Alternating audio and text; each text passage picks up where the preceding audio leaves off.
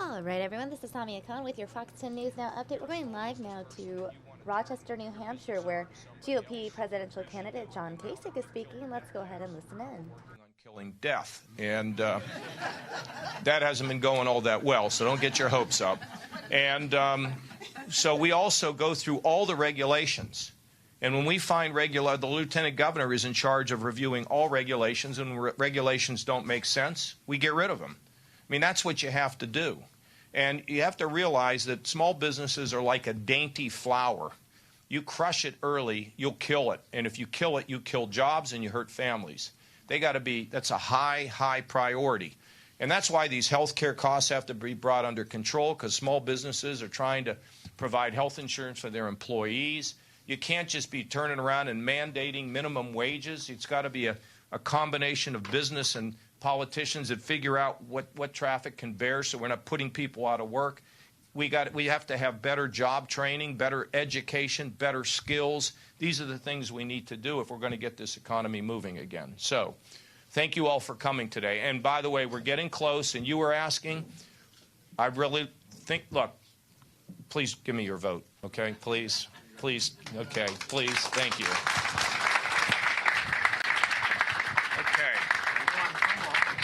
Let's take a few.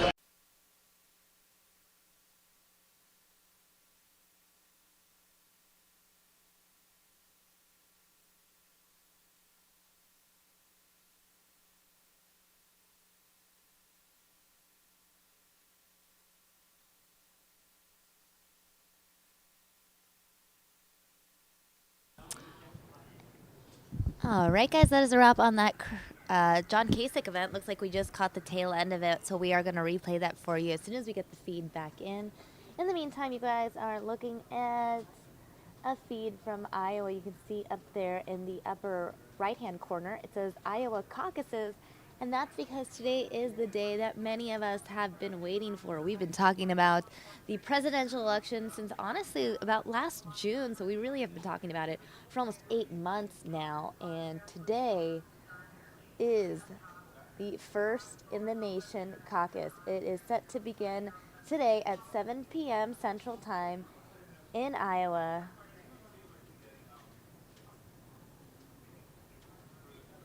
So this is pretty exciting. We know that Iowa will decide who their candidates will be for both the Democratic and Republican parties.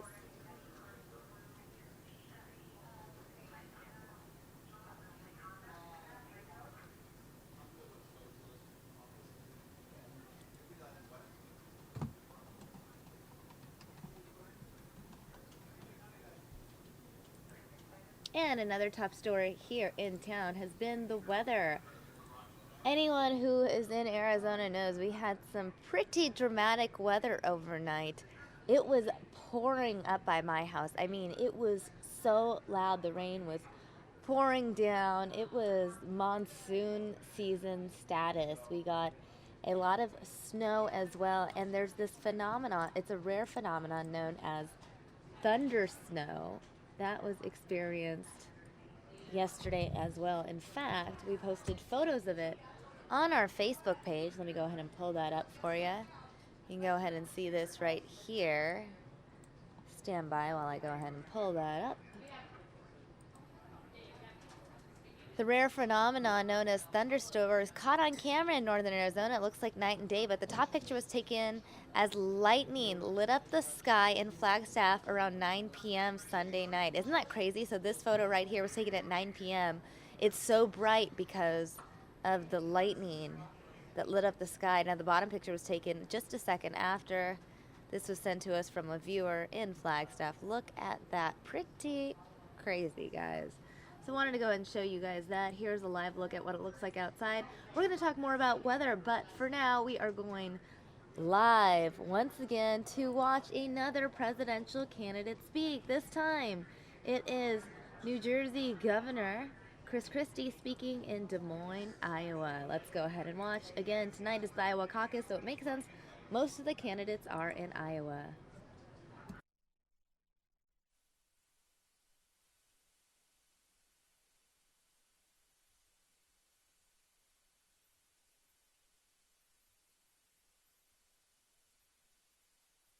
Drug rehabilitation therapy at the end of your sentence, so that when you leave and go back into society, hopefully we give you the tools you need to be able to deal with your addiction, so you can become once again a productive member of your family first, and of our society in general. Second, we also, 18 months ago, I ordered that Narcan, the antidote for heroin overdose, be purchased and distributed to every law enforcement agency in the state of New Jersey. And that everyone who has not yet been trained be trained on the administration of Narcan. What's happened in the last 18 months? In New Jersey, we've administered it 7,500 times. In 18 months, we've saved 7,500 lives. And what's happened in New Jersey for the first time in 4 years? The first time in 4 years, overdose deaths in New Jersey went down, not up. Prison population declining, crime declining, overdose deaths declining. That's what I want to bring to the United States from a criminal justice perspective. We need to understand that this is a disease, and that we have to stop the stigma that goes along with coming out of the shadows and getting treated. And we're losing too many lives. Too many families are being broken up because of this disease. And so what I'd like to bring emphasis to, there's a number of other things to do, but the first one that comes to mind is to change the way we approach dealing with drugs in this country. We need to get people treated. If we do, I think we're going to save lives and save families. And there's nothing more important to America's success than having strong families in this country as the foundation for a strong economy, a strong national defense, and a strong education system. And that's what I'm doing on the criminal justice side.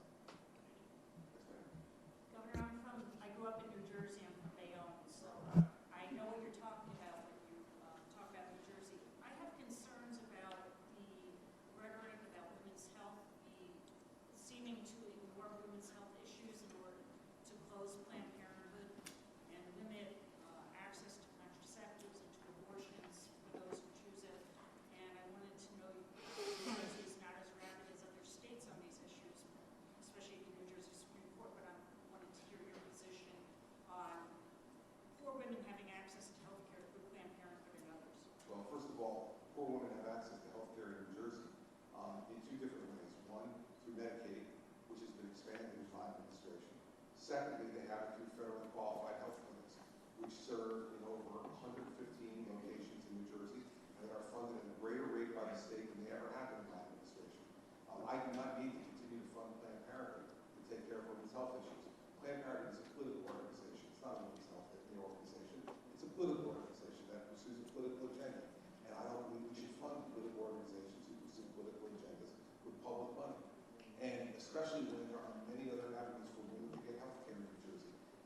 pursue every one of the rights that you just mentioned. In fact, they're going to get it better because the idea that Planned Parenthood provides women's health care is a fallacy. You know, only people saying that Planned Parenthood provides mammograms. Planned Parenthood has never provided one mammogram in their existence, not one. What they do is they refer people to other places for mammogram. The fact is that federally qualified health clinics in New Jersey, they provide mammograms. Medicaid coverage provides mammograms. And so this is a political thing. So let's stop acting as if it's something that's not political. It is completely political. And if you have an agenda that favors Planned Parenthood, then you support Planned Parenthood funding. If you don't believe that's appropriate, you don't. And by the way, I haven't believed it's appropriate since the mid-1990s. And back at that time, I was pro-choice. And I didn't think it was appropriate for our county government to fund Planned Parenthood. Because I don't think we should be funding organizations that have a political agenda with taxpayer money. Especially when there are other avenues and other ways for everyone to get health care in the state, my state, not just women, but women and men. You go to federally qualified health care, women and men can be covered by Medicaid coverage. And they can get health care for the entire range of the challenges, not just for women's health issues. So see, I think that we empower women by treating women just like we treat everyone else, and not trying to make this a special or a different problem. It is not. It is a health issue. And for those health issues, they have a number of places to go. Medicaid physicians and federally qualified health clinics. Planned Parenthood, if they want to continue to provide the services that they provide, they should do so by getting money from folks in the private sector who support their mission. If they do, they have every right to exist and be able to do that. But not with public money, in my view. That's why I've been funded in New Jersey for 6 years. Not only because I disagree with it, but because it's a repetitive expenditure of money. I'm already spending $100+ million on federally qualified health clinics and even more money on Medicaid. And then they want another $7.5 million. $7.5 million for Planned Parenthood in New Jersey. Well, that's a relatively small amount of money.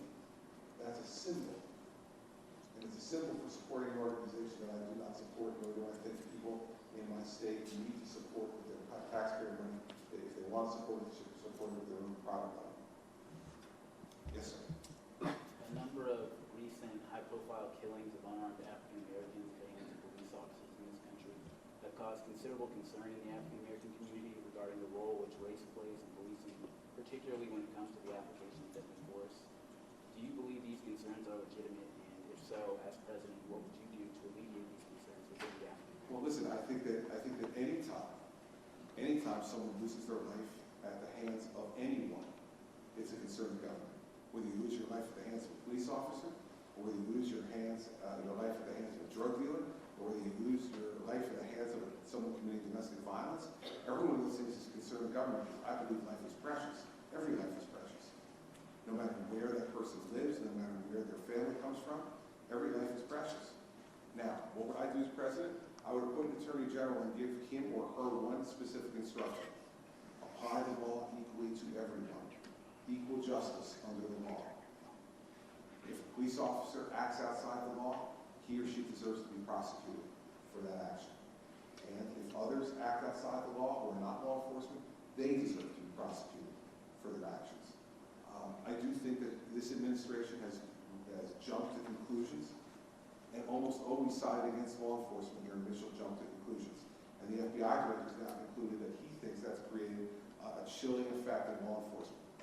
The law enforcement officers are now afraid to get out of their cars and do their job. And we're seeing an increase in crime in certain places in this country. I think as a result, and I agree with the FBI director on that, we should decide things based upon facts, not based upon the first report that we hear on MSNBC. And I think all too often this White House has responded as if whatever is first reported on MSNBC or CNN is facts. I'm a prosecutor. I realize that it takes time to figure out the facts. That's why we do investigations. And that's why everyone has the presumption of innocence.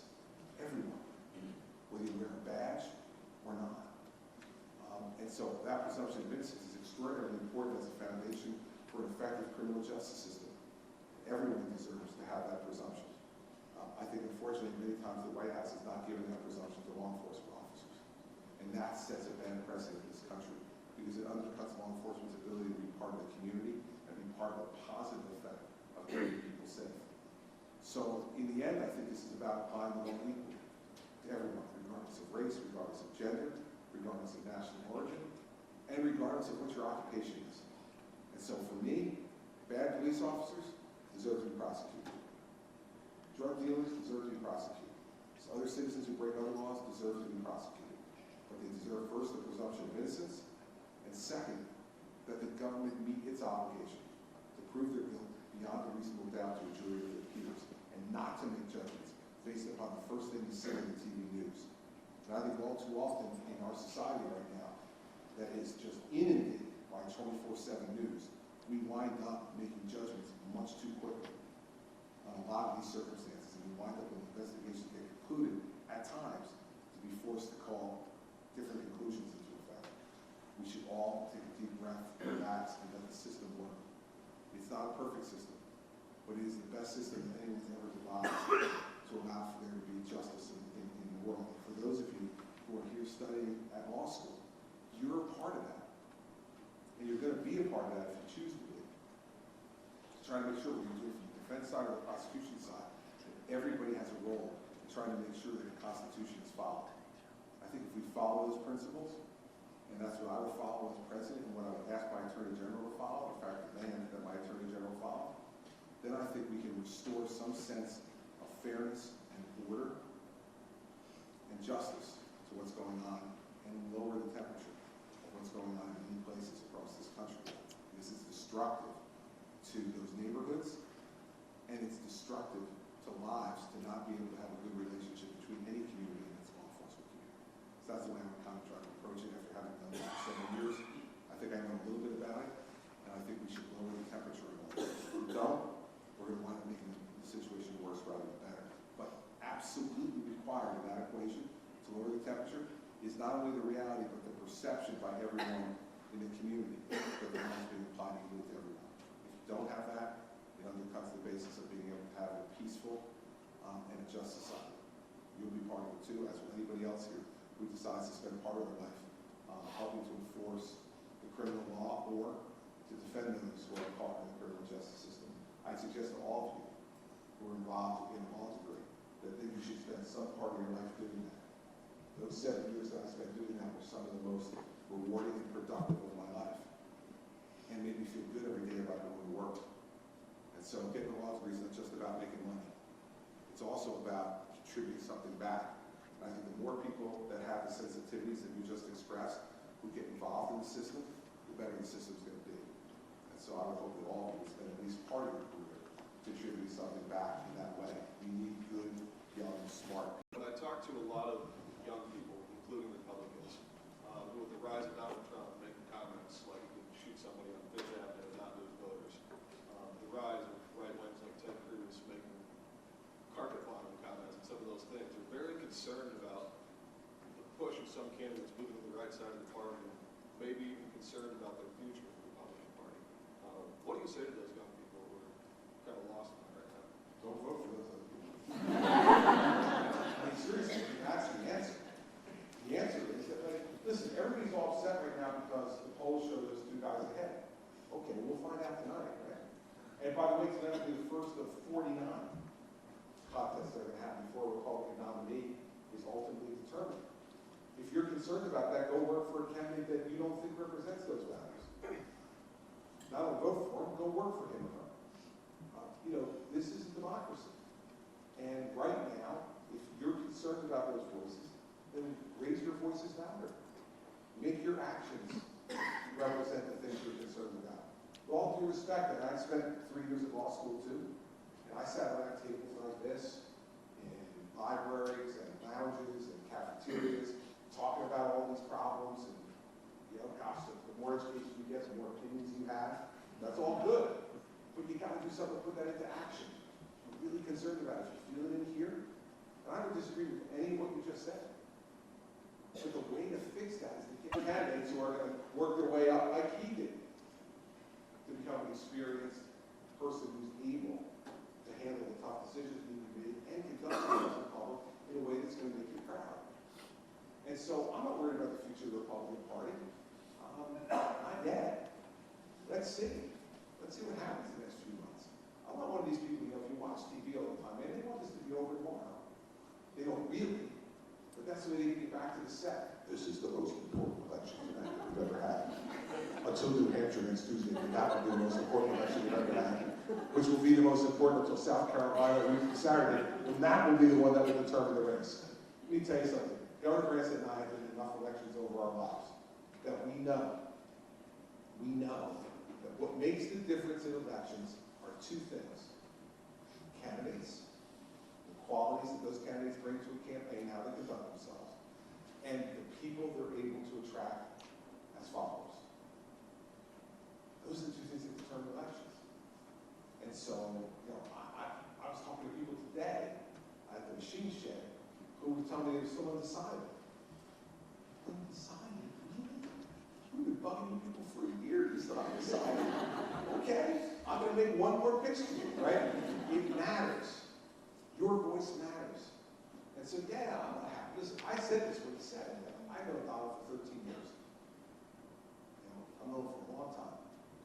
I say that the President of the United States and a serious candidate for president should not be saying stuff like, I can shoot somebody in the middle of Fifth Avenue and none of my voters will leave me.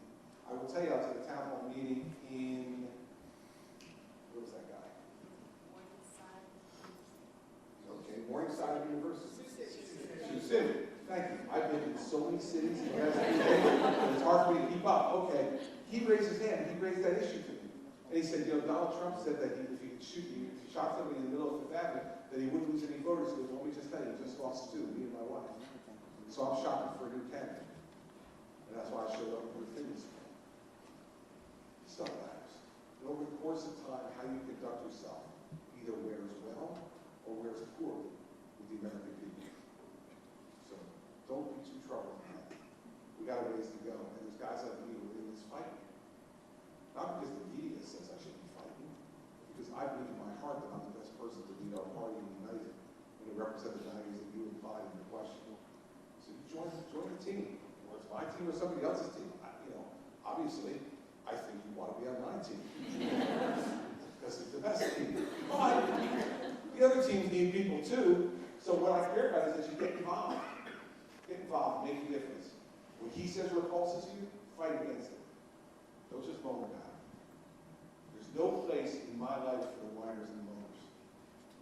I have no use for them. I don't have time for them. I have time for the people who want to make a difference. You sound like you're one of them, so make a difference.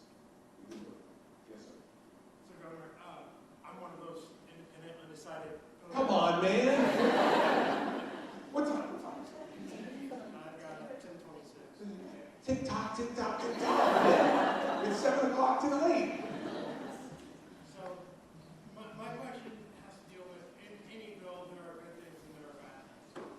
And in my situation, I went through a very serious illness a few years ago, and I'm concerned that if we do a wholesale repeal of certain things with the Affordable Care Act, like pre-existing conditions and stuff like that, that I'm going to have a very hard time finding decent, affordable insurance. Now, there were certain things about the bill I dislike, and there are certain things like that I really do, or I'm very concerned about. If that goes away, can I really be able to afford, like, I turned down for life insurance and other stuff based on my previous medical conditions.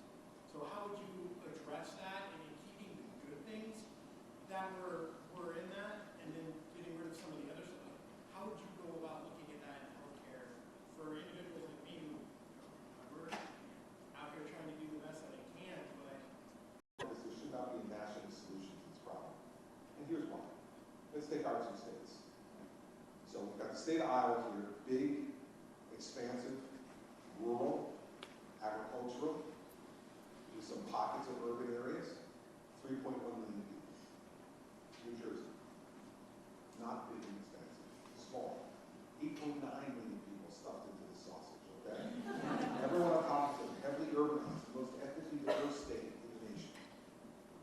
Hospitals every 4 miles, they're everywhere, they trip over them every time we turn around. Surrounded by all this stuff. Why is it that we would ever think that one solution to fix the problems and the issues that confront Iowa and New Jersey? Make any sense? Right? So here's what I would do. I would repeal Obamacare, and I would say to the nation's governors, you've got 1 year to come up with your own health plan for your state. So I will go to Governor Grant and say, you know what? Come up with the Iowa health plan. You and the state legislature, the medical community, and your your citizens. Come up with a plan that works for Iowa, that confronts Iowa's difficulties, that confronts the gaps in Iowa's government. And then you all determine each one of those decisions. Iowans want to cover pre-existing conditions? Put it in your bill. Iowans want to have young people stay on their parents' insurance policies till they're 26 years old? Put it in your bill. Iowans want to have a situation where your insurance is portable from employer to employer? Put it in your bill.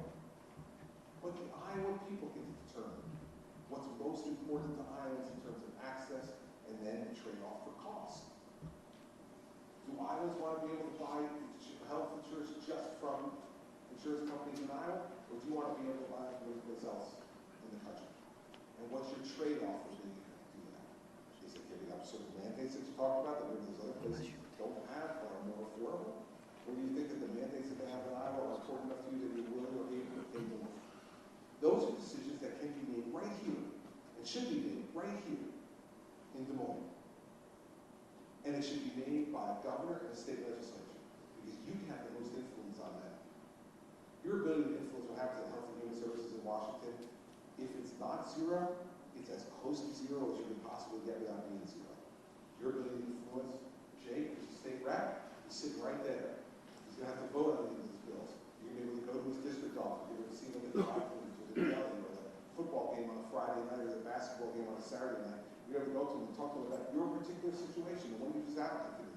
And say, listen, it's really important to me that people situated like me have this type of coverage. You're going to be able to influence him.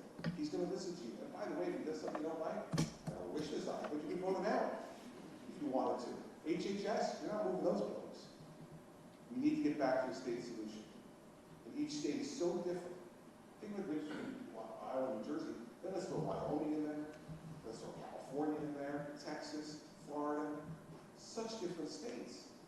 How could there be one solution to that problem? What you wind up with is a monstrosity like Obamacare that doesn't keep its central promises. Remember its central promises? You keep your doctor if you like it. You keep your health plan if you like it. And it'll be less expensive. They're all for free, man. They're all for free. That doesn't mean there aren't some good ideas in there. Like you pointed out, fine, there's good ideas. Brent's got to save those if the people of Iowa believe that they're the right things to do and are necessary. And one last thing, philosophically, the 10th Amendment to the Constitution says if any of these powers are not directly delineated, they revert to the states. I've read the Constitution cover to cover. There's no mention of health care there. And so this really is a state responsibility, not a federal responsibility. And I think that's the way you deal with it. And the way you'll have the most influence over it, and that's where I am as president. So it doesn't mean that if you repeal Obamacare, that all those things that you like about Obamacare are going to go away. What it means is your state's going to decide which ones are most important, which isn't, and your voice can be raised on that. The voice of interest groups that represent folks like you will be in those hallways. I guarantee you, will be in the hallways of the State House in the morning when that bill's being negotiated. Everyone's going to have a say. And at the end, the legislature puts something on his desk, and if he likes to sign it, if he doesn't, he'll veto it. And then you'll have more of a conversation. But that's the way the system works, and it should work that way, and that's the way it'll work best. And I think the state gets to model the plan that they want for their citizens that work best for their citizens. That's the way I feel. Tell me I can take one more question, which means I'll take two.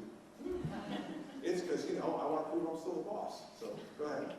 How would you cut spending in New Jersey, and how will you transfer that to the federal government? Here's how I cut spending in New Jersey. A couple of ways. First, spending surrounds people in your employment first. So if you want to reduce the salary, people quit to go to other jobs. I don't replace them. In the main, I don't replace them. What I do, the mandate I give to my cabinet officials are consolidate jobs, get greater efficiencies, and operate at the same time. I mentioned before, I have an $11 billion deficit on a $29 billion budget. That's very ugly. Terry will tell you, 11 billion on 29 billion. There's no way to go after that, none. So here's what we did.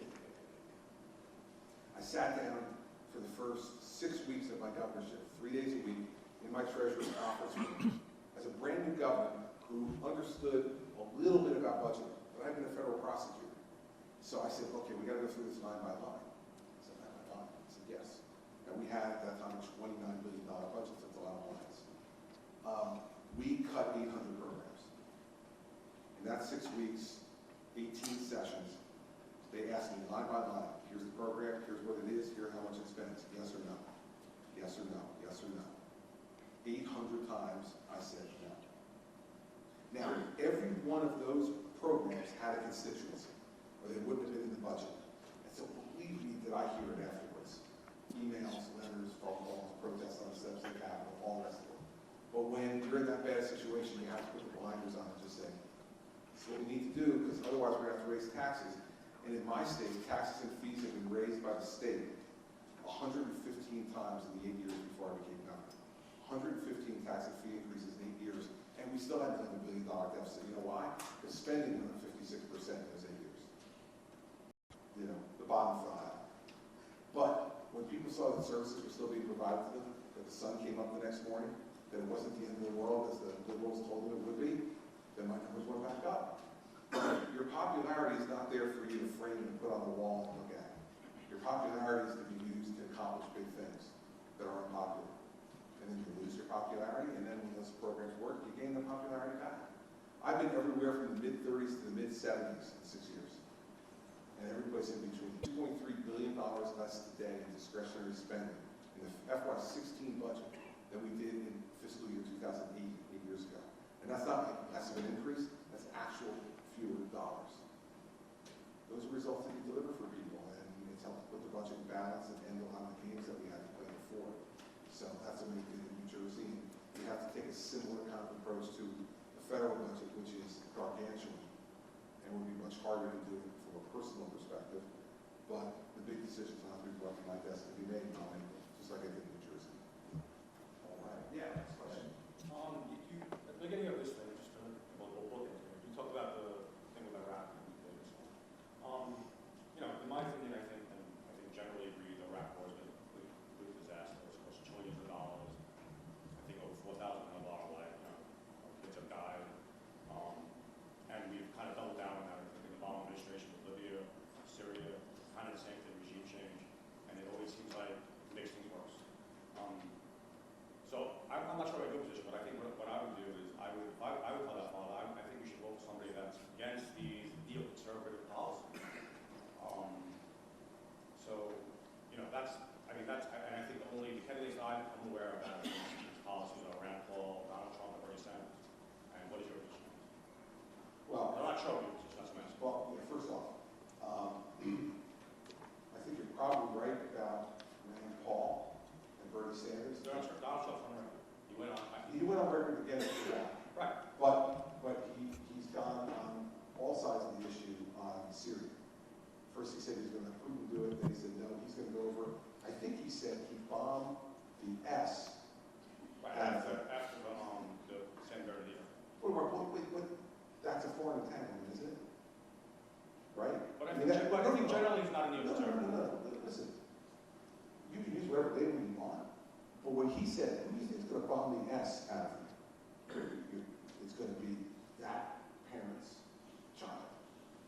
They're going to bomb the S out of him. So I don't agree with Donald Trump. Donald Trump says what Donald Trump thinks he needs to say. He thinks you want to hear whatever he says. It wasn't popular back then to be against the Iraq war. Oh no, but it's Hillary Clinton was for the Iraq. Excuse me, but it's certainly really popular now to say that you'll bomb the S out of these people. I'm not for that. Well, I don't like Donald Trump personally. Well, my point to you is, we start off the question by the main premise. All right, we're sitting in law school, we understand that factual premise is what helps to determine the outcome of a case. Your factual premise was that Donald Trump is not one of these guys, and what I'm telling you is, you said there are 3 people who are not neoconservatives and wouldn't be in favor of these wars. Paul, Sanders, and Trump. And my point to you back is that you might be right about that with Paul and Sanders, but you are not right about that, in my opinion, on Trump. But people see in Trump whatever they want to see in him, in whatever day that they hear him say something. So you like that particular thing, and you're not going to listen to anything else that he said since then. I can say I was Trump supporter. I'm not saying you're Trump I said supporter. I said my thing was war. I would want somebody. You would tell us to vote for Paul or Sanders or Trump. I would want somebody that's not for these types of wars. Well, these types of wars, this is a very generalized statement. These types of wars. Also, in the Constitution, aren't you supposed to? You talk about the Constitution, the 10th Amendment. Yeah. But this guy, but also the Congress is supposed to declare war. Oh yeah. Right. Okay. It hasn't happened. There's no declaration. Let him speak. I understand that, but first of all, seriously, if you want in for the caucuses tonight, I understand that anybody can declare for president tonight and show up at the caucuses, and then I'll come and we'll debate this. But at some point, you're going to have to let me answer that, okay? So on wars, here's the bottom line. We have to make the determination what we think is in the best interest of the American people and what threatens American interests both at home and around the world. Now, I think that the Iraq war decision turned out to be the wrong decision. Now, the President of the United States made that decision based upon the best information he had at the time.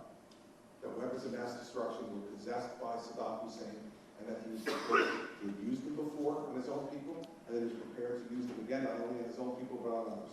If that had turned out to be true, I'd be in favor of the Iraq war, as I was at the time, based on that information. Now, it turns out he was wrong. So all of us with retrospect have the ability to look back on and say, you know what? It turned out that he didn't have those things, and since he didn't, he probably shouldn't have gone in. Now, on Syria, the fact is that this president said if Assad used chemical weapons on his people, that he would attack them. Then he didn't. The situation we have now is that if you stay out of a lot of this stuff, it doesn't protect you necessarily by staying out of it. Because we now have ISIS, who has been an absolute outgrowth of our pullout of Iraq. They have taken over the territory in Iraq. They're now moving in to Libya.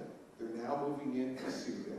And they are using it as a base of operations to launch attacks against Europe and the United States and other places around the world, including Indonesia and Turkey and others. So you got to decide where you're going to fight these guys. Either you're going to, because they're coming to fight with us. They're picking the fight. We're not. They are. And so if you're going to fight with them, you got to decide where you want to fight with them. You want to fight with them over there, you want to fight with them here. You know, my view would be, you've got to defend yourself here, and you've got to fight them over there. You can't fight them by yourself. You've got to assemble a coalition with European allies and Sunni Arab allies to be able to take them on. But they are not going to go away just because we wish they'd go away. And they're not going to go away because we pull up the walls of Fortress America. What we learned in 2001 on September 11th is that our oceans no longer protect us, as they have in the past. And that we are vulnerable to attack each and every day from people who are inside our borders and people who enter our borders from other countries. And so it's a hard decision to make. There are no easy decisions in this.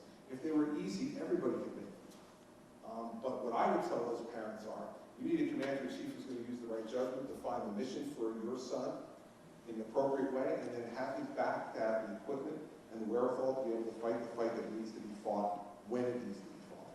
And for the top wing of Gaddafi, I don't know. I don't follow it.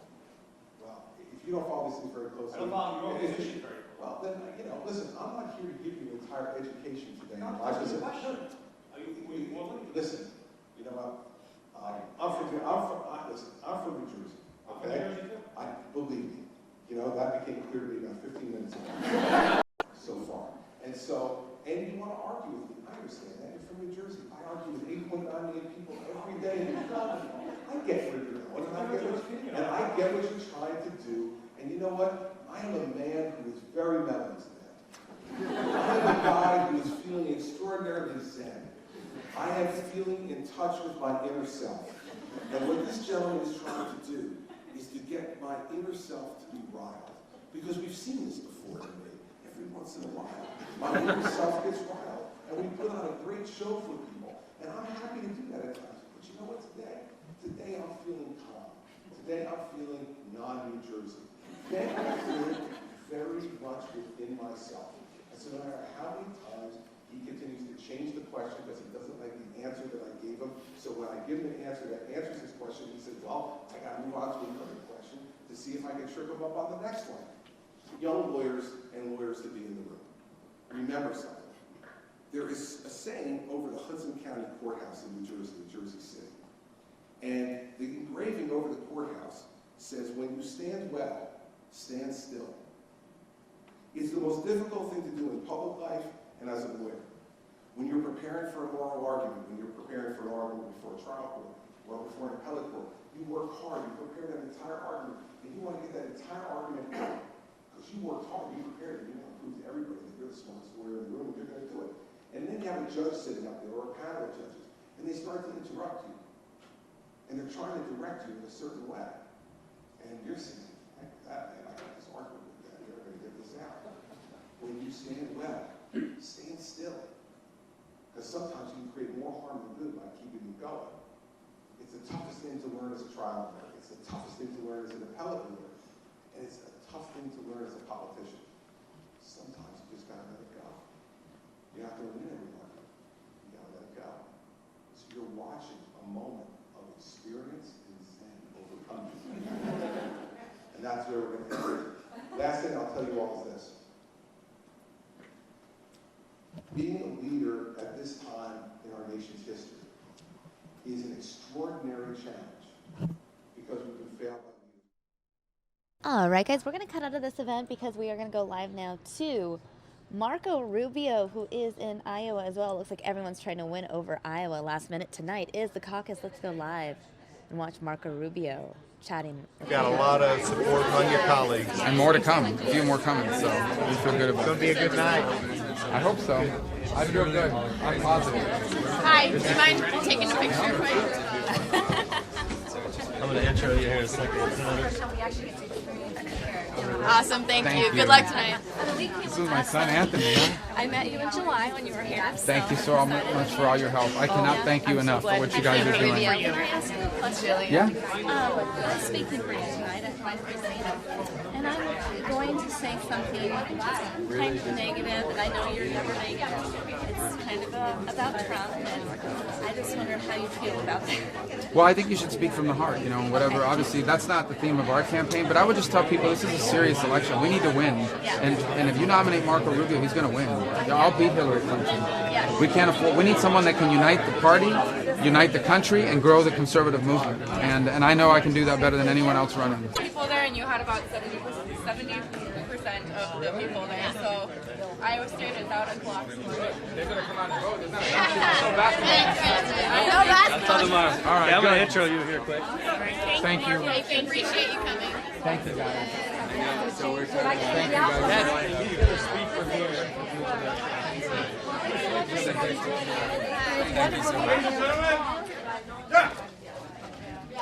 They have to stop calling?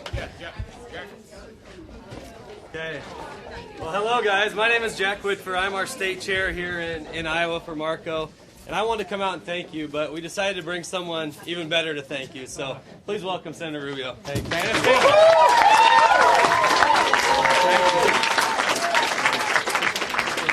First, I want to introduce you to my family. Some of you may not have met them. So my wife, Jeanette. Sorry, I'm talking. I'm going to get in trouble. She's not going to get in trouble. My wife, Jeanette, my daughter, Amanda, and then my daughter, Daniela, my son, Anthony, and my son, Dominic. And they just got here last night. And so we're excited to be here with all of you. And I'm going to be brief because I want you to call people. So I want to say three things. Number one, I just want to thank you from the bottom of our heart. It really is uplifting to walk in through that door and see so many people here calling and working of your time for this effort. I've actually done what you're doing for other candidates, so I know how much work that is. My first campaign I ever got involved in was the '96 Bob Dole for President campaign. And I started as a volunteer doing exactly what you're doing here today. And this one's going to turn out better than that one, but and he's a fine man. So I am just incredibly grateful. I am someone that came from the grassroots, and so I know how much hard work this is, and I just appreciate it from the bottom of my heart. I'm also grateful and on something that I carry with me. I want you to always be proud of the fact that you worked here for us today and in the weeks to go, and everything that I do. I want you to always be proud, and I want to make sure I do everything I can to ensure that you are always proud that you supported me. I also think that your efforts are going to be very meaningful. I feel very positive about what's happening here in Iowa and ultimately around the country. I see it, I sense it in the work we've done, especially over the last week. And I don't think that's a coincidence. Most certainly we've done things that have helped that, but you've done it. You're going to help us tonight get people who want to vote for me to vote for me. Tonight, because of the work you have done and are doing, there are people that may not have gone to a caucus because they wanted to watch something on TV that instead will take up their time to go because you're convincing them that it's that important. And it is important. This election is not just an election. It's not just a choice between two political parties. It is a referendum on our... Your work is not just about electing me. It's about ensuring that this country remains a great country so that your children, your grandchildren, my children inherit a country as great, if not greater than the... But it will mean that as president, I will serve all Americans. Even the people that don't vote for me, I'm going to cut their taxes too. But we also have to grow the conservative movement. It means we have to take our message to people that haven't voted for us in a long time, to the single mother who's struggling on $10 an hour to raise her kids, to the college student weighed down by hundreds of thousands in student loans, to the families that are living paycheck to paycheck. while trying to raise their children in a culture that makes it harder than ever to instill strong values, we are going to take our message to them, and I feel passionately about it. Because there are people in my family whom I love who have had to face the struggle of raising children on their own. Because I had a student loan only 2 to 3 years ago. Because I grew up paycheck to paycheck. Because Jeanette and I have lived paycheck to paycheck. And because we are working now to ensure that our children grow with these strong values. I feel passionately about these issues and about growing the conservative movement because I have lived what people are facing now. And I know that what we stand for is better than what Hillary Clinton stands for. And so if I'm our nominee, we will unite this party, we will unite this country, we will defeat Hillary Clinton, or for that matter, Bernie Sanders, and I will be the next president of the United States, and together we will usher in a new American century, and it all started here in Iowa, and it started with you, and we, from the bottom of our hearts, are truly grateful. Thank you. Keep working. I'll see you tonight. Thank you.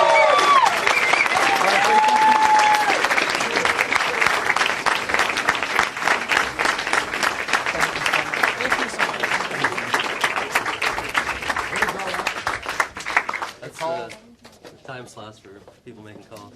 That's awesome. So this is like the call room that's set aside? Yeah. What is she saying?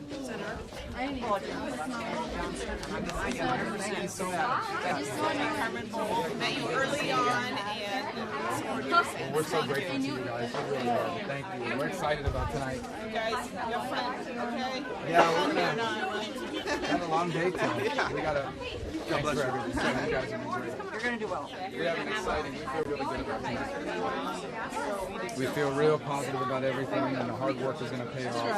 You've done it. Yeah, it feels really good. I feel real good about it. So, thank you so much, Mayor. I appreciate it. Thank you, guys. I'm so grateful to you.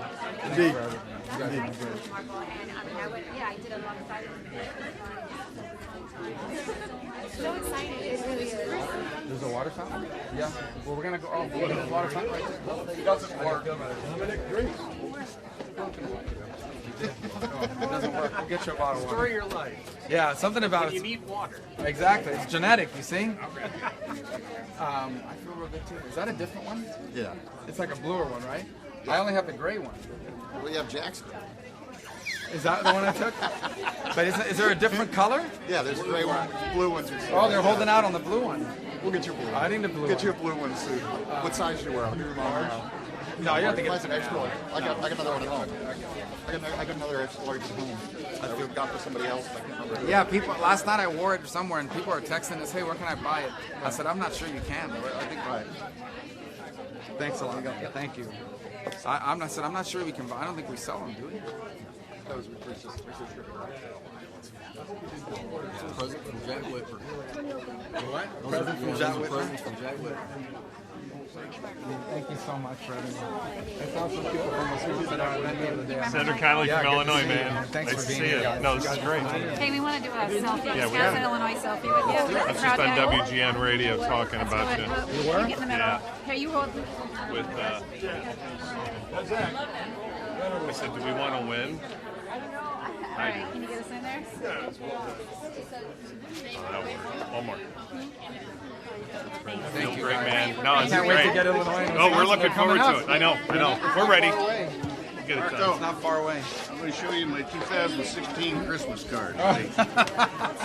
Good to see you again. Thank you. Thanks for Yes, sir. everything. Yes, sir. Thank you. Keep it up. Yeah. Would you need a snapshot with me?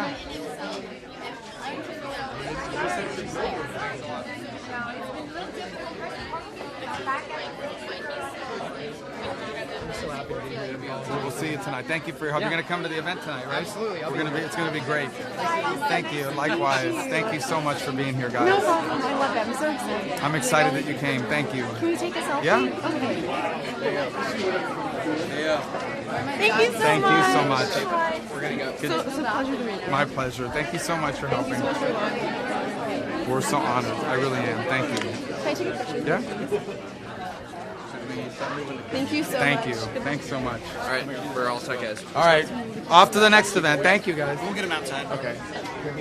Where's Jared?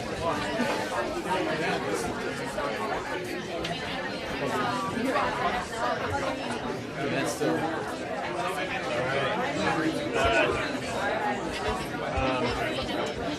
Corey, can I shoot a little bit of B-roll?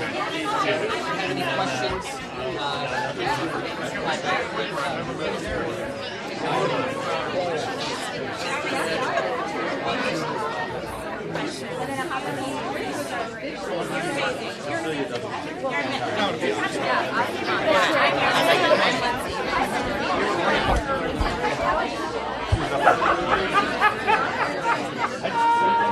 I'm on the phone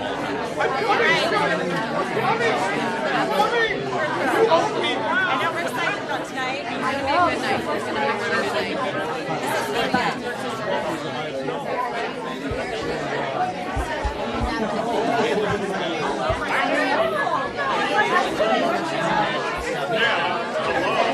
Think of adding it to love you.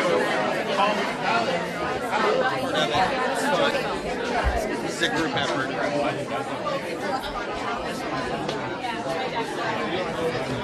You can just ignore us. Okay. We're not here. Sure. Okay.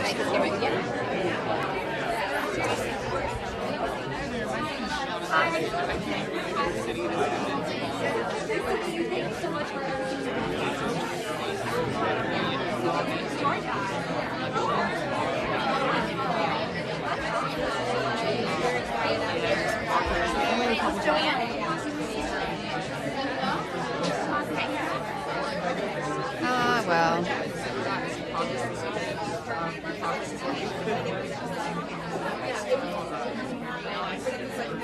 Hi, Joanne. This is Jill. I'm a volunteer with the Marco Rubio campaign. We're just giving a call to our supporters to make sure you know where your caucus location is for tonight.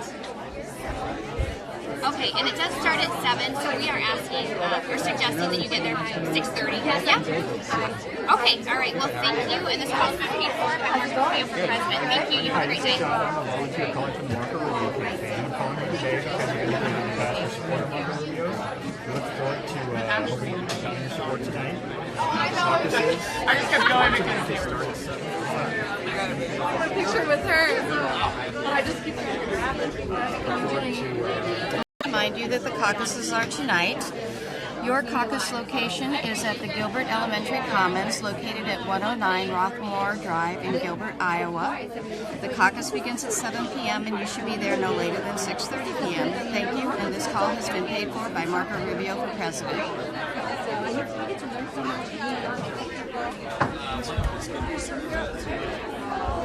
Break this thing down.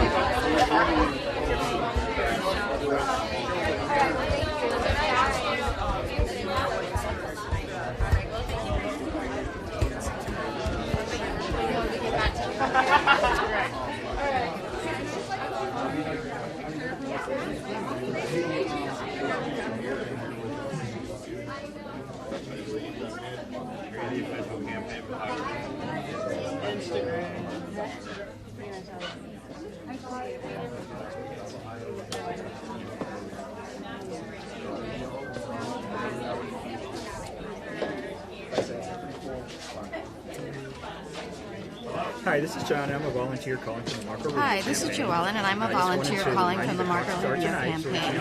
I just wanted to remind you that the caucuses are tonight. Your caucus location is at the Gilbert Elementary Commons, located at 109 Rothmore Drive in Gilbert, Iowa. The caucus begins at 7 p.m. and you should be there no later than 6:30 p.m. Thank you, and this call has been paid for by Marco Rubio for president. Hi, Richard. This is Jill, and I'm a volunteer calling from the Marco Rubio campaign. I just wanted to remind you that the caucuses are tonight and that your caucus location is at the Stony Creek Inn. That's at 5291 Stony. We're going over to Cedar Rapids right now. In fact, I just learned we can't fly in, so we're driving in. So I'll get the hell out of here fast. Is that okay? But it's going to, no. We're going to take the best care. But I want to thank everybody for being here. It's been such an amazing experience. First As you of all, can see, Iowa this is Donald Trump now in Waterloo, Iowa, It's guys. a great state with just the most fantastic people. And I must say, win, lose, or draw, I love you folks all. I love you all. It's been the kind of crowds we've gotten, the kind of reception we've had, and but tonight, it really is. It's crunch time. All of this work, it's all about this. I put up my own money. I self-funded. In fact, I see all these guys. They get money from all these other people. Many of the people I know, not good people, some good people, but many do that. I'm allowed to say, hey, I love this country. I love the people of this country. It's time we had somebody that makes proper decisions, because we have people that don't know what they're doing. Whether you look at the Iran deal, it's incredible. When you look at the Iran deal, when you look at any deal, I mean, look at the trade deals, you don't see that as often. It's not as obvious. But what these other countries are doing to us, they're just cleaning our clock. And I've had it with it. I've had it. And that's why I said, somebody said, he's angry. And I said, I'm supposed to say, oh, no, I'm not angry. I am angry. I'm angry that we're being, and you're angry too. And the cover of Time magazine has it. I mean, they literally put it down where they are very, very, and they have it. You have to read the story, by the way. It is such an incredible story as to what's happened with this whole thing, with the movement and with the people, and it's just like one of the great stories. And they were saying, and very strongly, is he angry? And I said to myself, I'm supposed to say no, but actually I am angry. But I won't be angry for long, because if we win, I will straighten it out so fast, and we'll do it together. But we'll have it straightened out so fast, because our people are absolutely incredible people. We have the best of everything. We have the best place on earth, and we're going to make it good again. I put out a tweet this morning. I said, we're going to take back our country. This is where we start. This is day one. We're going to take back our country from these incompetent politicians that don't know what they're doing. It's true. They don't know what they're doing, and if they did know what they did, and I will tell you, some of it's worse than what you think about not knowing. Many times they do things that you say, oh, they're not very smart, they can't be doing this, they have to be totally incompetent. The truth is, they do things for people that give them the money.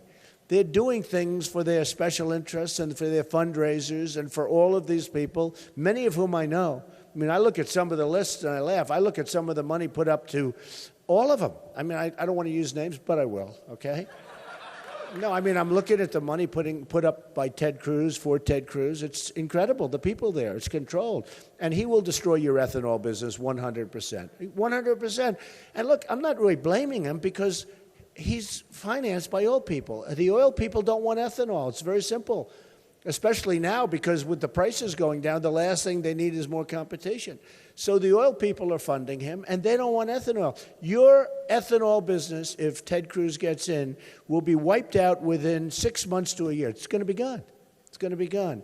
And as you know, the ethanol folks like Trump. I've been consistent, I've been solid, and I'm a supporter, and I always will be a supporter. And I view it differently. I view it, the more energy we can have. We never want to be in a position like we've been in over the last many years. And we're just now starting to come out of it, but all of a sudden production's going to go down, prices are going to go up, you're going to end up with the monopoly again. It's just not going to happen. So just remember that. I've been for you, and the ethanol folks, the people that are representing you, have given me the absolute highest accolades all over the place. So, and the governor. Your governor. I mean, your governor said you can't put Ted Cruz in because he's going to destroy the ethanol business. I had no idea how many jobs it means for Iowa. That's a major industry in Iowa. So you have to remember that. Now, I had a debate that I wasn't treated properly on. So what I did is I said, you have to treat properly. You have to treat people properly. And I wasn't treated properly. And that's okay. I mean, I've been there before, right? But what I did is I said, I'm going to have a little event, not a competing event, and it wasn't a big deal, and I had no idea how well it was going to turn out. So we had a 700-seat theater about 5 minutes away from where the debate was, and we had it for veterans. We had an event for veterans. And at that event, thank you. And the sad part is, if I was in that debate, it didn't do very well. It had 12 million people. The one that I was in, the first one, had almost 25 million people, and that was an all-time record in the history of cable television. And honestly, if we had, and very importantly, if I was there, we would have broken that record. But much more importantly, by not doing it, we have to defend ourselves, and we have to defend our country. If you have a president, you have to have a president that's going to defend your country more so than even himself or herself. I mean, has to happen. So I had a competing event, and we did it for veterans, because the veterans in this country have been treated so horribly. They've been treated so badly. And we raised in 1 hour, listen to this one, $6 million, okay? And I'm not going to talk about polls today because, frankly, the polls today we have our ultimate poll, so I don't have to talk about polls. But the one that just came out in New Hampshire has us way, way up because of the debate, because of what I did. People respected that we don't take the stuff from people that, shouldn't be treating us that way, and they respected it. And I think they also liked the fact that we didn't just not do it. We did something that benefits so many people, and in this case, the great veterans and veterans' causes. And so we've given away, I raised 6. I have so many friends. Carl Icahn, who you don't know, but he's a great businessman. He put up $500,000. Phil Ruffin, a great businessman from Las Vegas, put up $1 million. The great Ike Perlmutter and Laurie Perlmutter, they put up $1 million. Marvel Entertainment, what they did is incredible. The Marvel, they make all the great movies. I think he's got 5 of the top 10 grossing movies of all time. He's one of the great people, and they are an amazing couple. And they put up $1 million, and I put up $1 million. And the bottom line is 1 hour, $6 million. And that evening was so beautiful. We had a veteran that came in, lost his leg, and he gave a speech, a talk, and about coming back and how tough it was to come back from the Middle East and all of a sudden be in society again, and how difficult it was and how difficult it is for veterans generally. And we have today one of our first recipients, Americans for Independent Living. And we have Arnold and Tim, and they're here now to pick up a check for $100,000. It's one we're going to give about 22 or 24 checks out. And they've all been vetted. The vets have been vetted. Because what we've done is we want to make sure that these people that get these checks are amazing people. And Arnold and Tim, if you come up, we're going to give you a nice, beautiful check. And they've done an incredible job.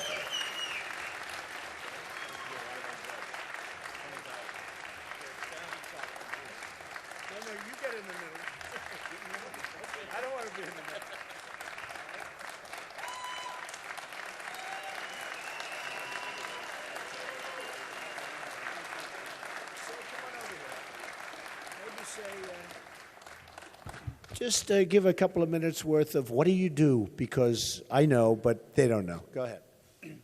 Thank you, everyone.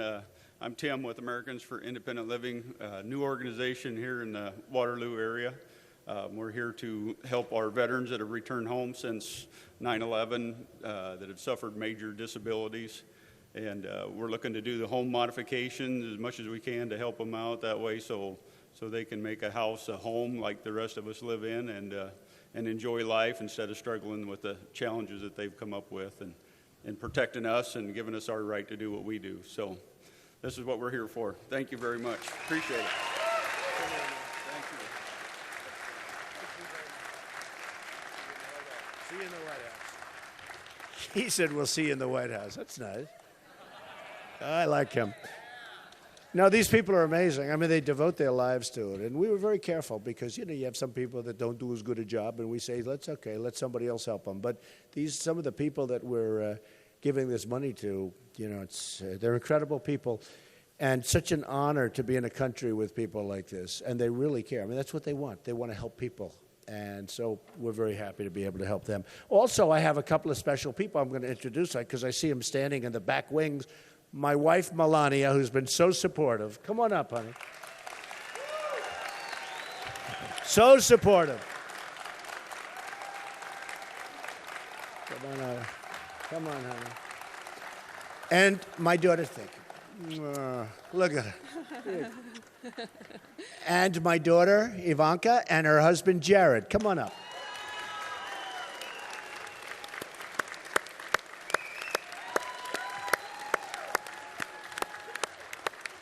And Jared's a very successful man from New York. He's done a fantastic job, creates a lot of housing for people and real estate. And Ivanka's Ivanka. We know Ivanka, right?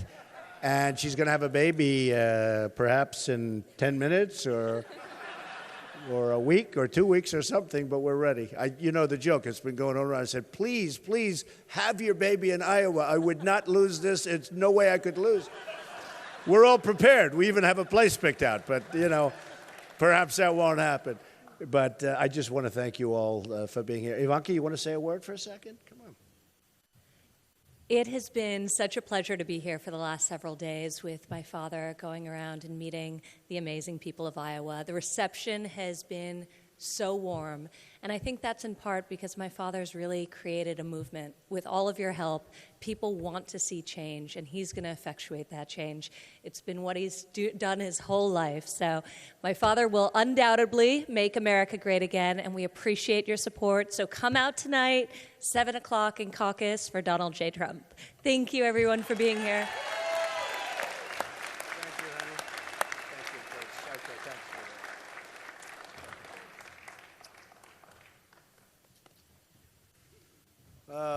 Nice family is always the best thing. You know that, right? People say I talk on success, and no, but it's true. I talk so much on success where they ask me, would you make a speech on success? I give a lot of money to charity, talking about success, and we get these big, big crowds, and people say, what is it like? I say, let me tell you, the most important thing is family. It's really true. I've seen the most successful people in the world. I deal with them. Some of them are giving me money for the vets, but I deal with them all the time, and they have tremendous money, and they've done a tremendous job, and they put working lots of jobs, lots of education for families, and hospitalization, and all sorts of things. But when you have great family life, you have a wife and family that you love, or you have a husband that you love with your family, it's honestly, those are the people that I see that are the most successful people. Some of the people that have made this vast sum of money have, and not all, but some of them are actually not happy at all. And so when you say, who's the successful person, somebody that's really happy because of the family and because of whatever, and or somebody that's made, billions of dollars and does not feel so great about themselves and is always wanting more, more, more. It's like an interesting thing, but the happiest people I've seen are the people with the great family life. And by the way, believing in God, so important. And I've seen that so much. So important. So important. And I have to tell you, I've been in Iowa now for a long time. We've made many, many trips here, many, many stops, and I've gotten to know many people. The evangelicals have been unbelievable to Donald Trump. They have been unbelievable. Boy, do they understand me. They understand me better than anybody. I said that this morning to somebody. I said, I think the evangelicals really do get me. But we're going to protect so many things. We're going to protect our country. We're going to protect Christianity. Christianity is under siege, folks. It's under siege. And we're going to protect it. And Jerry Falwell was here yesterday. Jerry Falwell, Jr., who's an amazing guy. He built with his father Liberty University. And I was there 2 weeks ago, and we set a record in terms of attendance. But he's seen everybody come through Liberty because each one of the candidates automatically, it's like an automatic stop. And I guess every single candidate went through. And when he endorsed me, as a person he endorsed me, that was one of the great compliments that I could have had because he knows them all. He sees them all. Not an easy thing for him to do. He doesn't do that. I think this is the first time. So when he came out and did that, to me, that was a great compliment. And I think it had a huge impact, frankly, because our numbers with evangelicals, they were good before, but they went shooting through the roof. So a combination of Jerry and Sarah Palin, who is a terrific person and a terrific woman, she came out and endorsed us, and that was so nice and so great. And I think that had an impact. And on the border, who's better than Sheriff Joe of Arizona, right? All of these people are fighting and fighting and fighting and trying to say they're the right. It's very interesting because we're going to have a lot of things. We're going to do things that have not been done. We're going to build that wall. It's going to be a beautiful, big, strong, powerful wall. And people are going to come through, but they're going to come through legally. Legally. They're coming through the wall legally. And that's the way it is. And it's going to be a great thing, and it's going to be wonderful to have a border. We're going to have a border. And we are going to, who's paying for the wall? Mexico's paying for the wall, okay? I won't put you through the exit. Who's paying for the wall? Everybody knows, and they're going to. And the other candidates come up, and they say, Why is Mexico paying? How can you do that? They're not going to pay for the war. I said, of course they are. They make so much money off the United States in terms of trade deficits and trade. The numbers are astronomical. I'm not even including the drug traffic, which probably triples it. The drugs come over, so we get the drugs, they get the cash. This is the way. They have trucks. They drive right over there. You ever see the walls where they have a wall this high and they build a little ramp? I don't even know why they build a ramp. They just bulldoze it and just drive straight. You don't need a ramp. I don't know why they do that. I guess they don't want to hurt the wall. But they build a ramp, and they have Jeeps, and they have these vehicles driving right over.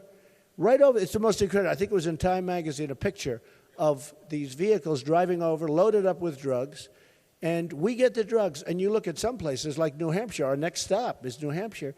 They have a drug problem that you wouldn't believe, and you wouldn't think of that for New Hampshire. It all comes from that southern border, and they have an amazing problem up there in many of the New England states, but, our country as a whole. So they come up, and they come pouring across, and they come back with the cash. We're going to stop it, because this wall's not going to be a wall you're going to drive over. See that ceiling? That ceiling's peanuts compared to what we're talking about, okay? This is a real wall. This is a wall, if they ever get up there, they're not coming down, because they're going to say, wow, it's a problem.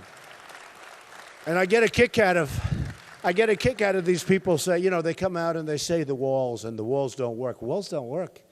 The walls they build don't work. You ever see these things? They're like making it out of paper mache. No, this is the real deal, okay? Whether you look, no matter where you look, whether you go to Chicago or New York or anywhere. Right now we have buildings going up all over the world. Doing this is actually tough because I love what I do so much. But with Ivanka, Don, Eric, my executives, I have great executives. I built a great, great company, a powerful company, very low debt, tremendous cash flow. I would have never believed it 20 years ago, 25 years ago. Tremendous cash flow, some of the greatest assets in the world. And then I filed the papers, and everyone said, wow, because I'm a private company. They said, he's much bigger than anyone ever understood. And I've got rave reviews on it from a financial standpoint, and I say it not in a braggadocious way. That's the kind of thinking we need in this country, because we have people that don't know what they're doing. We have people that don't know what they're doing. We have $19 trillion. $1 trillion? Most people don't even know what it means to say $1 trillion. This wasn't a word that was in the vocabulary 10 years ago. And now we have $19 trillion worth of debt, when you think of that. Now, the budget they just approved 2 weeks ago, which I don't know. A lot of you are shaking your heads. You know exactly what I'm talking about. Thing got done in like two days. Not even 2 days. It was like a few hours. Most people didn't even know they were talking about a budget. And that budget funds everything for Obama. Obama's a terrible negotiator, except when it comes to... We understand where they're coming from. I'm angry at the Republicans, because the Republicans roll over and they just allow all of this stuff to take place. And then they talk about, we're going to try and balance our budget in 25 years. 25 years? Why 25 years? We're getting rid of a lot of things. It's not going to be chipped away at. They're chipping away at your Second Amendment. And pretty soon, if it's up to some people, you won't have a Second Amendment. A couple of things have happened, pretty big things, I'll tell you. Paris, remember California, same thing. Not as grave from the standpoint we lost 14 great American people in Paris. What happened there, what happened in California, just think of this. Gun-free zones. Paris is one of the absolute toughest places in the world to get a gun. One of the absolute toughest. France is said to be the toughest country. You can't get a gun unless you're a bad guy. What happened is they walk in and they start shooting people. If a few of you people were in that room and you had guns strapped to your ankle or your waist, and the bullets were flying in the opposite, so gravely injured that they're not going to make it, and if they do make it, it's not going to be a pleasant life, okay? Because there was they could have stayed there longer and kept shooting. But they were just saying, you, over, boom. You, over, boom. These are animals. These are animals. And then the press called them masterminds, the mastermind. They're not masterminds, they're animals. And we have to stop it. We have to be so tough. We have to be so vigilant. We can't allow this to happen to our country. So in California, 14 people dead, numerous people in the hospital, horribly injured. These are people that gave wedding parties for the people. They knew them. They knew them. And they walk into the room and they started shooting. So we have to be tough, we have to be vigilant, we can't allow it to happen, and we have to protect our Second Amendment. If they had in California guns, not many, just if a couple of people that knew how to use them were in that room, it would have ended long before the 14th person, I can tell you that. And it's so sad. I mean, you have another case, which is just absolutely crazy. You have military bases. And you have gun-free zones on military bases. And we had 5 great young people killed, military people. 2 of them were world champions. One was supposed to be one of the great experts on guns, a great shot, great marksman. And their guns were 200 yards away, locked up, because they had a gun-free zone. And this wacko comes in, sees these 5 guys, shoots them, kills them. Now, these were tough guys. These were guys that couldn't have been, if they were having a gun, he wouldn't have lasted. He would not have gotten near the front door. I mean, one of them, they say, is one of the best. But they were all great soldiers. They weren't allowed to have a gun. Now, they're supposed to protect us, and they use guns, and that's how they protect us, and yet we have gun-free zones. I will end gun-free zones on military bases so fast your head will spin. It'll be the first day. The first day. So they're chipping away at your faith. They're chipping away. I mean, the words Merry Christmas. You're going to say Merry Christmas a lot. Believe me, folks. You know, you go now to a store. You go to a department store like Macy's, a very disloyal company. You go to, it's true. First time I had, when I went out, it's so true. I went out and I gave the opening remarks. I had a nice little thing in Macy's, not big stuff, ties, shirts. I make the opening remarks talking about illegal immigration. And they were told they're going to have a couple of pickets in front of Macy's. And what they did is they said, they called, what are we going to do? These are people I knew very well. Not a big business, but I said, what's the big deal? They'll picket for 20 minutes, and then they want to go to lunch. It's not going to be who cares? They said, but this would be bad. In the meantime, they paid all sorts of penalties and fines for non-inclusion and lots of other things, okay? But they terminated. So they're very disloyal. I will never forget Macy's, because I would have never thought that was possible.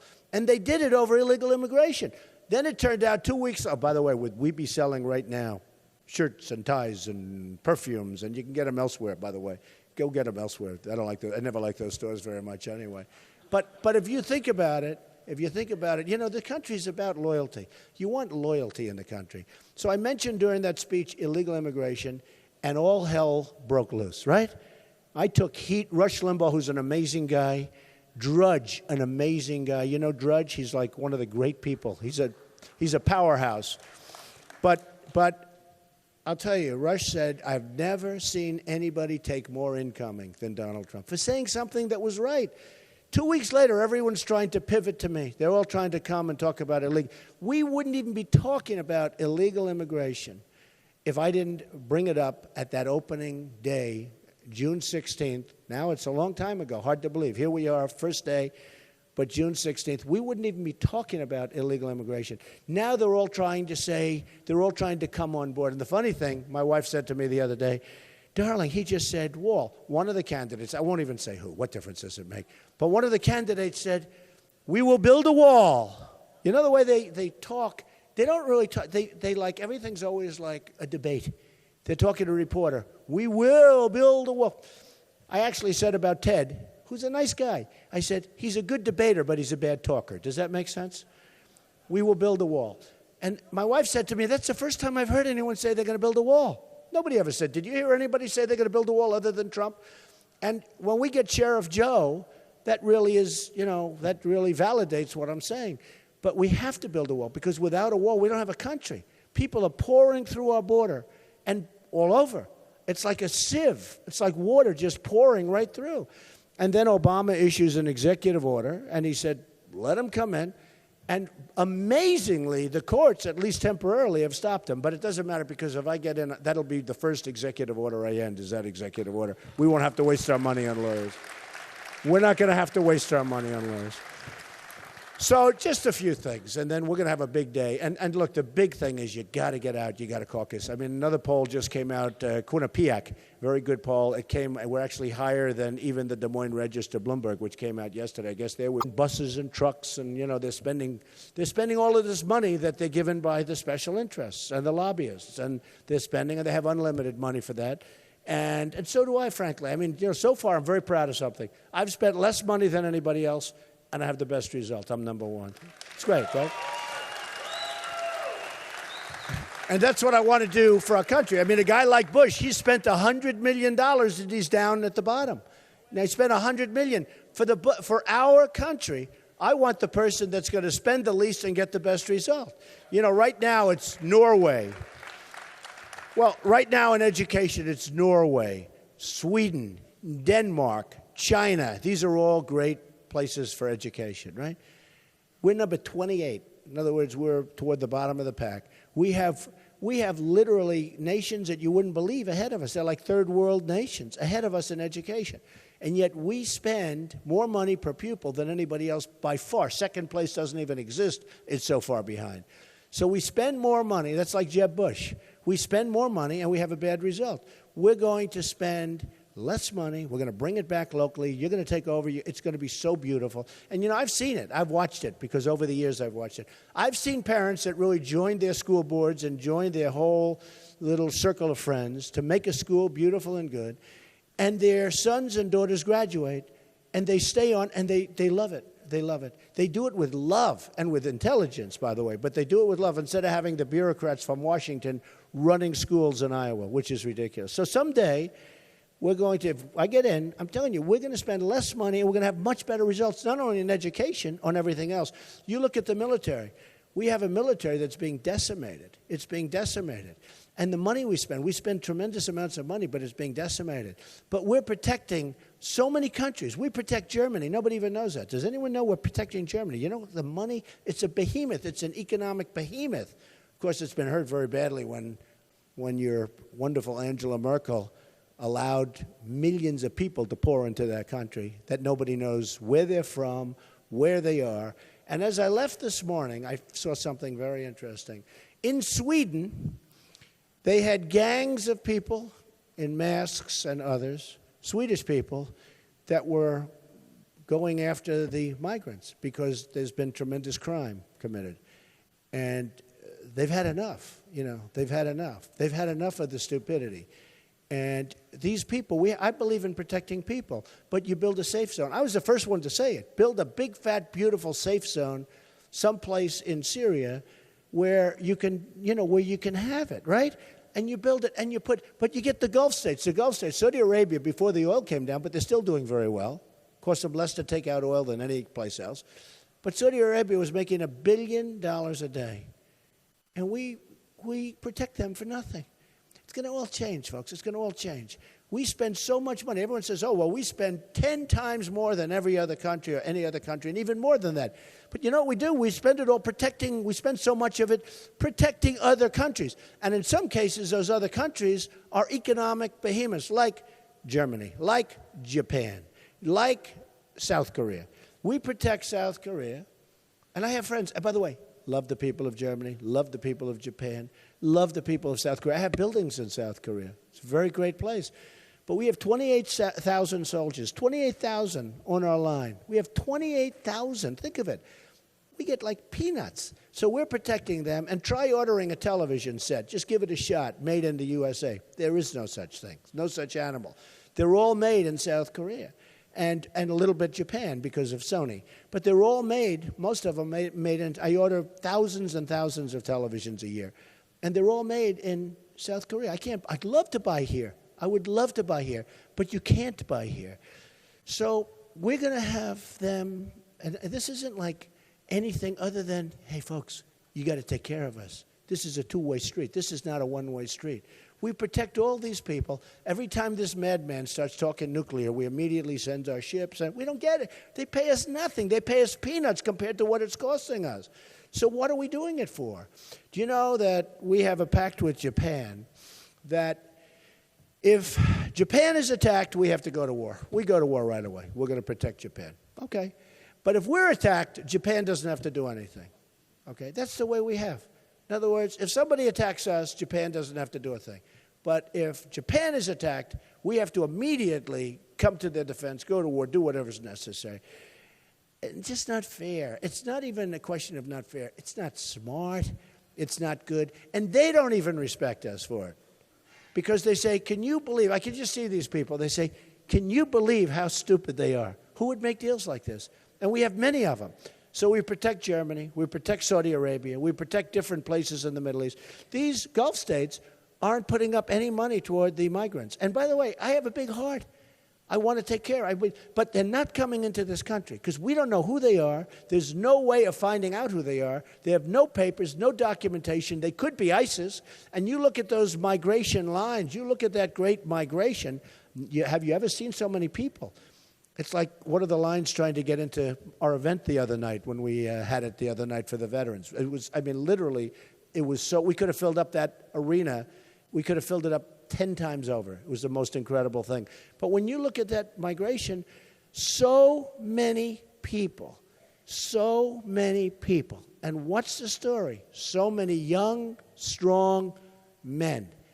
Young, strong men. Go back. Because we cannot allow our country to be riddled with problems any more than we already have. We have a tremendous immigration problem. We have so many different problems. We don't know where these people come from. We're never going to be able to find out where they come from. It could be the great Trojan horse of all time. They're going to have to go back. We're going to try and get the Gulf states. I tell you what, I'll put a lot of pressure on them because I don't want to spend our money.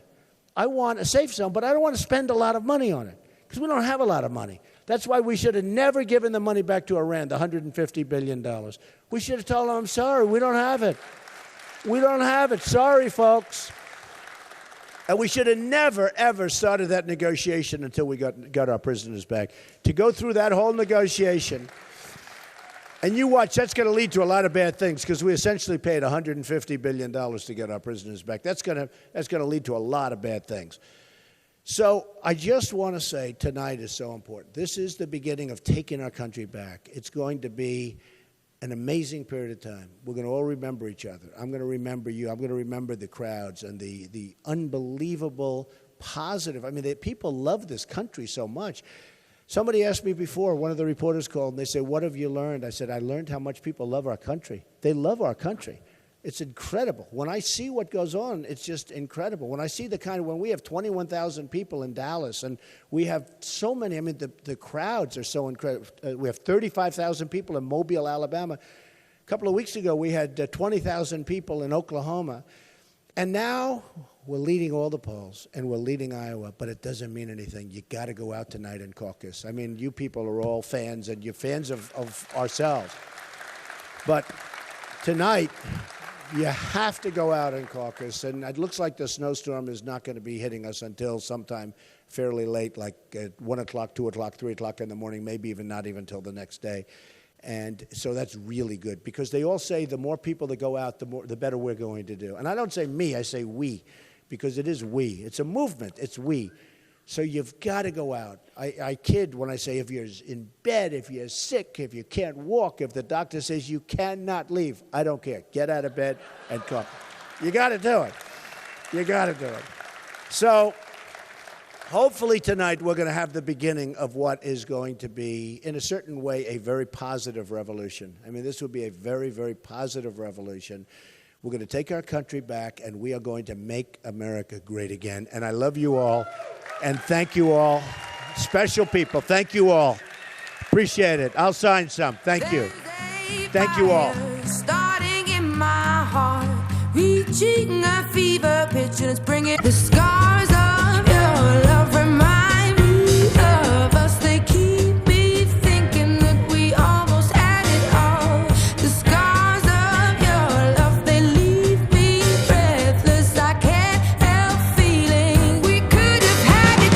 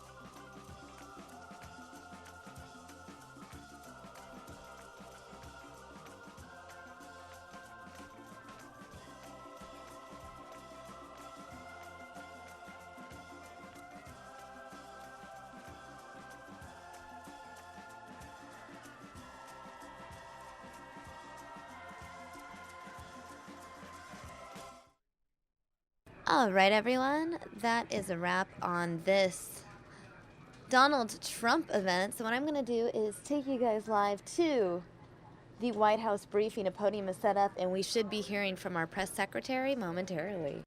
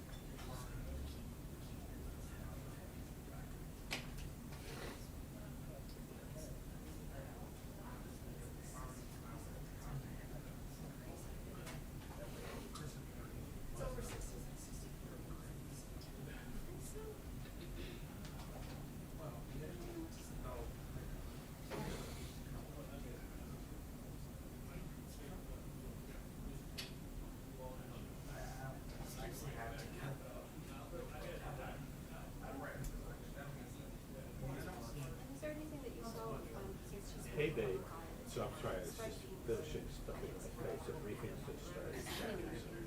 No, it's, you think that's gonna be comfortable, that's fine. If you see one that's a pillow top and you think it's more comfortable, you make the choice, you know? This guy with curly hair, and you can tell he was like fooling me. Okay. Okay. Probably never. Alright. Shopping. Okay. Except for sure. Take the old ones out. Yeah, uh-huh. All right. Give us a deal, better deal for two.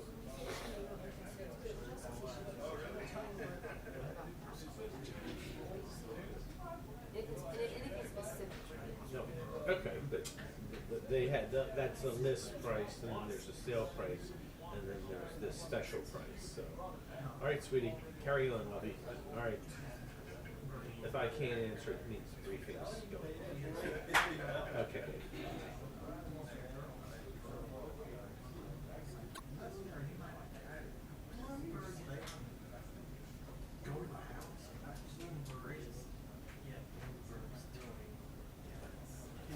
This is the 2-minute warning to the press briefing. This is the 2-minute warning to the press briefing.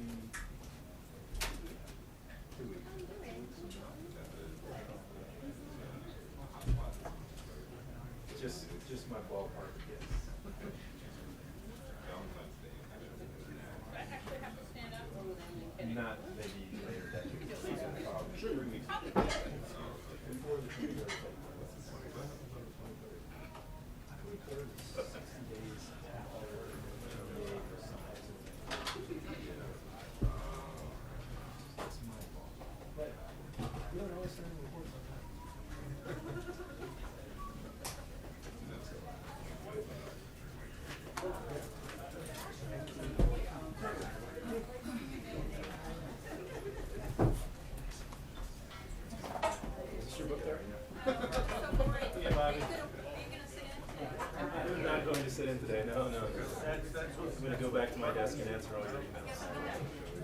Okay. All right.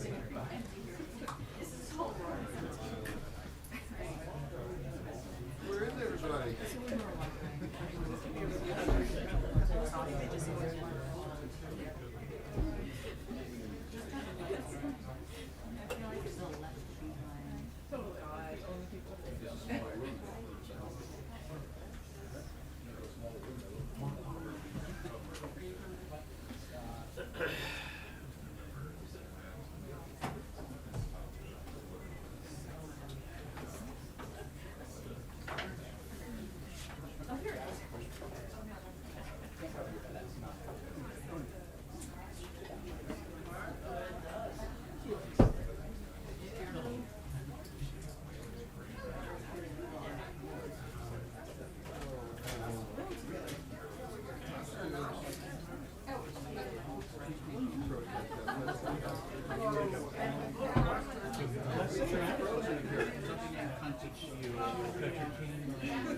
Yes, sir. And I'm very pleased. You know, that he goes out on top. Yeah. And actually, they stopped Nature Voices for a while, but they started it again. Never. They've been in once before. This is a really slightly heavy machine, but it's To say that the handle makes it work. And who would have seen it coming? No one. I mean, there were 61 lines. 61 lines to start the year. So.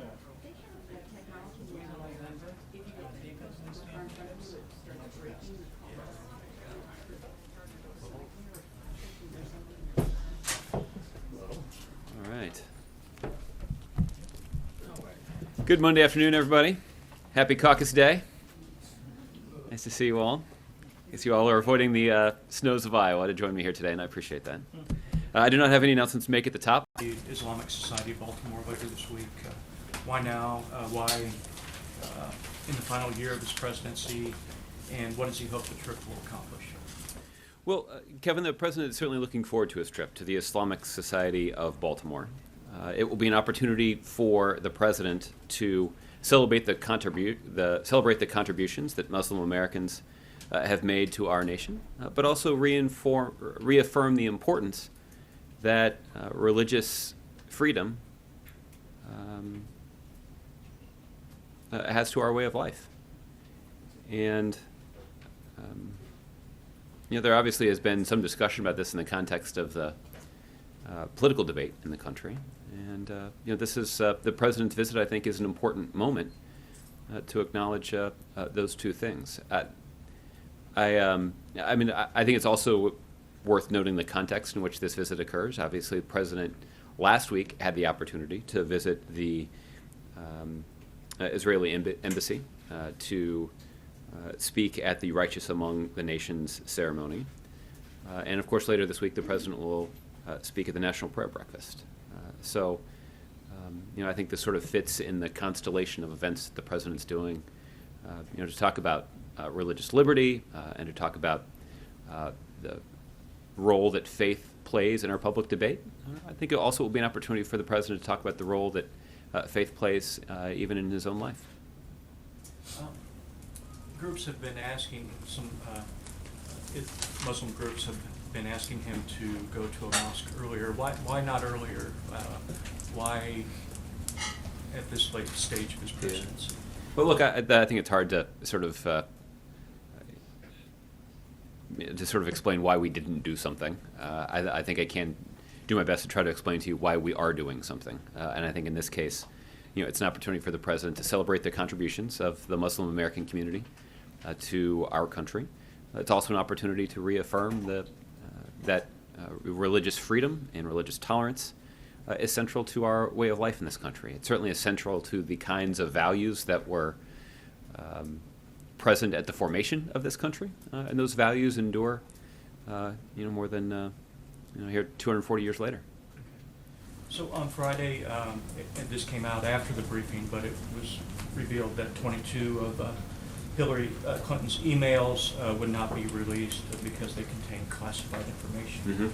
I wanted to ask how this development changes the way the White House views her use of a personal server, and is this verification, as some Republican lawmakers have suggested, that her actions endangered national security? And what is the White House's response to her campaign's assertion that this is overclassification run amok? Yeah. Well, Kevin, I do not have much insight into the emails because I haven't seen any of them. So for the content of the emails, I'd refer you to Secretary Clinton's team or to the individuals at the State Department who are working through a rigorous process to release them. We have said that there is an obligation that everybody has in the administration to appropriately handle sensitive information, and that obviously is the instruction that every individual has. And the State Department has evaluated each of these emails consistent with those priorities. We can now say that there are more than 43,000 pages of emails that have been released by the State Department, and all of that at the request of Secretary Clinton, who sent over the emails that pertain to her official government work, and has made the extraordinary request that they all be released. That certainly is consistent with the President's commitment to transparency. And the State Department has engaged in a rigorous process, closely coordinated. Are some additional emails that are still being reviewed that the State Department is hoping to release before the end of this month. Some Saudi newspapers are saying that up to 9 American citizens have been detained in a terror sweep there, and I wanted to ask if the White House has any confirmation of this. Yeah. I cannot confirm that. In fact, the State Department is still working to determine whether or not that is true. And so I'd refer you to the State Department for an update on those ongoing efforts. Okay. Roberta. On Friday, Facebook announced that it's banning users from using its services to sell firearms, buy and sell firearms, and I'm wondering if that's something that the administration asked Facebook to do. Well, I can't speak to the individual communications that we've had with Facebook. I can look to see if we can get you some more detail on that.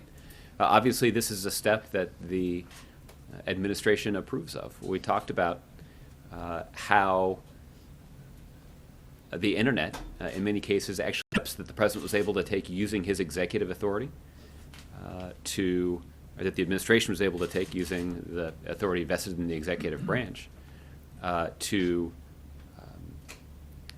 try to prevent that from happening.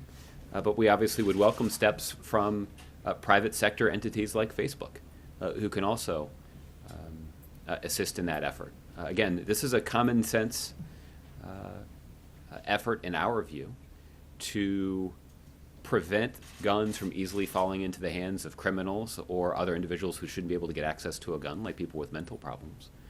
Well, at the same time, protecting the constitutional rights of otherwise law-abiding Americans. And so we obviously welcome the action that was taken by Facebook, but I can't speak to whether or not this was done at the specific request of anybody in the administration. You've often talked about how the administration, how the White House uses the pen and the phone to try to advance its priorities and work with private sector where possible. So I'm wondering if the White House is working with other private sector tech companies on this issue, on the issue of guns and gun violence specifically. Well, my understanding is of internet commerce. That there are steps that they've already taken to prohibit using their tools to engage in the sale of firearms. For example, it's my understanding that eBay doesn't actually allow you to sell firearms using their platform. So again, I think what we're seeing is we're actually seeing companies act on their own, and we certainly are supportive of that. But ultimately, individual companies are going to make business decisions based on their own motives. But it does look like some of them are motivated by a desire to prevent individuals from circumventing the background check process. On the Zika virus, just quickly, how does the president feel about the way that the WHO has responded to Zika thus far? Has the response been too slow, or are they working on it quickly enough? And did President Rousseff ask for additional assistance when she spoke with President Obama on Friday? Well, I don't have a critique of the WHO's efforts. All I can tell you is about the efforts that this administration has undertaken to be mindful of the risk that is posed by the Zika virus. The president got an update on this from his members of his healthcare team, but also national security team. Last week, they met here in the Situation Room where the president got a briefing. And this is a risk that the CDC is mindful of. And I should just take this opportunity to repeat exactly what that risk is, which is that Zika is a mosquito-borne illness. It is characterized typically by mild symptoms like a relatively low-grade fever, other swelling or joint pain. But what's true is that only about 1 in 5 individuals who contract the Zika virus have any symptoms at all. And these are symptoms that typically fade over the course of a week or so. The real concern that we have is that there appears to be some evidence of a link between the Zika virus and a particular birth defect when a pregnant woman contracts the virus. We're there's a lot of research that's being done now and a lot of information that's being collected now to try to determine that linkage. So we're certainly mindful of that. That is why the CDC has issued a travel warning to pregnant women or women who are thinking of becoming pregnant to areas where there have been reports of the Zika virus. But we are mindful of, I guess the other data point here is that right now, in the United States, it's early February and pretty inhospitable to mosquitoes. So the risk of the transmission of a mosquito-borne virus right now in the United States is quite low. At some point here, relatively soon, hopefully, we're going to see the temperatures rise. That will make for a more hospitable environment for mosquitoes. And we want to make sure that we've got a strategy to try to limit the spread of this disease when that happens. And that includes trying to control the population of the one species of mosquito that we know carries this virus. Okay? April. Josh, a couple of questions. I want to go back to the issue that was raised last week on cancer and the Vice President's efforts. When you say cancer, it's a very broad word because there's so many different kinds of cancers. What specifically is this group trying to prevent, or is there some kind of way they're trying to do an overall approach or a specific approach to different cancers? I mean, could you explain? Mm-hmm. Well, April, we can certainly get you an expert to talk to you more about this. Obviously, what the effort that the Vice President is leading, and he's been tasked by the President to lead this effort, is focused on aligning the resources and efforts of the federal government to focus on the kinds of breakthroughs that will save lives. And the kind of work that the Vice President's focused on is not likely to yield in the short term, sexy announcements. But yet, this is part of the essential work that's necessary to lay the groundwork for a cure.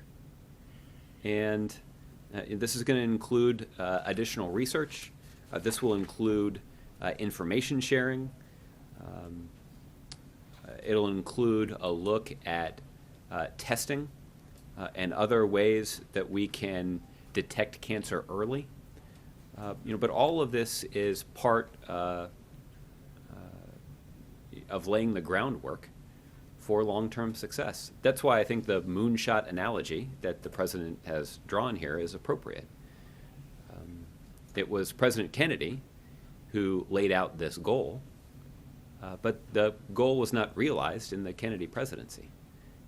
What he did was he set an ambitious vision and began to orient the federal government in the direction of accomplishing this goal, and the results were realized a number of years later, but sooner than anybody thought.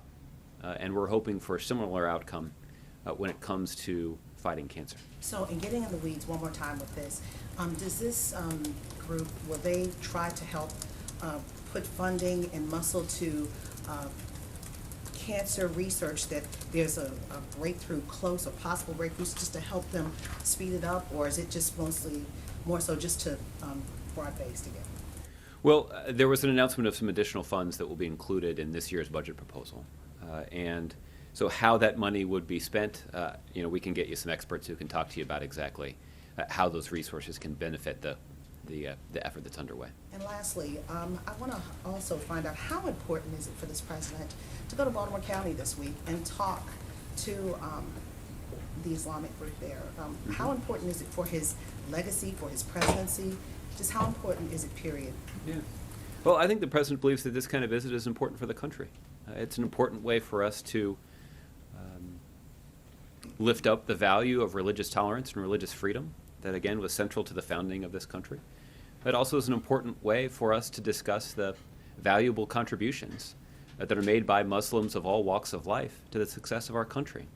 And whether we're talking about Muslim Americans that are our friends and neighbors or people in our community, or even Muslims who are sports heroes or serve in the United States military. There are a variety of ways that Muslim Americans have made valuable contributions to America, and the president believes that that's worth celebrating. And we anticipate that the president's visit to a mosque will be rather conspicuous. All of you will be interested in covering it. I won't be surprised if there are some of the president's critics who decide to criticize the president for doing it. But all of that, I think, will serve to elevate a debate that the president believes is worth having. And I want to ask this last question on it. You just were in Baltimore last week. Why Baltimore County? I mean, so close, yet so far, Catonsville. Why the Baltimore area again? Yeah, I can't speak to why this specific mosque was chosen, other than to tell you that, that this is a mosque that I think represents the diversity of the Muslim population in America, and hopefully that will be evident from the audience that the president speaks to. But we'll have more on why this mosque was chosen as the president prepares for his visit. So next week, can we expect another trip to Baltimore, this time maybe Penn North? I don't have any travel next week to announce at this point. Stay tuned. Jordan. Thanks, Josh. I wanted to ask you about the case President Obama plans to make to Senator McConnell on TPP. Is he going to be making a hard sell for a vote this year, given the senator's comments at the end of last year about not bringing it up until after the elections? Mm-hmm. Well, Jordan, the president is certainly looking forward to sitting down with both Leader McConnell and Speaker Ryan tomorrow. It'll be a good opportunity for the leaders to discuss their priorities heading into 2016. We've talked a lot about the priorities that we've identified where Democrats and Republicans should be able to work together. We've talked about how there is bipartisan agreement around criminal justice reform, and certainly ratifying the Trans-Pacific Partnership Agreement is another bipartisan priority that both leaders, or I guess all three leaders, have identified. I also would anticipate a discussion about the cancer initiative. There certainly has been an interest on the part of some even conservative Republicans in ramping up investments in medical research and development because of the potential for breakthroughs that could be good for our economy but also be good for the health care of the American people. There are ideas that Speaker Ryan has put forward related to expanding the earned income tax credit as a potent way to fight poverty in this country. There's been a lot of discussion on the Republican campaign trail about fighting heroin addiction and abuse, and the failure to do so effectively has had a pretty negative impact on communities large and small all across the country. There should be some work that Democrats and Republicans can do together on Capitol Hill this year to try to combat that. I would also anticipate a discussion about Puerto Rico. Speaker Ryan is committed to taking some action in the House in the first quarter of this year to try to give the government of Puerto Rico additional tools that they could use to deal with the financial challenges that have beset that island. And I wouldn't rule out a discussion about the need for Congress to pass an authorization to use military force. So obviously there's a lot that the president's hopeful that he can get done with Congress over the course of this year. These are all things that Republicans independently say are priorities for them. and hopefully, we'll have an opportunity to work together to advance them over the course of this year. But specifically on trade, is he going to really drill down with those leaders, and is that an issue that he's going to really push Senator McConnell on, given that he's, sort of conflicted with you guys over the past few months here? Well, look, TPP, the Trans-Pacific Partnership, is something that both Leader McConnell and Speaker Ryan say that they support. They understand the positive economic benefits this would have for the American economy, for American businesses, and for American workers. They recognize the importance of cutting 18,000 taxes that other countries impose on American goods. So, this is this is a priority, and I'm confident that the strongest political allies of Leader McConnell here in Washington are excited about the prospect of the Trans-Pacific Partnership being ratified as soon as possible, so that American businesses and the broader American economy can start to benefit from that agreement. But ultimately, they'll have to work through exactly the mechanics of getting this done. I wouldn't be surprised if this comes up in their conversation, but I think, as I highlighted earlier, there are a long list of things to talk about. Is there a reason that the president decided to meet? He might meet with him separately, one-on-one, at some point. Yeah, that's a prescient question, Jordan, because after the meeting, the president will have lunch with Speaker Ryan one-on-one in the Oval Office tomorrow as well. And this is something that they discussed when the president called Speaker Ryan to thank him for his work in passing an omnibus budget proposal at the end of last year.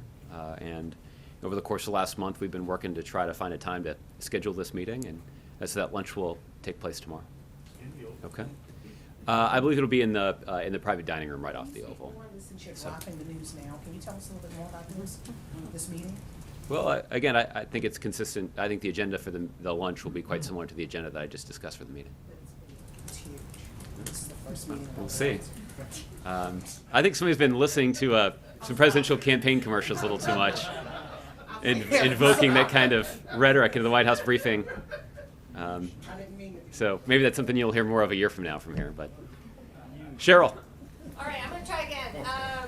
The budget coming out February 9th. Yes.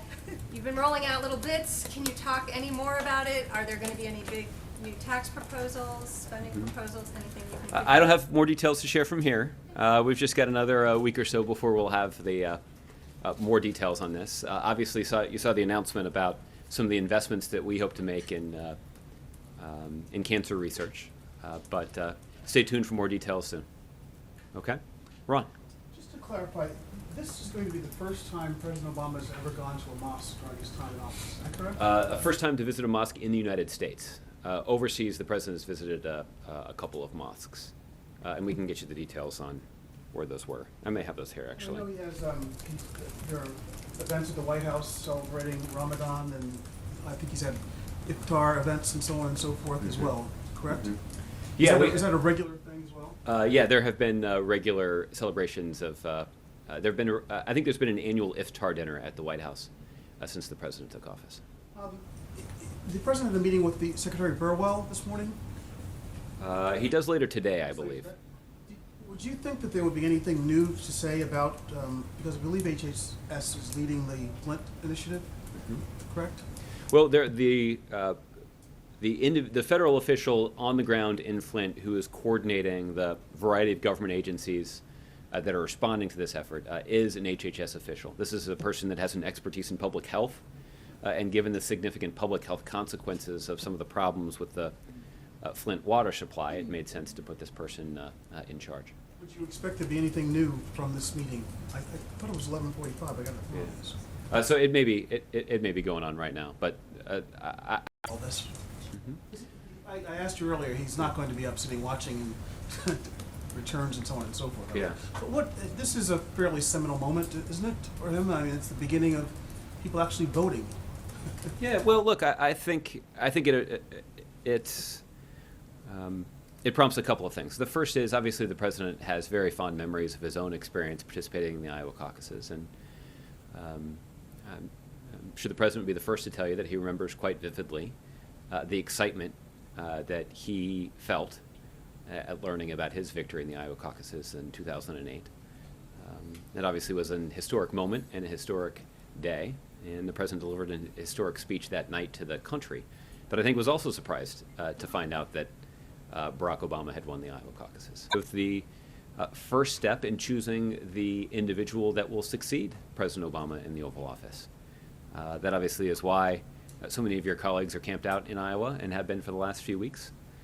And it also is the first time that after hearing so much from all of the candidates, we're now going to hear from some voters. And that's a useful thing. That's an important part of our democracy. And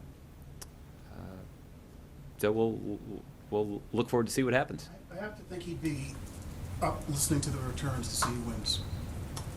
I don't know what his plans are for tonight. The president is typically a night owl, so I wouldn't be surprised if he is still awake when the results are announced. Okay. Pam. Josh, you've said that the White House wants to work with Congress on closing the Guantanamo Bay Detention Center, and that Congress has to take some steps to be able to close it. Is that an issue that's going to come up at the meeting tomorrow?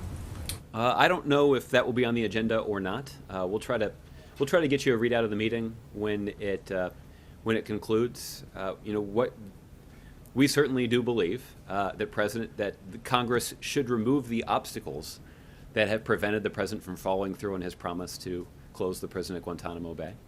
We believe that is a priority, both because it would save taxpayers money, but also because it would remove a piece of propaganda that we know that extremists use to recruit people to their side. President Obama is not the first person to reach this determination in his administration, including military leaders. So there is a broad agreement that this is the right step, right thing to do for the country. We just got to get Congress to go along with it. And I think you said it costs, $4 million per inmate per year to maintain it.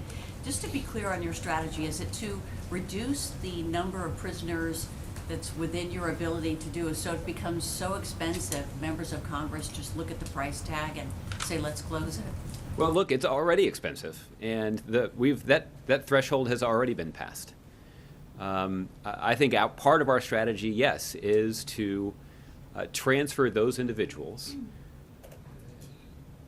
that our national security apparatus has confirmed can be safely transferred under the right circumstances to other countries.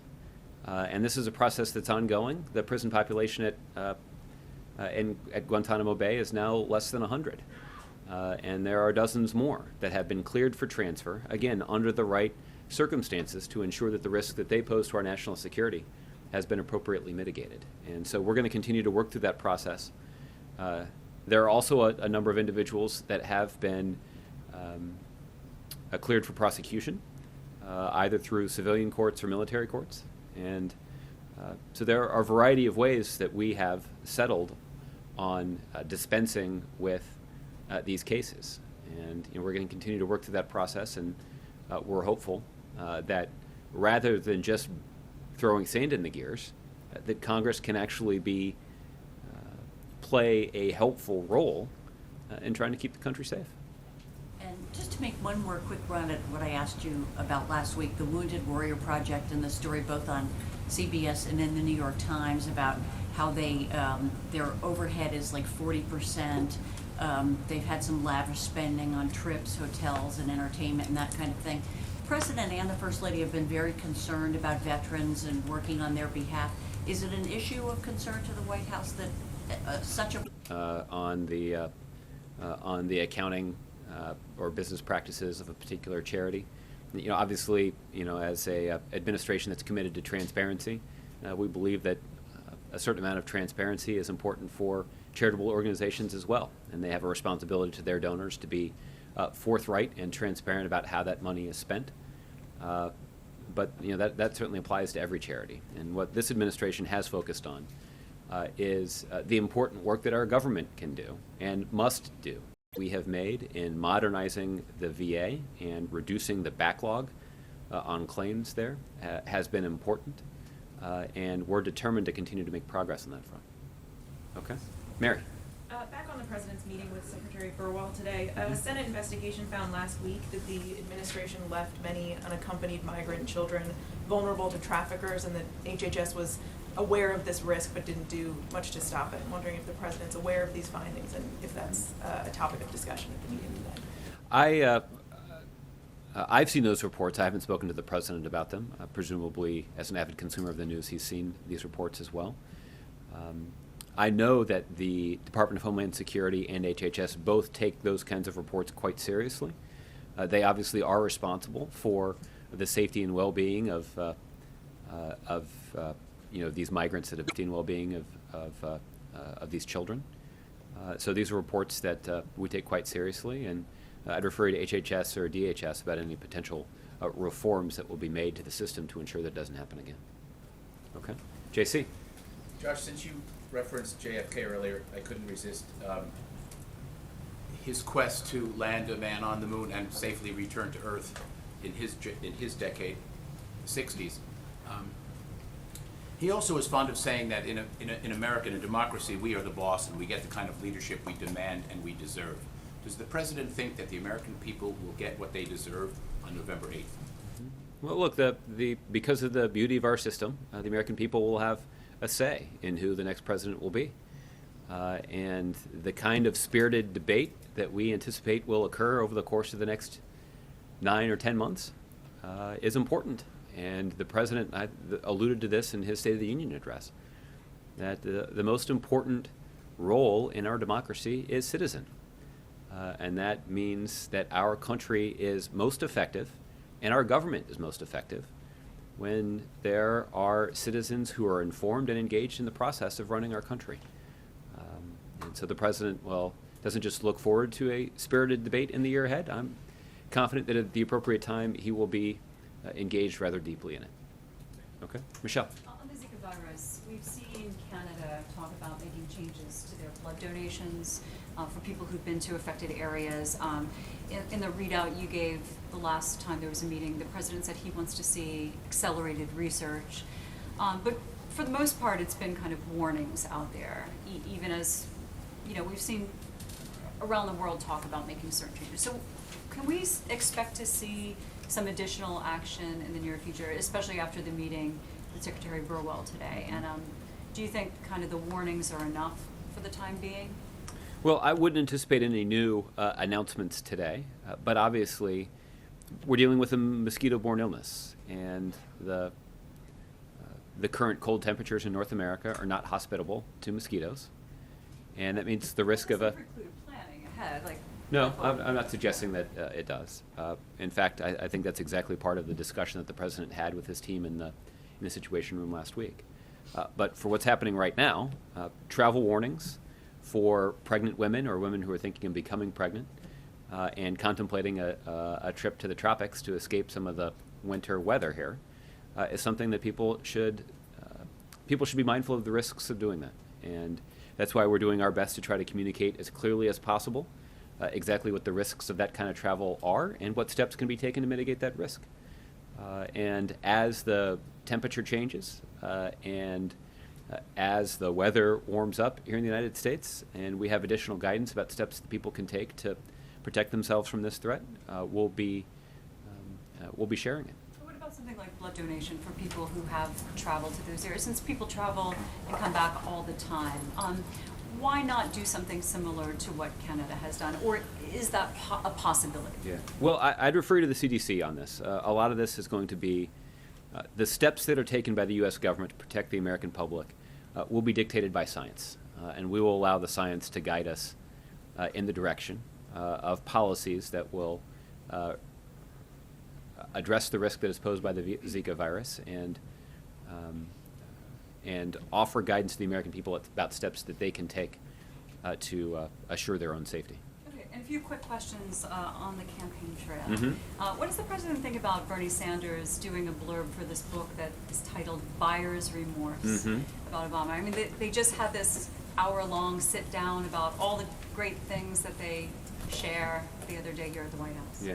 Well, I think Senator Sanders was quite clear when he spoke to all of you in the driveway just 5 days ago about the fact that he was quite proud of the president's record and his legacy, and was hoping that he would have an opportunity to build on that legacy and that was a central part of Senator Sanders' campaign platform. And look, evaluating the president's record is not a theoretical exercise. We've got numbers that we can consider. And whether it's the longest consecutive streak of private sector job growth in American history, or the lowest growth in healthcare costs in American history, or the all-time high in renewable energy production in this country, the president's track record on issues that are important to middle-class families and important to Democrats is unimpeachable. And we've heard the administration talk many times about Republicans making it harder in some ways for people to vote. But then over the weekend we see a mailer from Senator Cruz that said voter violation. I mean, trying to, what seemed to be, warn people into going out and voting. Any reaction to that? Well, I think that showing your fear of the voters casting a vote is not typically a good way to inspire the confidence of the electorate. This is trying to get people to vote. Some thought that it made it seem as if they were committing a violation if they didn't show up and vote. Well, I think it's hard to determine exactly what the strategy was here. I know that the Secretary of State of Iowa, who incidentally is a Republican, also took a pretty dim view of this strategy. But I guess if your campaign's message is focused on pessimism and fear, then it's not particularly surprising that may find its way into a candidate's turnout strategy as well. Nice. Okay, and so Donald Trump offered to build a $100 million ballroom here at the White House. Was that ever considered? What else can you tell us about that? Because it is confirmed that he made that offer. Mm-hmm. I've read a little bit about this. You didn't know about it? I was not the one that was consulted, but I can tell you that this is not something that was at all seriously considered. And why not? Well, I'm not sure that it would be appropriate to have a shiny gold Trump sign on any part of the White House. And was that what he was offering? Well, that's what most of the buildings that he offers to build include. So, unclear if something like that would have been required with this offer as well. Thank you. Okay, Tolu. Thanks, Josh. Speaking of Trump, he did say earlier in his campaign that he wanted to ban all Muslims from coming into the U.S. Yeah. He's poised to potentially win in Iowa today, and I'm wondering if the president's visit to a mosque later this week is supposed to be seen as a counterpoint to that. Is he specifically going to address Donald Trump while he's going to this mosque? Well, Tolu, I think I'd go to pains to point out here that Mr. Trump is not the only Republican presidential candidate to suggest that a religious test should be imposed on individuals entering the United States. So the kind of rhetoric that we've seen from Republicans didn't just emanate from Mr. Trump. We've seen that from a variety of candidates. And it has, unfortunately, infected our political debate in a way that doesn't reflect the values that are so central to the founding of our country. And so I think this would be an appropriate venue for the president to make clear that Muslim Americans make a valuable contribution to the success of our country, and that the protections that allow Muslim Americans to worship God according to their traditions in this country are sacrosanct, and that no one, whether they're a political candidate or not, should feel like it is acceptable to somehow put those religious freedoms at risk. I have a question about the cancer, the moonshot, and the budget component of it. $1 billion is seen as what a lot of drug companies say it costs to develop a drug over the course of this development. Why is that enough from the White House's perspective to actually make a dent, to actually have a moonshot? Is that something that you see as sufficient given the huge cost of actually developing cures for diseases? No, it's not enough, but it's a start. And I think it reflects the commitment of the federal government to trying to organize and coordinate our efforts to be focused on this goal. And this is not an effort that is going to be bankrolled exclusively by the federal government. There's obviously a critically important role to play by experts in the private sector. And I think what this task force will be focused on is making sure that the data collected by the U.S. government, that the expertise that is housed at the U.S. government can be organized and coordinated in such a way that we can support the broader effort to finally find a cure for this terrible disease. And again, my suspicion is that over the course of this year, there aren't going to be a lot of sexy announcements that are associated with this task force.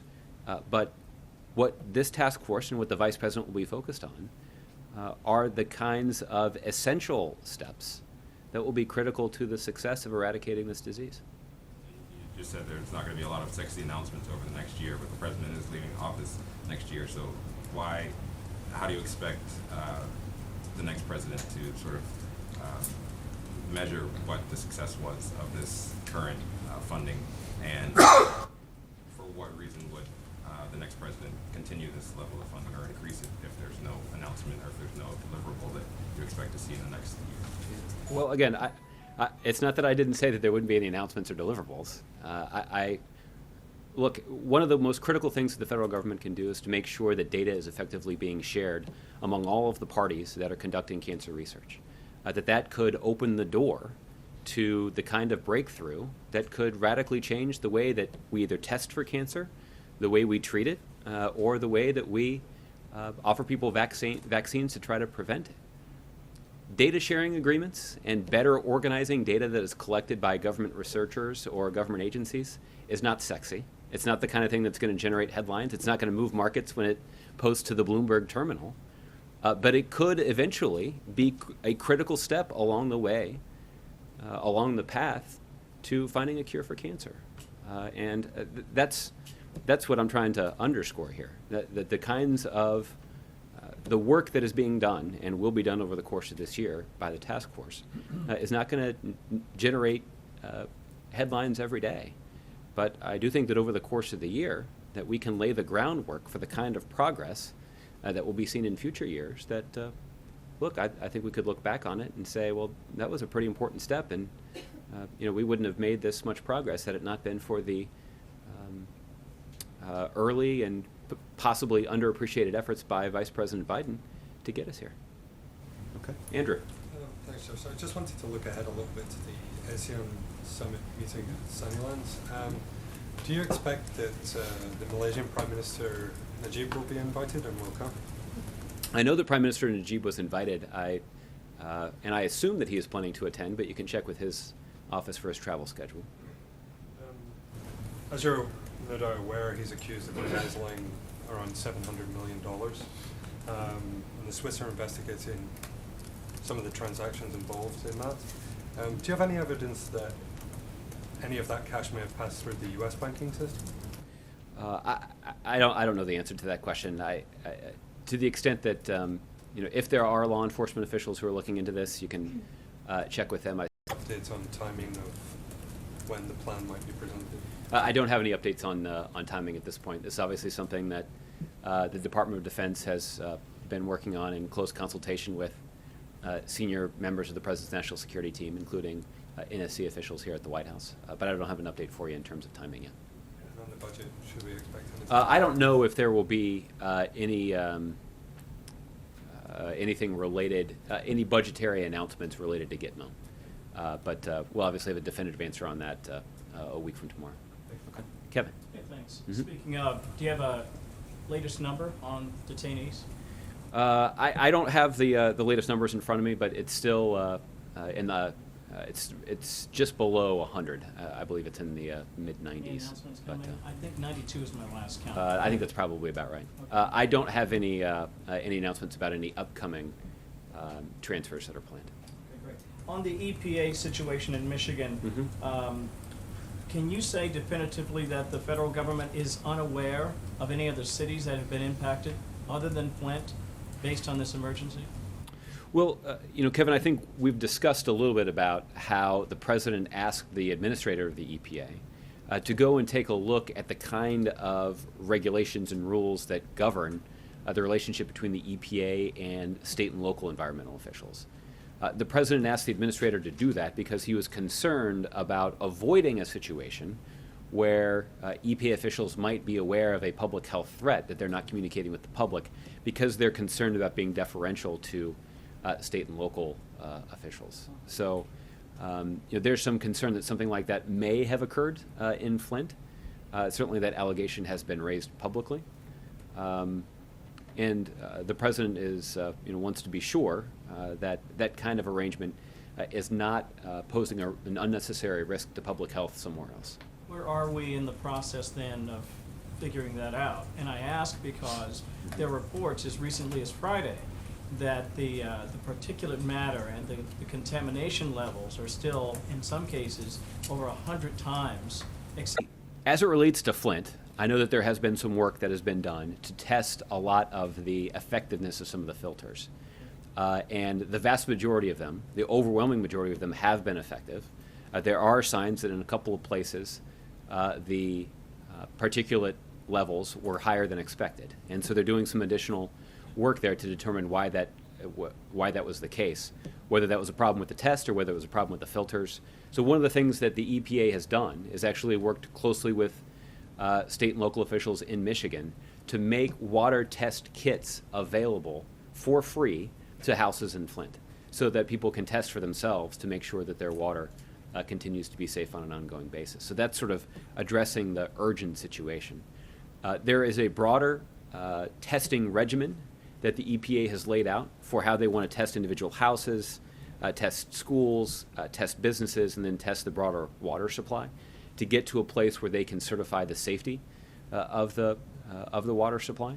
There's still a lot of work that needs to be done to fully implement that, but that all relates to the situation in Flint.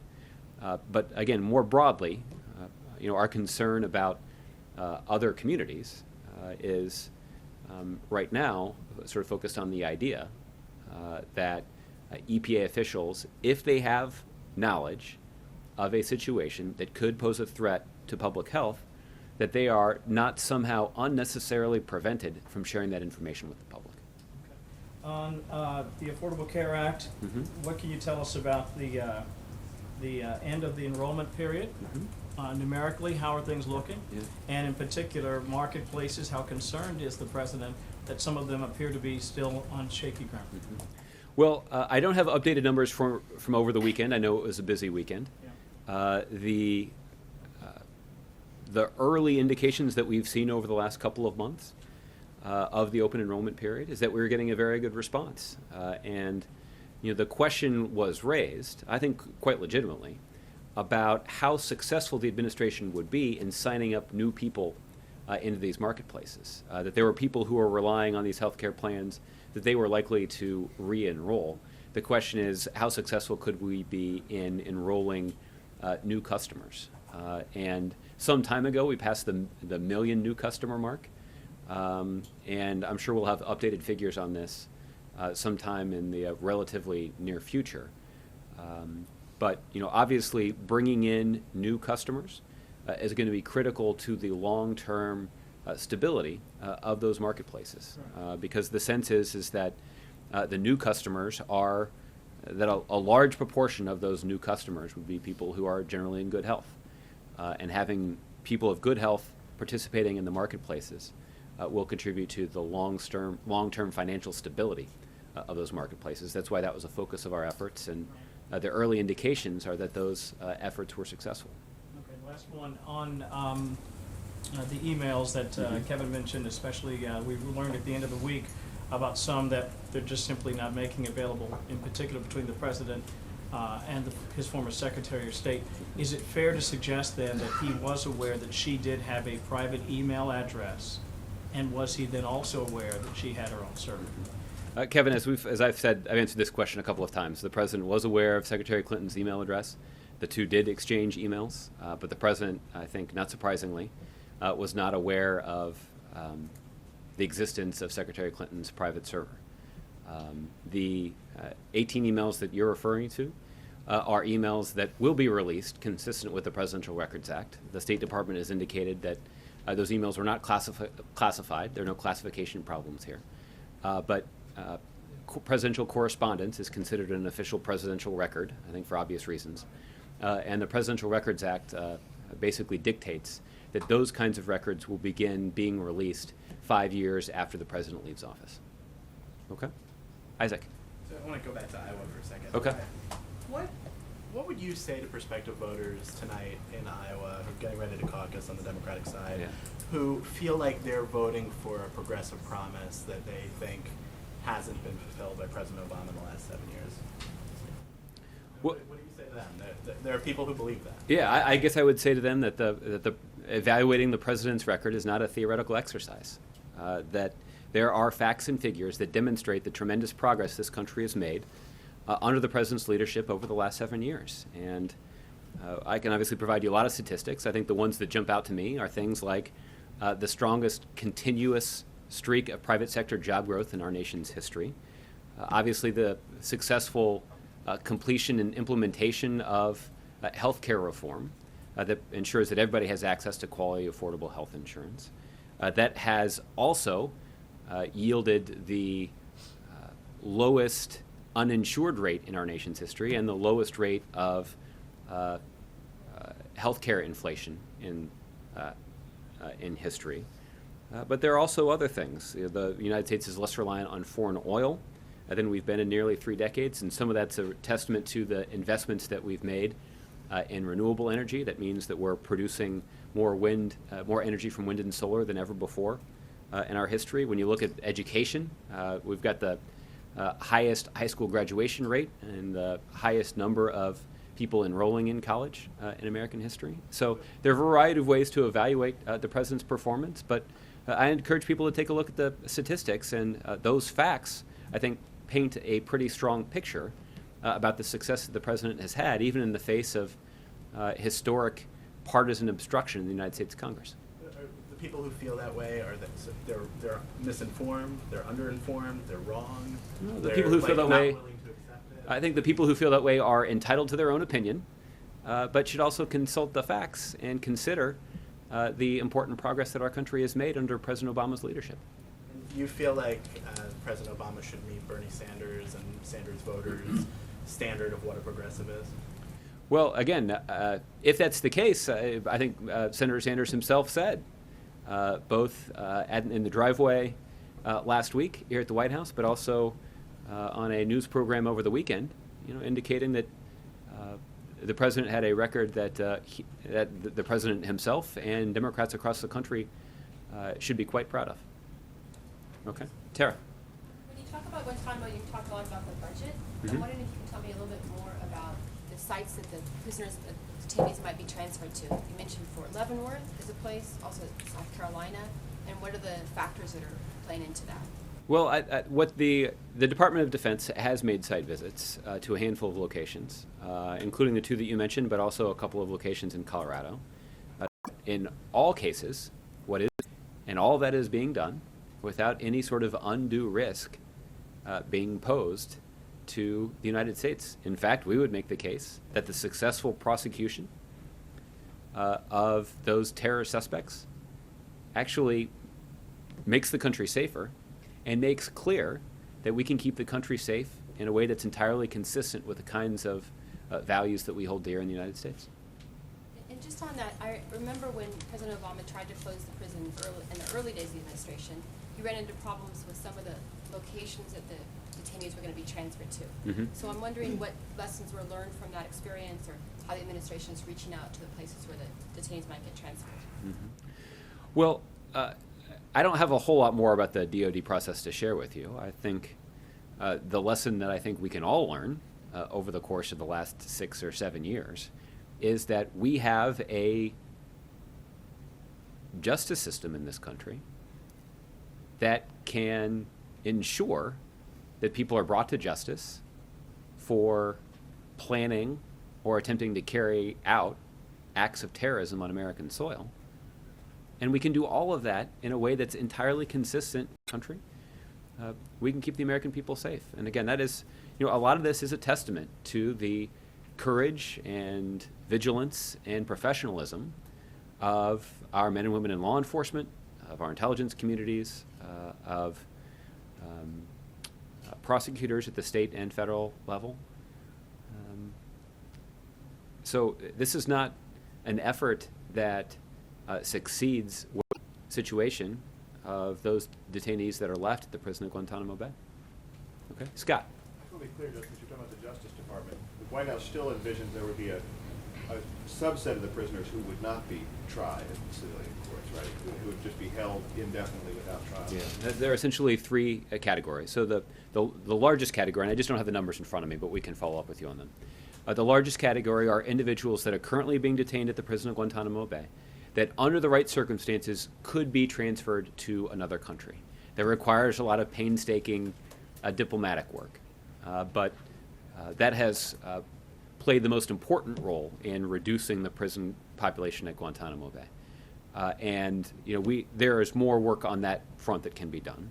There's a smaller group of individuals that have that are either going through the criminal justice process or are cleared to go through the criminal justice process. And these are essentially individuals who can be tried either in a military or civilian court, that evidence will be presented and they'll be brought to justice, aren't in a position to have evidence brought against them.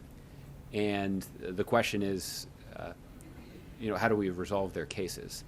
And the proposal that, or I guess I should say the belief that the president has, is that continuing to house them at the prison at Guantanamo Bay is prohibitively expensive and only perpetuates a symbol that we know extremist organizations have used to recruit terrorists. So it's our view that these individuals could be housed protections that are offered to other hardened criminals that are serving time in American detention facilities. Okay. Bill. Just following up on your answer to Kevin. All right, we're going to switch gears here and go to a Jeb Bush town hall rally happening right now.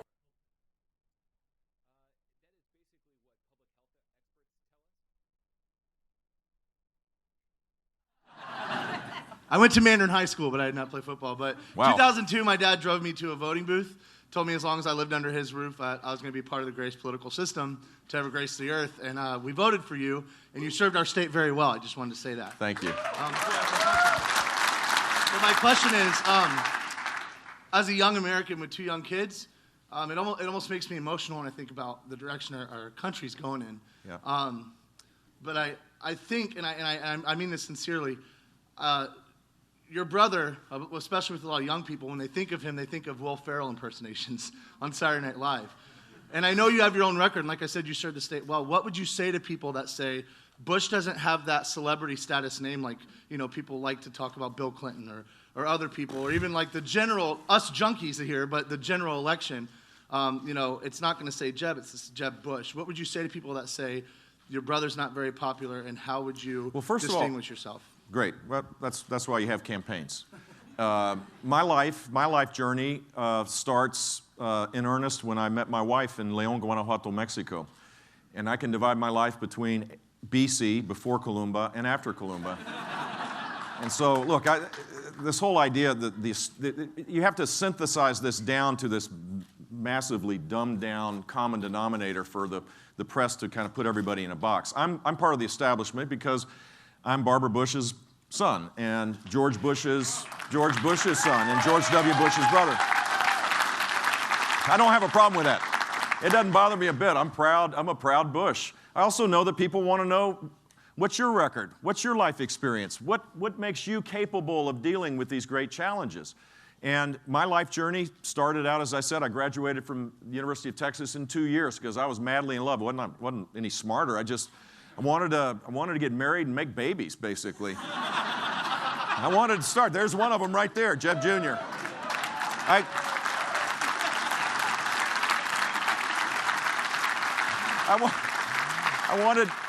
I've worked all my life. I've lived overseas. I've doing business. I've had 32 years in the private sector. Hey, just for the record, I wasn't bankrupt 4 times. Never bankrupted at a time. We built a business that went you know, started with 3 people to be the largest full-service commercial real estate company in South Florida. I've served as governor of a state that's a purple state, and I applied conservative principles in a way that now I feel the looming presence of my mother about ready to spank me in the head for bragging here, but I think I was the most transformative governor in modern times because we took on very powerful interests. So I'm a Bush, and I'm proud of it. And guess who's the most popular Republican alive today? George W. Bush. So, if the clown suits in Washington that try to decide all this before everybody even has a chance to decide it themselves, if they got outside of the Beltway and actually talked to real people, they might find that they would validate that. So I'm not confused by this at all. I'm proud of my record. I'm proud of my life experience. I'm proud of my family. I love my wife. All the things that you would want to have that bring stability to a leader. But I'm also proud to be a Bush. Yeah. Hello, my name is Allison, and I grew up in Cocoa Beach, Florida for 26 years. Why is everybody leaving Florida, by the way, Governor? I know. But I wanted to say that I enjoyed your leadership, but I've always received less wages than my male counterparts, and I was wondering where you stand on women's rights and how we can increase our wages. I don't think any woman that's working in a similar job, in the same job, should be paid any less than a man. And the laws on the books should be enforced, period, over and out. What we need to do is to create more opportunities for everybody, though, because right now, workforce participation rates are back in the 1970s, that low. Declining income for men and women is a serious problem. 6.5 million people are stuck in poverty. In terms of the adults in that group, they're mostly women. This has been a miserable time for women in the last 6 years. We've created the feminization of poverty because we've never changed our policies to allow families to actually exist and to rise up. All I know to be true is when I was governor, I appointed more women to positions of responsibility all around me, in my office and in departments, than any of my predecessors while I was governor and anybody in Florida before that. And Florida's women's income grew 3 times faster than the national average when I was a governor. And we appointed more women to the judiciary. I think you do this by acting, not talking. And that's what I did. Yes, sir. Governor, we have time for one more question. We're going to get a mic for you, just right here. Here in Iowa, we have our congressional districts are drawn up nonpartisan. Yeah, I saw that. They're all like squares. Do you support a federal government amendment or whatever to make nonpartisan the way to draw all congressional districts? It's a great question, and I do think that here you have more contested general election campaigns than most states because you've created a system. I worry when people say nonpartisan and then they give it to judges who are about as partisan can get. So depending on how you structure it, if you could get to a place where there are competitive races, where you're not always just worried about getting primaried, but also by getting elected, that would be a healthy thing for our democracy. But Florida has a similar system now where we have judicial oversight, and maybe it'll get better kind of through a couple of election cycles. It looked pretty ugly in its implementation.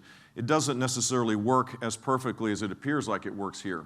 But yeah, I'm supportive of anything that allows us to not be compelled to just be safe, just to talk to people that completely agree with you. I mean, think about the world we're in where you can get your own set of facts validated, and they may not be right.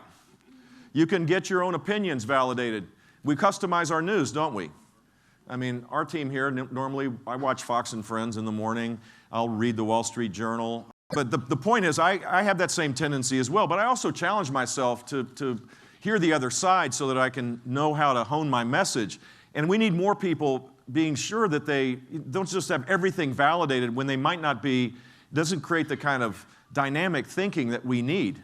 And in the political process, I think your point's a good one. One more. Is it on? It's Hi. working. My boyfriend here has created a TV show called Hiring America to help transitioning veterans find jobs when they leave the service. As president, what would you equip our servicemen and women to when they leave the service to help them transition into civilian life? Well, the first part of the Bush plan I can announce right now. Leroy's going to come talk to your husband because he's involved in about every veterans group in the country and has put his heart and soul in this. Here, we talked about this on our fun car rides around beautiful Iowa. I think what we ought to do is the next president ought to mandate that 6 months before a plan for each veteran, not a throw them out and let them fall through the cracks plan, but the assessments as it relates to medical needs ought to be done in advance. The technology that exists we should force the Department of Defense and the Veterans Administration to communicate together. I tried to get, when I was governor, I went to see Donald Rumsfeld and said, man, why don't you, when people are leaving, tell us who they are, because our Department of Veterans Affairs would want to be able to provide assistance. It was like, I mean, he was a good man, but to be able to get something like that apparently takes an act of God. Well, maybe an act of a president. Maybe what you do is to tear down these barriers.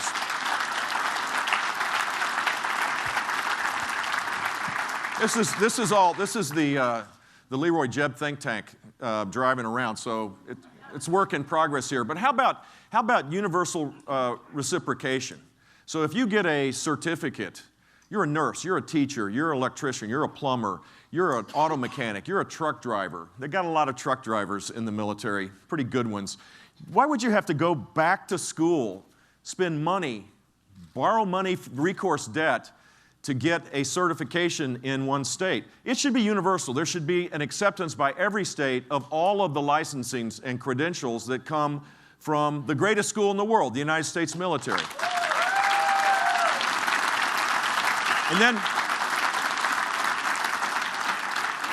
And then the final thing I'd say is, what I sense is there's just a huge heart for veterans in this country, and it's all disorganized. But I think it ought to be from the bottom up. What we ought to do is, and this I learned from a friend of mine in Houston he just was upset that there were homeless veterans and suicides. It's tragic. And, we talk about it, but sometimes people just talk and sometimes people act. This guy created a coalition of philanthropy, local, state. There was federal government apparently money, but not nearly the degree to which churches and synagogues and community organizations and veterans organizations and people just decided that in Houston, Texas, they were going to dramatically reduce homelessness amongst veterans, and they did it. And that's what we need to do. We need to, instead of outsourcing this to some far-off government in Washington, consciousness or compassion is acting on your sense of consciousness. If you think it's bad that veterans are mobilize our own hearts and our own actions to begin to solve these problems, I think we're on the verge of showing the kind of respect we need to do. And as president, I would lead that effort because it is perhaps the most important thing we can do if you believe in a strong military. Thank you all very much. Thanks.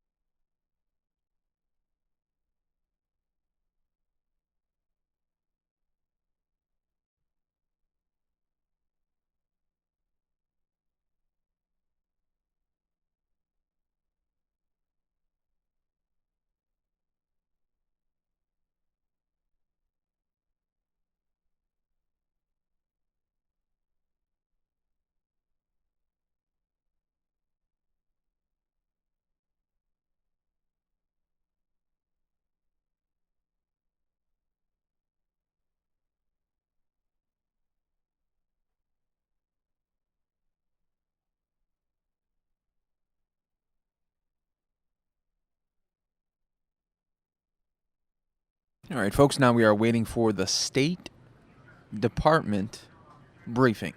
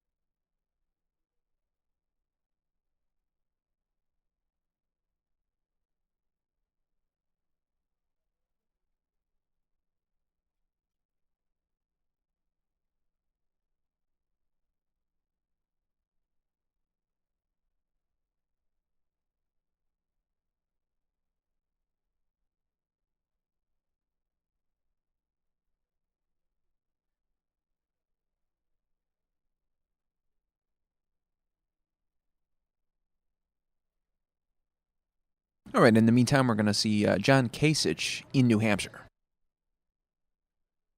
But with hedge funds or REITs, they ought to be taxed the same at the normal rate.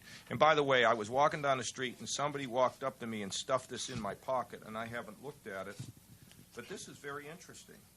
This is $1 million bill, huh? I might start passing these out to get more votes. Isn't that interesting, huh? Well, I mean, if we got to get the economy under control, because if inflation comes up, I may need $1 million to buy a loaf of bread. All right, so, I think that we should see what he's saying is these hedge funds, they turn stuff over very quickly, and then they pay a lower tax rate than you do.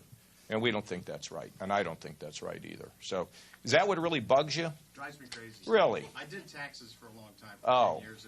You still doing them? No. Why not? Because the tax code it's impossible. Well, but that's why you were doing them. Tax code. You can't do a correct return because people don't understand that the IRS never wrote a tax law. They were all written by Congress, and they're all written in a vacuum. They don't understand how they interact. Well, the tax code's got to get cleaned up. I'm for 28, 25, 10, capital gain. That's it. Yep. Charitable and mortgage. Okay, let's make it simple. Let's get the rates down. Yeah, well, and a cap. A cap. Okay, well, go back. I get elected, you go back into the business. Yes, young lady. Where do you go to school? All right, folks, we're going to pause this event to go to a live event happening right now in Iowa. Ted Cruz.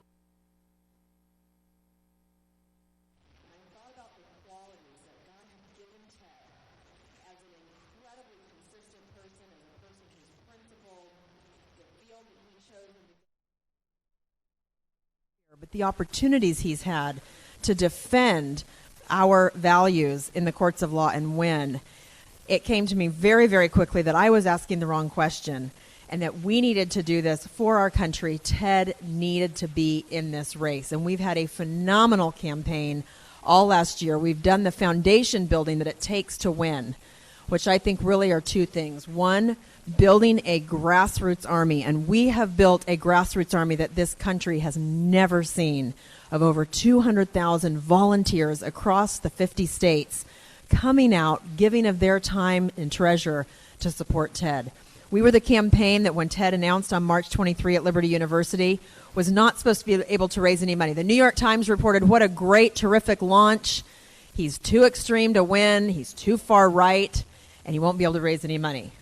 Well, as Ted has campaigned the last 10 months around this country, what Americans have heard is these are common sense American values of creating in the private sector jobs, growth, and opportunity, of defending our constitutional liberties and restoring America's leadership position in the world. These are not extreme right views. This is where the majority of our country is. And God has blessed us with being able to raise over $50 million. A disciplined campaign team has kept that cash on hand. And we have had those contributions from over 700,000 people across the country with an average donation size of $66.13. That is an incredible campaign. So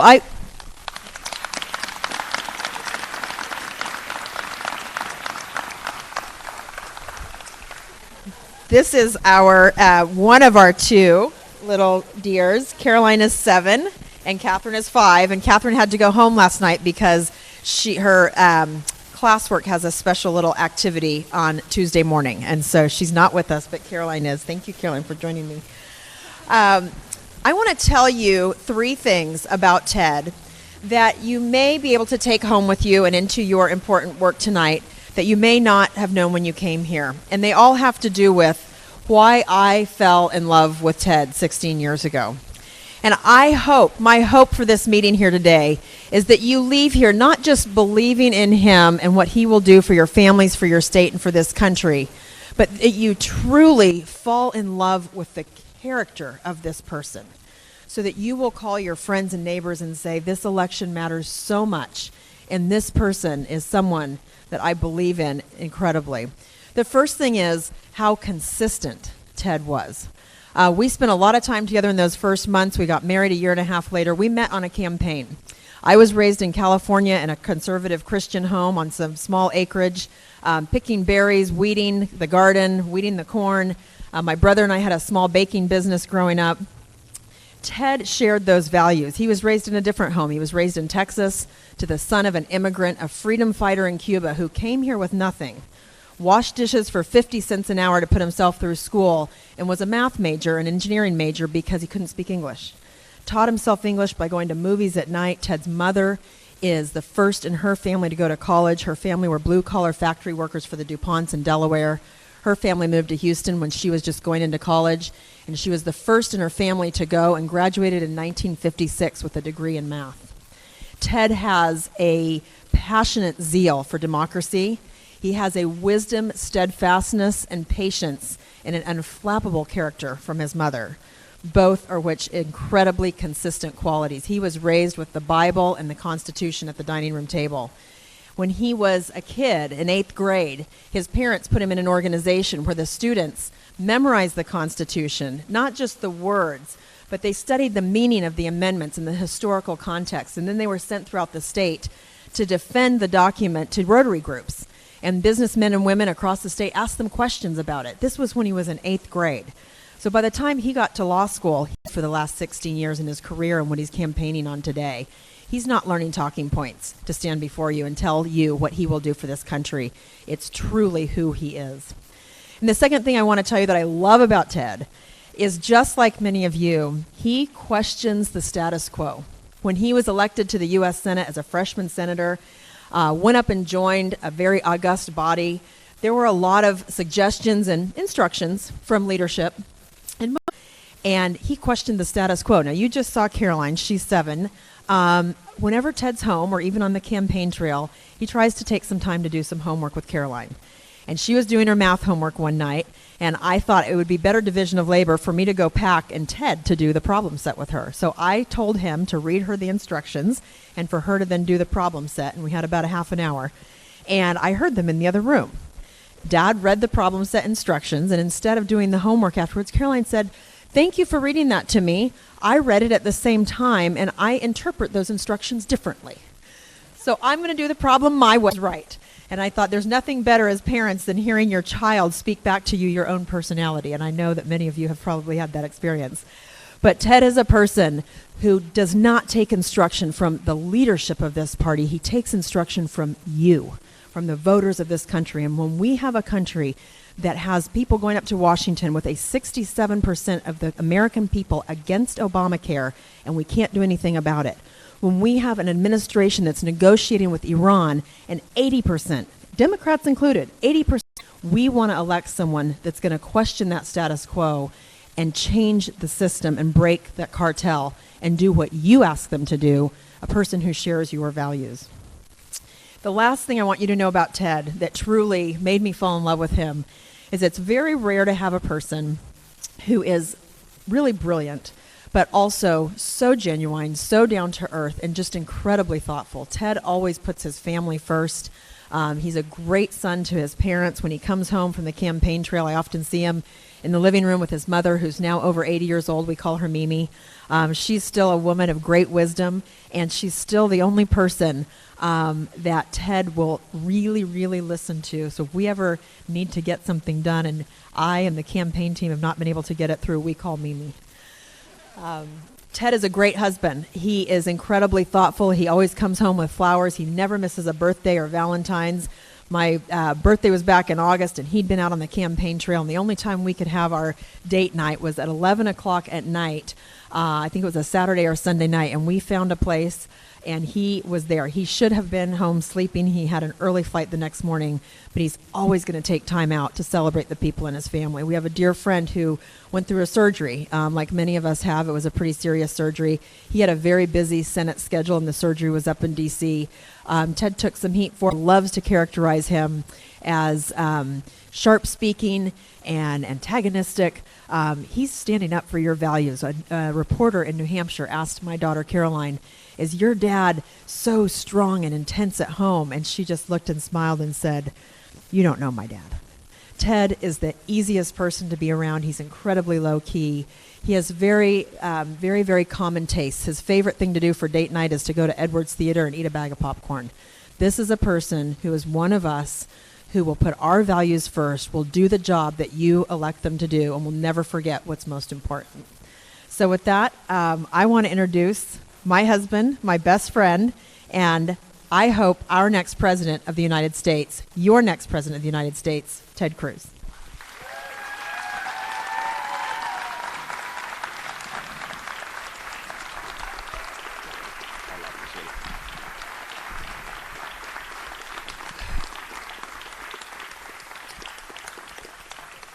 Well, good afternoon.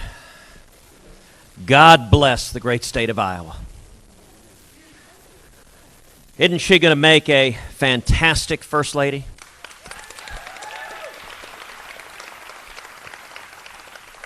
You know, Heidi and I met on January 2nd, 2000. And it was love at first sight. I was immediately smitten by her. She was and is beautiful and brilliant. She's an incredible businesswoman.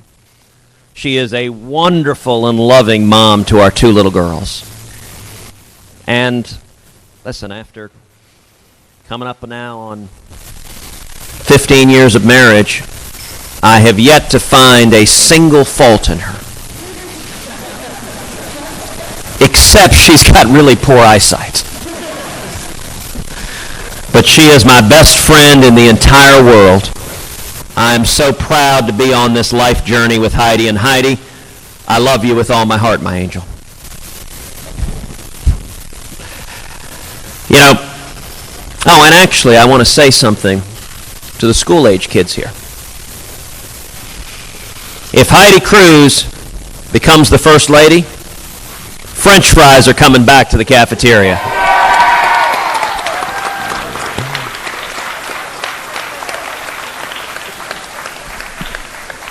You know, maybe it's just me, but I always thought cardboard belonged on the tray and not in the food.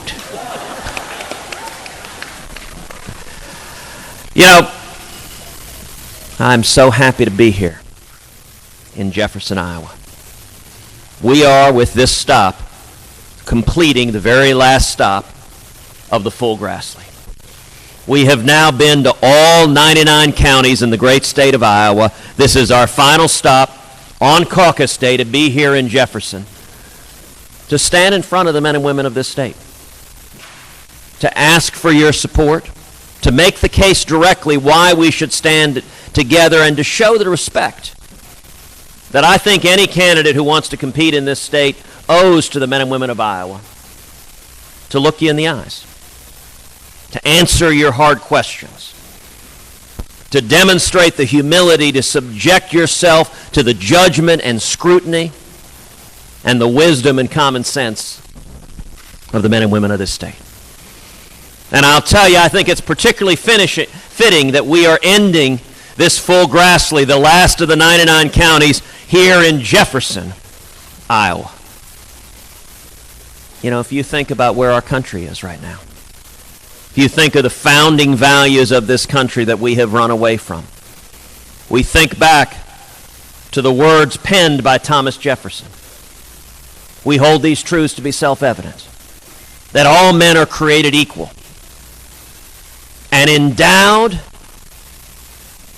not by a king, not by a queen, not even by a president, but endowed by their Creator.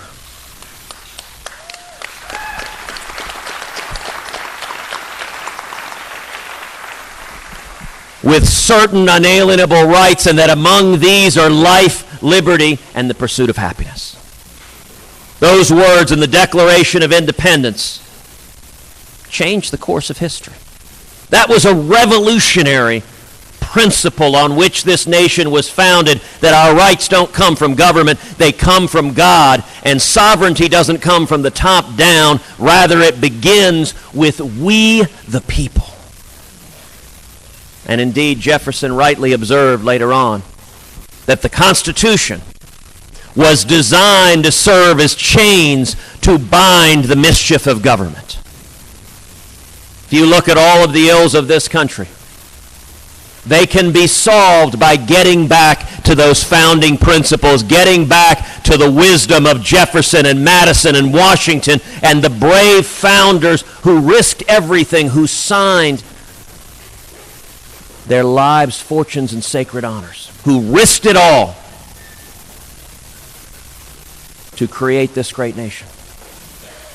How do we turn America around? How do we bring back, how do we reignite the promise of America?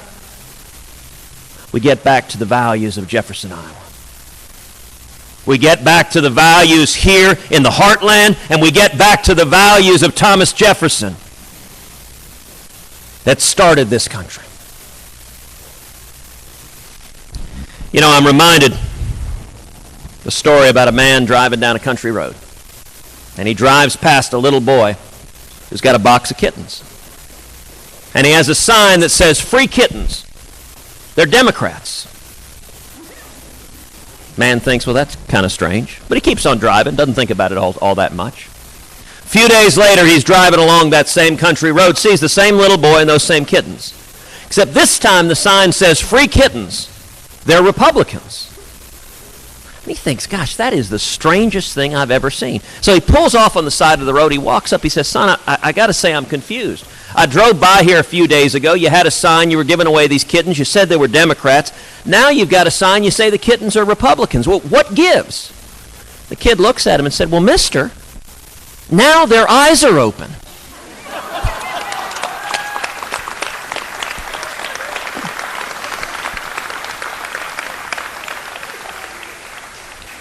And I got to tell you, all across this country, people's eyes are opening up. You know, we all know the challenges. We understand this is not a typical time in politics. Our country's in crisis. We're bankrupting our kids and grandkids. Our constitutional rights are under assault from Washington each and every day. And America's receding from leadership in the world. It's making the world a much more dangerous place. And yet I'm here today with a word of hope and encouragement and exhortation. All across Iowa, all across this country, people are taken by this president.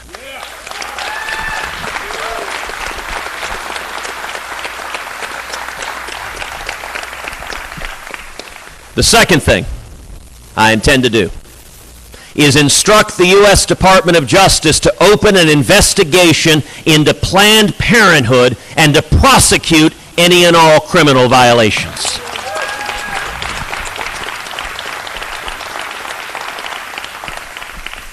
The third thing I intend to do on the first day in office is instruct the Department of Justice and the IRS and every other federal agency that the persecution of religious liberty ends today.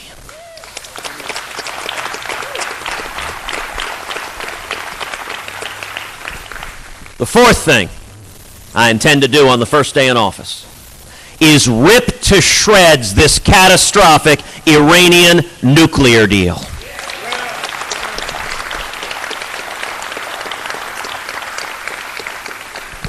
And the fifth thing I intend to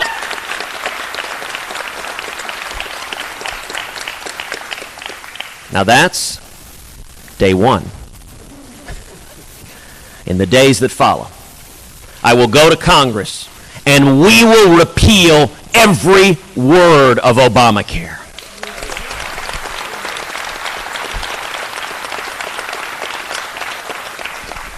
I will instruct the U.S. Department of Education that Common Core ends today.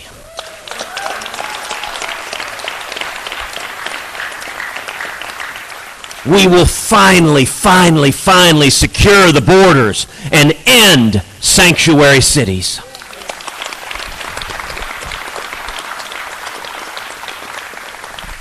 And let me tell you, there has been no one more committed, no one more relentless, no one more passionate, no one more effective in fighting to stop amnesty and fighting to secure the borders and keep this country safe than Iowa's own Congressman Steve King, and I've been proud to stand shoulder to shoulder with him in each and every one of those fights.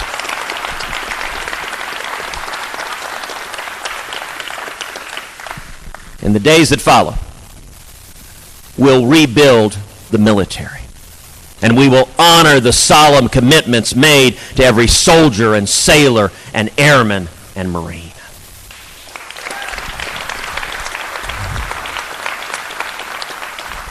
That includes fundamentally reforming the VA so that every veteran has the right to choose his or her doctor.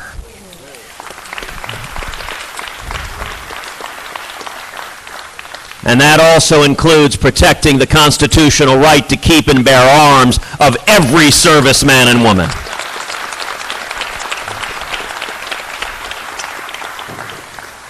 We will have a commander-in-chief who stands up and says to the world, we will defeat radical Islamic terrorism.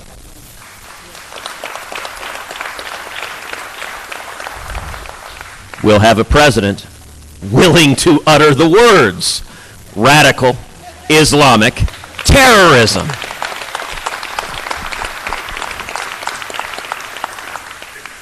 And we will not weaken, we will not degrade, we will utterly and completely destroy ISIS.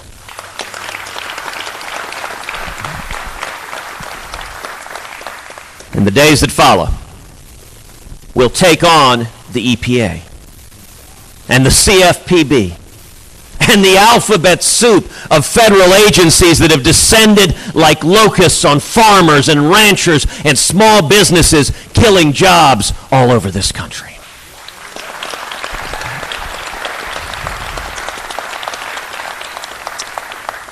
You know, a few years ago, I was out in West Texas, and I asked folks there, I said, what's the difference between regulators and locusts? I said, well, the thing is, you can't use pesticide on the regulators. And this old West Texas farmer, he leaned back, said, want to bet?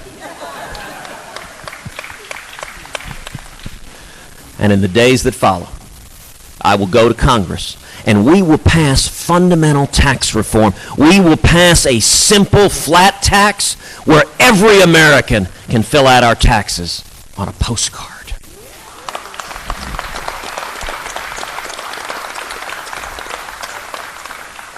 Now, some of y'all may be thinking, can it happen? Can we do this?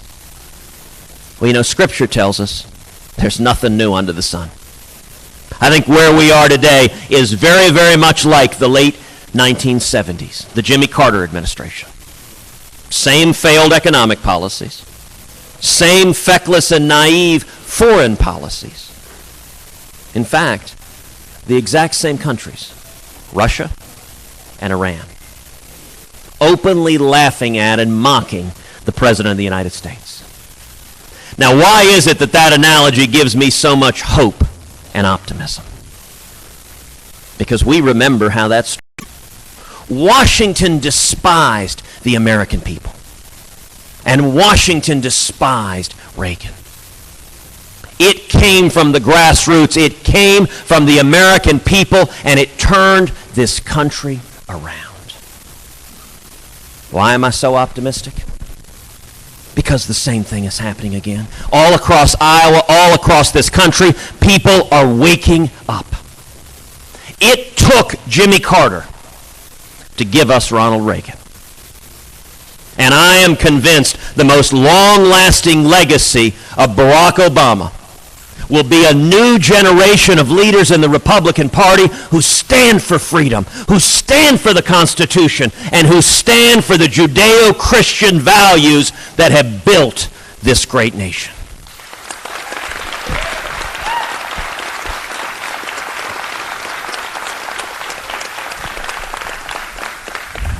And with that, I'm happy to answer or dodge any question you like. Yes, ma'am.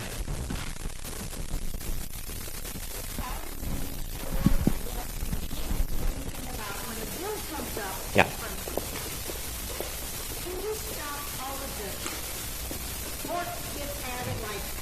Yep. Yep. Yeah. Yeah. Yeah. The answer is yes, but we've got to change what's happening in Washington. I very much agree with you. You know, we are bankrupting our kids and grandkids.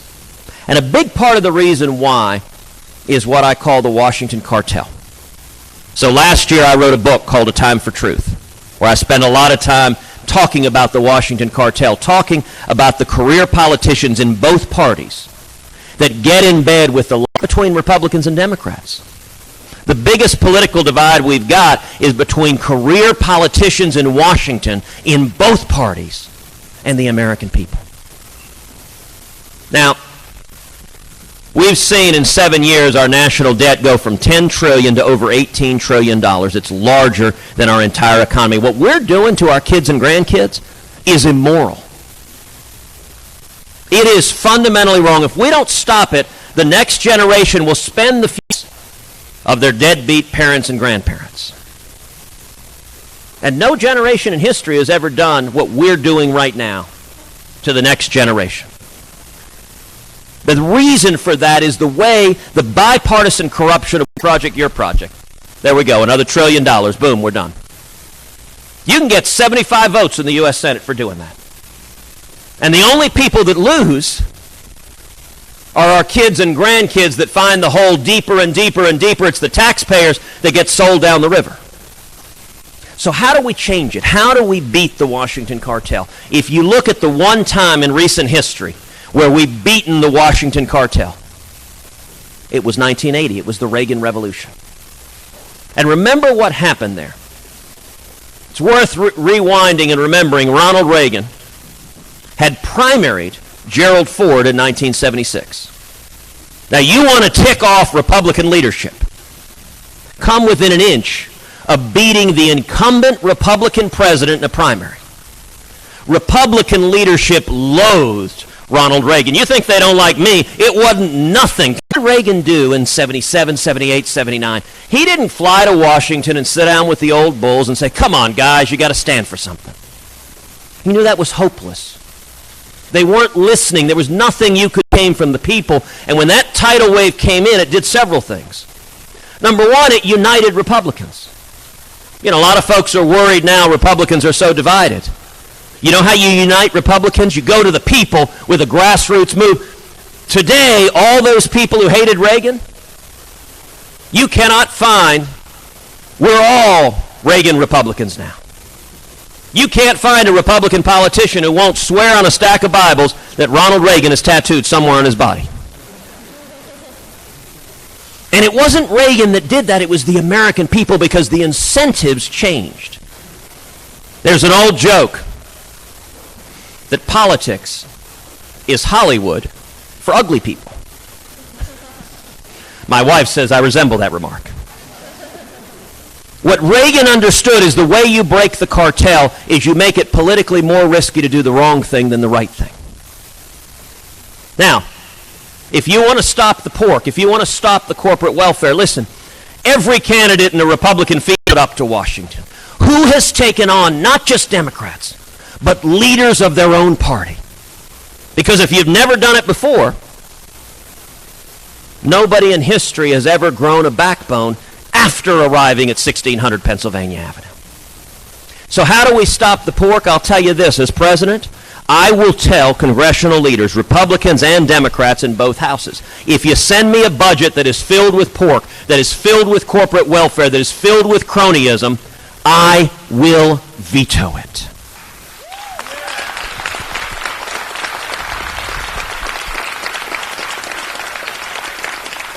Yes, sir.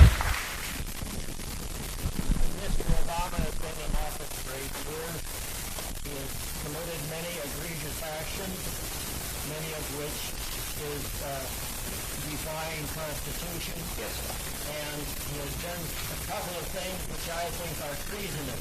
Why hasn't he been impeached? So it is a great question the gentleman asked. Mr. Obama has been in power now. He's in his 8th year. He has done lawless actions, and he's done, the gentleman said, several things that he considers to be treasonous. So why has he not been impeached? Listen, the answer for why he hasn't been impeached is because Congress is afraid to stand up to Barack Obama. Republican leadership in both houses is afraid to stand up to Barack Obama. This is a president who over and over again ignores the law. Now, let me give you an example. So a couple of years ago, immigration activists went to Barack Obama, asked him, will you enter an executive order granting amnesty to those here illegally? And Obama responded to the activists. He said, you know what? I have no constitutional authority to do that. That is not my words. Those are Barack Obama's words explaining why he couldn't grant executive amnesty, because he was not an emperor. And then a few months later, politics reared its ugly head, and suddenly Obama did exactly what he said he had no constitutional authority to do. Apparently, he became an emperor. And I got to say, Congress simply rolled over and took it. It is lawless and it is dangerous. You know, we talked about Jefferson. We talked about the point that the Constitution was chains to bind the mischief of government. When you have Congress acquiescing in the lawlessness of the president, that is profoundly dangerous. But there is a silver lining to it. Executive power has been the avenue that Obama has used most frequently to abuse his authority. Everything done with executive power can be undone with executive power.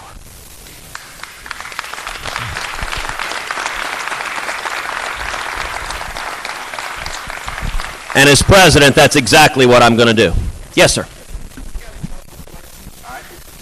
One is on states' rights. Yeah.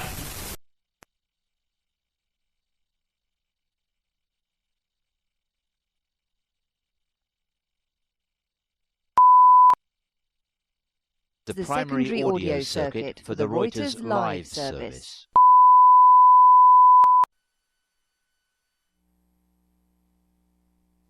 I go to University of Southern New Hampshire. Okay, because I'm checking. If you were like in the 11th grade, I'd have to report you to a truant officer right now. Okay. I get that more than you can imagine. Yeah, that's a good thing, by the way. Schools to close down.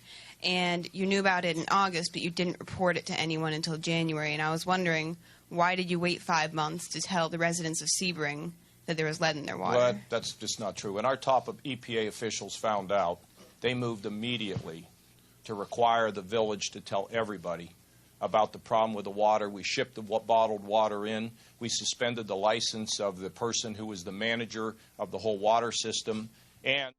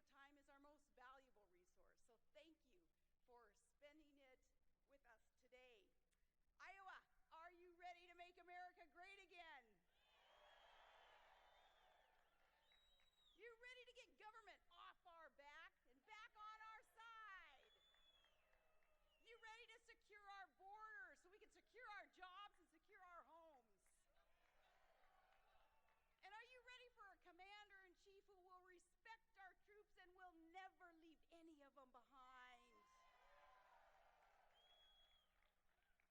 You ready for peace through strength and that Reagan-esque posture that would tell any enemy, we're America, so we win, you lose. Well, only one candidate has a record of success that proves he's the one that's going to be able to get the job done. The one common sense conservative that really is in a perfect position to tell the Washington good old boys, hey, the status quo is going to go because the American people are taking our country back. You know, and that's why both political establishments, both sides of the aisle, that's why they are in such a panic, because they recognize that it is our candidate who will do exactly that.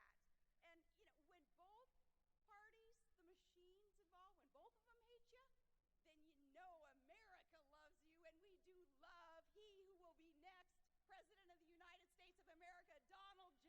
Trump. As I suggested, politics being kind of brutal business, man, you find out who your friends are. That's for sure. And I know that you all probably go through your own battles, maybe with family, with friends, you know, kind of, at least in the arena of ideas, duking it out, trying to find that best candidate to lead the country. Let me give you an example of some of the, I don't know, little tiny bit of brutality. In the grand scheme of things, really, it's not that big of a deal, but you guys will appreciate it because you're from Iowa. We got your good old Representative Steve King, friend of mine, I thought. Well, here I see that just a bit ago, somebody's showing me a story, he's accusing me on MSNBC, first MSNBC, really? I know, MSNBC, of selling my support to Mr. Trump. And this is why, when you read things like this is why people don't really like politics. They know that it's dirty business because people will say things that they know are untrue. But why would a good conservative guy like Steve King from the heartland of America want to say something that he knows isn't true? That just doesn't sound like the heartland of America. Maybe he's forgotten some of his heart in the heartland. He got a touch of that Potomac fever there in D.C. Maybe he's been, maybe he's been hanging out in a cornfield too long, huffing ethanol or something, because his accusations here are way off base, and I do want to address it because, hey, I'm not the only one learning from Donald Trump that you stand up for what is right. You stand up for yourself, your family, your community, and especially your country. When somebody says something that isn't accurate, it's not true. No, you just don't kowtow and get down in a fetal position and let them clobber you.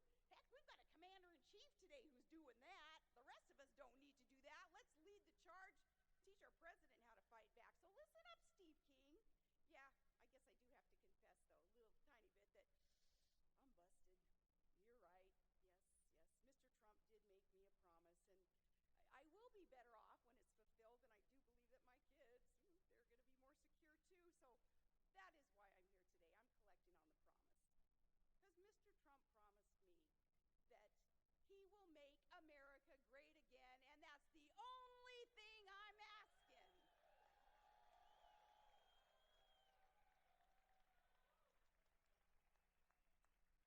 So some of these Republicans, and I'm proud to stand on the planks of the Republican platform, we're right, we are right, and really adhering to them and building upon those planks, America will be made great again. But these Republicans, doggone it, when I look at them trying to beat up Mr. Trump and claiming that he's not conservative enough, and I'm thinking, what's their definition of conservatism? Look at the mess that they've helped get us into. You know, if that's the definition of conservatism, of growing government and allowing some of the things that are going on today, well, then we got to redefine conservatism. And we worked really, really hard to send Congress a GOP majority, didn't we, in these past elections? What did they do? We handed them the majority. They handed Obama a blank check that opened borders for unvetted, illegal aliens that come in and could take American jobs, and a blank check it funded Planned Parenthood against our will, and it funded bloated budgets and jacked up trillions and trillions of dollars of new debt that our children are going to be handed. That is so immoral. A blank check, too, making no sense because it's led us to things like, oh gosh, to pay the bills then, we have had to around and give to foreign countries. That's not a whole lot of common sense. I think common sense is an endangered species in D.C., and that's why we need to make these changes. No. That blank check, too, what it did for crony capitalists, it paid for perks. But really, the only thing that they paid, lately especially, is lip service. Lip service to the idea of reining in, spending other people's money. Their addiction to opium, other people's money, needs to be cured. We know what the cure is. Get someone in there with private sector experience who has had to balance budgets. He has had to produce and not just rely on government and spending that other people's money. We have to be able to have someone in that highest CEO position in the land to turn things around and to teach those within our own party. And hopefully, if some of them aren't a lost cause in the other party, to teach them too how our economy can really get roaring again by doing the right things. No, it's been a lot of talk instead of do. And that's what we hire them to do, is fulfill their campaign promises and rein in this bloated government. Well, Trump's campaign is beautiful because it's exposed all this. And he's exposed it because he's a doer. And Donald Trump, he builds things. Big war chests, again, being able to spend other people's money. And that is the problem, that we have had no leadership in D.C. to stop the D.C. insanity. So Iowa, are you ready to fix the problem? You are going to be leading the nation tonight. It's you, and the eyes of America are upon you. You'll lead the nation in this. You know why Barack Obama really trashed our Constitution and just ran roughshod right on over Congress and rammed those executive orders down our throat? You know why? Is telling those in D.C., those good old boys, that we're not going to take it anymore, that enough is enough. You are part of this great awakening that is so needed, and it's a movement, and it's an energy, and it's a strategy. It's a strategy where we know that it's now or never to make America great again. That's how important this election is. It is now or never. And this campaign was born of that urgency. And really, it is all about you. You who grow our food and teach our children, you who run our main streets and run our factories, own the businesses, and you who fight our wars, you know that we are at a tipping point. It's so funny, though, that the Beltway pundits, so many in the media, they don't know that, though. They won't admit it anyway. They're still saying, dang, I can't figure out this Trump thing. Where's all this energy coming from? And I say, dang, what's not to figure out? We love our country and we'll fight for it. We love our freedom and we'll fight for it.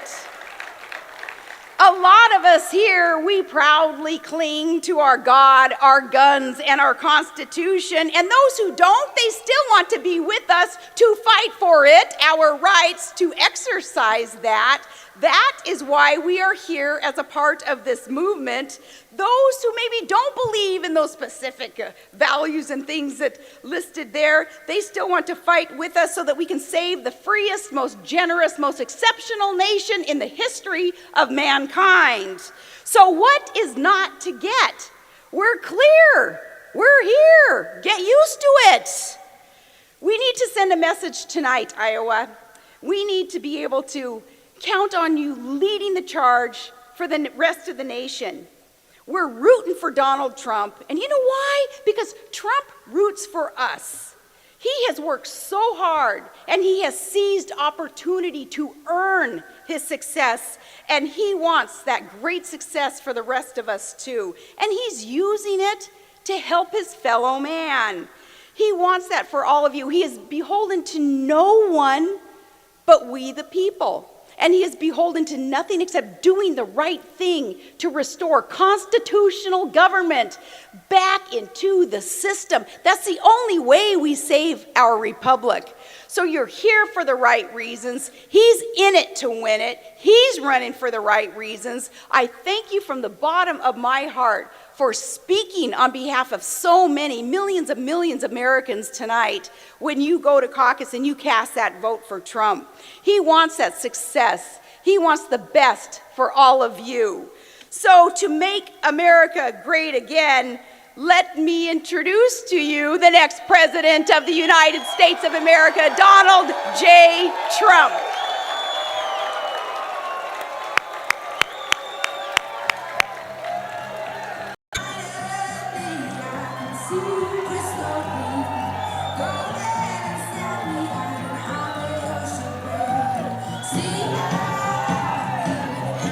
Wow, what a crowd. What a great, look at this. So beautiful. Well, I want to thank Sarah, first of all. Having Sarah and her whole family, Todd, everybody. She's got a great family and she's a great woman and she really does love this country. So having your endorsement, Sarah, means so much, Sarah. Thank you very much. And to have a crowd like this on our final day, can you believe it? This is the day. This is the day we take our country back. Remember that. This is the day we take our country back. So I got a little notice, in case you see, the security guys, we have wonderful security guys. They said, Mr. Trump, there may be somebody with tomatoes in the audience. So if you see somebody getting ready to throw a tomato, knock the crap out of them, would you? Seriously. Okay? Just knock the hell. I promise you, I will pay for the legal fees. I promise. I promise. There won't be so much because the courts agree with us too. What's going on in this country? So, over the last period of time, this journey on June 16th. Who would have known that it was going to turn out to be what it's turned out to be? It's been so pleasurable. I've seen so many people. I've gotten to know so many people. We have a movement, and Sarah alluded to it, but we have a movement going. Whether we go to Dallas, we had 21,000 people in the Mavericks Arena, 35,000 people in Mobile, Alabama, 12,000 people the other night in Massachusetts. No matter where we go, we have incredible, incredible crowds that truly love this country. And we are, in fact, going to take it back. You know, our theme is Make America Great Again. It's very simple. It's very simple. We're going to make America great again. Now, you have to stick up for your rights in life. We were talking about this before with a group. And I wanted to debate so badly the other night. I wanted to go back. But when people don't treat you properly, just like when they don't treat our country properly, when Iran, after all we did with the $150 billion, can you believe that? I can't even think about it. Iran, the deal we made, and then they capture our sailors, they put guns to their head, they make them sit in a begging position with their hands up, and the only reason they released them is because they wanted their $150 billion. I mean, let's not kid ourselves. We have to develop and we have to get respect back for this country. We are not respected anymore. We've had leadership that's grossly incompetent, and it can't go on any longer. This is why on June 16th, I said, I'm running. We're going to do something that's going to be so amazing, and we are going to make our country great again. So with Fox and with the debate, and you know, we could have broke the record. They had 12 million. The record is close to 25 million. I was in that one. 25 million. We would have broken the record that night, but we did the right thing, and frankly, Fox is great. We're back, we're friends, all of that stuff. But I said, I'm not going into that debate. And we held something in lieu of the debate. I said, let's have a rally for the veterans, right? We love our veterans, right? And At that rally, we raised in 1 hour $6 million. Is that good? So, you know, our veterans are not properly taken care of. It's a scandal. The Veterans Administration is corrupt. It's incompetent. It's run so badly. We have veterans that wait 6 days for a doctor in a waiting room. Can you imagine? You go to a waiting room. You've done so much for the country. You were wounded. You're not feeling well. Something could be very, very, I mean, you see what's happening with the death. Something could be minor, and you're waiting 6 days, and it turns into be major. So what we did, we raised this money, and we're giving it out, and we just gave out a check for $100,000 a little while ago. We're giving out another check, and they can bring it up, and we're going to deliver it right there. It's Mulberry Street Veteran Shelter. They do an amazing job, and we have been very careful. We're giving this one. Bring it up, Dan. So that's a great group of people, and we have so many of these checks. They're all over the place. We're giving them out. This was in lieu, and by the way, the poll numbers just came down from New Hampshire. I went through the roof. I think they did it. They respect the fact that we stand up for our rights. We have to stand up for the country, and we have to stand up for our rights. So congratulations to Mulberry Street. We don't win anymore. Our country doesn't win. We used to win. We used to win plenty. We used to have great generals. We used to have General George Patton, General Douglas MacArthur. We have the potential to have great generals now. You look at Annapolis and West Point. You look at the Air Force Academy. I know them so well. I know them all so well. We have great, young, brilliant people, but we don't have the right leadership on top. To think that ISIS, oh, we're going to win. We're going to win so much. You're going to get so tired of winning. We're going to win. We're going to keep winning. It's true. It's true. We're going to keep winning. You're going to say, Mr. President, please, please, we can't stand it. We're winning too much. We can't. And I'm going to say, I'm sorry. I'm not changing a thing. We're going to keep winning. But we are not winning at all now, but we're going to keep winning. We are indeed going to keep winning. We're going to win with trade. We're going to win with our military. We're going to build it big and strong and powerful. And you know what? Nobody's going to mess with us. It's the absolute cheapest thing we can do. It's the least expensive thing we can do. It's going to be big and strong and powerful again. You know, I have a friend. He's got a young son who's a great, great young man. He was over for 2 tours of duty. And I said, how is it, Middle East? How is it over there? He said, it's so sad, Mr. Trump. We have old equipment. The enemy has the good stuff. And I said, what are you talking about? He said, we give equipment to people that we think are on our side. A bullet's fired in the air. They run. The enemy goes, takes the equipment. And I talk about it all the time. 2,300 brand new armor-plated Humvees, Sarah, okay? Brand new, 2,300. I even say, how do you get them over there, that many? And I thought it was a mistake. I figured they meant 2 or 23. 2,300, the best in the world, armor-plated, top, bottom, all over. If a bomb goes off, our wounded warriors, instead of losing their legs, their arms, worse, they're okay. They go for a little ride upward, and they come down. The best stuff, all gone, taken by the enemy, taken by the enemy. So we don't know who we're fighting for. We don't know how to fight anymore. We have generals that go on television. They're always constantly on television. I don't want my generals going on television. And they talk. I saw one of them who's retiring. They said, what do you think of ISIS? Oh, they're very tough. They're very tough. I said, what's he doing? What's he doing? You know, you're talking about 30,000 people. What's he doing? Why is he saying that? It just emboldens them to do what they want to do. And we have to hit them so hard and so fast. They're cutting off Christians' heads. They're cutting off everyone else's heads. They're maniacs. We got to hit them so hard and so fast, and we're going to do it when I get in, and it's going to be over with quickly.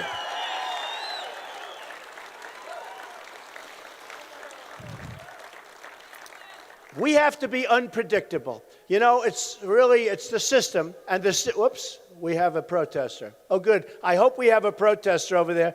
Camera, show them how many people are in this room. Get out of here, please. Get them out. Do you have a tomato?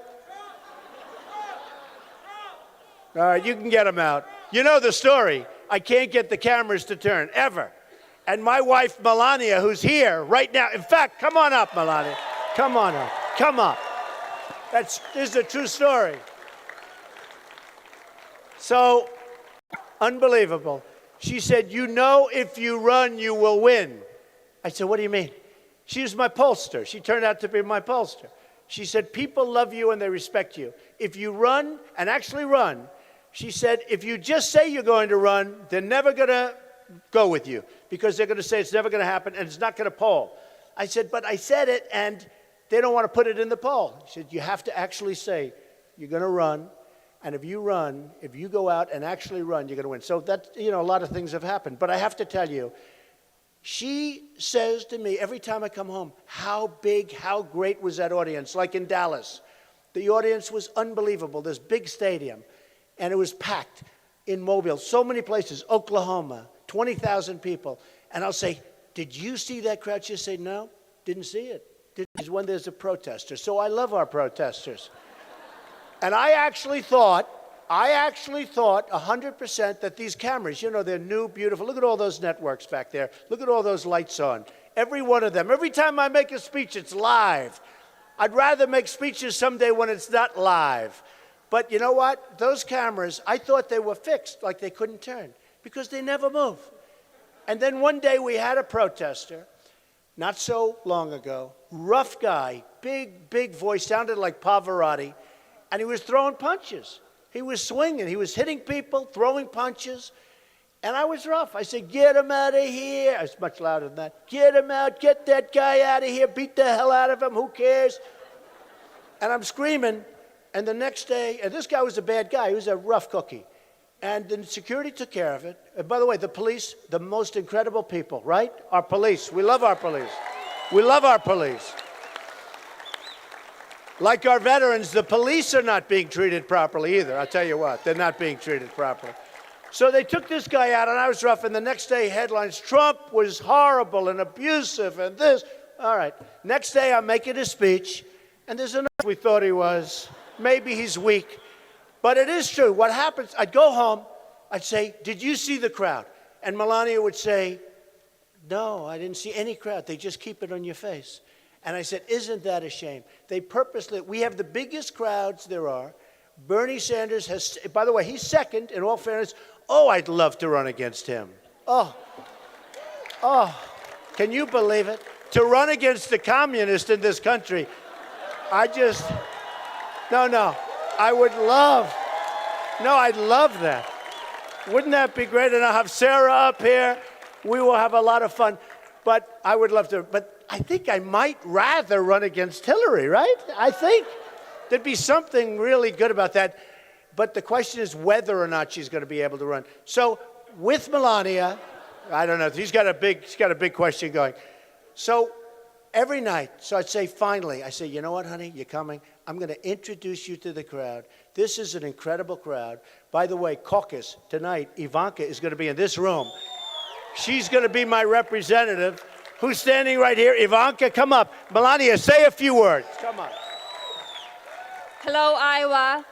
This is very, very special night, and you're voting for your next president, the man who will work for you, who will work with you. And who is that man? I agree. He is the man. Good luck. Thank you. Thank you, honey.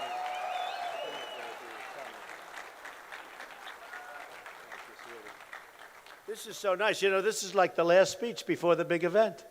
I'm going to go home. I'm going to let Ivanka really work up here tonight. She's staying right here because in this room at 7 o'clock, she's going to convince everybody to caucus properly, meaning Trump, right? And if she doesn't do a good job, I'll say, Ivanka, you're fired. So we're going to have a good time. Ivanka, say a few words, honey. Hi, everyone. It is so nice to be here, and hopefully I see all of you and then some back tonight. So that's when it really counts. My father has been working unbelievably hard his whole life, but now he is dedicated to working unbelievably hard for each and every one of you and people all over this great country. In order to do that, you have to show up 7 o'clock tonight, be here, and I have no doubt, and I can say without equivocation, my father will make America great again. He will make you very, very proud, and he will exceed your expectations. So let's bring that to fruition, and it all starts here. Thank you all very, very much.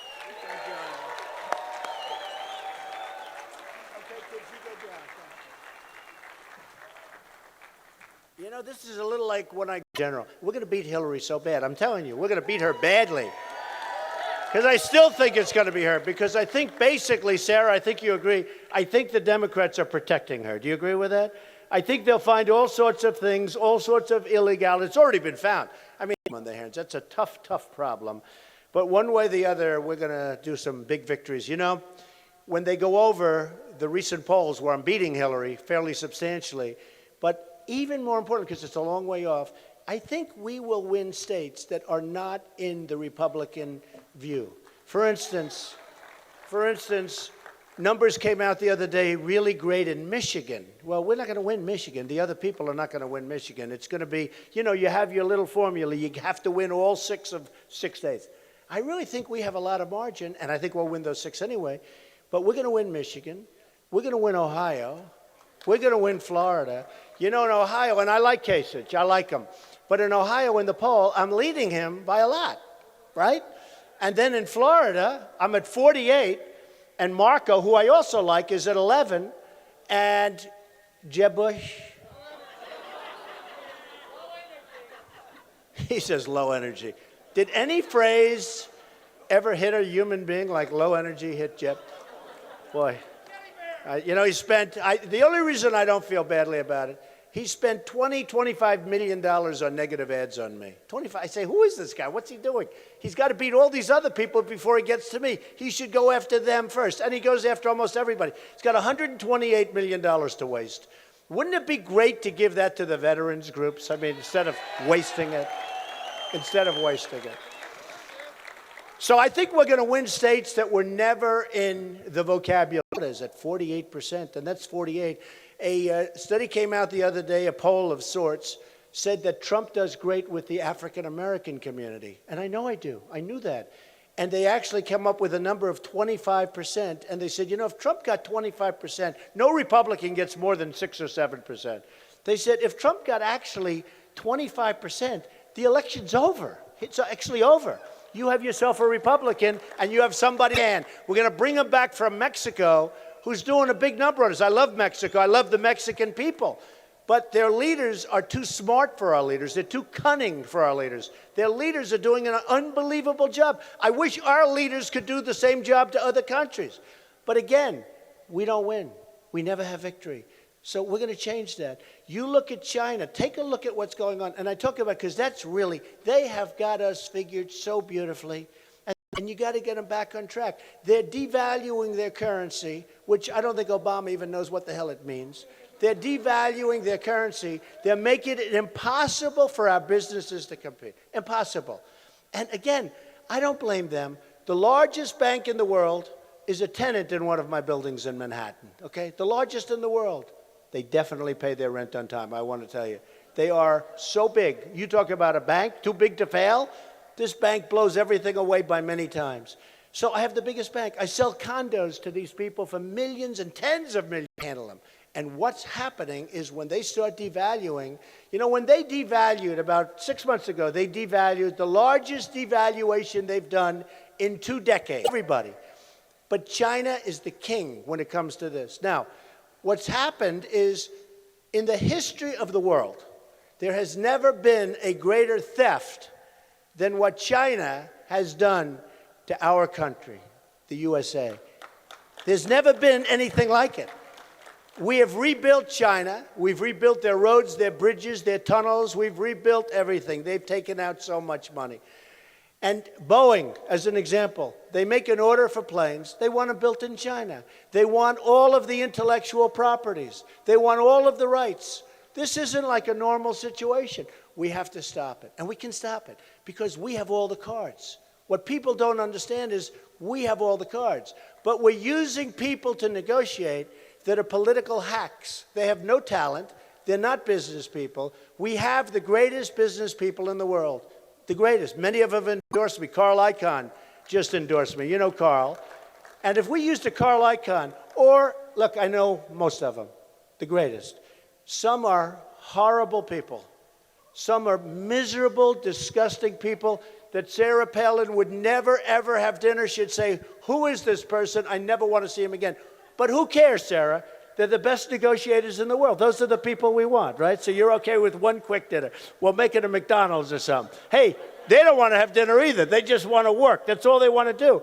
These are the greatest negotiators in the world. I know them.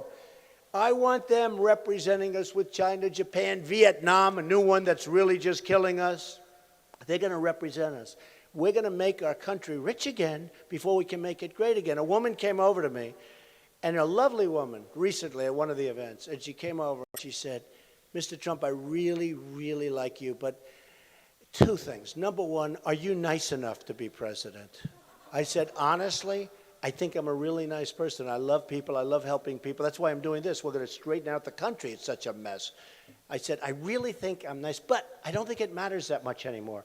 I think people want competence. They want toughness. They want straightness. They also want heart, because we're going to get rid of Obamacare, and we're going to repeal it and replace it with something that's so good and so much less expensive.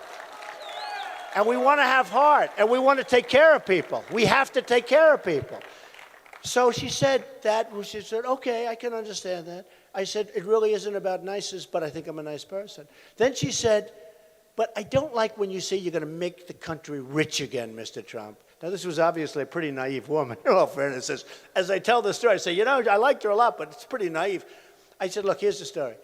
It may not sound great, and it may not sound even politically correct, which is a good thing, not a bad thing, because this political correctness is out of control, totally out of control. But I will tell you this. We right now, in terms of everything that we're doing, we're going to make our country rich as hell. We're going to take it back. We're going to create all of these things that we created. We're going to get rid of the regulations. I have so many people in small businesses, people that have farms, people that have where a little puddle forms and they consider it a lake, and you have to get environmental impact studies to get rid of your puddle. They say it's absolutely impossible. So we're going to bring it back to where it was. We're going to make it strong. We're going to be competitive again. We're going to go with my tax plan. We're going to make our country rich as hell, and we can't do anything else. Once we make it rich, it becomes great. But right now, we're a debtor nation. $19 trillion going now because of the really horrible budget just approved by the Republicans in one day. It's going to be $21 trillion. So we're going to make our country rich. We're going to make our country great. We're going to do all of these things. And we're going to start winning big on trade. We're going to start winning big. And we're going to create borders that are as good as any borders anywhere in the world. They're going to be strong. They're going to be powerful. They're going to be amazing.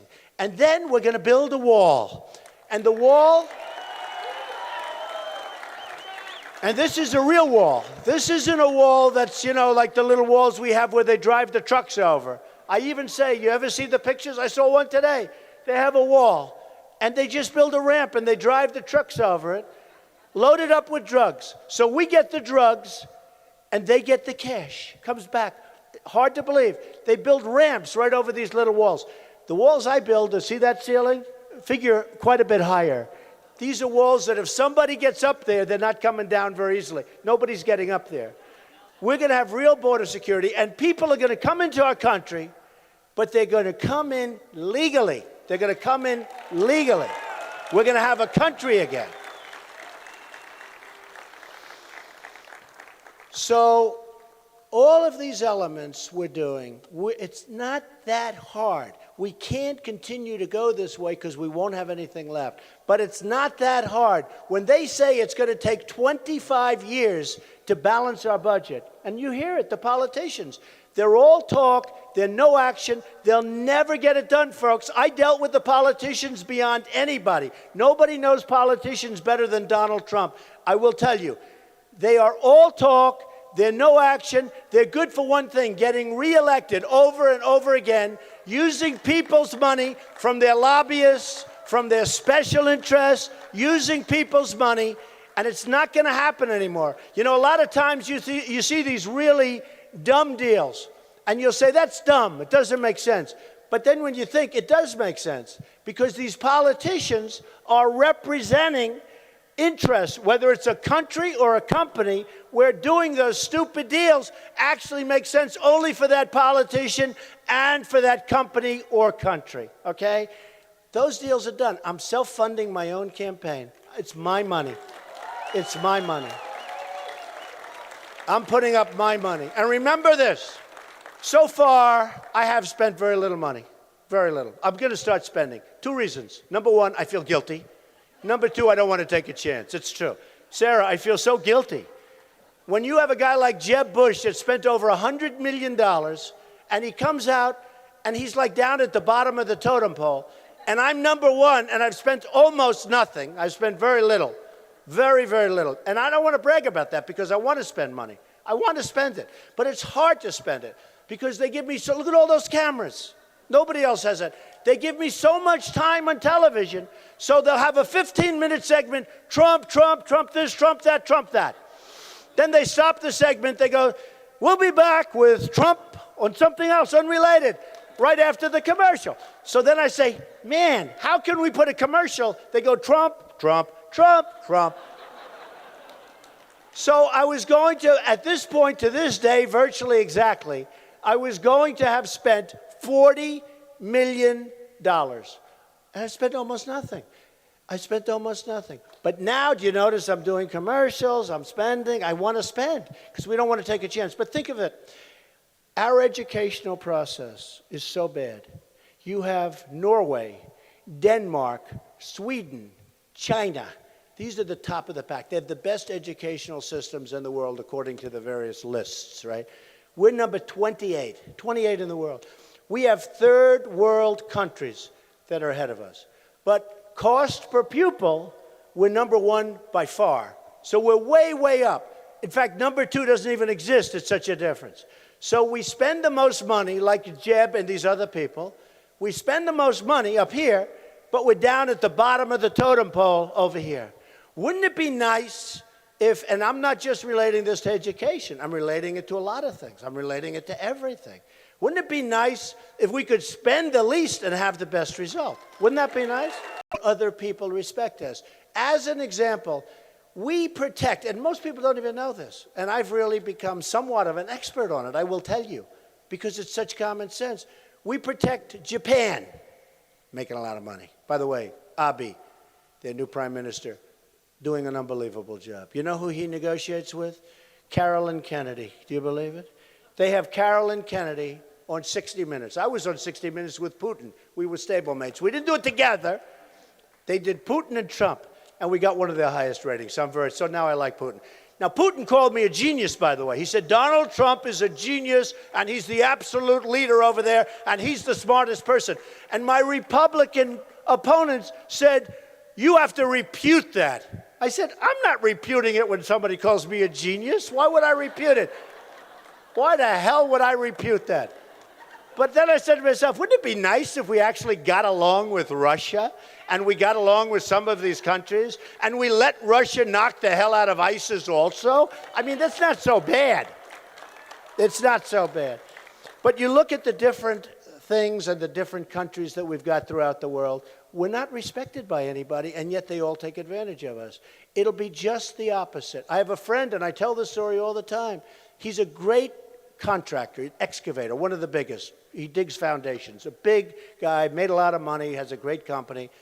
And he bought Komatsu excavators, a tremendous order of Komatsu, not Caterpillar. By the way, take a look at Caterpillar stock, folks.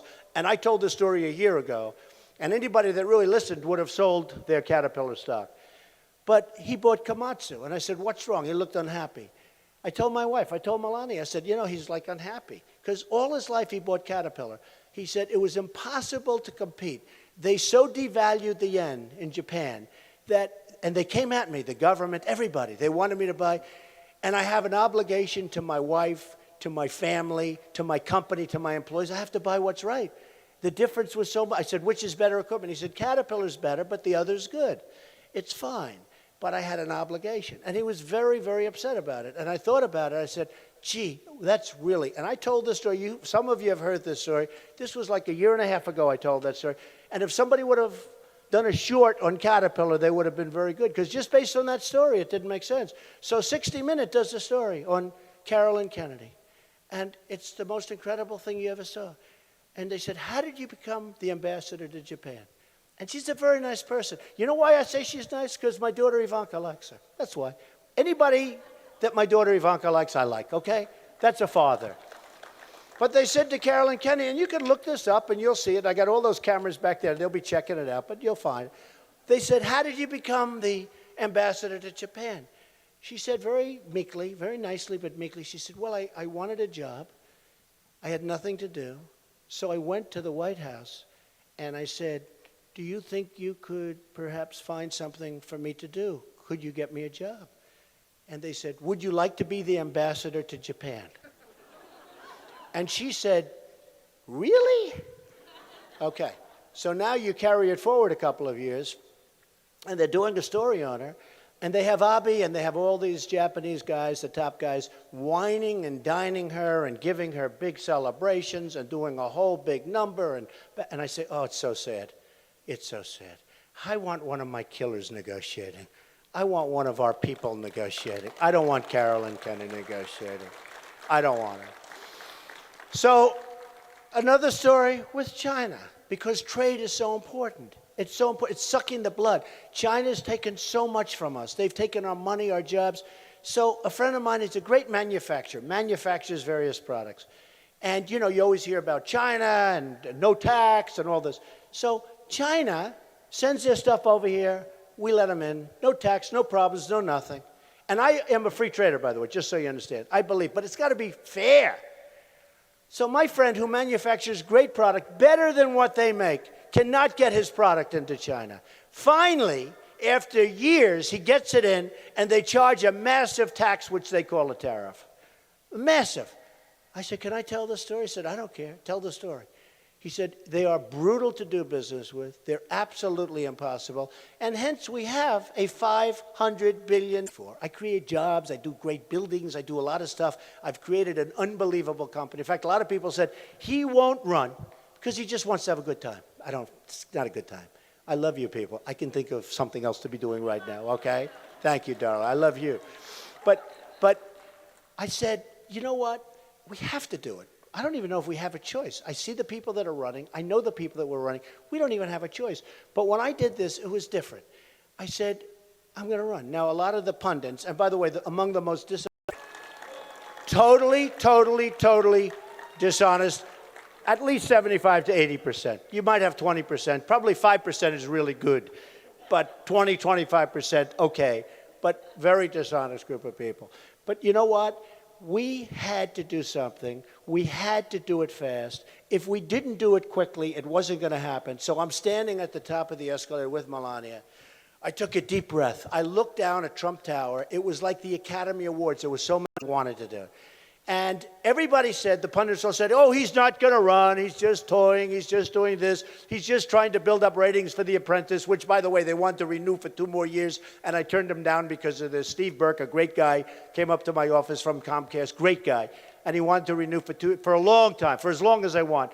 And now we have Arnold Schwarzenegger. By the way, how will Arnold do on the show, Arnold Schwarzenegger? Will he be as good as Trump? No. He better, because I have a big chunk of that show. So we'll find out. It's going to be very interesting. So I come down the escalator, and you brought it up at that particular event, okay? You wouldn't even be talking about it. And I talked about other things, but illegal immigration turned out, and boy, did I remember Rush Limbaugh, he said, Donald Trump received more incoming than any human being I've ever seen. And he was right. So what happened is, I come in, and man, was I being hit for 3-4 weeks. In fact, I said, am I going to have to go like this for 3 weeks later? They started coming my way. And all these candidates started saying, well, you know, because they were seeing what was happening. Because almost from the time I announced, I've been #1 in the polls. And it was immigration. but it was also other things. It was toughness with ISIS. When CNN did their poll, who leads with ISIS? Trump. Who leads with security? Trump. Who leads on the border? Trump. Who leads with the economy? Trump. But I don't mean a little bit. I mean like I was at 60 and 70 and 50 and 40, and they were at 2 and 1, and forget it. And I said, wow, that's really amazing. But we brought up things. And then you had Paris, and you had 130 people killed by animals, and that the press called a mastermind. Remember the mastermind? They said, oh, the mastermind is still loose. I said, don't call him a mastermind. Call him the guy with the filthy, dirty hat who's probably a low IQ guy. Call him a bad guy. He's not a mastermind. You know, they're using our internet. They're using the internet to radicalize our youth. And they do that because these guys call them masterminds. When he called that guy, I have gone, and I have to tell you, I went on a rampage for about a week saying, don't call him mastermind. I haven't heard that anymore. They don't do that anymore. You can't, you know, you're playing right into their hands. They're promoting. They're good promoters. ISIS is a good promoter. And when these kids leave our country and they join ISIS, and then we allow them back in our country, we're never going to do that again. Day one, they leave, they fight for ISIS, they're gone, they never come back. They never come back. So what happened is we're coming down the escalator, and I talked about trade, and I talked about Mexico, and I talked about a lot of different things because everybody's taking advantage of us, and we're losing a fortune, and we're just being destroyed. And then all of a sudden you have Paris, and then you had, as you know, recently in Los Angeles, a similar thing. We had 14 people killed, other people, by the way, in the hospital. With Paris, it's 130 people, and it's people that are in such bad shape in the hospital that there are many more going to die, and some wounded so badly that you wouldn't believe. And remember this, Paris has the toughest gun laws in the world. France has among the toughest gun laws in the world. You can't have a gun unless you're a bad guy, in which case you can have all the guns you want. So in Paris or in Los Angeles, if we had a few of these people like you, or that tough cookie looks like he could be a very good shot, right? If we had a few people in those rooms that happened to be carrying guns, because we are going to protect our Second Amendment, remember that. But if there were people in those rooms, you know, in the case of Los Angeles, I mean, they actually threw them a wedding party. They knew them, they were friends, and they were still killed. Just boom, boom, boom, nothing coming in the opposite direction. Now, if we had guns in that room where the bullets are coming in the opposite direction, you wouldn't have had the problem. You would have had a problem, but they would have had a real big problem because they would have been gone. They would have been gone, and they would have been gone fast. So these people that talk about destroying our Second Amendment and chipping away like Obama, chipping away at it like Hillary Clinton, chipping away. She wants to do more than chip away. I mean, she wants, as far as I'm concerned, she wants to get rid of our Second Amendment. So that'll be a whole thing. I guarantee you one thing, lots of things. Number one, Second Amendment, 100%. 100%. Second Amendment, so important. So important. And you need it. You need it today. You need it for protection. It's your last line of defense. You need it. You have to have it. And if you don't have it, we're not going to have a country either. So many things and many institutions, they're hurting. They are hurting Christianity. They're chipping away and fighting Christianity. You know, I came up the other day and I said, fairly recently at an event, I see the hatred, the total hatred, radical Islamic terrorism. We have a president that refuses to use the words. No matter what happens, even though it's 100%, refuses to use the words. I said, we have to take a moratorium. We have to see what's going on. We have too much hatred. There's so much hatred. You see the danger and the problem that two young people that got married, that became radicalized, have done. There's too much hatred. Again, like what I did at the opening, I took tremendous heat. 2 weeks later, everyone's saying, Trump is right, we have to study it. There's such hatred. He's the only one with the guts to say it. I don't want to say it, but they say he's the only one with the guts to say it. So I just want to thank everybody. It's been so incredible. Iowa's an incredible place. It's just amazing. The people are amazing. But I have to say this, all over the country, they've been amazing.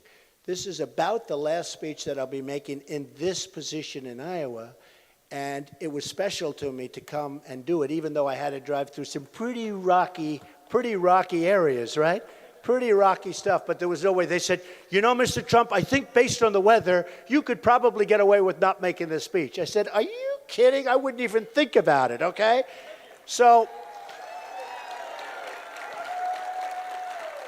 besides that, Sarah was here, and if I ever had, I don't have the courage to not be here for my Sarah. And Sarah, again, I want to just say, you, Todd, the entire family, you're spectacular people. So respected, you are so respected. And there is a group of people, and it's a damn big group, they'll do anything for you. So stand up, Sarah. I just want to thank you once again. Sarah Palin, everybody.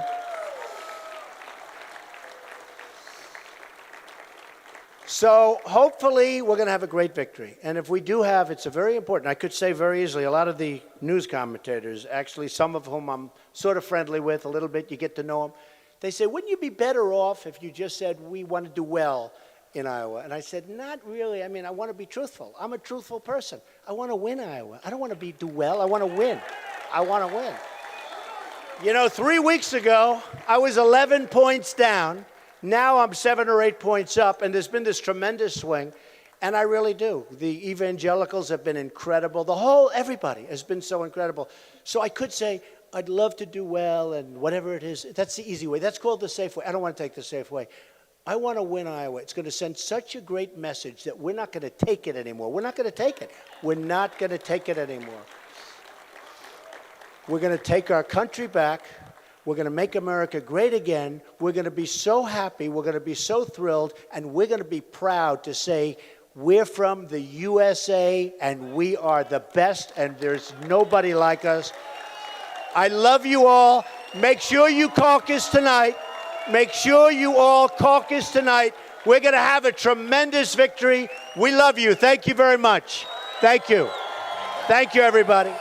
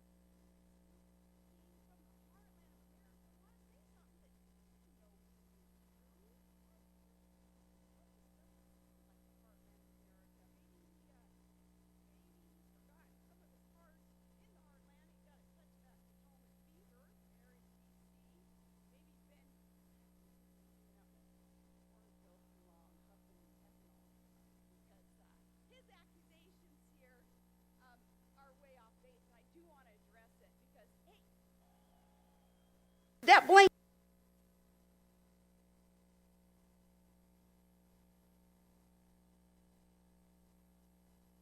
around and give to foreign countries. That's not a whole lot of common sense. I think common sense is an endangered species in DC, and that's why we need to make these changes. No. That blank check too, what it did for crony capitalists, it paid for perks. But really, the only thing that they paid, lately especially, is lip service. Lip service to the idea of reining in, spending other people's money. Their addiction to opium, other people's money, needs to be cured. We know what the cure is. Get someone in there with private sector experience who has had to balance budgets. He has had to produce and not just rely on government and spending that other people's money. We have to be able to have someone in that highest CEO position in the land to turn things around and to teach those within our own party. And hopefully, if some of them aren't a lost cause in the other party, to teach them too how our economy can really get roaring again by doing the right things. No, it's been a lot of talk instead of do. And that's what we hire them to do, is fulfill their campaign promises and rein in this bloated government. Well, Trump's campaign is beautiful because it's exposed all this. And he's exposed it because he's a doer. And Donald Trump, he builds things, big war chests, again, being able to spend other people's money. And that is the problem, that we have had no leadership in DC to stop the DC insanity. So Iowa, are you ready to fix the problem? You are going to be leading the nation tonight. It's you, and the eyes of America are upon you. You'll lead the nation. Is telling those in DC, those good old boys, that we're not going to take it anymore, that enough is enough. You are part of this great awakening that is so needed, and it's a movement, and it's an energy, and it's a strategy. It's a strategy, and this campaign was born of that urgency. And really, it is all about you. You who grow our food and teach our children, you who run our main streets and run our factories, own the businesses, and you who fight our wars, you know that we are at a tipping point. It's so funny, though, that the Beltway pundits, so many in the media, they don't know that, though. They won't admit it anyway. They're still saying, dang, I can't figure out this Trump thing. Where's all this energy coming from? And I say, dang, what's not to figure out?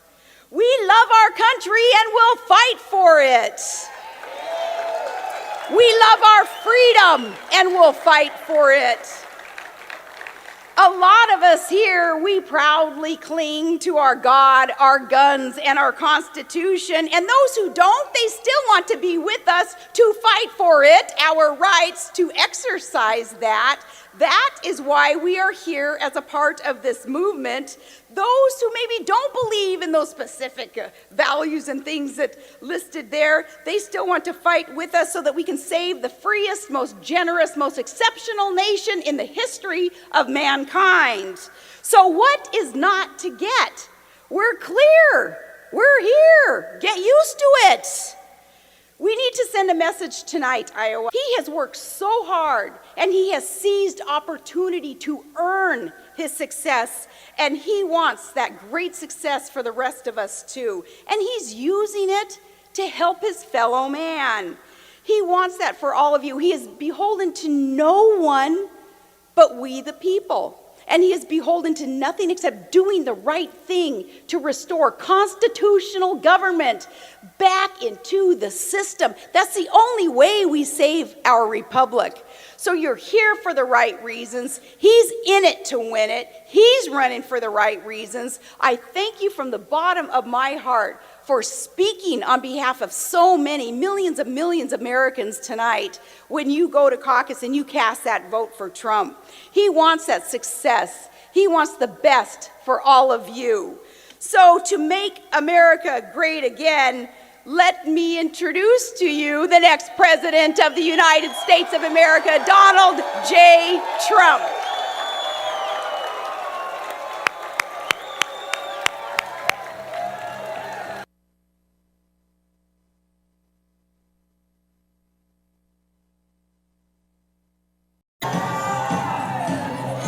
Wow, what a crowd. What a great, look at this. So beautiful. Well, I want to thank Sarah, first of all. Having Sarah and her whole family, Todd, everybody. She's got a great family and she's a great woman and she really does love this country. So having your endorsement, Sarah, means just so much, Sarah. Thank you very much. And to have a crowd like this on our final day, can you believe it? This is the day. This is the day we take our country back. Remember that. This is the day we take our country back. So I got a little notice, in case you see, the security guys, we have wonderful security guys. They said, Mr. Trump, there may be somebody with tomatoes in the audience. So if you see somebody getting ready to throw a tomato, knock the crap out of them, would you? Seriously. Okay? Just knock the hell. I promise you, I will pay for the legal fees. I promise. I promise. They won't be so much because the courts agree with us too. What's going on in this country? So over the last period of time, this journey on June 16th. Who would have known that it was going to turn out to be what it's turned out to be? It's been so pleasurable. I've seen so many people. I've gotten to know so many people. We have a movement, and Sarah alluded to it, but we have 5,000 people in Mobile, Alabama, 12,000 people the other night in Massachusetts. No matter where we go, we have incredible, incredible crowds that truly love this country. And we are, in fact, going to take it back. You know, our theme is Make America Great Again. It's very simple. It's very simple. We're going to make America great again. Now, you have to stick up for your rights in life. We were talking about this before with a group. And I wanted to debate so badly the other night. I wanted to go back. But when people don't treat you properly, just like when they don't treat our country properly, when Iran, after all we did with the $150 billion, can you believe that? I can't even think about it. Iran, the deal we made, and then they capture our sailors, they put guns to their head, they make them sit in a begging position with their hands up, and the only reason they released them is because they wanted their $150 billion. I mean, let's not kid ourselves. We have to develop and we have to get respect back for this country. We are not respected anymore. We've had leadership that's grossly incompetent, and it can't go on any longer. This is why on June 16th, I said, I'm running. We're going to do something that's going to be so amazing, and we are going to make our country great again. So, with Fox and with the debate, and you know, we could have broke the record. They had 12 million. The record is close to 25 million. I was in that one. 25 million. We would have broken the record that night, but we did the right thing, and frankly, Fox is great. We're back, we're friends, all of that stuff. But I said, I'm not going into that debate. And we held something in lieu of the debate. I said, let's have a rally for the veterans, right? We love our veterans, right? And at that rally, we raised in 1 hour $6 million. Is that good? So, you know, our veterans are not properly taken care of. It's a scandal. The Veterans Administration is corrupt. It's incompetent. It's run so badly. We have veterans that wait 6 days for a doctor in a waiting room. Can you imagine? You go to a waiting room. You've done so much for the country. You were wounded. You're not feeling well. Something could be very, very, I mean, you see what's happening with the death. Something could be minor, and you're waiting 6 days, and it turns into be major. So what we did, we raised this money, and we're giving it out, and we just gave out a check for $100,000 a little while ago. We're giving out another check, and they can bring it up, and we're going to deliver it right there. It's Mulberry Street Veteran Shelter. They do an amazing job, and we have been very careful. We're giving this one. Bring it up, Dan. So That's a great group of people, and we have so many of these checks. They're all over the place. We're giving them out. This was in lieu, and by the way, the poll numbers just came down from New Hampshire. I went through the roof. I think they did it. They respect the fact that we stand up for our rights. We have to stand up for the country, and we have to stand up for our rights. So congratulations to Mulberry Street. We don't win anymore. Our country doesn't win. We used to win. We used to win plenty. We used to have great generals. We used to have General George Patton, General Douglas MacArthur. We have the potential to have great generals now. You look at Annapolis and West Point. You look at the Air Force Academy. I know them so well. I know them all so well. We have great, young, brilliant people, but we don't have the right leadership on top. To think that ISIS, oh, we're going to win. We're going to win so much. You're going to get so tired of winning. We're going to win. We're going to keep winning. It's true. It's true. We're going to keep winning. You're going to say, Mr. President, please, please, we can't stand it. We're winning too much. We can't. And I'm going to say, I'm sorry. I'm not changing a thing. We're going to keep winning. But we are not winning at all now, but we're going to keep winning. We are indeed going to keep winning. We're going to win with trade. We're going to win with our military. We're going to build it big and strong and powerful. And you know what? Nobody's going to mess with us. It's the absolute cheapest thing we can do. It's the least expensive thing we can do. It's going to be big and strong and powerful again. You know, I have a friend. He's got a young son who's a great, great young man. He was over for 2 tours of duty. And I said, how is it, Middle East? How is it over there? He said, it's so sad, Mr. Trump. We have old equipment. The enemy has the good stuff. And I said, what are you talking about? He said, we give equipment to people that we think are on our side. A bullet's fired in the air. They run. The enemy goes, takes the equipment. And I talk about it all the time. 2,300 brand new armor-plated Humvees, Sarah, okay? Brand new, 2,300. I even say, how do you get them over there, that many? And I thought it was a mistake. I figured they meant 2 or 23. 2,300. The best in the world. Armor-plated, top, bottom, all over.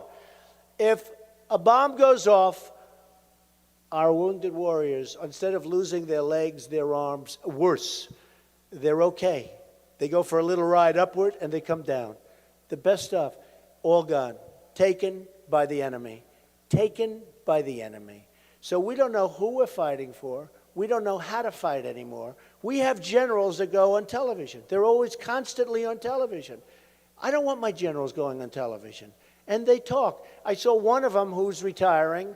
They said, what do you think of ISIS? Oh, they're very tough. They're very tough. I said, what's he doing? What's he doing? You know, you're talking about 30,000 people. What's he doing? Why is he saying that? It just emboldens them to do what they want to do. And we have to hit them so hard and so fast. They're cutting off Christians' heads. They're cutting off everyone else's heads. They're maniacs. We got to hit them so hard and so fast. And we're going to do it when I get in, and it's going to be over with quickly.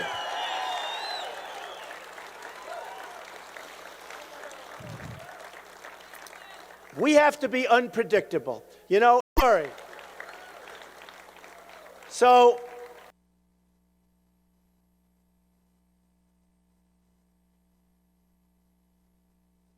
unbelievable.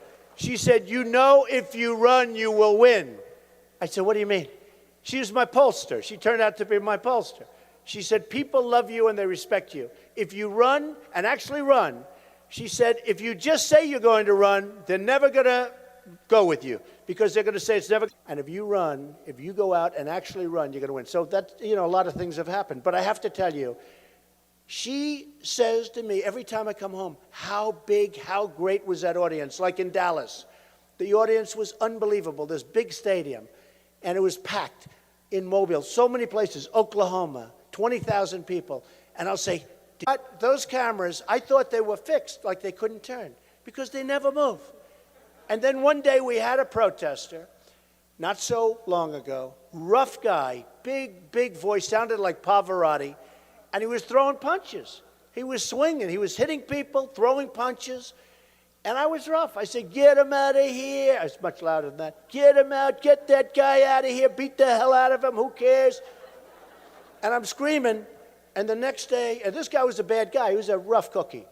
And the security took care of it. And by the way, the police, the most incredible people, right? Our police. We love our police. We love our police. Like our veterans, the police are not being treated properly either. I'll tell you what, they're not being treated properly. So they took this guy out, and I was rough. And the next day, headlines, Trump was horrible and abusive and this.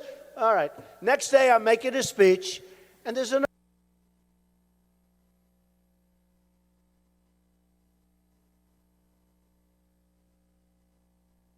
We thought he was. Maybe he's weak. But it is true. What happens, I'd go home, I'd say, did you see the crowd? And Melania would say, no, I didn't see any crowd. They just keep it on your face. And I said, isn't that a shame? They purposely, we have the biggest crowds there are. Bernie Sanders has, by the way, he's second, in all fairness. Oh, I'd love to run against him. Oh, can you believe it? To run against the communist in this country. No. Hillary, right? I think there'd be something really good about that. But the question is whether or not she's going to be able to run. So with Melania, I don't know. She's got a big question going. So every night, so I'd say finally, I say, you know what, honey, you're coming. I'm going to introduce you to the crowd. This is an incredible crowd. By the way, Caucus, tonight, Ivanka is going to be in this room. She's going to be my representative. Who's standing right here? Ivanka, come up. Melania, say a few words. Come on. Hello, Iowa. This is very, very special night, and you're voting for your next president, the man who will work for you, who will work with you. And who is that man? I agree. He is the man. Good luck. Thank you. Thank you, honey.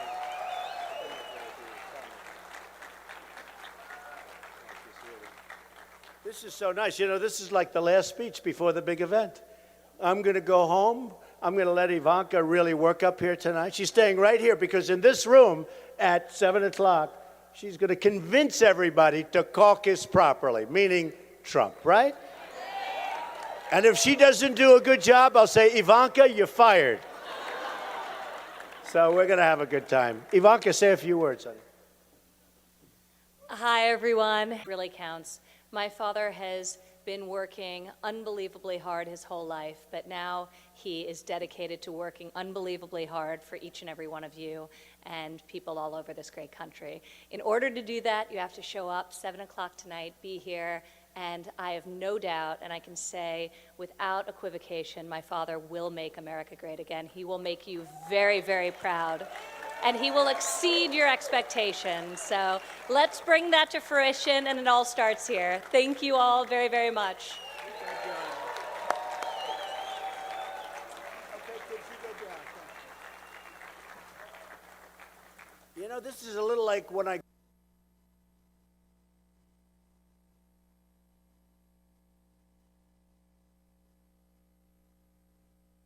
General, we're going to beat Hillary so bad. I'm telling you, we're going to beat her badly. Because I still think it's going to be her. Because I think basically, Sarah, I think you agree, I think the Democrats are protecting her. Do you agree with that? I think they'll find all sorts of things, all sorts of illegality. It's already been found. I mean,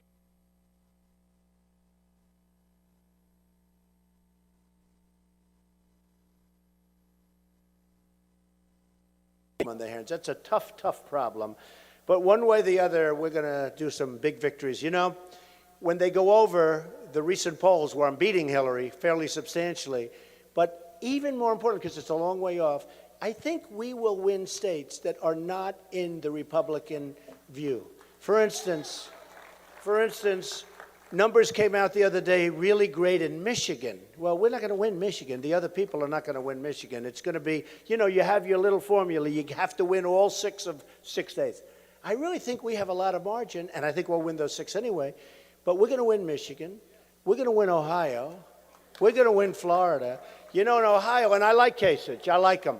But in Ohio, in the poll, I'm leading him by a lot, right? And then in Florida, I'm at 48, and Marco, who I also like, is at 11.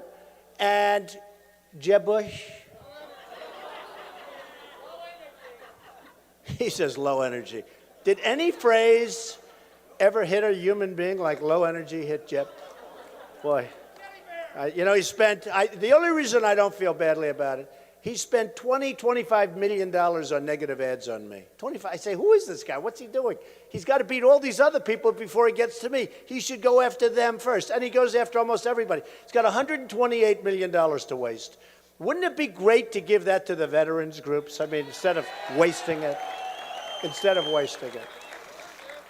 So I think we're going to win states that were never in the vocabulary.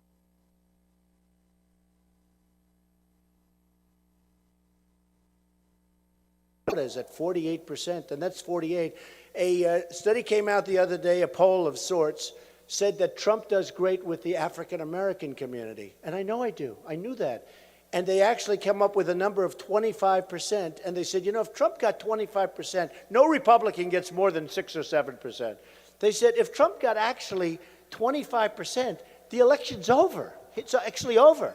You have yourself a Republican, and you have somebody.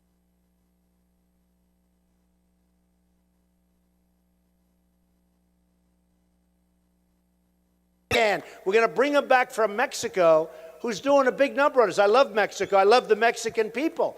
But their leaders are too smart for our leaders. They're too cunning for our leaders. Their leaders are doing an unbelievable job. I wish our leaders could do the same job to other countries. But again, we don't win. We never have victory. So we're going to change that. You look at China. Take a look at what's going on. And I talk about, because that's really, they have got us figured so beautifully. And you got to get them back on track. They're devaluing their currency, which I don't think Obama even knows what the hell it means. They're devaluing their currency. They're making it impossible for our businesses to compete. Impossible. And again, I don't blame them. The largest bank in the world is a tenant in one of my buildings in Manhattan, okay? The largest in the world. They definitely pay their rent on time, I want to tell you. They are so big. You talk about a bank too big to fail? This bank blows everything away by many times. So I have the biggest bank. I sell condos to these people for millions and tens of millions.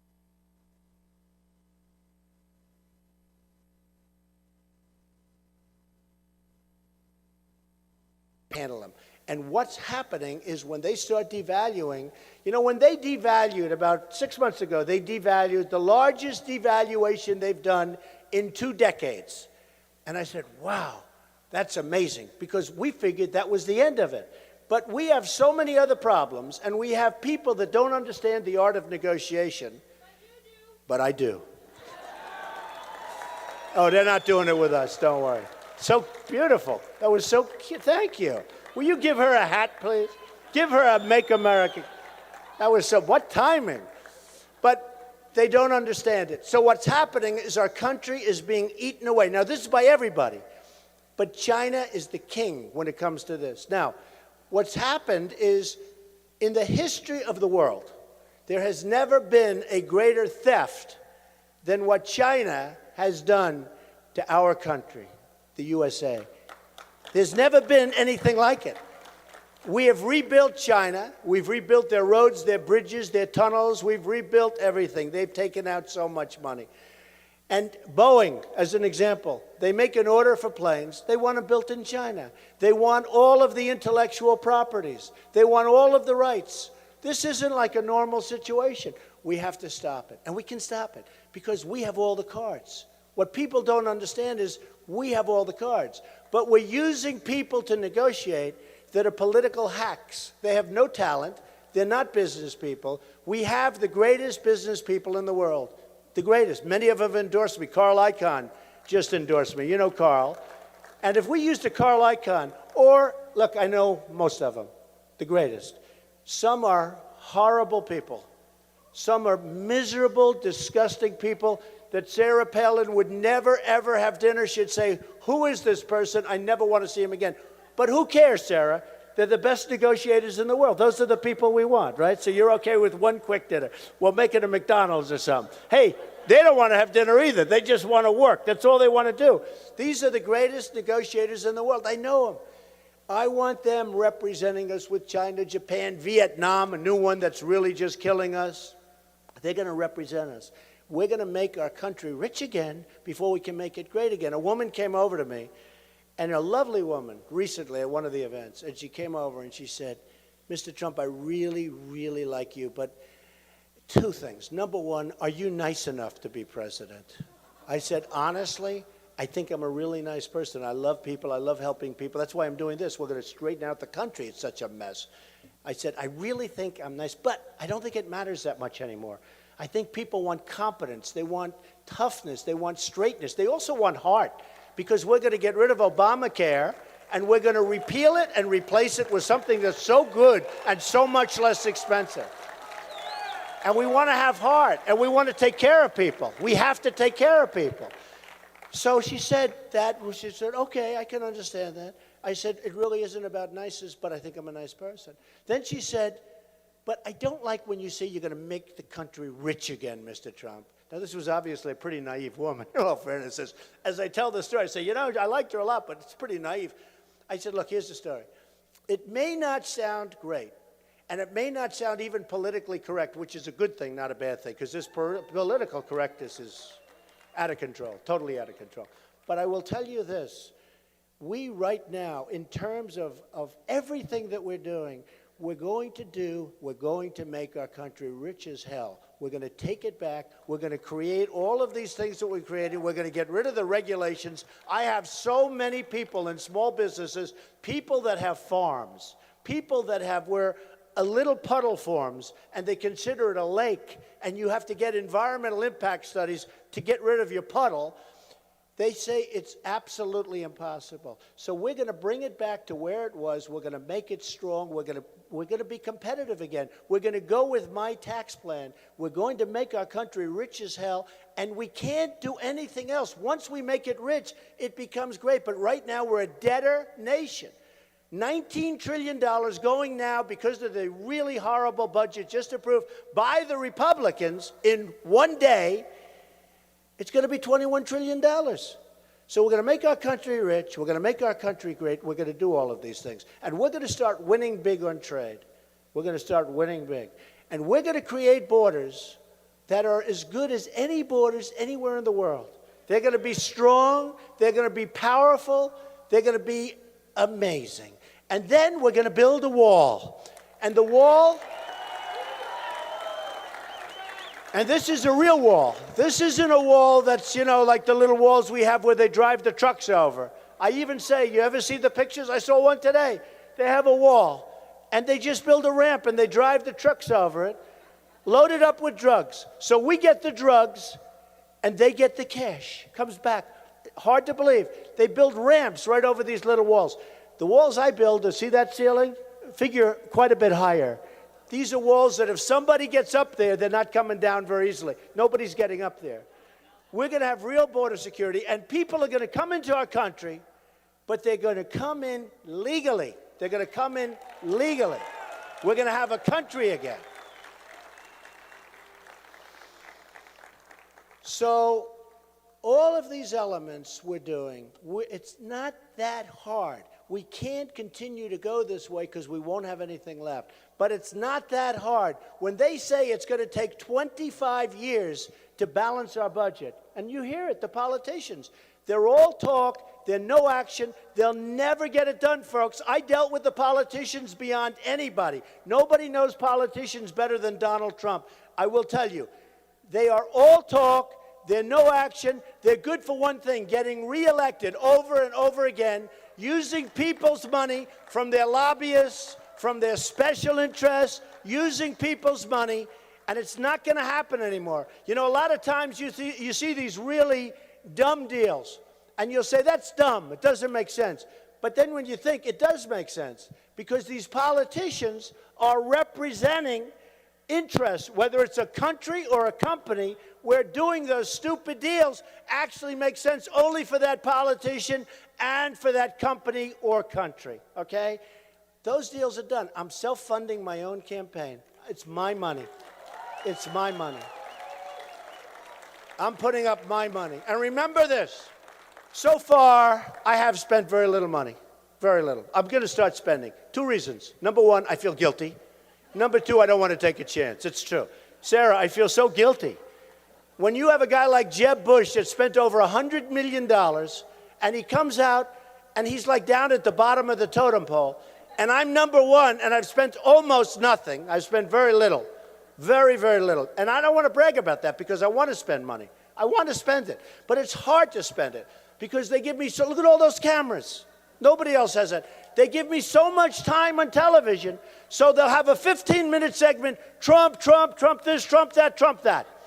Then they stop the segment, they go, we'll be back with Trump on something else unrelated right after the commercial. So then I say, man, how can we put a commercial? They go, Trump, Trump, Trump, Trump. So I was going to, at this point, to this day, virtually exactly, I was going to have spent $40 million. And I spent almost nothing. I spent almost nothing. But now, do you notice I'm doing commercials, I'm spending, I want to spend, because we don't want to take a chance. But think of it. Our educational process is so bad. You have Norway, Denmark, Sweden, China. These are the top of the pack. They have the best educational systems in the world according to the various lists, right? We're number 28, 28 in the world. We have third world countries that are ahead of us.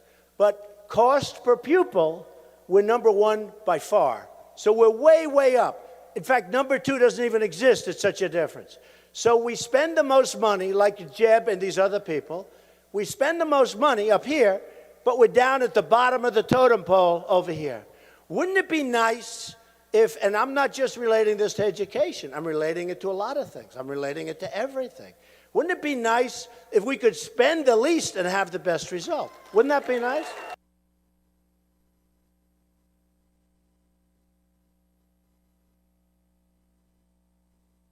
Other people respect us.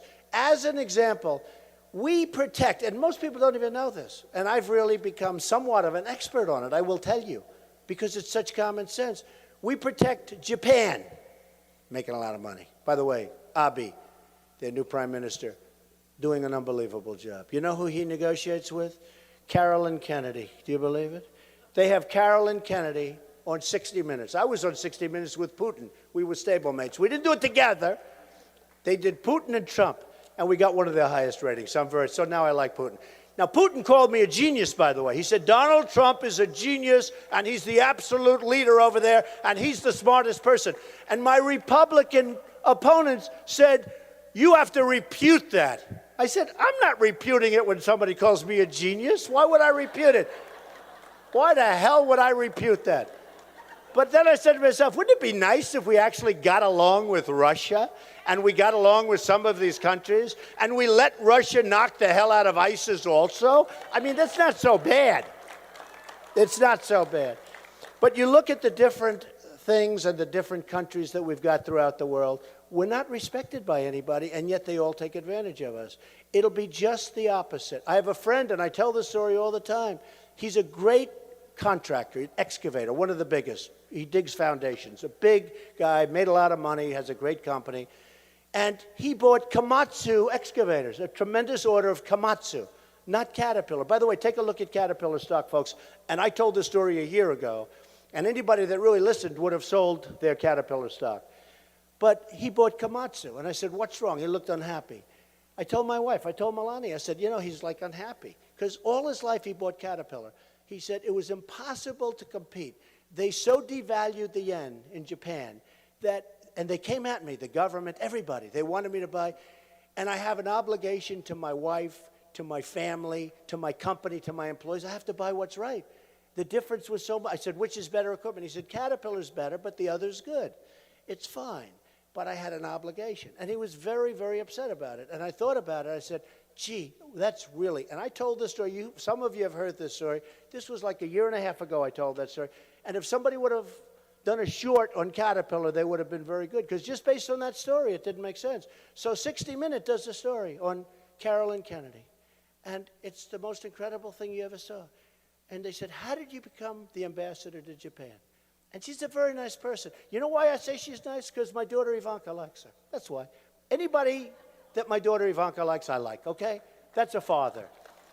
But they said to Carolyn Kennedy, and you can look this up and you'll see it. I got all those cameras back there. They'll be checking it out, but you'll find it. They said, how did you become the ambassador to Japan? She said very meekly, very nicely, but meekly, she said, well, I wanted a job. I had nothing to do. So I went to the White House and I said, do you think you could perhaps find something for me to do? Could you get me a job? And they said, would you like to be the ambassador to Japan? And she said, really? Okay. So now you carry it forward a couple of years, and they're doing a story on her, and they have Abe and they have all these Japanese guys, the top guys, whining and dining her and giving her big celebrations and doing a whole big number. And I say, oh, it's so sad. It's so sad. I want one of my killers negotiating.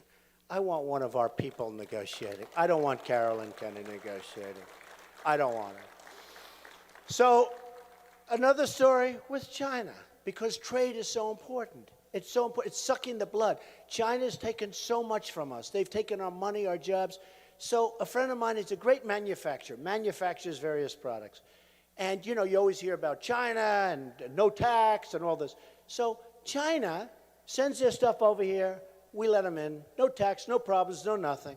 And I am a free trader, by the way, just so you understand. I believe. But it's got to be fair.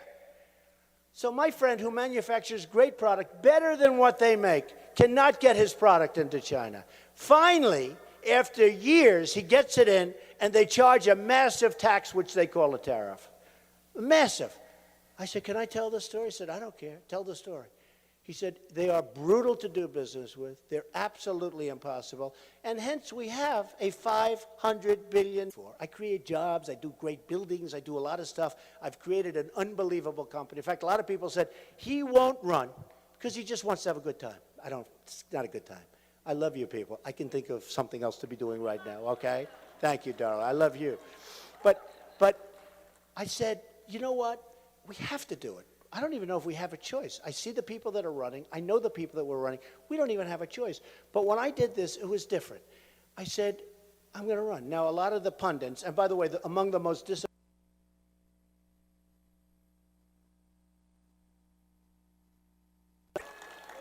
totally dishonest, at least 75 to 80%. You might have 20%. Probably 5% is really good. But 20, 25%, okay. But very dishonest group of people. But you know what? We had to do something. We had to do it fast. If we didn't do it quickly, it wasn't going to happen. So I'm standing at the top of the escalator with Melania. I took a deep breath. I came up to my office from Comcast, great guy, and he wanted to renew for a long time, for as long as I want. And now we have Arnold Schwarzenegger. By the way, how will Arnold do on the show, Arnold Schwarzenegger? Will he be as good as Trump? No.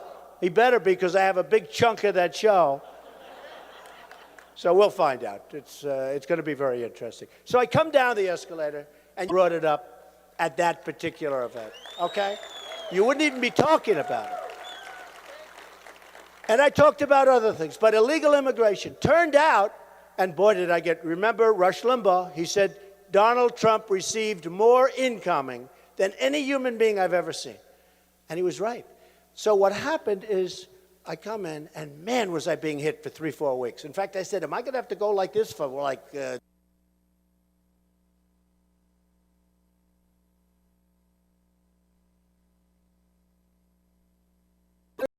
And it was immigration, but it was also other things. It was toughness with ISIS. When CNN did their poll, who leads with ISIS? Trump. Who leads with security? Trump. Who leads on the border? Trump. Who leads with the economy? Trump. But I don't mean a little bit. I mean like I was at 60 and 70 and 50 and 40, and they were at 2 and 1, and forget it. And I said, wow, that's really amazing. But we brought up things. And then you had Paris, and you had 130 people killed by animals, and that the press called a mastermind. Remember the mastermind? They said, oh, the mastermind is still loose. I said, don't call him a mastermind. Call him the guy with the filthy, dirty hat who's probably a low IQ guy. Call him a bad guy. He's not a mastermind. You know, they're using our internet. They're using the internet to radicalize our youth. And they do that because these guys call them masterminds. When he called that guy, I have gone, and I have to tell you, I went on a rampage for about a week saying, don't call a mess. I haven't heard that anymore. They don't do that anymore. You can't, you're playing right into their hands. They're promoting. They're good promoters. ISIS is a good promoter. And when these kids leave our country and they join ISIS, and then we allow them back in our country, we're never going to do that again. Day one, they leave, they fight for ISIS, they're gone, they never come back. They never come back. So what happened is, we're coming down the escalator, and I talked about trade, and I talked about Mexico, and I talked about a lot of different things because everybody's taking advantage of us, and we're losing a fortune, and we're just being destroyed. And then all of a sudden you have Paris, and then you had, as you know, recently in Los Angeles, a similar thing. We had 14 people killed, other people, by the way, in the hospital. With Paris, it's 130 people, and it's people that are in such bad shape in the hospital that there are many more going to die, and some wounded so badly that you wouldn't believe.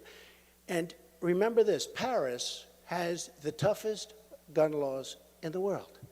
France has among the toughest gun laws in the world. You can't have a gun unless you're a bad guy, in which case you can have all the guns you want. So in Paris or in Los Angeles, if we had a few of these people like you, or that tough cookie looks like he could be a very good shot, right? If we had a few people in those rooms that happened to be carrying guns, because we are going to protect our Second Amendment, remember that. But if there were people in those rooms, in the case of Los Angeles, they actually threw them a wedding party. They knew them, they were friends, and they were still killed. Just boom, boom, boom, nothing coming in the opposite direction. Now, if we had guns in that room where the bullets are coming in the opposite direction, you wouldn't have had the problem. You would have had a problem, but they would have had a real big problem because they would have been gone. They would have been gone, and they would have been gone fast. So these people that talk about destroying our Second Amendment and chipping away like Obama, chipping away at it like Hillary Clinton, chipping away. She wants to do more than chip away. She wants, as far as I'm concerned, she wants to get rid of our Second Amendment. So that'll be a whole thing. I guarantee you one thing, lots of things. Number one, Second Amendment, 100%. 100%. Second Amendment, so important. So important. And you need it. You need it today. You need it for protection. It's your last line of defense. You need it. You have to have it. And if you don't have it, we're not going to have a country either. So many things and many institutions, they're hurting. They are hurting Christianity. They're chipping away and fighting Christianity. I came up the other day and I said, fairly recently at an event, I see the hatred, the total hatred, radical Islamic terrorism. We have a president that refuses to use the words. No matter what happens, even though it's 100%, refuses to use the words. I said, we have to take a moratorium. We have to see what's going on. We have too much hatred. There's so much hatred. You see the danger and the problem that two young people that got married, that became radicalized, have done. There's too much hatred. Again, like what I did at the opening, I took tremendous heat. 2 weeks later, everyone's saying, Trump is right, we have to study it. There's such hatred. He's the only one with the guts to say it. I don't want to say it, but they say he's the only one with the guts to say it. So I just want to thank everybody. It's been so incredible. Iowa's an incredible place. It's just amazing. The people are amazing. But I have to say this, all over the country, they've been amazing. This is about the last speech that I'll be making in this position in Iowa, and it was special to me to come and do it, even though I had to drive through some pretty rocky areas, right? Pretty rocky stuff, but there was no way. They said, Mr. Trump, I think based on the weather, you could probably get away with not making this speech. I said, are you kidding? I wouldn't even think about it, okay? So, besides that, Sarah was here, and if I don't have the courage to not be here for my Sarah. And Sarah, again, I want to just say, you, Todd, the entire family, you're spectacular people. So respected, you are so respected. And there is a group of people, and it's a damn big group, they'll do anything for you. So stand up, Sarah. I just want to thank you once again. Sarah Palin, everybody.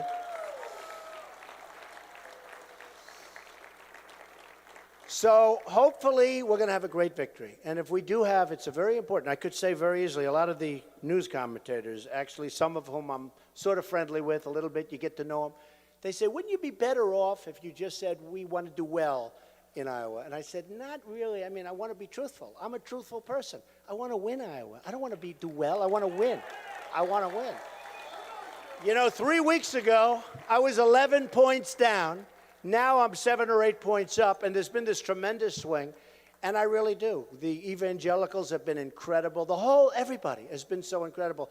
So I could say, I'd love to do well, and whatever it is, that's the easy way. That's called the safe way. I don't want to take the safe way.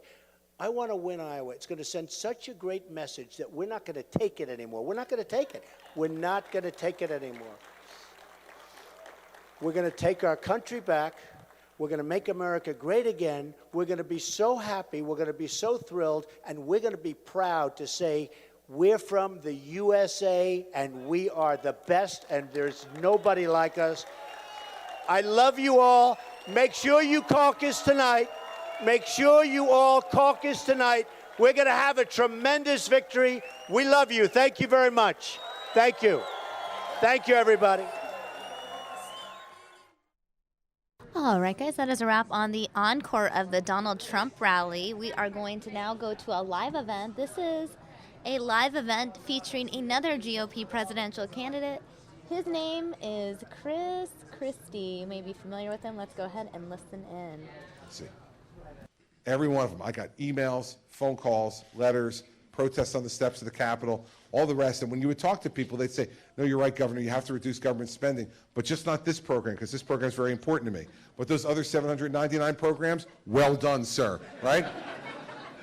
You got to know that that's what's going to happen when you're the executive, and you have to put the earmuffs on and the blinders on. And you have to say, listen, I'm making these decisions. And literally, sir, the way we did it was they would read a line of the program, they would describe what the program was, they would describe how much the program was funded, and they would look at me and say, yes or no. Day after day after day. And I said no 800 times. And that's what we need at the federal level as well. We need a complete overhaul of the way this budget is done. We haven't had good budgeting in this country in almost a decade now, where you go through it, 13 different bills, review everything that's in them, separately approve all those bills. We have this huge thing that the Congress just did, this $1.15 trillion budget that nobody seems to have any handle on exactly everything that's in there and all the money that's being spent, and the public gets more and more aggravated by this. We need to take the same approach I took in New Jersey. So those are the 3 steps I would take. Entitlement reform, work hard on growth, but also then you got to go through that budget and cut that spending. If all you do is cut, you're not going to get your way to fixing an $18 to $19 trillion problem. That's why growth is so important too. But you got to do all 3 legs of the stool. If you don't do all 3 legs of the stool, you have no chance of conquering it. Last thing I want to tell you, to be completely honest, is that in 4 years, as Cameron said, or 8 years of a Christie presidency, I'm not going to eliminate the $18 trillion debt. But what I hope to do is to lessen it, to lower it, to stop the continual spiral upward. And right now, the government just reported that we're heading back towards $1 trillion annual deficits under the president's plan and the Congress's plan of spending. That is unacceptable. That is heading towards Greece. And that is not the kind of country that I'm going to preside over as president. It's not the kind of country I'm going to leave to my kids. And so those are the 3 things that I would do to go after it, remembering that that entitlement piece is the biggest and most important piece and will be the most difficult one to get done because of how emotional and contentious that issue is. But that's why I've been campaigning on it since April. Because when you elect me next November, I don't want anybody to doubt that you heard me say it. I don't want anybody to doubt it, because then when people say, wait a second, I didn't know, oh, no way, man. I gave this speech at St. Anselm's in April of 2015, and I was talking about it ever since. So I want everybody to know I've said it so that I have the political capital to get it done for you when I get there. And thanks for your question, really important.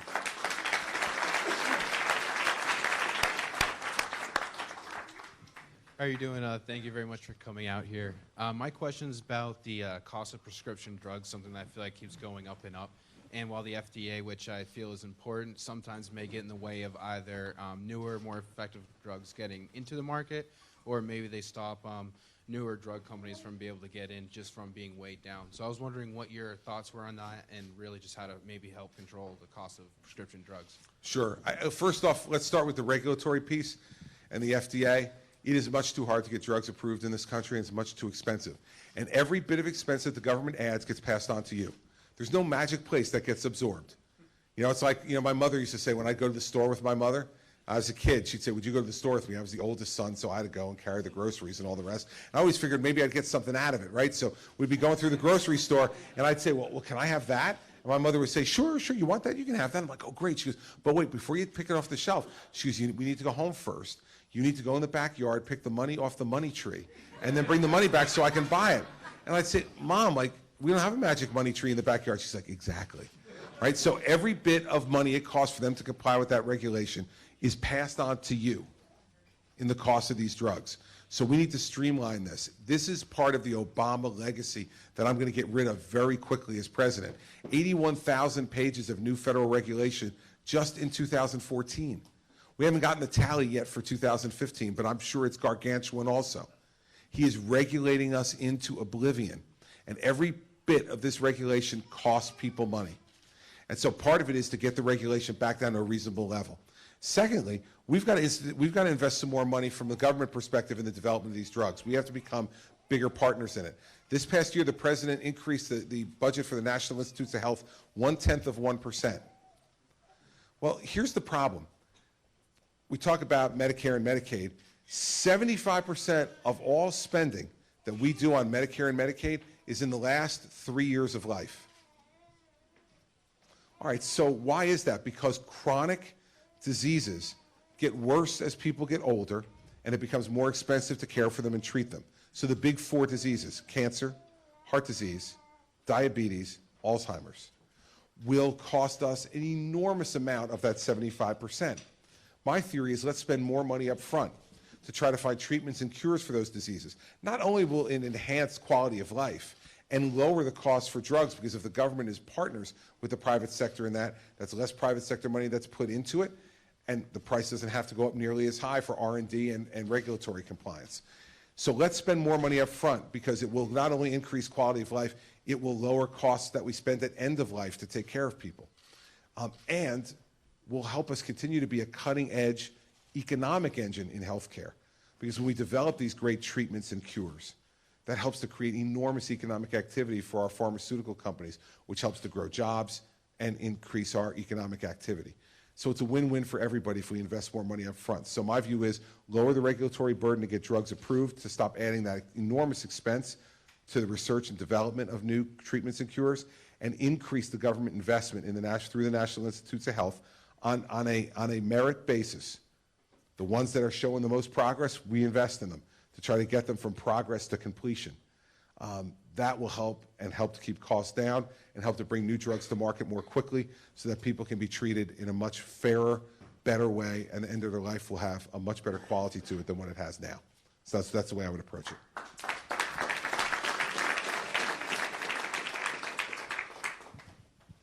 Hi, I'm Dave Winslow. It's great to meet you, Governor. Good to meet you, Dave.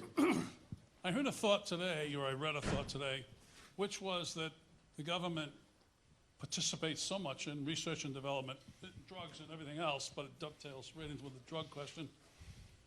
Why isn't there some way the government can become partial owner, somehow rebated for all the contribution it makes to those developments? And as it is right now, the companies that do the development itself gets all of the profit that's yielded from it. Maybe by shortening the amount of time that the patent rights exist for them, something along that line. Well, listen, I don't think that shortening the patent life would necessarily increase the ability of the government to share in profits. And by the way, I've done a couple of things since I've been governor where we've made investments and we've shared in profits going forward with folks. That's not impossible to be able to do, to make back their research and development dollars and make a reasonable profit for their shareholders, because we're a free enterprise system. Unlike what Bernie Sanders thinks, we're not socialists, not yet. And so we want to keep a free enterprise system, at least I do. And so I do think, though, that the idea of partnership, as I talked about with this gentleman, National Institutes of Health, can be expanded as well. And if the government, the government can make profit on some of these things and get a return on investment. But we have to make a significant investment to be a real partner. But that's certainly something I'd be willing to explore, and something that I've done already as governor in a number of different tax incentive situations that we've used in our state, where we said we'll give you certain tax incentives, but we want a return on that investment beyond just the tax income you bring to us. We want an extra kicker in there for us if we're going to help to front this for you. The taxpayers deserve that. So I think it's a good idea. I never thought about it in the context of the pharmaceutical situation, but I've done it in other situations in New Jersey. It's certainly something that can work. Good idea, Dave. All right, in the back. Yes, my question is, in your opinion... 5 minutes or so.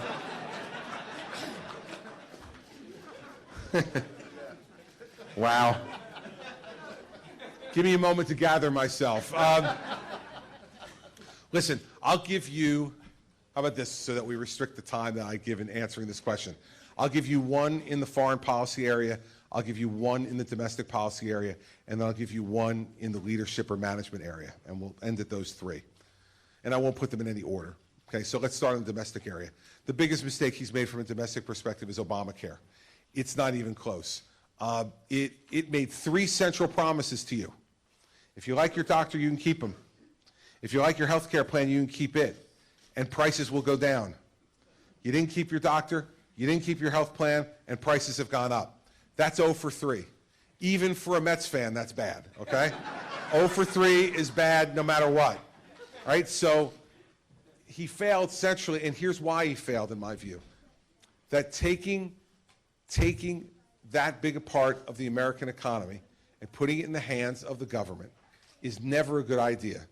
And making a one-size-fits-all from Washington, D.C., that then gets pushed onto every state, no matter the differences in that state, doesn't make any sense either. You know, you look at our 2 states, relatively close from a geographic perspective, but healthcare, paying for healthcare, accessing healthcare. Yet the Obamacare system treats New Hampshire and New Jersey exactly the same. And by the way, treats us the same as Montana and Wyoming also. Makes absolutely no sense. So what I would do is repeal Obamacare and give each of the states 1 year, mandatory, 1 year, to come up with their own healthcare system for their own state. I trust the governors and the state legislatures to make these decisions. And the reason I do is not only because I've been a governor, but because I know that as a governor and as state legislatures, you can get much greater input into what you think is important.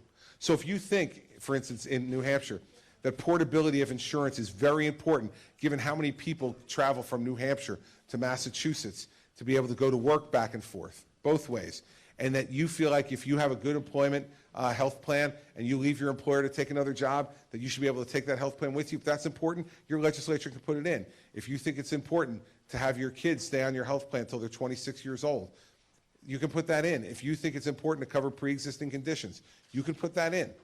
But it's going to be the decision that all of you make, and then what's the cost driver in that? Go competition. The Obamacare thing on the domestic side is almost a runaway winner. But on the foreign policy side, this president has so messed up this world that to me it's really a tough race. But I think the Iran nuclear deal is the worst thing he did, and here's why. He has given and will give over the course of this agreement over $100 billion in money to the largest state sponsor of terrorism in the world. And he thinks somehow they're going to, build highways with this? You know, we know what they're going to do with it. They're going to fund Hezbollah and Hamas, the Houthis in Yemen. They're going to be causing problems all over the world and propping up their client in Syria, Assad, who's already killed 250,000 of his own people and used chemical weapons to do it. And he's put Iran on an inexorable path to obtaining nuclear weapons. And I just think that a regime like that stones women based upon allegations by their husbands, that hangs homosexuals from cranes in the street because of their sexual orientation, and that sponsors terrorism around the world is not the type of regime we should be trusting getting anywhere near a nuclear weapon. Third thing is that the president and his leadership in this country has fallen woefully short of the promise that he made in 2008 to bring hope and change. Now, none of us really knew what the heck hope and change was, but darn, it sounded good. Sounded good to a lot of people, and a lot of people voted for it. And he's an incredibly articulate reader of a teleprompter. The guy's really good at giving a speech. He really is. See how well I hide my teleprompter here? You don't even see it. All right, but he's an incredibly articulate reader of the teleprompter. But here's the thing. We should have known he was going to fail us. He was a first-term United States Senator who had never managed anything larger than a 30-person Senate staff. And we hired him to be in charge of the most complex government the world's ever known. How the heck could we have ever thought he was going to succeed? I mean, and by the way, we in the Republican Party are starting on the same path here. We've got 2 first-term United States senators, nice guys, both of them. I agree with them a heck of a lot more philosophically than I agree with Barack Obama, but it doesn't matter. These guys have never managed anything. Rubio and Cruz have never managed a thing. And yet we're thinking about making the same mistake from a leadership perspective that the Democrats made and our country made 8 years ago. He failed us because he ran for the presidency when it was politically advantageous, not when he was ready. Now, I didn't run for president 4 years ago, despite a lot of people asking me to do it. And the reason I didn't run was because I knew in my heart I wasn't ready. I had been governor for 18, 19 months. I was not ready to be president of the United States.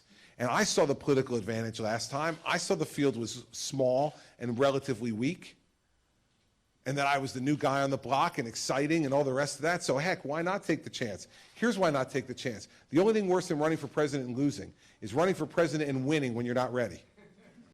We got to be right because we make the right decisions. And to put a first-term United States senator back in the Oval Office immediately after the last 7 years we've just had is crazy. These guys aren't ready. And I will tell you, you saw it on the stage the other night in the debate. You see them twist themselves into pretzels on that immigration question after she showed that video of them, right? Now listen, the easiest way to answer that question would have been this, right? I changed my mind. That's it. How about I've changed my mind on things as I learn new things and get more information. Guess what? Sometimes I change my mind. I bet you do too. And that's what good, smart, mature, breathing, living human beings do.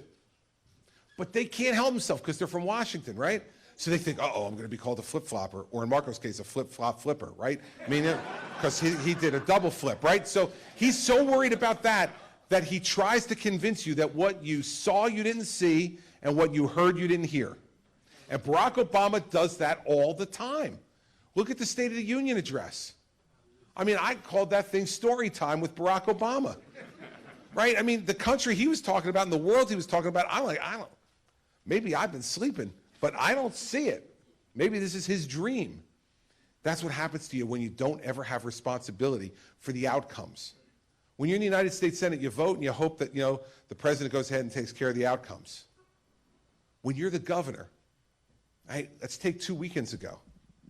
When there's a snowstorm in your state, right? When there's a snowstorm in your state and you go home to take care of it, they don't want to hear from you, well, I authorized the right amount of snow removal equipment, and I put the plows on the front of the trains, and so everything should be fine. I hired you to turn the power back on. And so last weekend I went home, the roads were cleared by Sunday morning, the trains were running by noon on Sunday, the power was back on for all but about 500 people by Sunday evening, and everybody went to work on Monday morning, right? I knew I had to do that because I'm a governor and I'm accountable. So the biggest disappointment in Barack Obama was that he decided to pursue the presidency at all because he was so grossly unprepared that when he caught the garbage truck, he didn't know what to do with it. And in the United States, we can't have somebody who catches the garbage truck and then doesn't know what to do with it.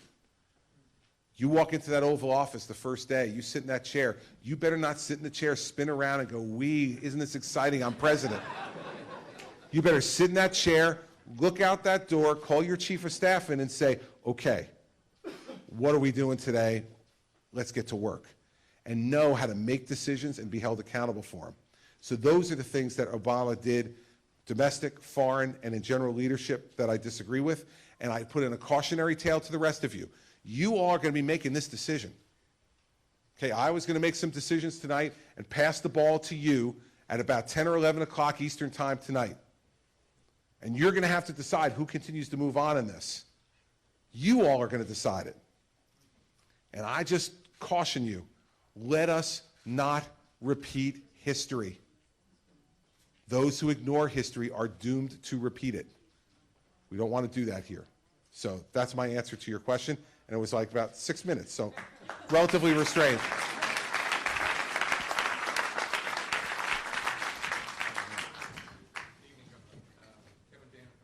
Thank you for coming here and for being in the race. Thank you, Kevin. A defining moment for me, for your consideration to be president, was an exchange you had with Mr. Baer the other night on at the Hood.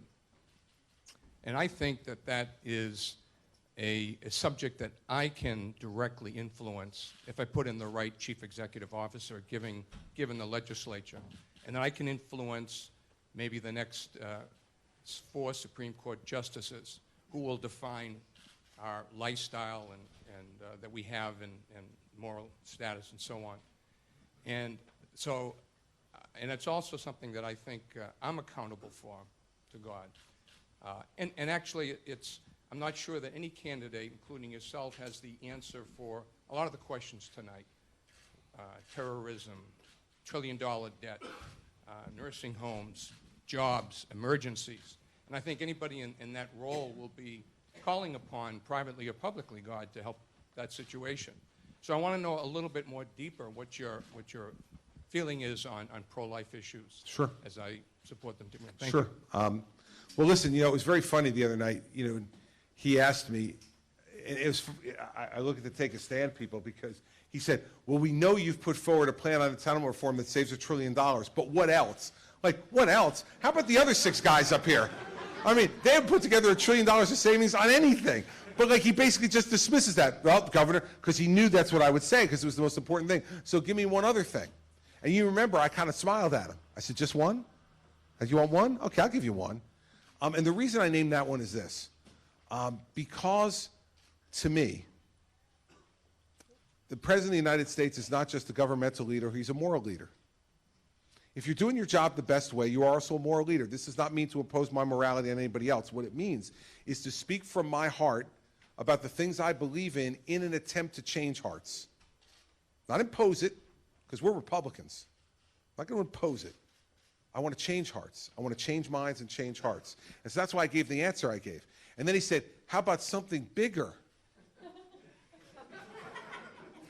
And I said, listen, if you think there's something bigger than life and the taking of life, then we have I defunded Planned Parenthood in my first year as governor of New Jersey, and I've defunded it every year since I've been governor, and I've vetoed funding for Planned Parenthood 8 times. Here's why.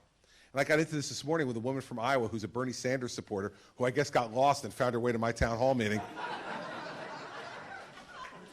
Hey, no hope. He asked if I converted her. Hey, listen, I'm good, but I'm not that good, buddy. That's a long walk from Bernie Sanders to Christie, a long walk.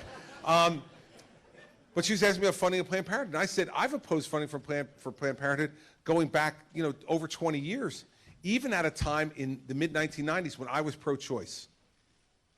And I changed my view on abortion in 1995 when Mary Pat was pregnant with our 2nd child. And so you ask about my position on life and the depth of it, I want you to understand why I became someone who was pro-life 21 years ago, because that'll explain to you the depth of the feeling for me. So before that, I was somebody who just didn't think a lot about that issue. Abortion was never going to play a role in my life. Mary Pat and I were never going to engage in that conduct, and I never spent a lot of time thinking about it. And so I was kind of what I would call a thoughtless pro-choicer. It wasn't something that I really gave a lot of time to thinking about. I knew that my faith told me it was wrong, but I did not spend a lot of time myself thinking about it. So Mary Pat and I go to our prenatal visit at 3 months. She's 3 months pregnant with who turned out to be Sarah Christie. And we went into the room. Mary Pat was not even showing yet. I came from my job. Mary Pat came from hers in New York. We met at the doctor's office. And the doctor began his examination of her, and he put the Doppler on her abdomen to listen for the heartbeat. And for the first time, I heard that heartbeat strong and certain. I'd never heard that before. I don't know where I was when our oldest child, Andrew, had the 3-month visit. I think I probably didn't show up, is my guess. I was in court or doing something else. But this was the first time I'd ever heard it. And I tell you, it profoundly moved me. And I got into the car to drive back to work from the visit, And I said to myself, under my position on abortion, that's not alive. And that's a life. And that child is alive in there. I can't be this anymore. And it was that moment that I turned. My heart and my mind turned from being pro-choice to being pro-life. I think if you have that type of conversion that is governed not only by your head but by your heart, that you understand that that's possible for anyone. So as president, what I'd like to do is to talk about those experiences, to talk about why I feel the way I feel and who I was. And this is a contrast to what I was talking about before on Rubio and Cruz and not being willing to say they changed their mind. Now Rubio runs some ad about me that, like, I was pro-choice in 1994. Guilty. Yeah, I was, and I changed my mind. Now, it's 21 years ago, so give me a little slack. It's not like I was thinking I was running for president back then, and that's why I changed my mind, which is like the implication, right? And that's the Washington, D.C. BS political game. They try to find one little thing in your life from 20 plus years ago and try to convince you that that means that I have some character flaw. I would tell you it's the exact opposite. That my mind and my heart was open to be converted. And when the moment came, I really believe that was God's message to me. To be there that day, to listen to that he helped to create, and to have my life be changed in that way. And it has been changed now for the last 21 years. So that's where the depth of my feeling comes from in this. It comes from a personal experience. And that heartbeat at 3 months gestation inside there is now a sophomore at Notre Dame. And you know, she sent me the greatest text message tonight, you know, with the first voting happening today. It tells you how special it is to be a parent. She said to me, I just want to let you know I was thinking about you, and I really hope that you kick butt tonight. And she said, but no matter what happens, I want you to know how proud I am of you and that I love you.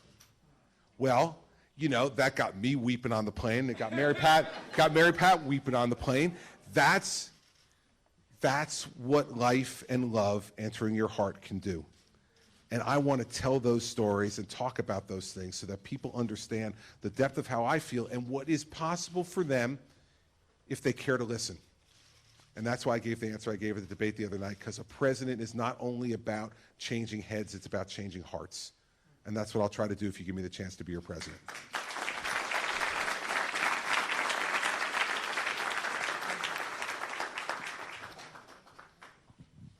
Thank you, Governor. Kathleen Moon, I think I drove the furthest. I came from Montana. So, Kathleen, there's no doubt about that. I'm voting for Kathleen next Tuesday. I'm that part of the 40% undecided, independent. And you talked about your record in New Jersey, and I admire your first term in New Jersey as governor. But you had the benefit of line item veto. I did. You will not have that benefit in the White House. How do you propose to get around that? First, or to adjust that? First, I'd like to go to a Republican Congress and say you need to give us the line item veto back. And I think if you're a true fiscal conservative Republican, you'd be willing to give it back to the president. And we have to adjust it based upon the Supreme Court ruling that struck it down. But I think it can be done and should be done. But let's assume that that doesn't happen. That I can't turn water into wine and get the line item veto back. That's going to make it even more important for you to develop relationships up front with these members of Congress and let them know both areas you're willing to compromise on and the limits of your patience. You know, I've dealt with the Democratic legislature every minute of every day. Now, yes, I've had the line item veto, but I want you to know that out of my 6 budgets, I've only used the line item veto twice. 4 of my budgets were negotiated budgets with the Democratic legislature that have reduced spending. And so the line item veto is a good threat to have to help them negotiate, no question. But in terms of the execution, I've only had to use it twice. And I used it twice so aggressively, nearly $5 billion between the 2 budgets, they never want to see it used again. You're going to have to do the same thing with the overall veto. You're going to, if you don't get the line item veto back, you have to let them know that if they go too far, that I will veto the whole budget. And you don't want that to happen because of all of the downfall will happen. I wouldn't want it to happen. But if they continue to run up debt, as this gentleman is concerned about, if they continue to add to our children's burden and our grandchildren's burden, then I'm sent there to stop it. And unlike these folks that we sent to the House and the Senate who said they were going to stop it and then have capitulated to the president, I'm the executive. I have the ultimate responsibility. And nothing happens without my signature. And if they try to do that to me and they won't give me the line item veto back, then I'll use the regular veto. And it will be an ugly, ugly moment for America. But you know what? I'll tell you one quick story from New Jersey about this. When I had that $11 billion deficit on the $29 billion budget in my first year, the Senate President and the Speaker, both Democrats, came to me and said, listen, Governor, we know you promised in the campaign not to raise taxes, but you're going to have to, because we're not going to get out of this problem without raising taxes. And they had that sly little grin on their face, right? Like, we got this guy. We set up this problem, and now we're going to make him break his promise in his first year, and then they're going to kick his rear end out in 3 years, and we're going to be rid of him. And I said to them, listen, fellas, I know, and they said, and if you don't increase taxes, by the way, they said, we'll close the government down. We won't send you a budget. Now, they had done this to my predecessor, who was a Democrat. They argued with each other about how high to increase the sales tax, half a point or a full point. And because they couldn't agree on how much to increase it, they closed the government. Only Democrats would close the government arguing over how much to increase taxes. Not whether to, how much to, right? So I knew they had closed down the government on this poor guy, and he did silly stuff like he said, this is an awful crisis, and he moved a cot into the governor's office and said, I'm going to sleep on this cot until this crisis is resolved, right? I don't know which aide gave him that idea. So I call these guys in. I say, listen, I know you played this game with the last guy, so I want to let you know that here at the State House, we're under new management. And so you can do that if you want. You send me a tax increase, I'm going to veto it. After I veto it, if you're going to close down the government, go ahead and close it down. But I'm not moving any cot into this office. I said to them, look at me. What cot am I going to sleep on? All right? There's not a cot that I've met so far that I'm going to want to be sleeping on for any period of time, right? So I said to him, here's the deal. If you close the government, that's fine. I'll get in the black SUVs. I'll have the troopers take me to the governor's mansion. I'll go upstairs. I'll order a pizza. I'll open a beer, and I'll watch the Mets. And when you reopen the government, call me, and I'll come back. But until that time, I'm going to hang here, and believe me, I'll be taken care of very nicely. See, part of the Barack Obama problem is he doesn't say what he means and means what he says. You need to convey to people that when you make a threat, you're going to follow through on it. It's the same thing they asked me in the debate a couple of debates ago when they said, you said you set up a no-fly zone in Syria. What would you do if Russia flew into the no-fly zone? I said, well, I would have already warned Mr. Putin that he could not fly into the no-fly zone. That's why it's called a no-fly zone. And they said, yeah, but what if he did? I said, well, I'd shoot the plane down. And they said, well, and Rand Paul, you remember, Rand Paul was sitting next to me, went nuts. He said, he's going to start World War III. You know, and I, like, no, the way you prevent World War III is by acting. The way you prevent a crisis like this from a budgetary perspective without the line item veto is by saying to them, listen, I'm willing to listen to you. I understand you have principles. I understand we're going to have to compromise on certain things. I totally get that. But here is the end line of my compromise. And if you go over the end line of my compromise, then I'm going to use the tools the Constitution gave me to enforce the end line of my compromise. And if they try me, I will do it. And if anybody looks at my career, whether it was 7 years as a federal prosecutor when I came in and said, I will no longer stand for Republicans or Democrats corrupting their public office, and I will send them to jail if they do so. And they thought, yeah, sure, right? 130 convictions later of Republicans and Democrats without a loss, and 10% of the New Jersey state legislature. Now imagine that. I prosecuted and convicted 10% of the state legislature and then ran for governor and won. You can imagine the welcome wagon that was waiting for me at the state capitol, right?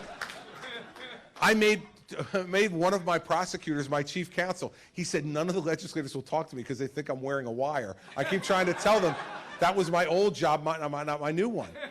So if you look at my career as a federal prosecutor, look at my career as governor, whether it's the exercise of the line item veto or that story I just told you, or any number of other instances where I've said I'm not going to do something and therefore I won't do it, it does impose discipline. Because you're the only one who's elected by all the people. And so that's the way I would go about it. All that having been said, I'd ask them for the line item veto first. Because what I'd say to them is, did you see the movie Jerry Maguire? Did you ever see Jerry Maguire? Okay. You remember that scene in Jerry Maguire where he's talking to his client who's driving him crazy, and he says, help me help you. Help me help you. Right? That's what I'd say to the Congress. You guys can't do this on your own. You know it. You've been messing it up for years. Help me help you. Make me the bad guy. I'll use the line on a veto. I'll take spending out. People yell and scream at me. That's fine. I don't care. That's what I get elected for. I'm not running for prom king. I'm running for president of the United States. So my argument to them would be, help me to do for you what you can't do for yourself. Let me take the heat.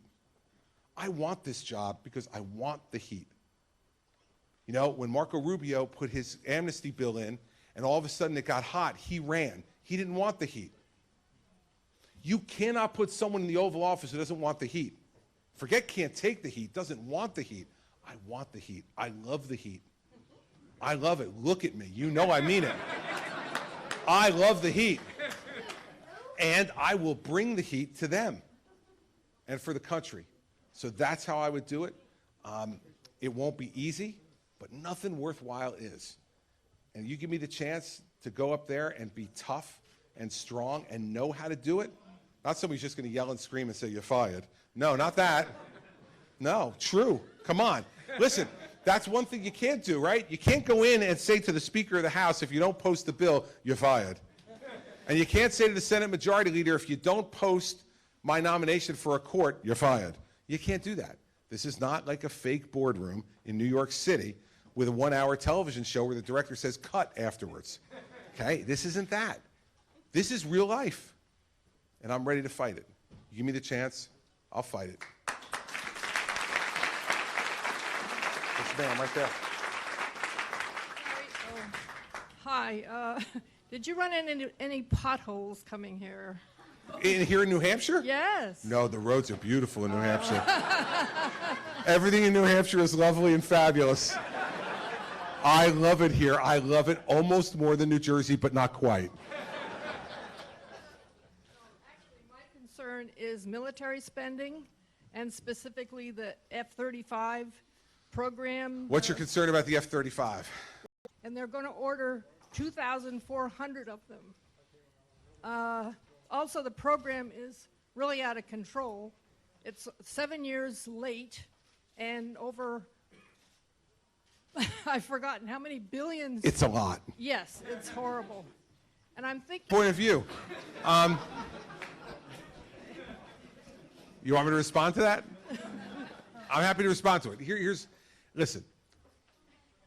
You could, if you took the money from that, fix all the potholes. But if we're not prepared militarily, we may have potholes we can't fix. Okay, so, all right, she didn't like that one, so she wants to answer another way. Okay, go ahead.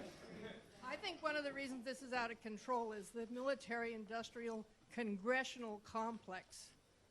That the Congress is really just rolling over for these corporations.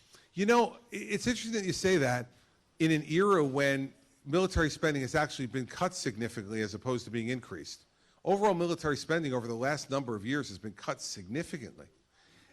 Significantly, it's a fact. I mean, I know you can like kind of tilt your head at me and go, are you nuts? No, I'm not. Sequester has cut military spending significantly and really damaged the military. Now, we can have a discussion, an argument even, about procurement and how the F-35 program may not have been, it seems, procured in exactly the right way. You and I could agree on that issue. Here's the place where you and I are going to have disagreement, but I'm also going to give you a fix for your pothole situation, because I'm a governor, so we know how to fix potholes, okay? First, what I tell you is that the sequestering the way the president and the Congress both, they're both guilty in this, have done this, is it's across-the-board cuts that have cut everything. That should not have been the way it was done. You should have given discretion to the Secretary of Defense to cut in the places where he thought that it could be afforded to be cut. Instead, what we've done is we've made the military overall weaker, and we're going to need to rebuild large portions of it, because we have the smallest army we've had since 1940, 440,000 soldiers.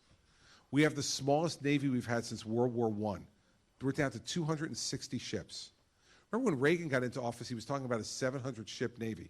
We're down to 260 ships. This is a military that is much, much too small now.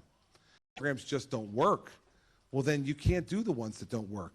But it doesn't mean that we don't invest in our military, because if we don't, you're going to see what's continuing to happen around the world, which is we're getting pushed around.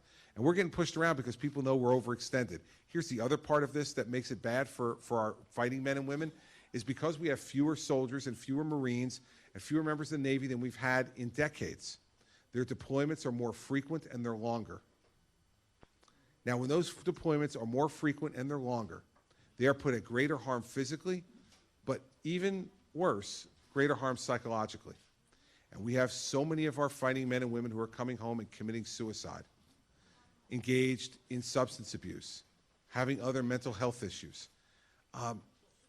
This is not the way, in my view, we should be treating the people who volunteer to serve our country. So we got to find a balance. Now let me fix your potholes, okay? Part of my corporate tax plan says that we will cut the corporate tax rate from 35% to 25%, because right now we're the highest corporate tax rate in the world. That we will end the double taxation of money, so that if you're an American company and you make money overseas and you pay tax overseas, that when you bring your money back, you don't pay tax again, right? Bad idea. So what's that led to? It's led to them keeping $2 trillion or so offshore. So here's the deal I want to make to fix your potholes.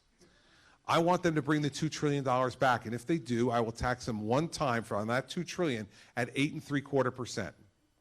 I'll take that 8.75% and we will invest that in rebuilding the infrastructure. 8.75% of $2 trillion is a lot of money. Okay, and we can rebuild roads and bridges, help to strengthen our electric grid, and expand internet access around the country.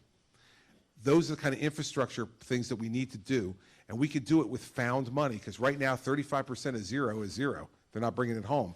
We induce them to bring it home and get them to pay 8.75% tax on it. We then take all that money. It never goes to Congress. I want it to go directly into a fund that pays for infrastructure and works with the states to have the states do as they do now, match it dollar for dollar. So we'll take that 8.75% and we'll make it 17.5% when the states match it. And the states will willingly match it, because if we can get half that money to fix our potholes and we only have to pay 50% to fix our potholes, I tell you, as a governor, we'll take it. We'll take it fast, and it allows us to do things for our aging bridges, our aging tunnels, and our aging roadways that will make things a lot better in this country. And I would use some of that money to protect the electric grid from terrorist attack, because we need to do that. And so, from my perspective, there's a way for you and I to achieve both of the things that we want to achieve without further weakening our military and without making a commitment one way or the other on the F-35. I think any president who comes in is going to have to look at that program and make a decision about what they want to do going forward. But let's remember this. The hardware in our Air Force is aging significantly. We're still using B-52 bombers that go back 50 years. So we need to modernize our Air Force. Now, whether the F-35 is the right way to go or not, we'll make that decision. But I will tell you this, that we're not going to be able to continue to use antiquated equipment to be able to protect our national security and our homeland security. So we got to find the balance. But then I'll fix your potholes too. You'll be happy. It'll be great. Gentleman all the way in the back. Yes, sir. See his hand up there? He can do it without the microphone. He's got a strong voice.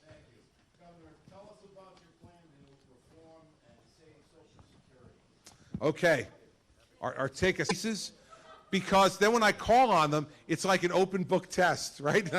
Like you know what the question's going to be. It's great. Here's what we do. Remember this, as I said before, we have a 12-point plan to deal with all the entitlements, not just Social Security, but Social Security, Medicare, Medicaid, Social Security disability insurance plan. And please go to my website, chrischristie.com, see it. It's scored by the Congressional Budget Office, not by me. It says it will save over $1 trillion over the next 10 years and solidify these programs for the next 30 years. So here, let me give you the two main points on Social Security. Point number one is we have to raise the retirement age. Why do we have to do that? Because we're all living longer. It's a good story. The average life expectancy of a woman in America today is 83 years old. The average life expectancy of a man is 79. See this lady smiling right here. It's not nice. And let me just say that 10 years ago, you were 6 years ahead of us. Now you're only 4. We're gaining on you. And by the way, the 4 years vacation you're expecting from us at the end of your life, you may not get. We may stick with you the whole time. You may be stuck with us all the way to the end. But we're all living longer for the reasons that this gentleman talked about, the continued development of pharmaceuticals in this country. Have allowed us to live a longer life and a better quality of life. But Social Security was designed when people died in their mid-60s. So now people are living 15 to 20 years on Social Security, much longer than they ever thought. We need to lengthen those tables a bit. So I would raise it 2 years, and I would phase it in over 25 years. So it would go up 1 month a year, every year for 25 years. So for those of you who are on Social Security now, it wouldn't affect you in the least. For those of you who are close to Social Security, it might affect you by a few months. So let's say for right now, you're within 5 years of collecting Social Security. Well, then you'd be within 5 years and 5 months. So it would only cost you another 5 months, and I think we could all put up with that to be able to make sure that the system is solvent. And remember, when I run against Hillary Clinton this fall, she's going to say, Governor Christie has a Social Security plan that throws grandma off the cliff, right? You know that one's coming, right? Just remember something. It takes grandma 25 years to hit the ground. That's a very high cliff, very high cliff. Second thing we need to do is we need to means test Social Security. Now, I know this one ain't popular either, but it's the truth. Here's the problem. Problem is that we have a checkbook balancing issue. We have more money going out than's coming in. And worse yet, all the money that we saved before, the government lied to you and stole from you. You took that money in your FICA tax every 2 weeks on your paycheck. You put it in, supposed to go into a trust fund. Remember Al Gore called it the lockbox? Right now you're thinking to yourself, am I thinking about Al Gore or the guy who played Al Gore on Saturday Night Live, saying the lockbox? For purposes of this conversation, it doesn't matter. It's the lockbox, right? Here's what's in the lockbox, a stack of IOUs. There's very little or no cash in there. It is nothing but government IOUs. Because starting with Lyndon Johnson in the 1960s, they stole that money. It's gone. I can't give it back to you, man. It got stolen. And so here's the difference between me and Hillary Clinton. Hillary Clinton will say she's going to fix it by putting more money in. So what she wants to do is take the cap off Social Security taxes and have more money come in that way. It's a perfectly acceptable way of doing it if you have her philosophy. Here's why I think mine is better. Let's say we opened up a new bank downtown here, and you went and you deposited some of your money in that bank.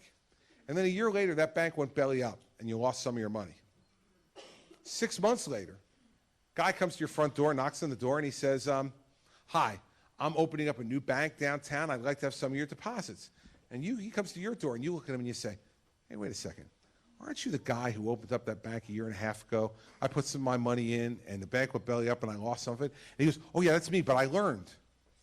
Now, I have learned that people in New Hampshire are very nice, very courteous, very kind people. But looking at this guy, I don't believe for a minute he's leaving your front porch with any more of your money after he lost it the first time. So if that's the case, why would we give it back to the government?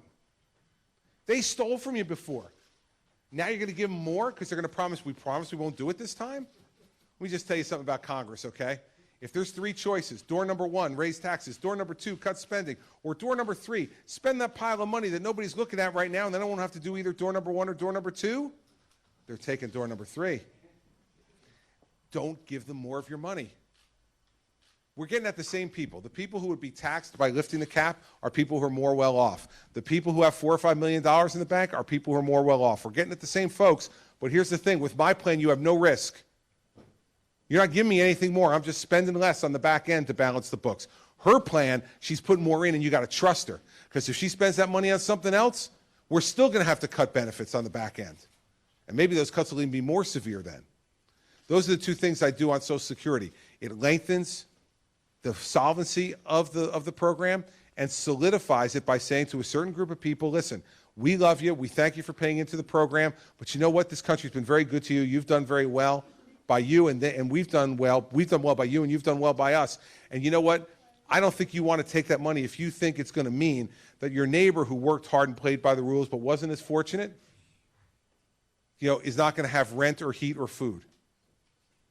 Social Security was designed to make sure that no one in America grew old in poverty. I want to make sure that doesn't happen. And the only way to make sure that doesn't happen is to make it solvent. And the way to make it solvent is to spend less, not to take in more. Anytime this government takes in more, they find something else to spend it on. And you don't want to do that. And I've already filled that lady's potholes anyway, so what do we need to spend more money on anyway? All right? Now, my staff is telling me I could take one more question, which means I will take two. And here's why. Because I want to prove to them that I'm still the boss, okay? And by the way, you laugh, but here's the thing. You know what it's like to run for president? You got people who surround you every day, all of whom are younger than you, and they tell you where to go and what to do every minute of the day. So guess what? This is the only place right here where I am free from the tyranny of the young. They can't take my microphone. I'm keeping it. All right, so we'll do 2 questions. We'll go this gentleman here, and we will go to, hold on, yeah, this young lady over here. She's looks very cute. We're going to take her. So here, you take mine. Oh, I'll take yours. I have Kathleen beat. I came in from Taiwan to make sure my vote would count.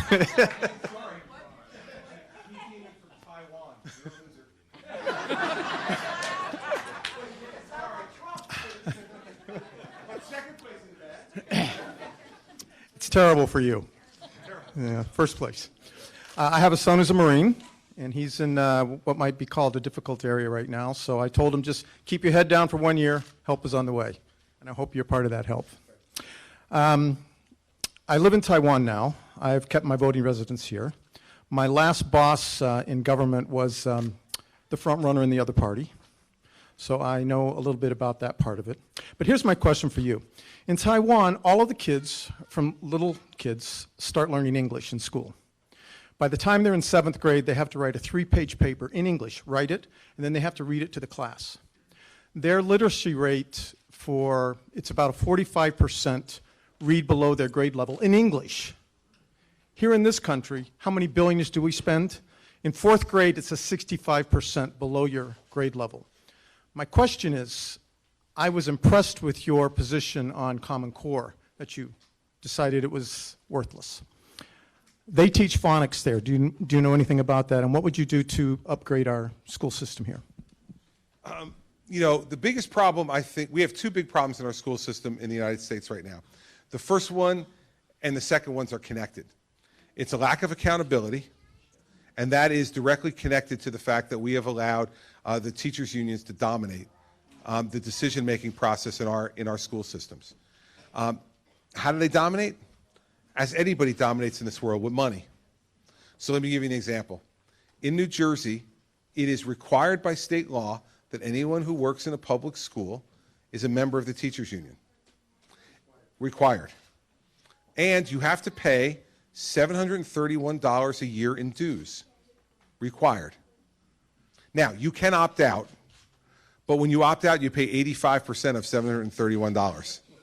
So you save, you know, yeah, you save $100, and you don't get like any to go to any of the meetings or do anything else. You're out.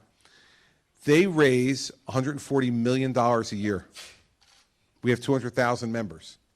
$140 million a year, and they don't pay a nickel towards teacher salary, teacher health care, or teacher pension. It's a $140 million political slush fund to reward their friends and punish their enemies. I know this because they've spent over $20 million against me over time. Not during elections, in between elections. They spent $20 million. Because I've dared to say that someone who gets a job and gets tenure after 3 years should not have a job for life. That you should be judged based on your performance. Right? We do not judge education any longer based upon performance. We believe that length of time in the system equals quality. It does not. And we know that. There's no other business in this room where after 3 years you're guaranteed a job for life. And the fact is that the good teachers don't need that protection. Because the good teachers, man, we want to carry them on our shoulders out of the classroom at the end of every school year. We love the good teachers because they make our kids better and they defy those statistics that you give. But we got to demand accountability. And one of the ways to demand accountability in this system is to give parents choice. See, right now we have no competition in our educational system of any real weight. You go to public school, that's where I went. I went to public school K to 12. My parents didn't have the money to send me anyplace else. We had a good public school system, and I got a very good education, and I'm very fortunate. But if I had stayed where I was born in the city of Newark. My parents moved me out right before I was going to start school. If I had gone to public school in the city of Newark, I can guarantee you one thing, for sure, I would not be sitting here with you tonight. No chance. I'd be sitting here with you tonight. My parents moved me to a suburb with a good school system. They made the sacrifice to do that, and I got a good public education. But there was more accountability then than there is now. And so the only way to put accountability into the system, well, one of two ways: eliminate the teachers' union authority, which the Supreme Court may actually do this term, which would be interesting, to no longer be able to have it be legal to require folks to pay their dues, mandatory. They choose to do it. And when they did that in Wisconsin, teachers' union membership went down 65%. And I believe we should do, we should give parents choice. You want to send your children to a charter school, you want to send your children to a parochial school, you want to send your children to a private school, we give you a voucher for that, especially if you're in a failing school district. Because then we're setting up competition for those schools. And as the children leave them, they realize they're going to lose their jobs if they don't pick up their game. We do that in every other business in this country. You got to compete to win. Get an education. The single most important thing we're going to do to perpetuate American power and success, we don't. So I want competition in this game. And if I'm president, that's what I'm going to push for. Accountability through competition. And you look at what other countries are doing. Last thing, longer school day and longer school year. This is the one that makes me enormously popular with my own children. They cringe when they hear this. But here's the thing. It was based on the agrarian calendar, where our society is different now. And so we need our children to be in school for a longer day. We need our children to be in school longer during the year, especially the kids who are challenged. They need more time in the classroom to catch up. A lot of them don't have parents at home to help them with their homework. And I'm not talking just about broken homes. I'm talking about intact homes where people are working 3 or 4 jobs to keep a roof over their head. They're not home to tell them to read. They're not home to check their homework. We need to keep them in school longer so there's a teacher there to help them with those things so they can succeed. We need accountability and competition in the system, and that's what I try to bring as president. Now, this young lady right over here. How are you gonna end ISIS? How am I going to end ISIS? Yeah, if you... I'm going to answer you. What's your name, by the way? Callie. Callie. Okay, how old are you, Callie? 10. All right. So, Callie, here's how we're going to end ISIS. We're going to do 2 things. Here's the first thing we need to do that you need to be confident of if I'm president. The first thing is that we're going to protect your home. We're going to protect our home. We're going to protect America first. So what we need to do is to make sure that we figure out what these guys are trying to do before they do it. Right? So if somebody's going to do something bad at school, right, and teachers hear whispering among kids and they hear what they're planning to do, the teacher steps in before it happens, right, and stops it. That's what we need to do with ISIS. We need to find out on the internet, over the telephones, and all the other ways that they're making these plans. We got to get there before they get there, and we have to stop them so that you can go to school every day and feel safe. Your mom can go to work every day and feel safe, and everybody can feel comfortable that when we do things inside America that we're going to be safe. So that's the first thing you should know. And I would promise you as president that when I wake up every morning, I'll be thinking about you and your friends and your family and keeping them safe, because that's the most important job a president has. Now, that's keeping them out of here, but that's not solving the problem. That's just half the problem, right?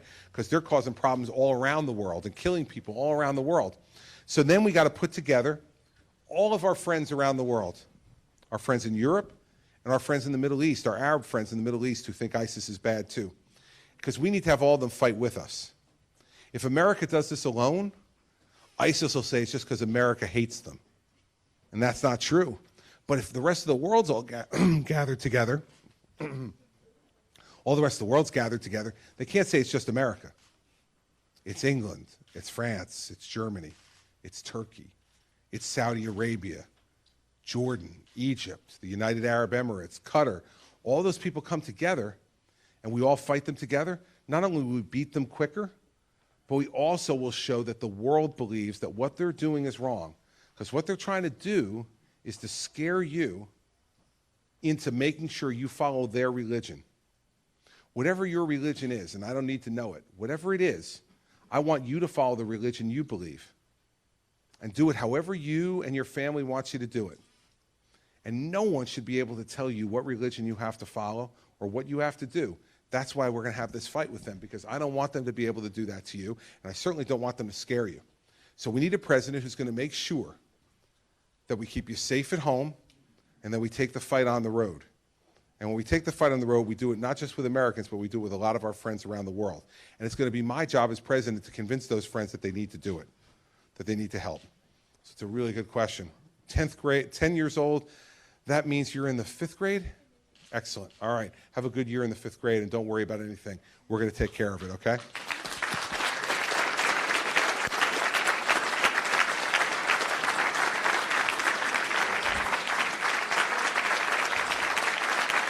All right.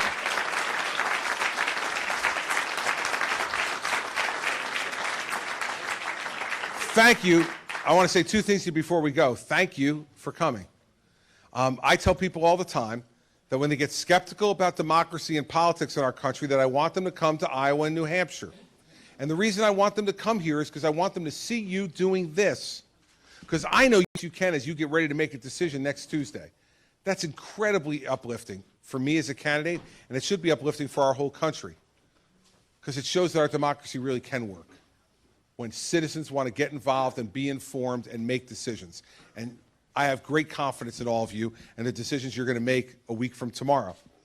Second thing I want to tell you is this. I was talking about that couple at the beginning. And, you know, this campaign has been very entertaining, hasn't it? We have been entertained in a big way for many, many months now. You know, lots of things that's been said that I've heard that made me laugh out loud, and I'm sure made you laugh out loud. And there's nothing wrong with being entertained in the middle of a political campaign. Political campaigns are long, especially for president, and we can't be deadly dour serious the entire time, because if we do, we'll just grind ourselves into the ground. It's okay for everybody to have a little fun and have some laughs. I think that's great. But you know what, everybody? Showtime is over. Showtime is over. It's time to pick a president. You know what? We're not electing the entertainer-in-chief. If we're electing the entertainer-in-chief, the race would be over.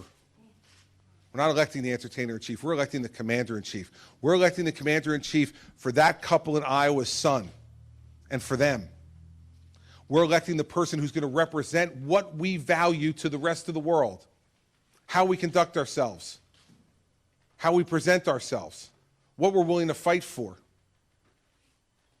That's who we're picking on Tuesday. That's who we're picking. And so, you know, I'm as much of a Showtime guy. I enjoy all the fun as well. But it is game time now. And when it's game time, you want serious players on the field. We made a mistake 7 years ago. I talked about it before in response to his question. We made a mistake 7 years ago. We can't afford to make another one. If we do, we won't recognize this country. We won't recognize it 4 years from now. And you all are the most powerful people in the world right now. For the next 8 days, you are the most powerful people in the world. Because the American presidency is the single most important job in the world. And you are going to take this field from 10 or 12 down to 4 or 5. And the other 48 states, they're only going to get to pick from those 4 or 5. You're going to narrow this field significantly. And here's what I'd ask you to do. When you're making that decision, think about who you want representing this country to the world. Think about who you trust to have their hands in control of the largest and most powerful military the world has ever known. Think about who you think is prepared not only to go down to Washington and burn the place down, which it needs to be done, but who's going to rebuild it after we burn it down. Because we can't just leave it in ashes. We need a national defense. We need homeland security. We need a solid educational system. We need to take care of health care for our seniors. We need to do those things, and we need a government to help us do it. So the people here who just say they're going to go down to Washington and burn it down, hey, all right, I'm in. But who's got the ability, the experience, the maturity to rebuild it afterwards in a way that will be better than the way it was before? I've been doing this for 13 years. 7 years as the federal prosecutor and 6 years as the governor of what I lovingly call an unruly state. I have been in the most aggressive liberal media market in America for the last 13 years as a conservative Republican. You know what that means? There's not a thing, not one thing that Hillary Clinton can throw at me on that stage September that hasn't been thrown at me already. And every time I get hit with it, you know what I do? I get back up and I keep walking forward and I keep doing my job. There are no silver medals in this business, everybody. You win or you go home. And we cannot afford to have Hillary Clinton as the next president of the United States. So you better not nominate not only someone who you think will be a good president, but someone who you believe could stand up on that stage, look her in the eye, and prosecute the case against Hillary Clinton. Because that case needs to be prosecuted. And guess what? I'm the only one on the stage who's ever prosecuted anything. So you're going to want to send a federal prosecutor onto that stage. Hillary Clinton's been running away from federal prosecutors for the last 6 months. Make her be on the stage with a federal prosecutor in September. We'll see how that goes.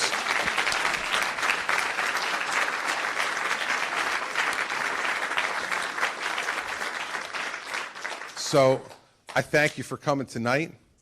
And I want to end by doing something that a man from New Hampshire, whose name I don't know, demanded that I do. Back in August, I was doing a town hall meeting. I got done with the town hall meeting. Guy came up to talk to me, said he really liked everything I said. Really supportive, love your style, think you're great. I said, well, thank you, sir. And he goes, and I'm not voting for you. And I said, well, you're not voting for me. Why aren't you not voting for me? He goes, well, you forgot to do something. And since you forgot to do it, he said, I'm not going to vote for you. He said, but I wish you the best of luck. He starts to walk away. He's like in his mid-80s. I said, excuse me, sir, could you come back here? I said, like, you tell me I didn't do something. Could you please tell me what I didn't do so that I don't make it? I kept sitting there waiting. Is he going to ask for the vote? When's he going to ask me for my vote? You ended the darn meeting. You never asked for my vote, so you're not getting it. And I said, okay, all right, I get it. I said, can I have your vote? He said, too late. I said, too late? It's August, man. You're not voting until February. And he said, all right, I'll make a deal with you. I'll come back to another one of your town hall meetings, but I'm going to come when you don't know. And I'm going to sit in a place where you can't see me. He said, I'm going to see if you followed my instruction. And if you did, I'll give you a chance to earn my vote. But if you don't, that's it.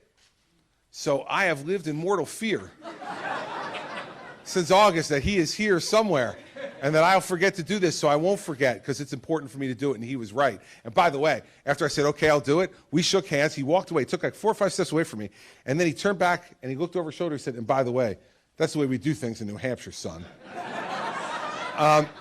So I'm asking you for your vote tonight. It's 8 days away.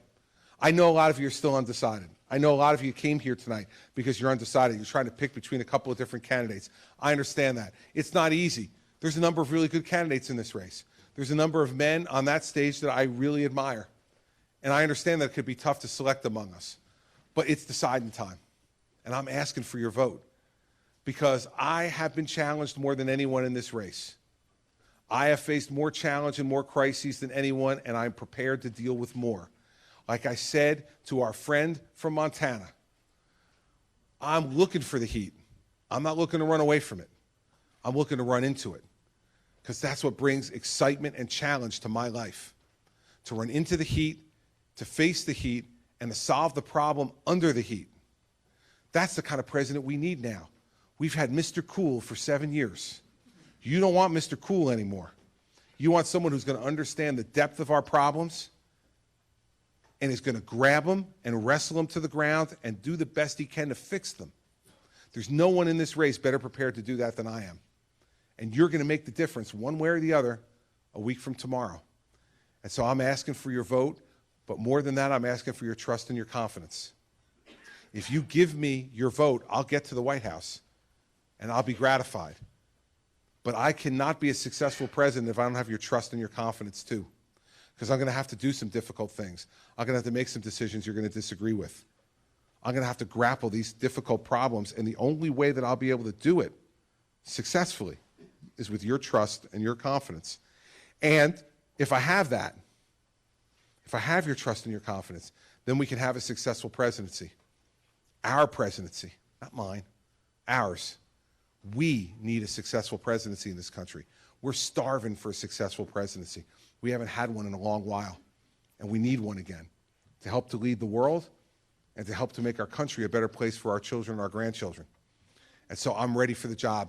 I wasn't ready 4 years ago, and that's why I didn't ask you for your vote. I couldn't come in front of you in good conscience and look you in the eye and say, I want your vote and I'm ready to be your president. But I'm ready now. I'm ready now, and if you give me the chance, I promise you that this will be a vote that you'll be as proud of as I'm as proud of my first vote, which was in my dorm room in October of 1980 on an absentee ballot to kick out a weak, hand-wringing Democratic president and put a strong, no-nonsense governor named Ronald Reagan in the White House. I've always been proudest of my first vote, and I hope that you'll be as proud of your vote for me next Tuesday as I am of that one. Thanks for coming tonight.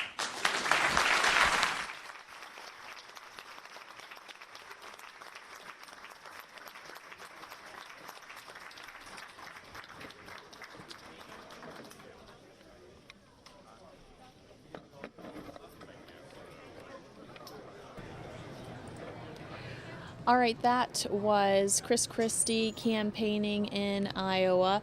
And as you can imagine, I also have Ted Cruz live campaigning in Iowa, and I am going to take you there now. I feel like it's going to be a day full of these kind of events. Thankfully, we always enjoy this content here on Fox 10 News Now. So let's go to Ted Cruz live now in Iowa. And we'll see who else we get on our satellite. Oops. That's where they all want to live.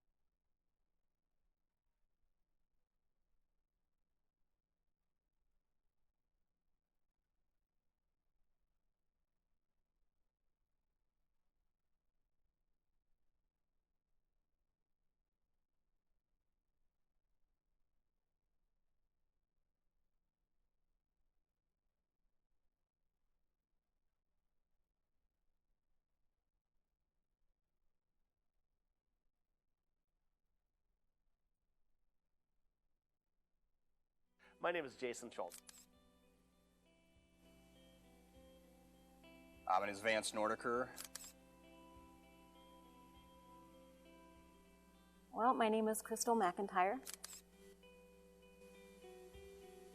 My name is Tom German. Hi, my name is Kelsey Curtinitis.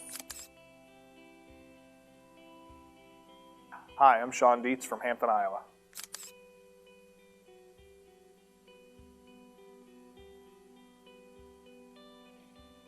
What attracted me to the Liberty Movement was the courage of conviction that I saw a lot of the supporters had. I was attracted to the Liberty Movement through my growing interest in the church and Christianity. I guess my personality rebels instantly when somebody who is just as sinful, just as originally wrong, tells me that they know what's best for me. You know, I was a home builder. I have a background in home building, and I got wrapped up in the regulations and just the abuse that working people suffer at the hands of the federal government. Just overregulation of our business and our farm, and just the concepts of liberty didn't seem to be anywhere in our government anymore. I think that limited government's important. I've never been one for people really telling me what to do. The Liberty Movement is a return to that fundamental structure that the country was founded on. Without liberty, you cannot prosper spiritually, you cannot prosper financially.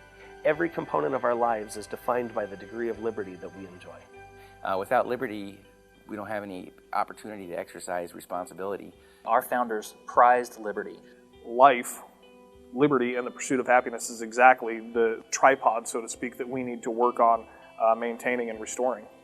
And those are the pillars of the Liberty Movement. They actually drew me to Ron Paul. But there was this group of people that kept running around, just Ron Paul, Ron Paul. I'm like, who is Ron Paul? I found him to be the only candidate in the field who recognized that government is there to defend those liberties and those rights, not to regulate them, not to minimize them. And I remember listening to the first part of his speech and just my spirit jumped. I just was really impressed with his message. It was really consistent. It was about individual liberty, personal responsibility, limited government. And Ron Paul had a history of that and was staunch on those and unbending on those, and that's what really attracted me to him. In 2012, I joined with the Ron Paul campaign, volunteered in any capacity that I was able to. I didn't really know what I was doing. I just got excited and I wanted to pitch in, I wanted to contribute, and I wanted to help him win. I was one of those guys holding signs over bridges and definitely labeled a loon at times. I was very active in Ron Paul's network. As a state legislator, a state representative during his run, I endorsed him. I met my husband in the Liberty Movement as well. We were both working and volunteering with the Ron Paul campaign, and it's like Ron Paul says, freedom brings people together. I took notice of Ted Cruz early on when Ron Paul endorsed him for his Senate run. The biggest thing about Ted Cruz was I knew that he had been endorsed by Ron Paul and by Rand Paul. There are a lot of things that impress me about Ted Cruz and the way that he's really picked up the mantle of Ron Paul in a lot of ways. He's a champion of the Constitution, just like Ron Paul was. When it comes to the issue of pro-life, when it comes to the Constitution, when it comes to religious liberty, when it comes to the rule of law, I think he's shown himself to be consistent. I think his message matches his actions. I see the same courage of conviction in him that I've seen in Ron Paul. Very few people can combine the principle, the communication skills, the presence, the personality. For me, I think Ted Cruz has all of that. He's not afraid to stand up to leadership when leadership is wrong, regardless if they are Team Republican or Team Democrat. And that's been a consistent message of his, that it's not really a divide between left and right, it's a divide between Washington and the American people. I've seen him lead against unnecessary foreign intervention. When he talked about staying out of the Syrian civil war, he led on internet freedom when net neutrality came up. He was one of the original co-sponsors of the Audit the Fed bill. There's really not a liberty position that he hasn't got a record on. We have to form a conservative libertarian wall. Ted Cruz is the candidate who can do that. He brings together the entire movement, evangelical, liberty, fiscal conservatives. He really has the full spectrum of conservative issues that he's proven that he'll fight for. This is the candidate we've been waiting for to come carry our message and successfully restore the hope, the promise of America.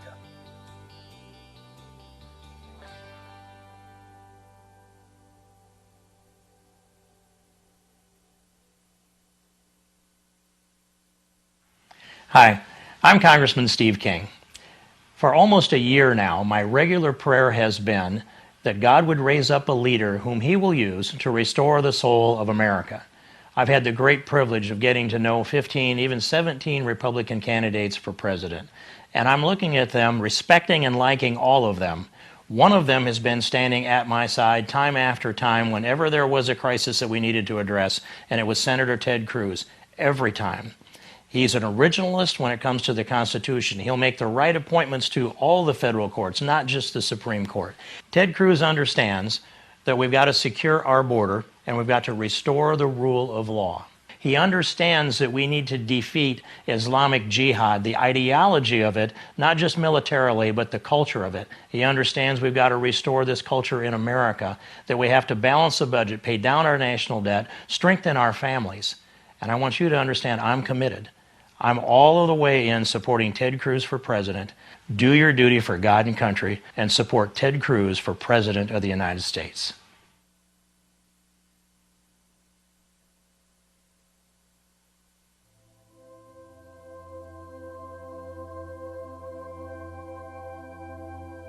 Hi, I'm Ginny Thomas. A lot of people know me because of my husband, who's on the Supreme Court, but the truth is I'm my mother's daughter. My mother was a Reagan delegate in 1968 to Miami, and I caught the bug when I was a teenager. And I relish the opportunity to change this town. But what I really love are the people outside of this beltway of Washington and the people who see we can have a strong America again.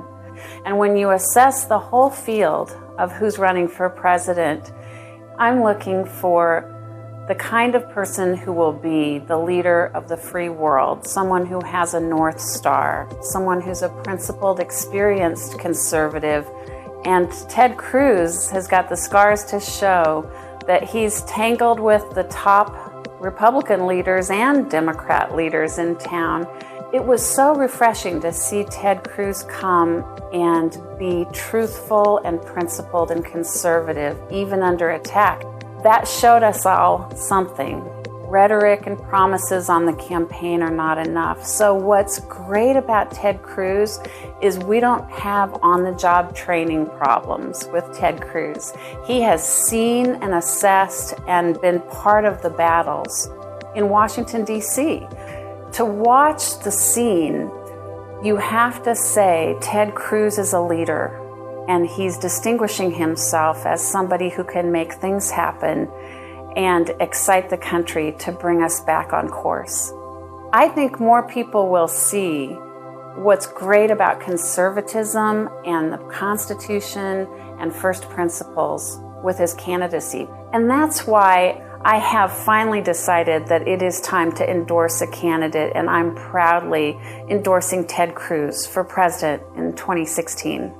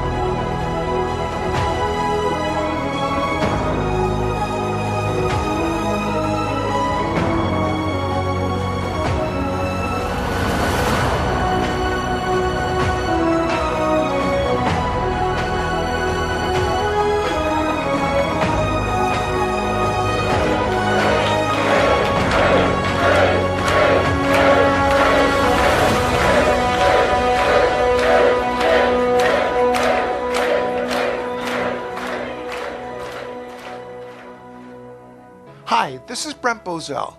Today, I wholeheartedly endorse Ted Cruz for President of the United States and urge all conservatives nationwide to rally behind Ted immediately. The Republican Party establishment is counting on conservatives being divided so they can again nominate a moderate, do-nothing candidate. Make no mistake, if the Republican Party repeats what it's done the last two presidential elections, Republicans will lose. I guarantee it. On the other hand, if we nominate a principled, passionate conservative America can count on to restore her greatness, there will be an outpouring of support. We need a courageous conservative who tells the truth and does what he promises. We need to nominate an inspiring leader who has proven he's willing to take on the Washington cartel and buck the political establishment of both parties. We need a leader who will win and reignite the promise of America. Now, there's some good conservatives running for president, but we need more than a campaign conservative. We need a consistent conservative who has led the fights important to us. Ted Cruz is this leader. I support Ted Cruz for president unconditionally and enthusiastically, and I urge you to log on to tedcruz.org and join the team today. Thank you, and God bless America.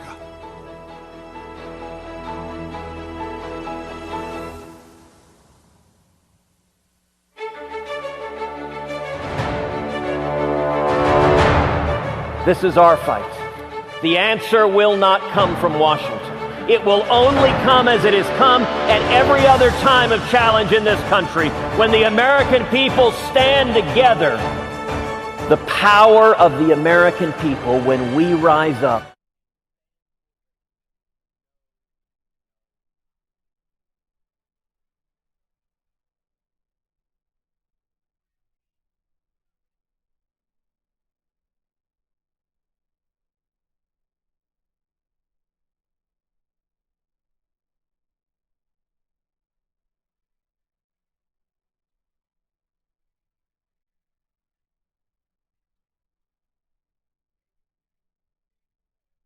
All right, sorry for the time. I was having some technical issues there, but we're going to go back to this Ted Cruz video and know that we've got Jeb on the way. Have on-the-job training problems with Ted Cruz. He has seen and assessed and been part of the battles in Washington, D.C. To watch the scene, you have to say Ted Cruz is a leader, and he's distinguishing himself as somebody who can make things happen and excite the country to bring us back on course. I think more people will see what's great about conservatism and the Constitution and first principles with his candidacy. And that's why I have finally decided that it is time to endorse a candidate, and I'm proudly endorsing Ted Cruz for president in 2016.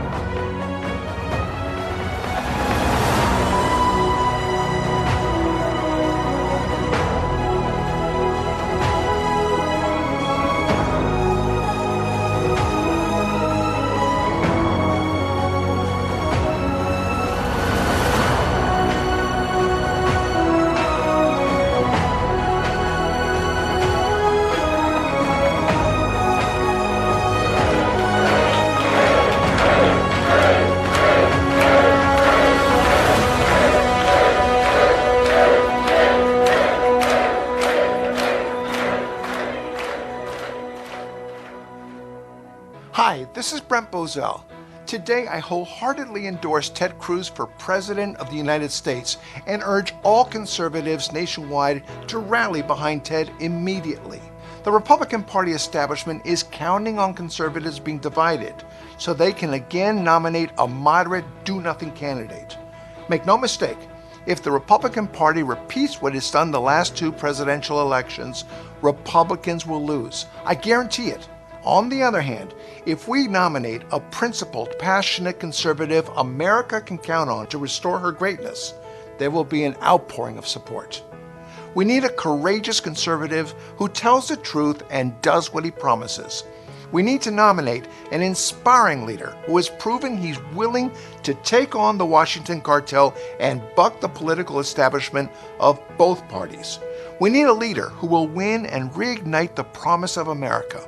Now, there's some good conservatives running for president, but we need more than a campaign conservative. We need a consistent conservative who has led the fights important to us. Ted Cruz is this leader. I support Ted Cruz for president unconditionally and enthusiastically, and I urge you to log on to tedcruz.org and join the team today. Thank you, and God bless America.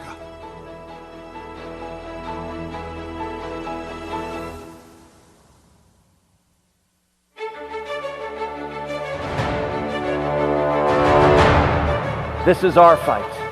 The answer will not come from Washington. It will only come as it has come at every other time of challenge in this country, when the American people stand together. The power of the American people when we rise up and stand for liberty knows no bounds. Over and over again, when we faced impossible odds, the American people rose to the challenge.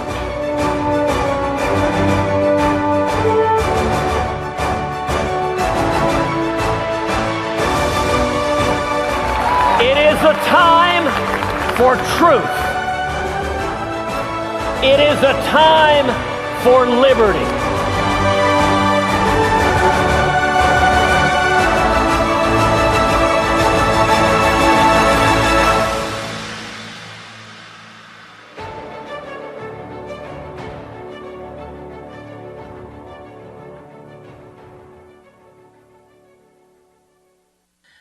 I'm Joel Kurtnitis.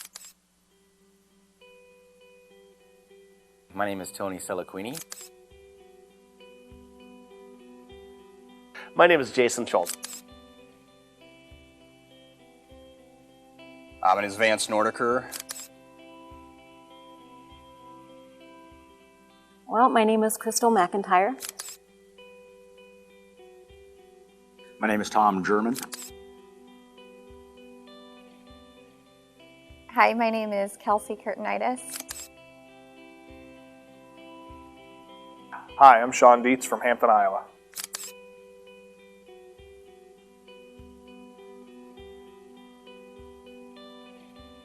What attracted me to the Liberty Movement was the courage of conviction that I saw a lot of the supporters had. I was attracted to the Liberty Movement through my growing interest in the church and Christianity. I guess my personality rebels instantly when somebody who is just as sinful, just as originally wrong, tells me that they know what's best for me. You know, I was a home builder. I have a background in home building, and I got wrapped up in the regulations and the just the abuse that working people suffer at the hands of the federal government. Just overregulation of our business and our farm, and just the concepts of liberty didn't seem to be anywhere in our government anymore. I think that limited government's important. I've never been one for people really telling me what to do. The Liberty Movement is a return to that fundamental structure that the country was founded on. Without liberty, you cannot prosper spiritually, you cannot prosper financially. Every component of our lives is defined by the degree of liberty that we enjoy. Without liberty, we don't have any opportunity to exercise responsibility. Our founders prized liberty. Life, liberty, and the pursuit of happiness is exactly the tripod, so to speak, that we need to work on maintaining and restoring. And those are the pillars of the Liberty Movement. They actually drew me to Ron Paul. But there was this group of people that kept running around, just Ron Paul, Ron Paul. I'm like, who is Ron Paul? I found him to be the only candidate in the field who recognized that government is there to defend those liberties and those rights, not to regulate them, not to minimize them. And I remember listening to the first part of his speech and just my spirit jumped. I just was really impressed with his message. It was really consistent. It was about individual liberty, personal responsibility, limited government. And Ron Paul had a history of that and was staunch on those and unbending on those, and that's what really attracted me to him. In 2012, I joined with the Ron Paul campaign, volunteered in any capacity that I was able to.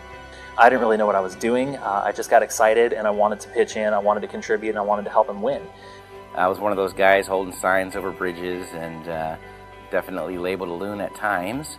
I was very active in Ron Paul's network. As a state legislator, a state representative during his run, I endorsed him. I met my husband in the Liberty Movement as well. We were both working and volunteering with the Ron Paul campaign, and it's like Ron Paul says, freedom brings people together. I took notice of Ted Cruz early on when Ron Paul endorsed him for his Senate run. The biggest thing about Ted Cruz was I knew that he had been endorsed by Ron Paul and by Rand Paul. There are a lot of things that impress me about Ted Cruz and the way that he's really picked up the mantle of Ron Paul in a lot of ways. He's a champion of the Constitution, just like Ron Paul was. When it comes to the issue of pro-life, when it comes to the Constitution, when it comes to religious liberty, when it comes to the rule of law, I think he's shown himself to be consistent. I think his message matches his actions. I see the same courage of conviction in him that I seen in Ron Paul. Very few people can combine the principle, the communication skills, the presence, the personality. For me, I think Ted Cruz has all of that. He's not afraid to stand up to leadership when leadership is wrong.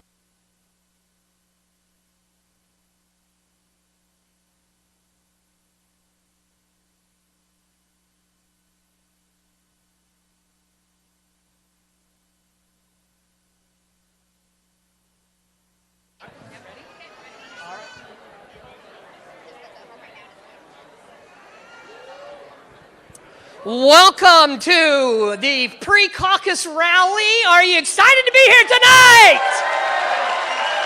Oh, we're going to have a great victory tonight. I want to welcome you to a pre-caucus victory rally for the next President of the United States. We have a man who is principled. We have a man who is dedicated. We have a man who is really, truly conservative, who doesn't compromise. He prays to the same God we pray to. I just got done having prayer with him just a moment ago. I'm not going to take long, I promise, because you're not here to see me. We're going to get you in. We're going to get Senator Cruz up here in a moment.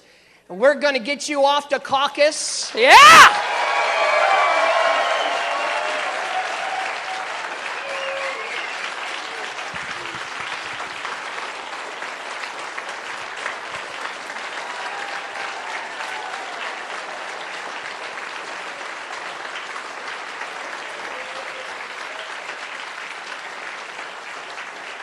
This is the moment, folks. This is the moment. Today is the day that we take America back. And this is the man, Senator Ted Cruz, who's going to be doing it, who's going to be leading the way. Thank you so much for being here. Are you ready to make a difference tonight? Are you ready to do something historic tonight? Well, let's get busy. We're going to get this done, and you're going to go caucus. We're going to make this happen. We're going to have a word of prayer, and then we're going to have a short video, and then we're going to hear from Senator Cruz. Let's pray. Father, thank you for tonight. Thank you for all you've done for us. Dear God, we thank you for your love and your care and your grace. Father, there's been a lot of hard work going into this campaign. And Father, I pray now that you would just bless, that you would have your perfect will in your perfect way. And Father, we'll thank you for it in Christ's name. Amen. Video. The first candidate to officially get in the race for president. No exploratory committee, no mulling the pros and cons. Senator Ted Cruz of Texas will announce tomorrow he is all in. Today, I am announcing that I'm running for president of the United States.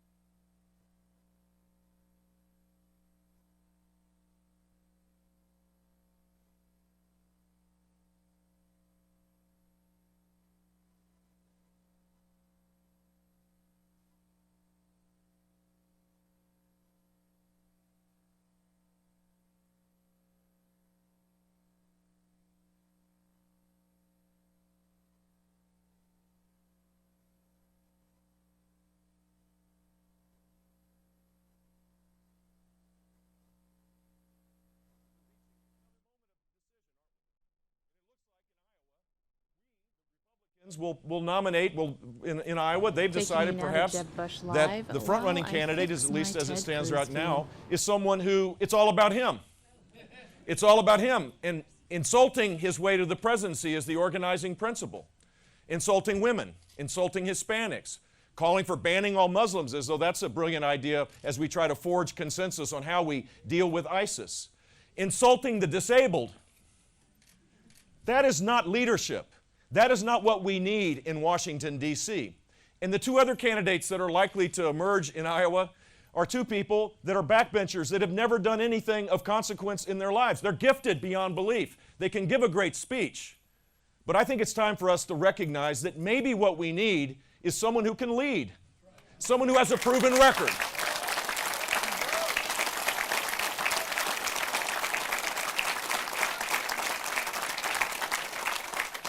Now, I'm part of the establishment.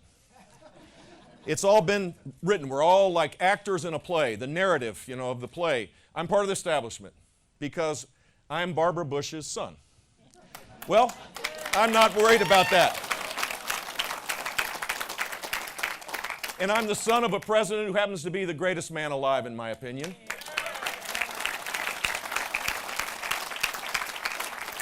And I'm the brother of a president who kept us safe, and I'm proud of him as well.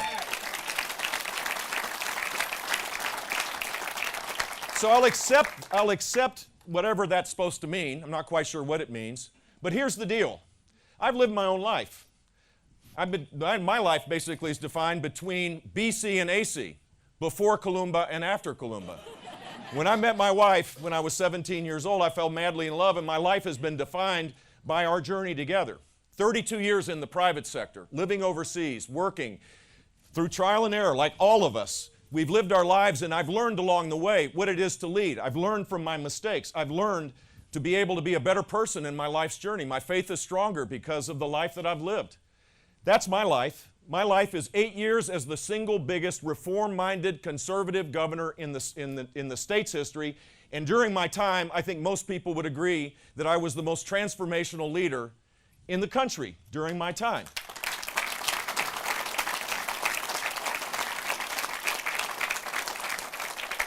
So when Hillary Clinton starts talking about how we need to focus on early childhood education, I hope we want a candidate that has actually done it. Because in Florida, there are more 4-year-olds going to literacy-based programs, 144,000. It's the largest voucher program in the country, by the way, paid for by the state, where children go and begin the journey of learning to read. Because if they can't read by the end of 3rd grade, their life is basically determined.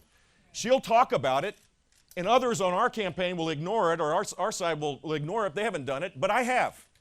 She'll talk about economic activity and talk about the little tax credit and the little government program, the little things that the Clinton way. It's always, you add it all up, it's this monstrosity of government, but it's always through government that they're going to solve people's problems.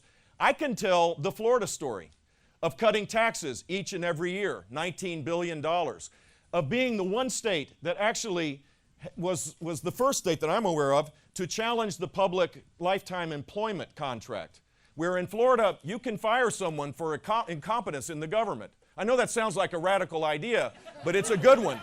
It's a darn good one, and Washington, D.C. needs to do that.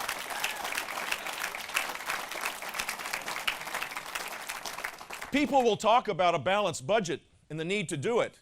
I did it for 8 years, and when I left, there were $9 billion in reserves, roughly equal to 35% of general revenue. People will talk about the need for a line item veto power. I did it. They called me Vito Corleone. 2,500 separate line items in the budget. I was an equal opportunity vetoer. It didn't matter if you had an R by your name or a D by your name. The basic principle is government needs to live within our means. Government can't grow faster than our ability to pay for it. And in Washington, government is growing way too fast. And the next generation will not have the dreams that we should be demanding that they have.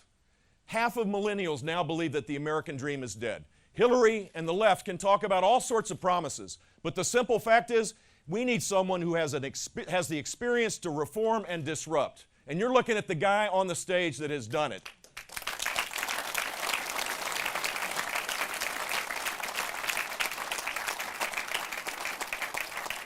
And we need a president that has a steady hand. someone who understands how the world works, someone who believes that the United States is a force for good in the world, someone that recognizes that we need to rebuild our military. Lindsey Graham is absolutely right. The sequester is one of the dumbest ideas. Anybody that suggests that that's a good idea, tell that to the men and women in the military that are having extended stays right now. Tell that to the military families that are struggling to make ends meet as their loved ones are in Afghanistan or Iraq. Tell that to the rest of the world that sees the United States in retrenchment and takes one step forward when we take a step back if there are enemies, and our friends no longer believe we'll have their back. This world is a lot less secure than the day that Barack Obama was elected President of the United States. And I intend to change that because I know that we have to re-engage in the world. We have to eliminate the sequester. We have to rebuild the military and make sure that the Marines reach the definition of readiness. Half of them in this country stationed in the United States don't meet the definition of readiness. Our Air Force is older than the pilots. Our intelligence capabilities have diminished. If we're serious about the first priority of government, which is to keep us safe, then we better act on it rather than just talk about it. Here's my pledge to you. No more talk about red lines. No more grandiose talk about how ISIS is the JV team. No more reset buttons without any activity. No more talking that Russia is a regional power and allowing for the invasion of Ukraine and taking territory. No more talking. A little less talking and a lot more action is what we need so that we get to the place where we all want, which is peace through strength. That is the approach to keep a safer America.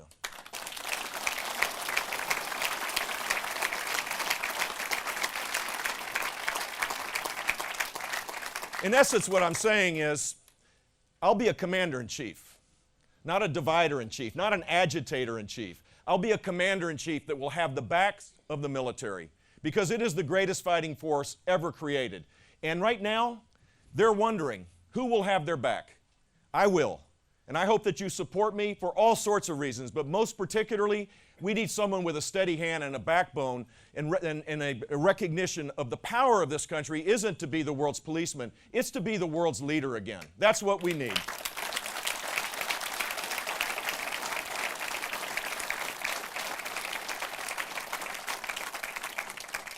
Today I was with a friend of mine. Some of you have come to our town hall meetings. You've heard about her. She's my friend Berthy Aponte de la Rosa. She is a Colombian American. She lives in Fort Lauderdale.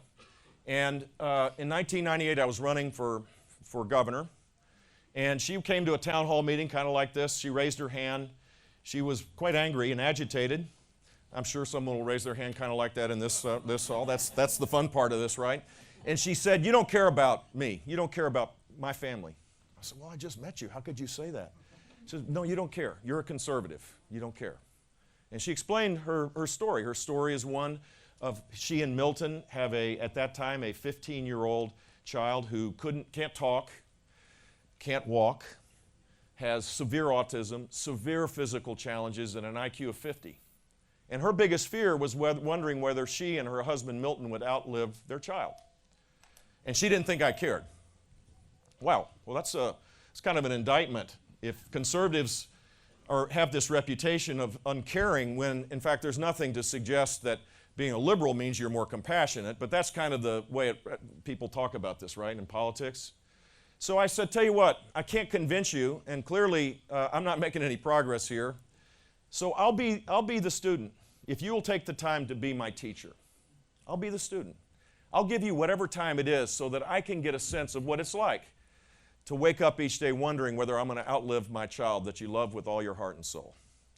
And she said, okay. She was kind of like, he won't show up. So I did. And we went to group homes where I saw people with developmental disabilities being treated with dignity and respect. And then I went to institutionalized settings that cost a whole lot more, some of which were good. Others were really warehouses where people were making a lot of money off of the developmentally disabled, but there wasn't the respect that you should believe that everybody should deserve in this extraordinary country. We went to workplaces where people with different abilities and physical disabilities were in the workforce, totally incorporated. It wasn't an act of charity. You could see it. The workers loved it. They loved to be with people that were special and unique, and the customers loved it as well. I saw it firsthand, and I learned. And the point of this is, True leadership is listening first and learning and then leading, not the other way around. That's what we need in Washington, D.C. So I get elected. It came as a surprise to me and my wife and others. And the first week, a federal judge summons me to the courthouse to take over the program for the developmentally disabled. I'm like this newbie governor thinking, what the heck, a federal judge can't take over a program? And he said, hell yeah, I can. And you guys have deserved it because you've underfunded it. People are on waiting lists. There were 31,000 people on a waiting list. I'm taking it over. And I said, please, I now know about this. I know more about this program than probably any politician in Florida. Give me a chance. And he did. And a conservative legislature led by a conservative governor transformed the program. We funded it more adequately, but we reformed it because I took the time to listen and learn. And in 18 months, 31,000 families got off a waiting list. 31,000 family members.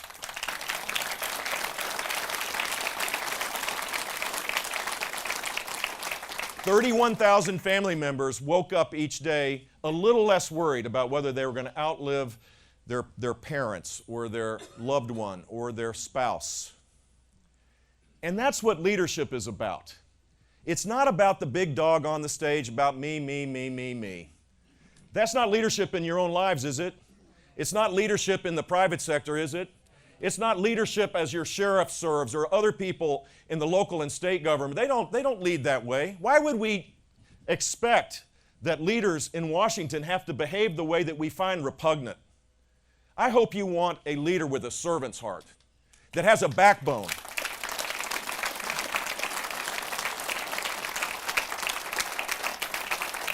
Here's my pledge to you.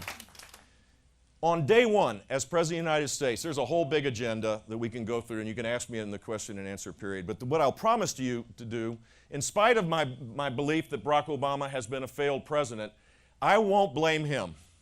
On day one, it's my watch. It's my responsibility. It's my duty. I won't cut and run.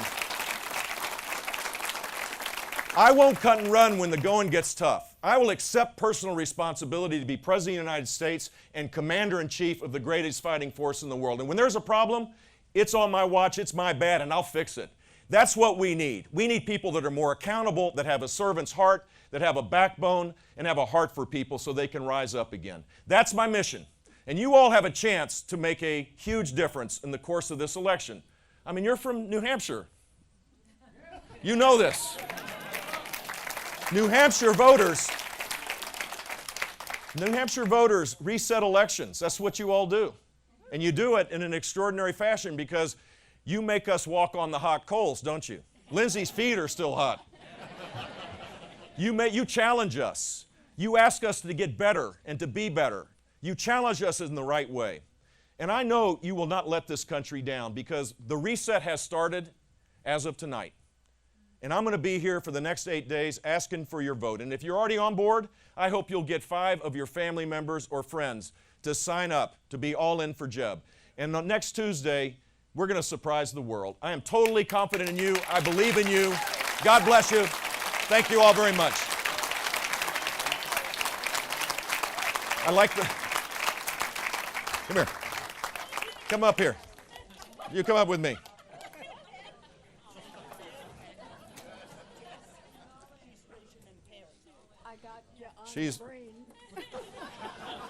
This lady, she says she's got me on the brain.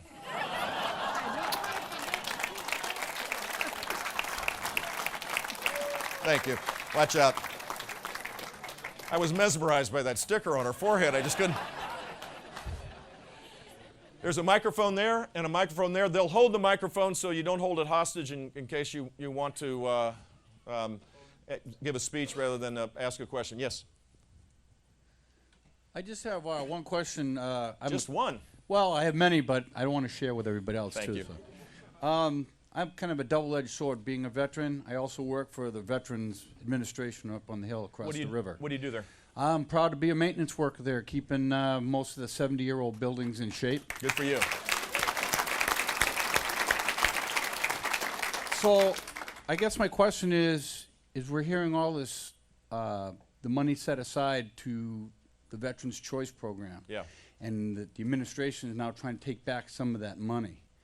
I mean, it's a far shame, it's a crying shame really, as New Hampshire being one of the 13 colonies and the 9th state to sign our Declaration of Independence, that we don't have a full service hospital in this state, that we have to be bussed out to Boston or White River Junction, Vermont. Yep. Again, it was a great program. I've been part of the Veterans Choice and used it here within the city limits. It's great. But I think it's a shame if that money's taken away and we have to go somewhere else. Last thing, being a maintenance worker, the present administration has frozen our cost of living raises. I haven't had one in 7 years. Wow. So I would like to know if that could be fixed. So here's what I believe. I believe that the Veterans Administration should be the first department that's reformed and brought into the 21st century.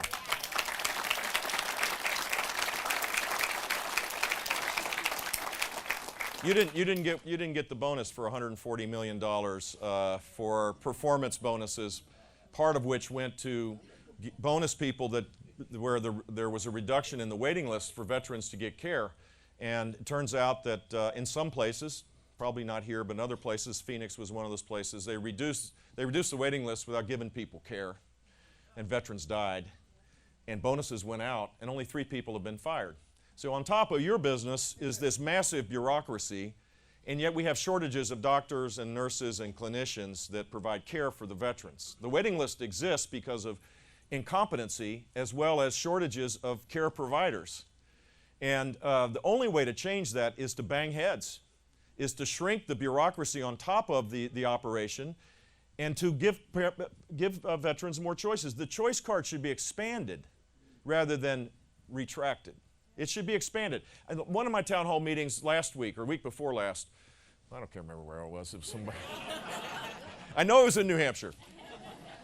The daughter of a veteran who was in his 80s had a heart problem at 2 o'clock at night, and she took him to the Boston Veterans Hospital because that was the only place that they could go, when there are great hospitals here. And think about, you're having a heart condition, and you're driving an hour and a half from where she lived to get down to the hospital in Boston. Why not go to the regional hospital, the local hospital, so that you can get care? And if you like your private provider, you ought to be able to go see your private provider. That won't hurt the Veterans Administration because choices make everybody better. Jeannie Allen's here. She's like the queen of school choice around the country. And you can say the same thing if you empower parents to make choices for children, for schools. Public schools get better. Competition is a good thing. So part of the reform has to be to empower veterans to get the care they deserve. And I think we also ought to have a dramatic review of how the veterans, what the mission is of the Department of Veterans Affairs. Their procurement policies are obsolete. Their information technology systems are obsolete. As President of the United States, I'll promise you I'll do this. 6 months before leaving the military, you begin the process of creating a customized plan for every person in uniform. That's what we need to do, Lindsay. We need to think about this in advance, to be strategic about it. What happens now is people in uniform leave and they fall through the cracks because there's no connectivity. There's no connectivity between DOD and the Department of Veterans Affairs. There's no connectivity with the state Veterans Affairs. There's no connectivity with the business sector. So we should create a customized plan. The assessment should take place prior to leaving. That's the better way of doing it. And think of all the people of skills when you served in the military. You have electricians, you have plumbers, you have truck drivers, mechanics. All of these people, nurses, doctors, all of these people are qualified to work in New Hampshire or work in Florida. But most of the time what happens is they have to go get recertified at the state level. This is now, I'm talking to you, Mr. President.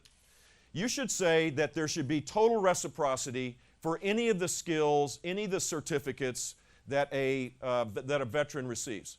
And Florida should do the same, and it should be done across the state. If it can't be done that way, that's one mandate I think would be appropriate, so that people aren't pushed away and left kind of by the side. And the final thing I'd say is, there are veterans that have tremendous challenges, and it shouldn't be just the VA's responsibility.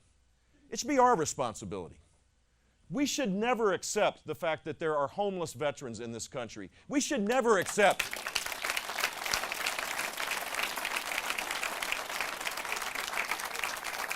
We should never accept that there are people, veterans, committing suicide.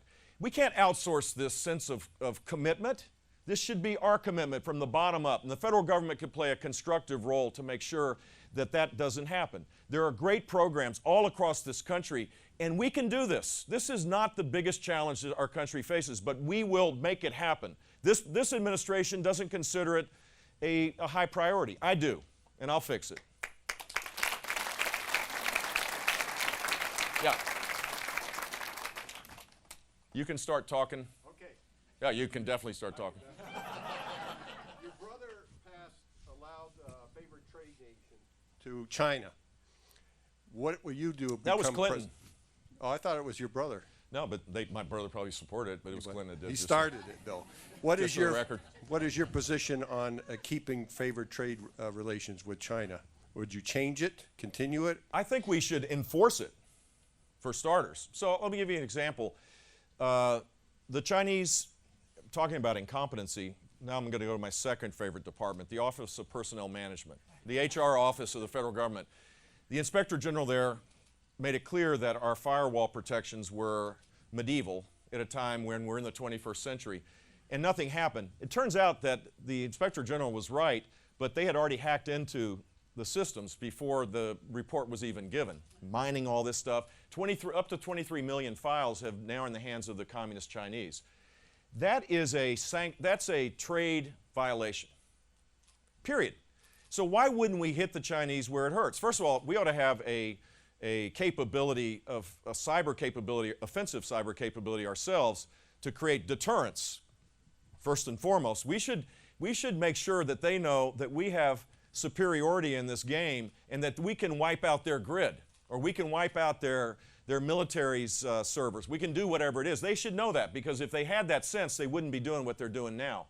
If they knew that we would retaliate in a way that would create hardship for them, they wouldn't do it. And if they knew that we were prepared to go to the World Trade Organization and say this is a trade violation, which it is, that there would be a direct one. And this is not even this is a no-brainer.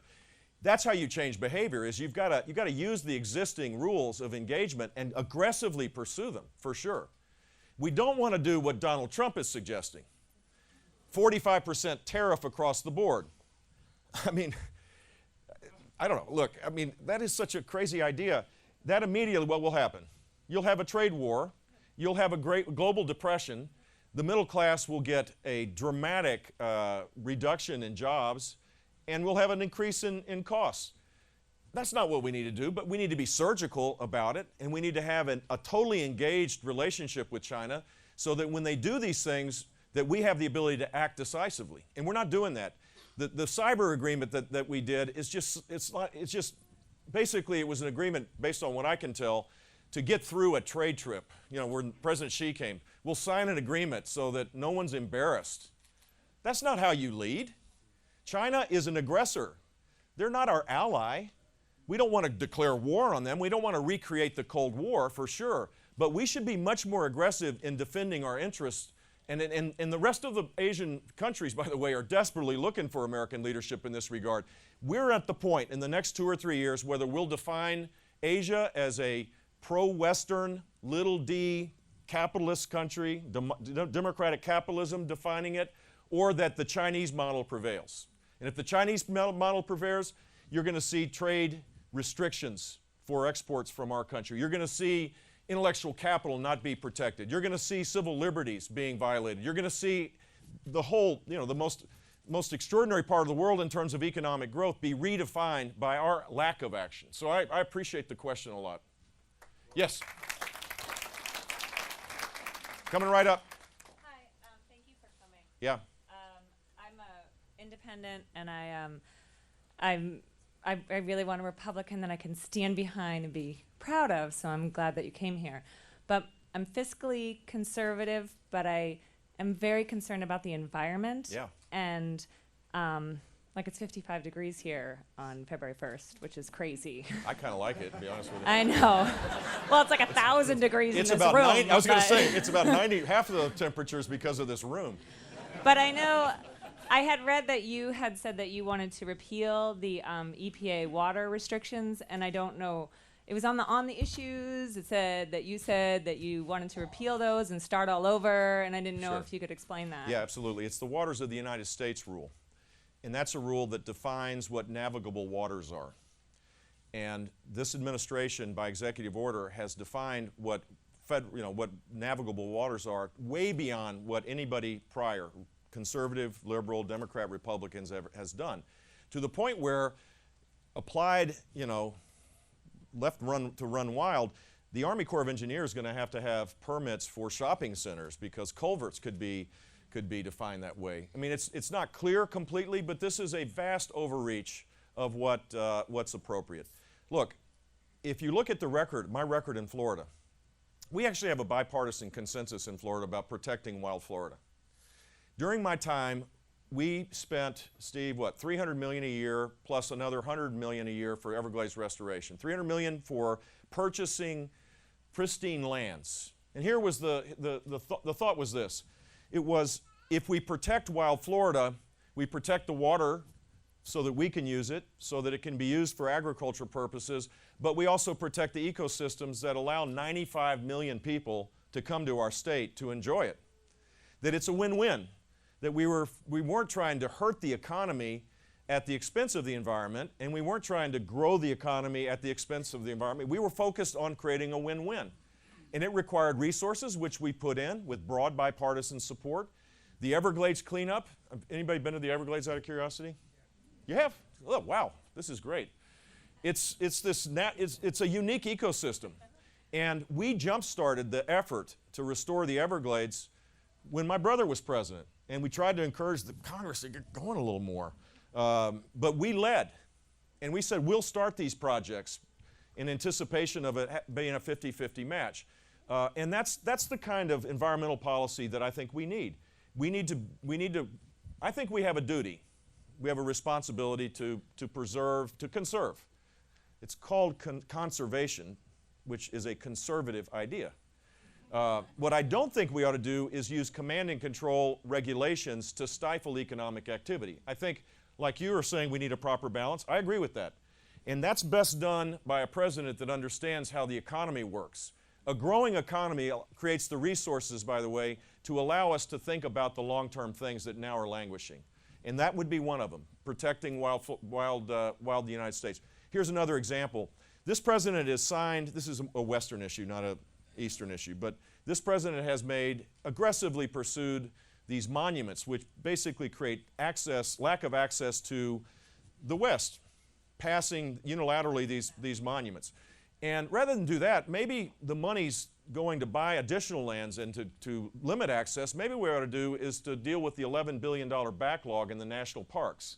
We have a 100-year anniversary of one of the great stories of America, which was this.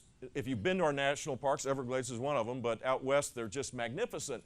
And we need to create a culture again of recreation and love of the outdoors. Well, $11 billion backlog makes it hard. Wouldn't you want to have the next generation be appreciative of our heritage by visiting these national parks and see them be treated with the respect that they deserve? That's what I believe. We should be focused on the right things as it relates to environmental policy. And frankly, I'm not sure why our team has gotten off the field on this. I haven't. I just believe that it ought to be based on sound science. And the last thing the thing I hate, this is therapy for me now, is when smart people will say, well, all the scientists have concluded X. Well, no, they normally haven't. There should be some ability to have a dialogue about this, how you create kind of a consensus around this.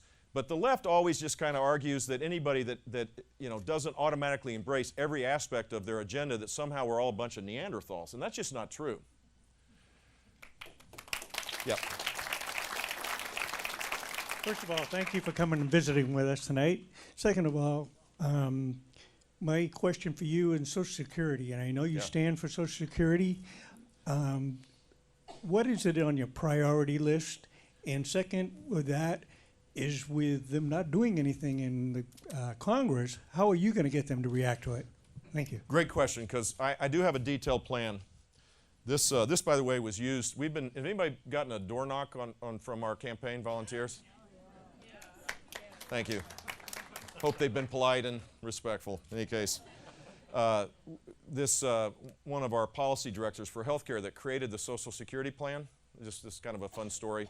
Her name's Steph Carlton. She's really smart, young person. She's going door to door now instead of doing policy. And she went to a house that where there was a pit bull that came running out the front door and attacked her and started biting her. She was wearing a parka, so no blood. And then she tried to hit him with the plan. This baby is used for a lot of good reasons. Banged it. The pit bull grabbed this extraordinary document and started just tearing it up and eating it, and allowed her to take a quick exit off this guy's property. So Jeb2016.com, you can get the full plan for Social Security, but I do believe we need to fix it. We can't be in denial. It is, the contract has been torn up. If it was a pension plan, you would have kept the money in it, allowed for investing to allow for the income to be able to provide the benefits. But the government over the last 3 generations, or 2 at least, has given the Social Security Trust Fund an IOU and taken the money out and spent it. So now we're stuck. What do? Well, the plan calls for raising the retirement, preserving and protecting it for people that have it, and in 2023, starting to raise the retirement age by 1 month for every year, raising the benefit minimum benefit to 120% of the poverty level because it's at 80%. I wish we wouldn't have to do that, but frankly, Social Security now is the primary source of retirement for most people rather than supplemental.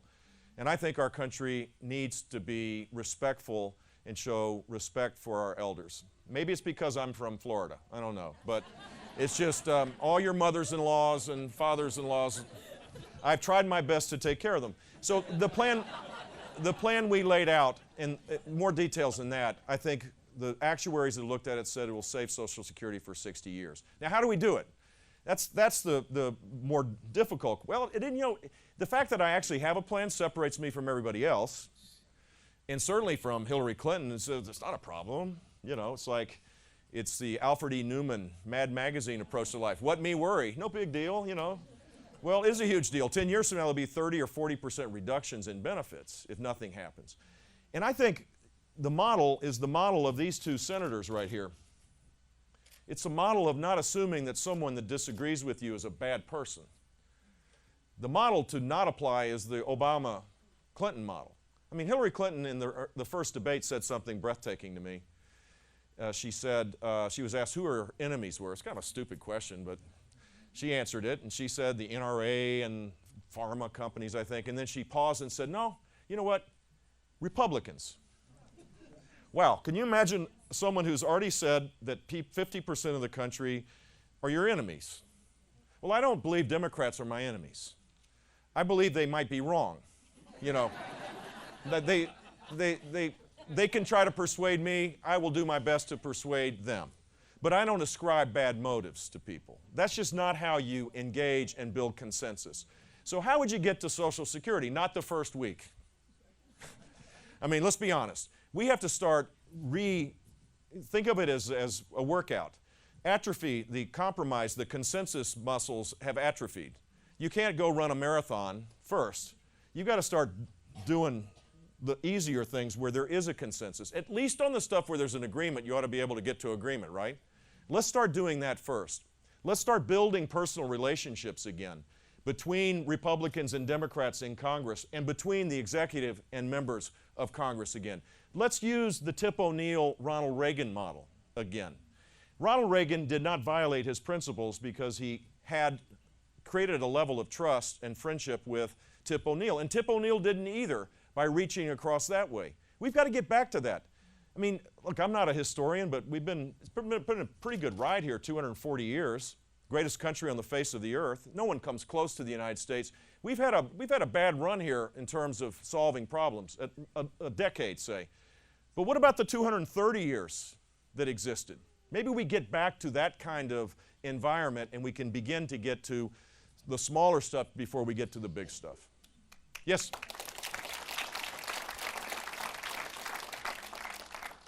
Actually, you're kind of going in the direction that I had my question in. Well, good. So Does that's that mean you're good. going to caucus for me? You're going to vote for me? Excuse me? I'm in the wrong state. I'll be honest. I'll be honest. I'm still undecided. But my gotta get that my out concern. Of my head. Purge it. My concern is that for the last 7 or 8 years now, we've become a very divided country. We have. It's been very based on party lines. And some of it's good in the sense of holding strong to your values. But in order for us to recreate that dialogue across that aisle, what areas are you willing to work with them on? And what areas are you going to hold steadfast on? Look, there are things to me that are informed by things way beyond politics that are just, core issues. For me, for example, I believe that life is a gift from God. To me, it's divinely inspired, and people need to be respectful of life from beginning to end. I just believe that. I think that's...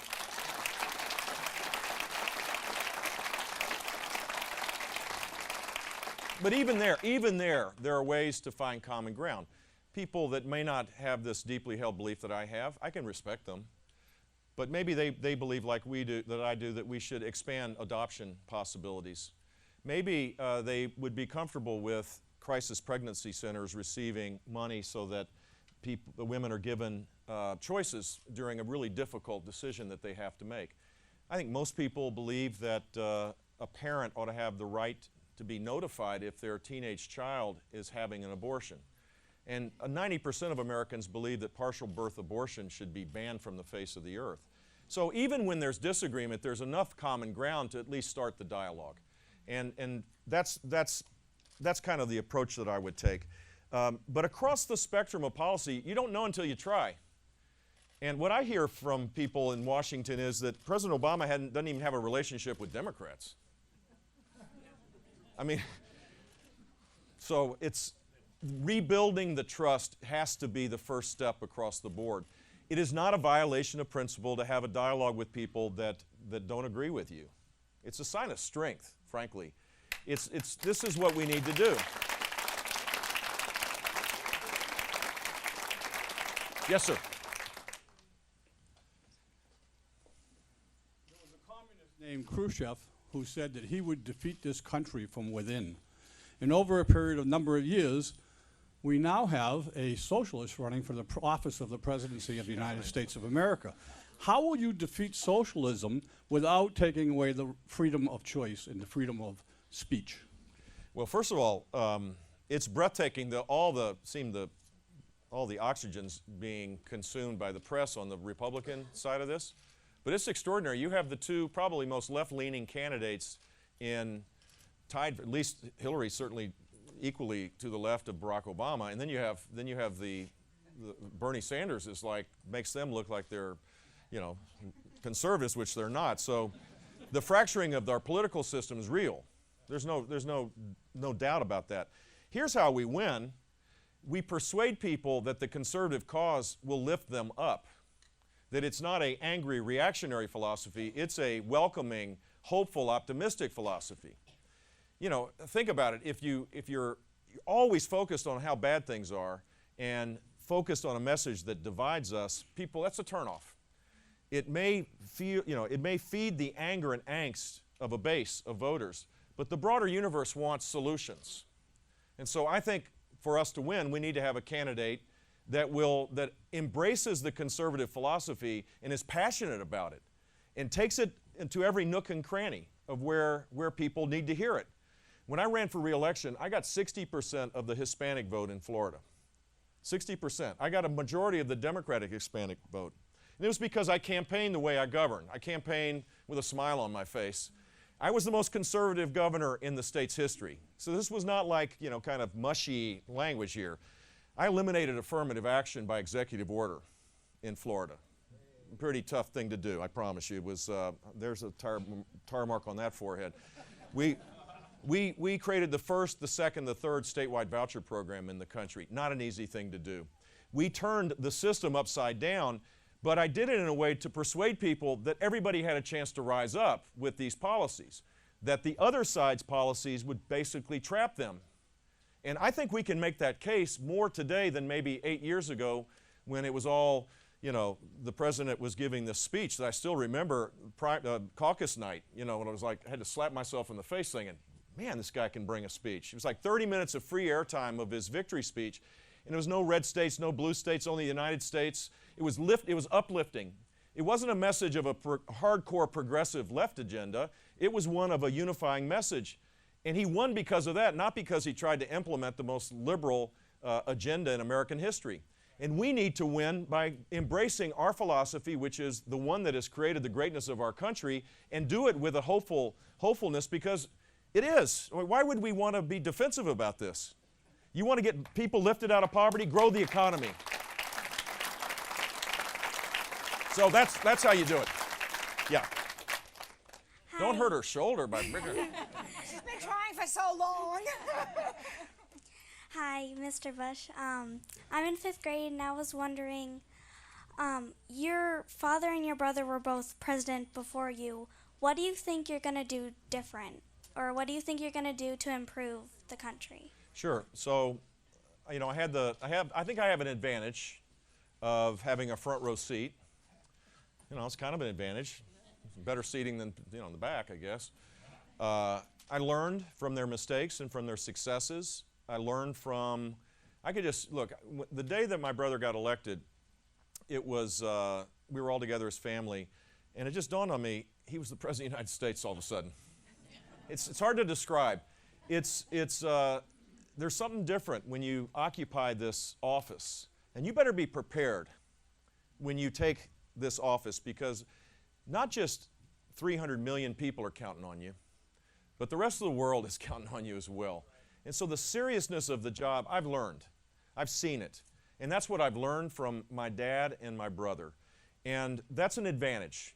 I wear this band from Christopher Horton, given to me by his wife.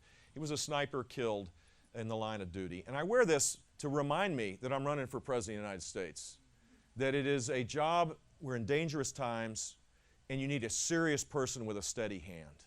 Put aside ideology, this is also a job about leadership, about who can be consistent, who can be steadfast, who won't bend with the wind, who won't cut and run. And that's what I've learned from frankly, not just my brother and although he certainly showed the fortitude that I, to this day, admire, and my dad showed the skills to forge coalitions that just are, I mean, defy history. And he stood by friends when they desperately needed. When you do your 5th grade, you're doing American history now, 5th grade. You're going to do next year maybe European world history. So you'll get to it probably in this year. You might find they might talk about the fall of the Iron Curtain, fall of the Berlin Wall. And this was a time in American history where just things were moving at warp speed. It was just moving very fast. And Europe, because of the fears of a united Germany, were fearful of unification of Germany. The only reason why this happened was that the premier of Germany, Helmut Kohl, believed that it was important to unify Germany. And he had one ally, George H.W. Bush. And because they formed that alliance, it happened. And Europe is a lot better off because of that. And that's the kind of,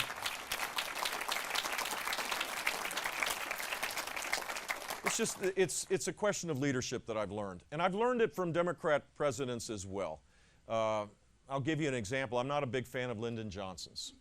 But in 6 weeks' time after President Kennedy was assassinated, great tragedy for America, I always thought the Kennedy tax cuts that Republicans always talked about to get under the skin of Democrats, you know, we always talk about the across-the-board tax cuts, just to kind of, because the Democrats now would never embrace the Kennedy tax cuts. Well, it didn't happen under Kennedy. It happened under Lyndon Johnson. In 6 weeks' time, he passed a budget, Judd, that went year-to-year decline, first time since World War II, an actual decline, which set the stage for getting this tax cut passed, which set the stage for the greatest civil rights legislation probably in modern times, all of which was done in 6 weeks because this extraordinary leader took advantage of the sense that we needed to unify again and he led. Now, again, I'm not a big fan of Johnson's in terms of what he believed, but that kind of leadership we need. We need someone who thinks about these things in a different way, where you're not pushing people down, you're trying to find unity of purpose again. Because we're never going to move forward unless we fix these big complex things, which we can do, but it's going to require being a student of history a little bit. And so I hope, are you going to be in politics? Why not? You seem pretty smart to me.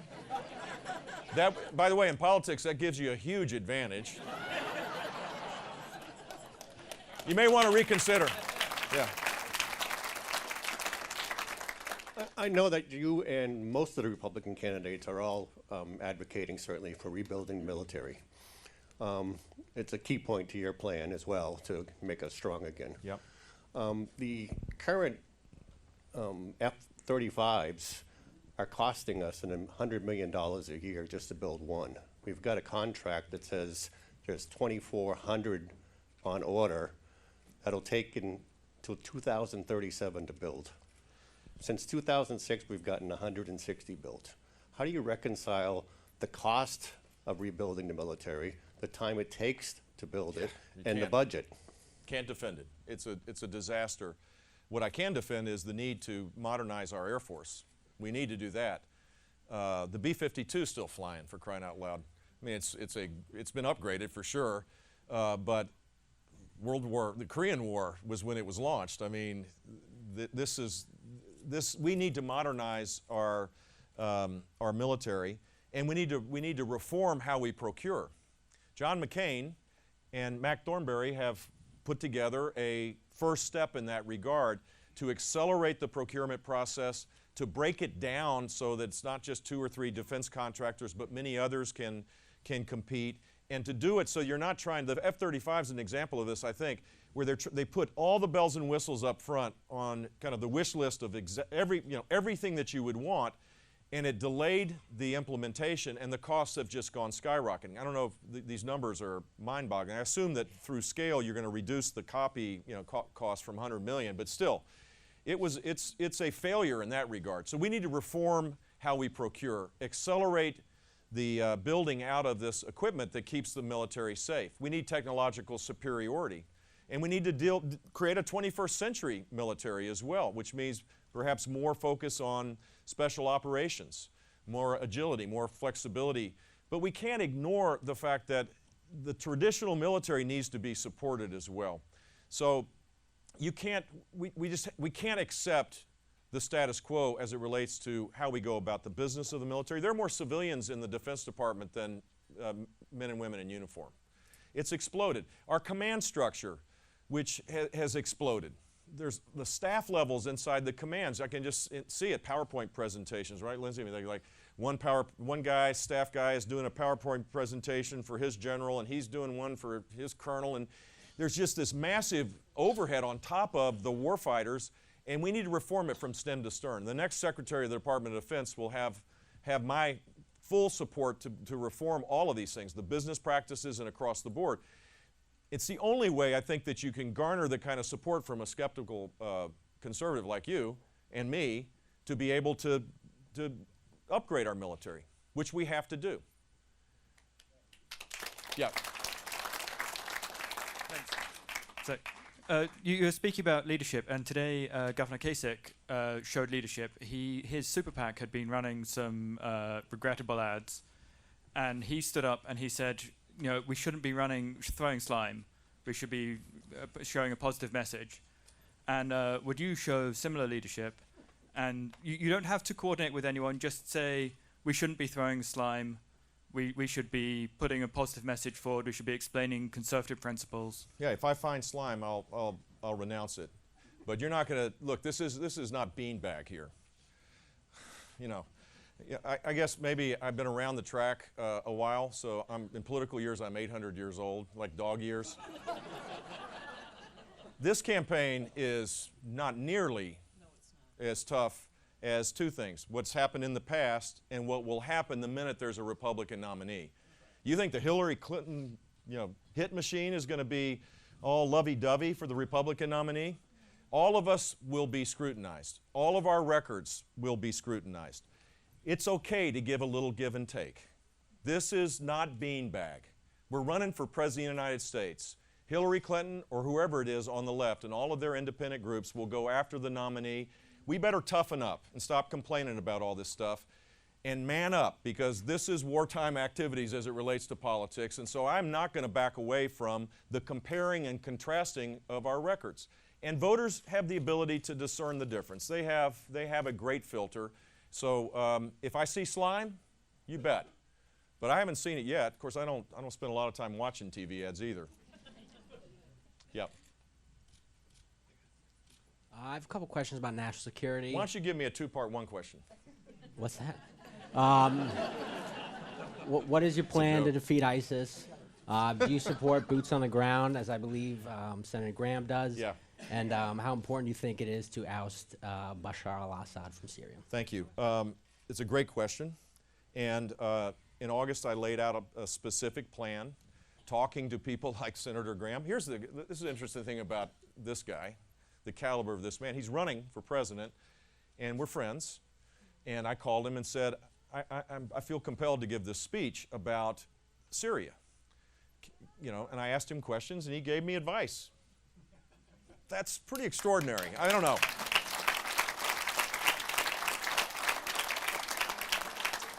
So in August, I laid out a plan, and it starts with arming the Kurds with more sophisticated weapons, because they are our strongest allies and strongest fighting force. It calls for embedding our troops, which other countries have done, inside the Iraqi military. We have 3,500 troops there, but there's a prohibition in this administration to embed the troops in the military, which, I don't know, it doesn't make sense to me. It seems like you'd want to have them be retrained. When we abandoned Iraq, the military that had garnered a lot of training and was a serious fighting force was depleted because of the sectarianism of Maliki. When we abandoned Maliki, both politically and militarily, he went back to his bad tendencies. We need to rebuild their capabilities. We need to re-engage with the Sunni tribal leaders. That's just starting, but it should be much more aggressive, and that should be both politically and militarily as well, to recreate the partnership that led to the surge and led to a fragile but stable Iraq. We need to get the warfighters off the backs of the military. I mean, the more I learned about this is to me, ridiculous. The United States will always adhere to the standards of warfare. We're not ISIS. We don't behead people. We don't do that. But now we've had impositions on top of the warfighters, including approvals of dropping of ordinances when sorties go out. But roughly half of the sorties don't drop their ordinances because they can't get approval from a lawyer to make sure that the civil liberties of people on the ground would be violated. Well, this is war. This is not a law enforcement exercise. They don't have the same civil liberties that we have as American citizens. If we operate that way, we're never going to get to where we need to be. And then we need a no-fly zone in Syria. We need safe zones in Syria to build a Sunni-led, not exclusively Sunni, but a Sunni-led force trained by our special operators, our troops embedded with theirs, so it's not just, a video game, because that's never going to work. We have to have engagement where it's supported by the Arab world, where they don't pick their favorite militia, that there's one fighting force, and that they embrace it because the United States is there. The Saudis, the Qataris, all these other groups that are doing all this stuff independently wouldn't be doing it if they thought the United States hadn't turned their backs on the Persian Gulf countries and the Sunni Arab countries and embraced Iran. We've got to get back in the game to be able to create this strategy and make it work. And ultimately, you cannot have the lessons learned of the past. You cannot have a situation where we send our men and women in harm's way and we're successful and we don't deal with the long-term political settlement that creates stability, which means Assad has to go. Assad has to go. So, whether you like my idea or not, it was well thought out. I talked to people that are experts like Lindsey Graham and people that you would know, that I hope you respect. I took the time to listen. I crafted this policy prior to the attack on our country and prior to the attack in Paris, because it was a threat then. Now everybody's talking about carpet bombing. like that's a policy. That's an embarrassment, to be honest with you. If you want someone who's serious and has a steady hand, it should be a strategy like I laid out, rather than we're going to see if sand glows in the dark. I mean, come on, this is dangerous stuff. And you need someone with a steadiness and a seriousness to go about making it happen. And everybody now is scrambling around. Donald Trump, in a matter of 3 months, just to put it in perspective, front-running candidate apparently, right?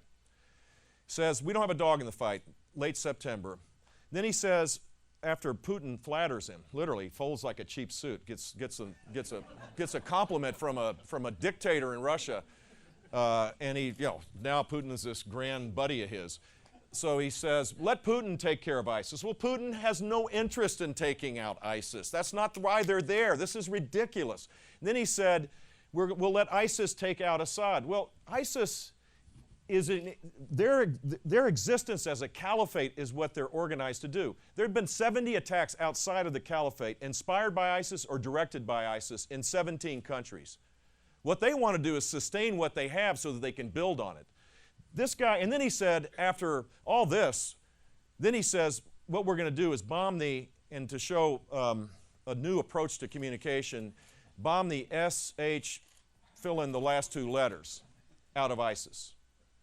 Do you want someone so unstable, so unserious to be commander-in-chief? No! Thank you. Appreciate you. Yes, sir.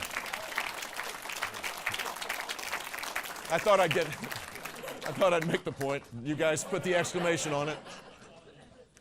We were talking earlier about Social Security. Yes, sir.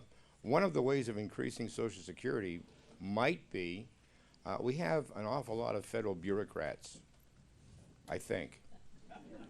Okay? And supposedly they work for a living. They do. Supposedly we have some federal legislators who work for a living also. This being a country as it is, when your job is over, so is your pay. And if you want your benefits and your perks, you pay for them yourself through the COBRA plan. Why wouldn't that work? And why wouldn't their retirement plan get switched into Social Security to make it more viable and stronger? That's a good idea. I think the objective on any reform is to preserve and protect it for people that have been planning for it. I think that's fair. But going forward, which is what this is about, how do you change it so that we not overwhelmed by the liabilities for the next generation? Having a plan where everybody contributes would be helpful for sure. And look, we should not have lifetime employment guarantees for federal workers. And federal workers, on average, not across the board, I mean, it could be in your business, the pay may be equal to the private sector, but the studies I've seen show a 40% premium for federal workers for like-kind jobs compared to the private sector when you add wages and benefits together. So it's not a surprise that income growth in Washington, D.C. goes unabated, where we've had disposable income for the middle class decline by 2,300 since Barack Obama's been elected president. And we have effectively 0% unemployment in Washington. Housing prices are high. They've never felt and never suffered the challenges that most Americans are feeling. And it's why I think your point is a good one. When they pass laws, it should apply to them across the board. Governor, we have time for one more question. There's a right there. You're petting the dog, or? I wanted to ask, is this on? I wanted to ask, like the other week I was watching on Netflix a documentary called The Human Experiment. It's focused on chemicals used in personal care products. One fact that stuck with me was that in 2011, a baby boy just born, they revealed 28 chemicals that were in his bloodstream. I understand the government, it'd be too cumbersome to evaluate every single product before it gets to the market, but shouldn't we have a more comprehensive list of banned chemicals like in the European Union? I don't know enough about that. I really don't. But I do think what I'm encouraged about is that it seems like your generation is much more conscious of all sorts of, how we make things, the food and the products we use. And that gives me some encouragement. I'll tell you how nerdy I am. Actually, I can't do this anymore because I'm not home anymore. But on Sundays, we have Sunday Fun Day. I get back Saturdays typically, no longer, but I used to. And I go to Publix, I go to the supermarket because I feel guilty that I'm not there, but also because I love looking at all the packaging, looking at what's in this stuff, and it's pretty extraordinary. I mean, I'm trying to live a better lifestyle, healthy lifestyle myself, so I'm curious about these things more. And I find either there's bad labeling where everything is organic and everything is, you know, all this stuff. I mean, the whole marketing approach now is to towards what you're describing, which is, you know, less chemicals, less things that people are concerned about, and more natural and organic type approaches. The challenge is, how do we do this in an affordable way for people that are struggling? Because, you know, right now, 63% of Americans can't make a car repair payment of $500. They don't have the money. And 60% of Americans don't have more than $1,000 of cash available to them. $1,000. I mean, Gary, just think about that in your business. That's a real challenge. And people are struggling to make ends meet. So I'm all for innovation and health and all this stuff, but I also think we need to be mindful of the fact that sometimes over-regulation increases the cost. As it relates to healthcare products, you can tell I don't use them, so I'm not an expert. One more. Yes, ma'am. Where do you stand with the medical and the prescription drug plans? Where do I stand on it? What do you mean by that? Tell me your experience so I can understand what your concerns Well, are. with the cost of the cost of medical insurance and the prescription plans, drug plans. So the proposal I laid out in my, if I told you about my booklet, is for Medicare, which is, and Medicare Part D is an element of this, is to use the purchasing power of the government to reduce costs for the benefit of the beneficiaries. And there's ways that you can do this to have, so everything should be priced out. You don't have a cost plus kind of system. It's more to drive costs down, where if you want to compete in these plans and you want to compete with Medicare, the fee-for-service side of Medicare, they all compete, and the median price is the one that's used. So if you were the low bidder, you would get maybe a higher price where you could make a little more money, but if you were the high bidder, you'd have to lower your price or you couldn't sell. So that's one thing that I think would drive pricing down rather than up. Secondly, in the cases where there is just these extraordinary price increases, there's laws against that, and they should be enforced. I mean, that's plain and simple what has to be done. Thirdly, most of these drugs are prescribed by doctors, right? And a lot of times doctors, because they don't have skin in the game, they're actually in many cases rewarded based on a percentage of the value of the drugs. Now, I'm a big doctor guy, don't get me wrong here. I don't want to get any doctor in the room mad at me, but maybe the incentives ought to be driven by lowering the costs rather than raising the costs. So there's a way to do that. There's a simple way of doing it where you're rewarded for having savings for the government and for Medicare beneficiaries. Right now it's not that way. And then we need to reform how we approve drugs, because the cost of approval now has gone, it just keeps going up at a rate that's extraordinary. It's probably 4 times more than it was 25 years ago. And the time in which drugs are approved is triple the time. And the net effect of that is you're not getting a lot of drugs to market. And that's one of the reasons why you don't have pricing power on your behalf. It's the drug companies that have the advantage. If you only can go to one drug because they haven't been approved, then you have the ability to raise prices. But if there were competitors, naturally you would see a reduction in price. So there's a lot that needs to be done in reforming this. And I don't know if I've told you this, but I have a reformer's heart. I believe that whatever's broken, the first thing we should do is to go at it, fix it. Not to say, well, you know, that was my predecessor, it's not my fault, the dog ate my homework. This is what gives me joy, is serving, is to see a problem and fix it, apply conservative principles in the right way, and use my practical business experience to make it happen at a faster rate. And I still love that forehead. Thank you all very much.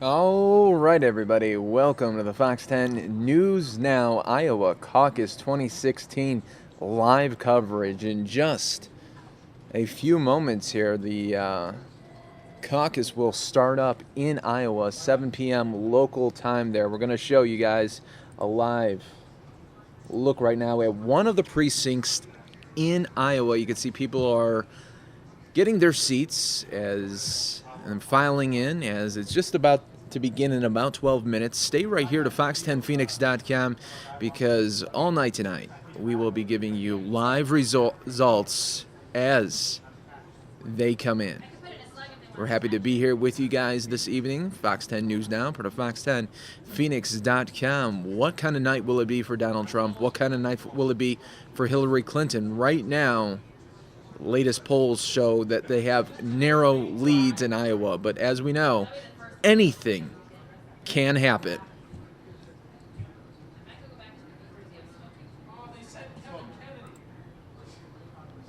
So it's very interesting always when it comes down to this. We've seen them campaigning for months now. Donald Trump started his campaign in June. So this has been a month long project for all of these candidates. And now it's come to the very first caucus in Iowa as they set to really show kind of like what the polling has been like and really give us a first firm look at what people are thinking and leaning towards. You know, this is in Iowa, they can register, people can register today still. They can show up and register right there on the spot for either a Democrat or a Republican, and then they can pick who they would like to caucus for. So yeah, it's very interesting. We're going to be showing you guys different kind of shots here, all different kind of precincts right now available that Fox is providing us. We will be giving you these live look-ins all evening long.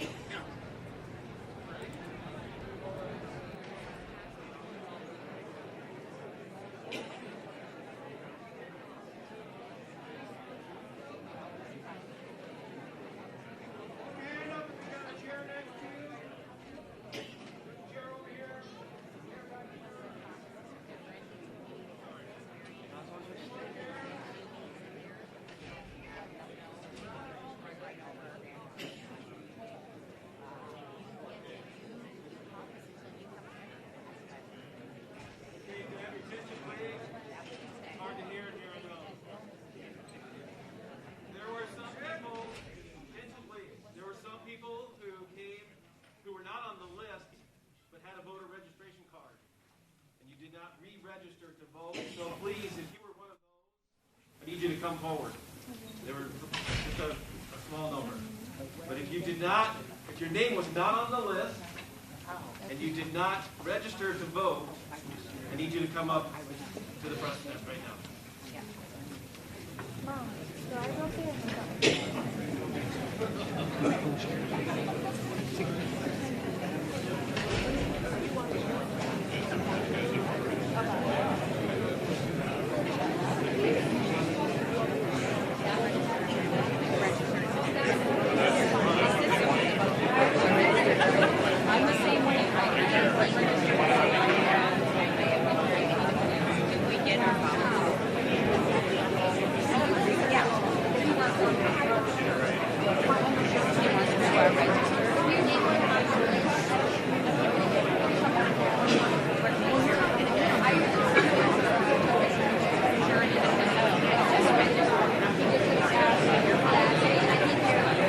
Welcome everybody. If you're just joining us, it's going to be a fun evening as we're going to be showing you live results in Iowa as they become available. Just about 8 minutes until they start up deciding in Iowa who the candidates they will be selecting. So very interesting. You know, there's about 1,700 precincts in the state of Iowa, and you can see it's at, you know, sometimes it's a school gym, it's a library, it could even be a church. So it's very interesting to see this all go down in Iowa. It's the first state The road to the White House begins today, February 1st, 2016. I am on Twitter right there. You can see my handle there, Mike Page, Fox 10. Give me a follow, and then also tweet with me during this Iowa caucus as we can exchange some words as what you're thinking, and I'll retweet you guys and a bunch of that thing. So let's be social about it too. As always, really do appreciate the more than 1,000 people watching in the stream right now as we are getting ready for Iowa to start up the presidential season. Will Donald Trump hold? Will Hillary Clinton hold? They were saying earlier that Bernie Sanders, what he needs to do in order to win Iowa is he needs to have a big surge in new registrations. People obviously walk on today where they can register in Iowa. That's what he needs. If we see a lot of people coming in and registering for the first time, it's looking good for Bernie Sanders if they're going Democrat. This is all going to be very, very interesting. My name is Mike Page. Happy to be here with you this evening. Kinsey's going to be on at 7 o'clock, and we'll continue to roll on with the coverage. I do want to show you some more precincts that we are showing right now. As you can see, we're just moments away. About 6 minutes to go.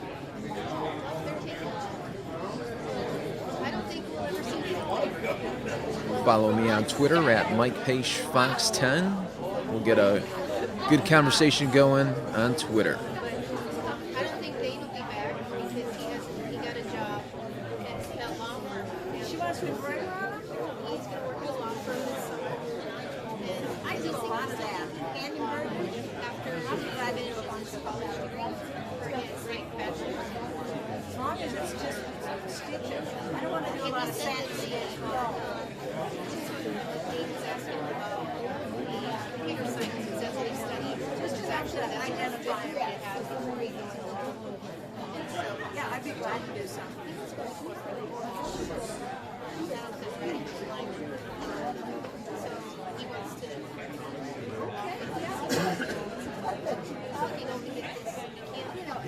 My projects are endless.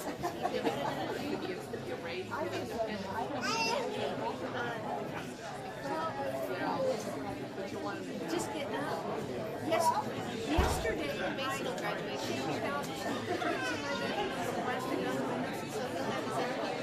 This morning is something that I closed the blinds tighten up, and so people could see it. So then I had to go get better. Otherwise, I took off the windows. So how many grandkids do you have? 4 and 2.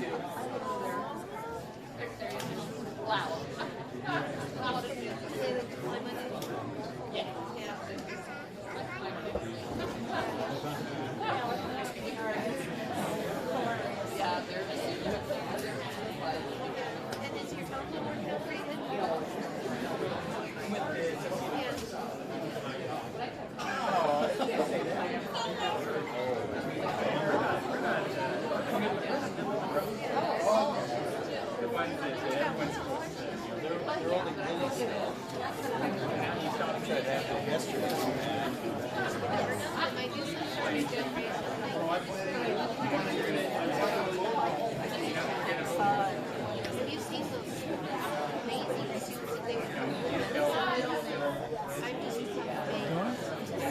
Good. I recognize you without a Cowboys jersey. Burn those yet? I retired back in September. When Romo bring it back out. And then break some more.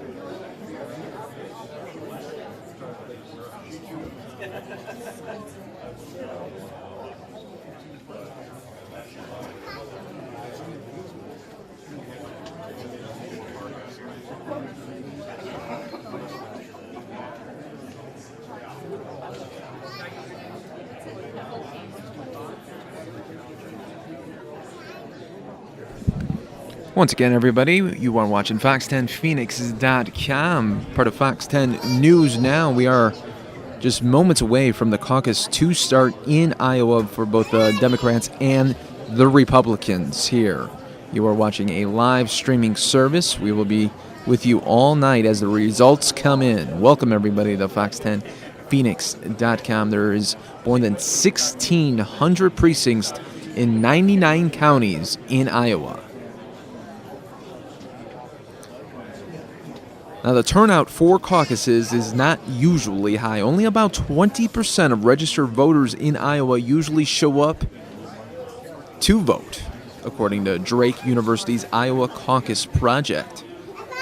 In 2012, there were 614,000 registered Republicans in Iowa, but only 121,000 actually caucused. You can see things are setting to begin. Here is a live look at the Ted Cruz rally area happening right now. You can see where he will be at later tonight as the results come in. A little watch party there. Ted Cruz. Let's go back to the coverage here of a precinct in Iowa.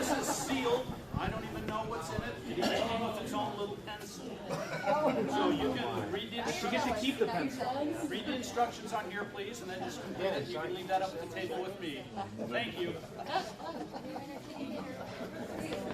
Even if I was over to say so.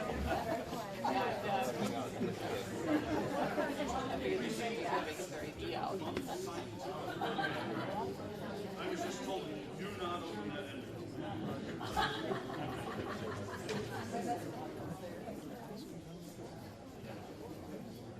Okay, we're going to, just a couple seconds here. Looks like we have a couple finishing up here at the table, and then it looks like we'll shut the doors and we'll get started so we can get things moving and get folks back out of here.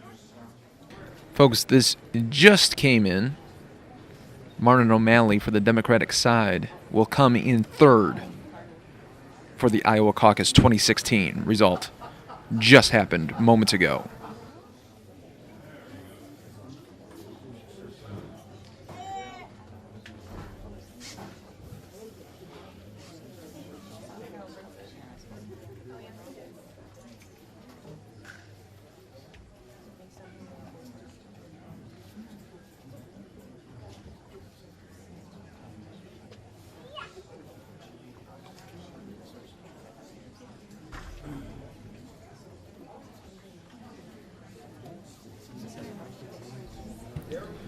Shout out to Michael Healy on Twitter that just tweeted me. He wanted to know where in Iowa is this caucus site that we're seeing right here. This is in Clive, Iowa, the shot that we have up right here. So that's thanks to Michael Healy for that question. If you have any other questions during the night, please tweet me at Mike Pache, Fox10. That's Pache. I'll be more than happy to retweet some awesome tweets as well.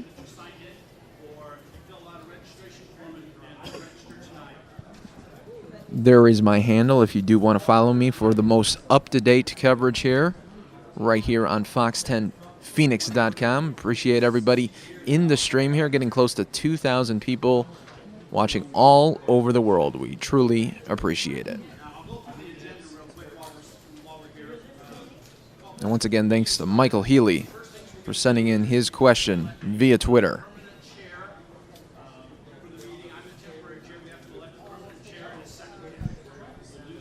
Secretary will help the chairman and run the meeting, and then we're going to do the presidential poll, so that'll be right away. So we'll be into that pretty quickly here.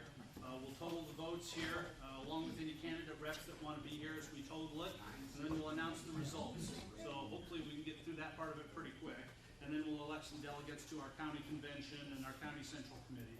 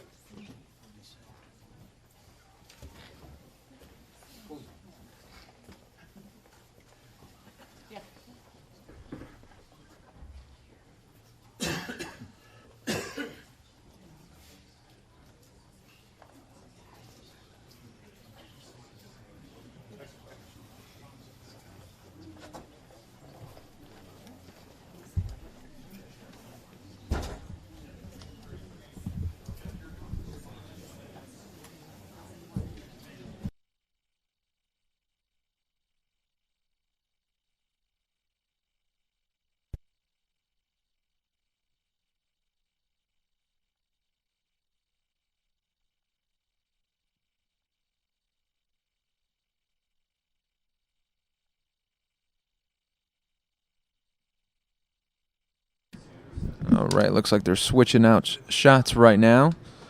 Let's show you right now what Ted Cruz, his rally site looks like right now. Right now, you can just see it's pretty much media in there. They haven't, looks like they invited everybody in as they're just getting set up here.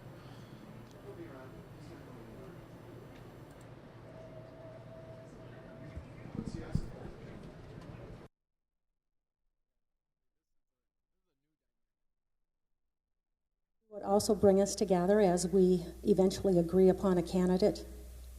And Father, I also pray for all of those who are at the Democrat caucuses tonight. And Lord, I pray that your hand would be over every meeting, every ballot, and everything that happens in Iowa tonight. And Lord, I also would pray for the media and all of those who are traveling, and that you would give them safe travel as they leave Iowa. We pray this in Jesus' name. Amen. If you would remain standing, our first speaker this evening is going to be Florida Senator Marco Rubio.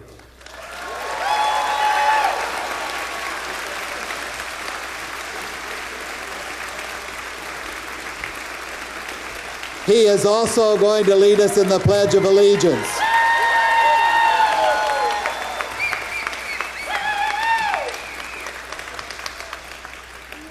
Please join me in the Pledge of Allegiance. I pledge allegiance to the flag of the United States of America and to the republic for which it stands, one nation, under God, indivisible, with liberty and justice for all.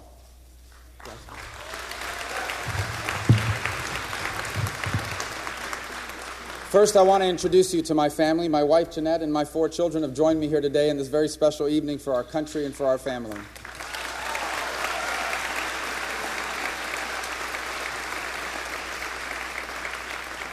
I've come here tonight to ask you to caucus for me because the United States in 2016 has reached a turning point. This is the greatest nation in the history of all mankind. We will not remain the greatest nation in the history of mankind if the next 4 years are anything like the last 7. In 2008, this nation elected a president who wants to change America. Not a president who wants to fix our problems, a president that's trying to make us more like the rest of the world. We're going to switch over to I do not another want precinct America to right be now. more like the rest of the world. All in favor, say aye. Aye. Okay, thank you,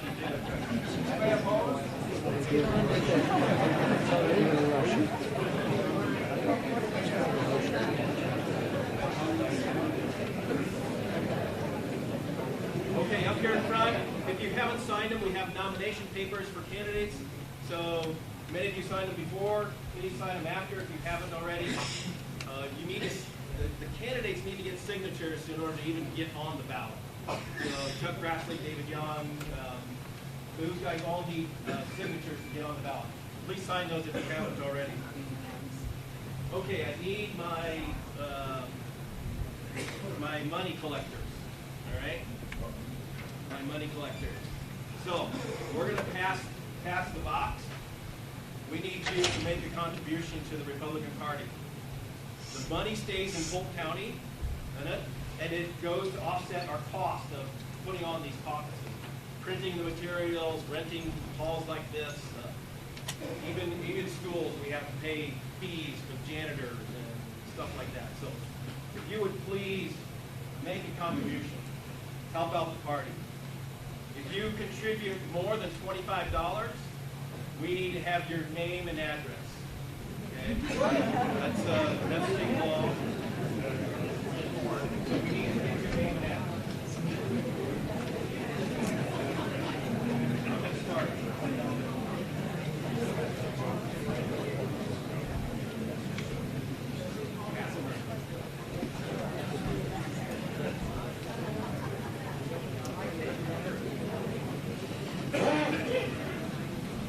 As you can see, folks, the caucus has just started here in Iowa. More than 1,600 precincts in more than 99 counties in Iowa. Welcome, everybody, to Fox10Phoenix.com, part of Fox 10 News Now. We're going to be issuing live results as they come in, so you have the right stream on. We're going to be showing you all different kinds of different shots throughout the evening here in Iowa as we get ready for some live coverage here. Feel free to tweet me at Mike Page, Fox 10, for the very latest. If you want any questions answered, I'll do my best to answer them for you as we get rolling on our live stream coverage here.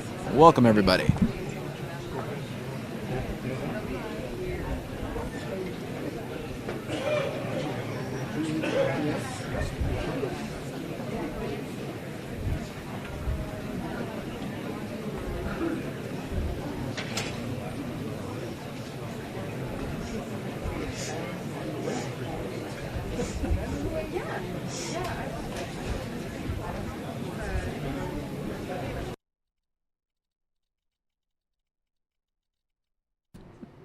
You can see we lost that shot. Sometimes these shots go in and out.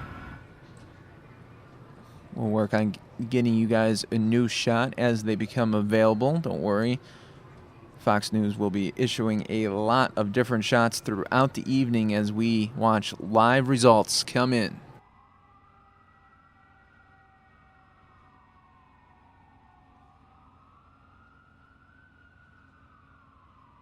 Female Democrats, they would and you can see this is the live shot of the Trump going on here. I think, unfortunately for Sanders, rally that is going to be happening at the Sheraton in Iowa.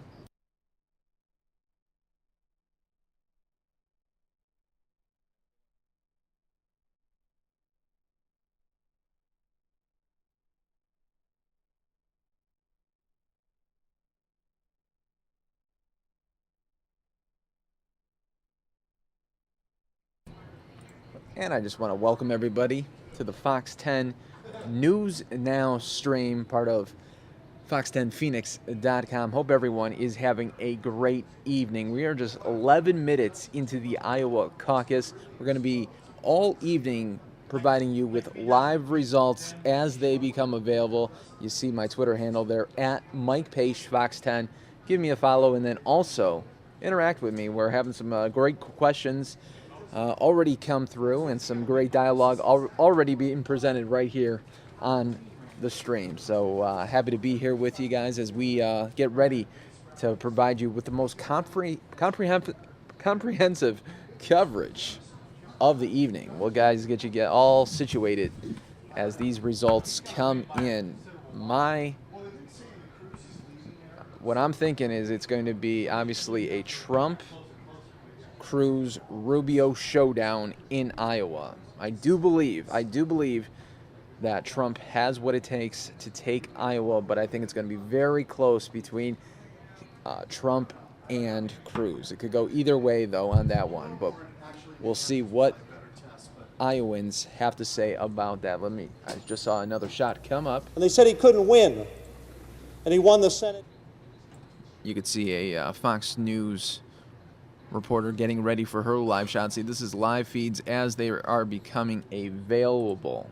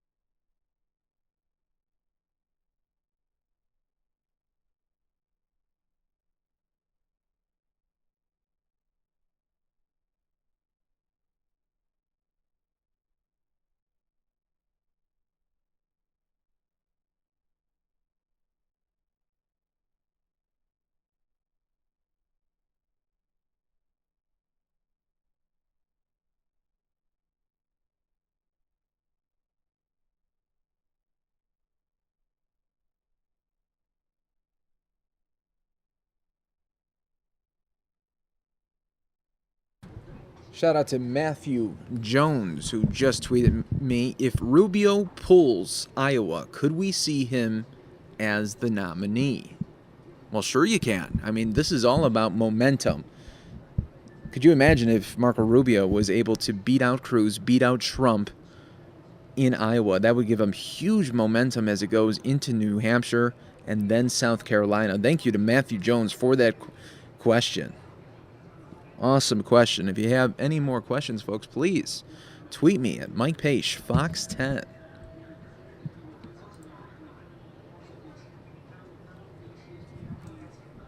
I do want to explain the process here because Sydney, shout out to Sydney Winston, tweeted me asking, please explain the Iowa caucus system for us ignorant Canadians. Well, thank you first for watching, Sydney. We truly appreciate it. The process is different for both parties. For Republicans, supporters of each candidate will give a short speech, then voters will mark ballots and place them in a box. Now, for the Democrat, now that's for each precinct. Remember, there's more than 1,600 precincts throughout the state of Iowa. For Democrats, it's a little bit more complicated. Voters divide into groups and declare their support for their preferred nominee. Candidates need at least 15% of the vote in order to qualify. If a candidate doesn't meet the threshold, their supporters can either join another group or choose not to participate. See, this is why Iowa is just so different and unique, and I really like that it just sets up. I like that it's the first one in the country because they have this kind of weird, kind of different style that every other state does not go by. So that is usually, not usually, but it's really cool.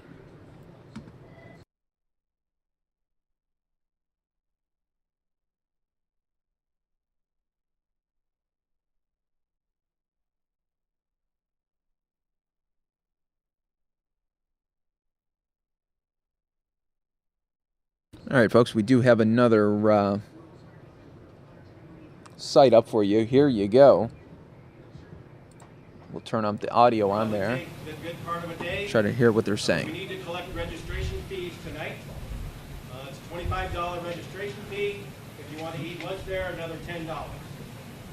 We do get 6 alternates as well. So if you're not a delegate, you do have the opportunity to be an alternate. Fees for alternates are $15 that we collect tonight. I'm going to need to withdraw. Sorry. I'm sorry, what did you say? I'm withdrawing money. I have a date problem. Okay. Okay, we have one of our special guests here. So, why don't you come on in, Governor?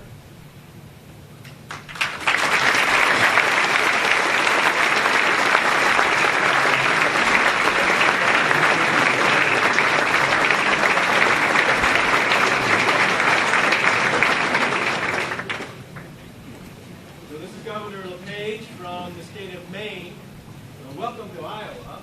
Thank you. Welcome to the Iowa caucuses. So you've got a few words for us. Yes, I do. In fact, our caucus is in the third caucus this year. Right after New Hampshire, we're going to have our caucus. I'm here this evening to encourage many of you and all of you to support Chris Christie. He doesn't need all the votes. He just needs yours. And the reason I'm doing that is very simple.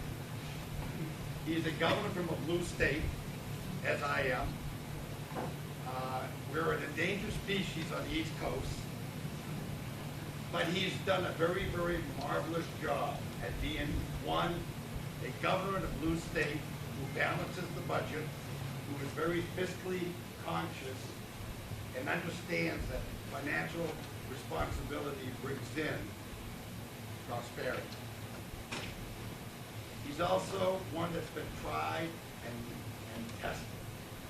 And I think that's very, very important.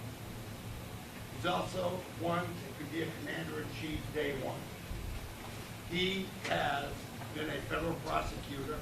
He has tried many terrorists, and he's sent them away for a long time.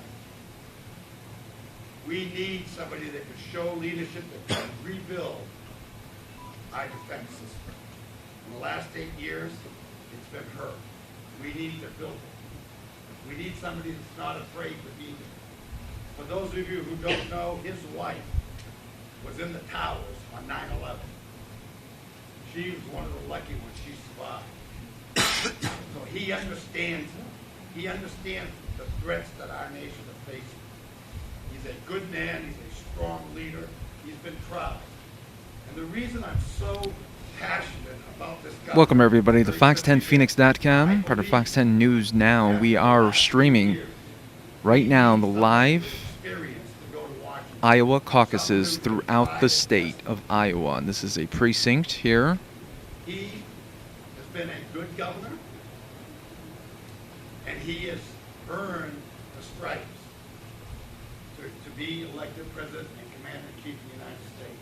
I will say this, there are 3 sitting senators in the history of our country that went from the Senate directly to the White House.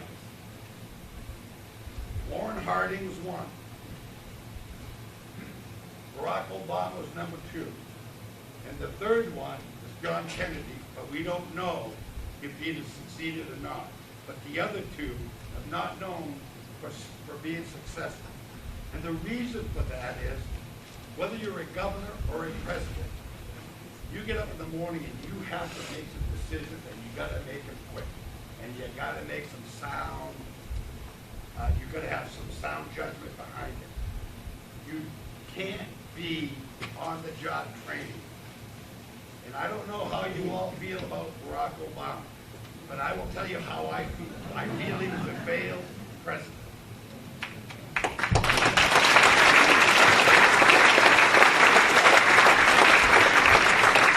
And the last thing we need in this country is to replace Barack Obama with Hillary Clinton.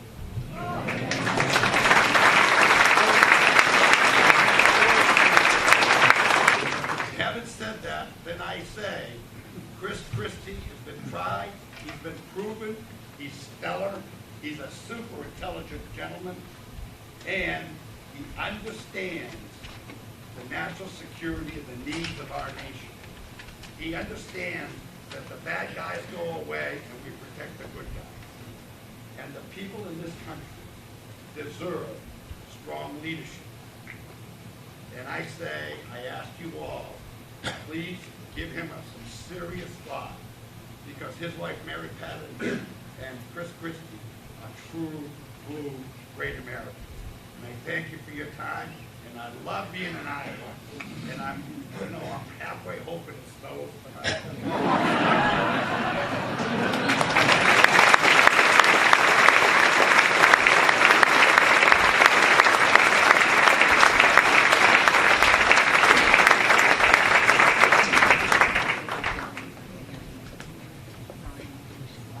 Okay.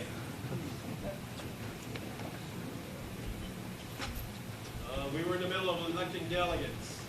So Jim and I and Ron, you're interested? All right, stand up, say your name. Who are you caucusing for? I'm Ken Dodd. I live on 98th Street here in Urbandale. I know a handful of people here. I was really surprised how many people live in my own neighborhood I didn't know when I came in today. I'll be caucusing tonight for Ted Cruz.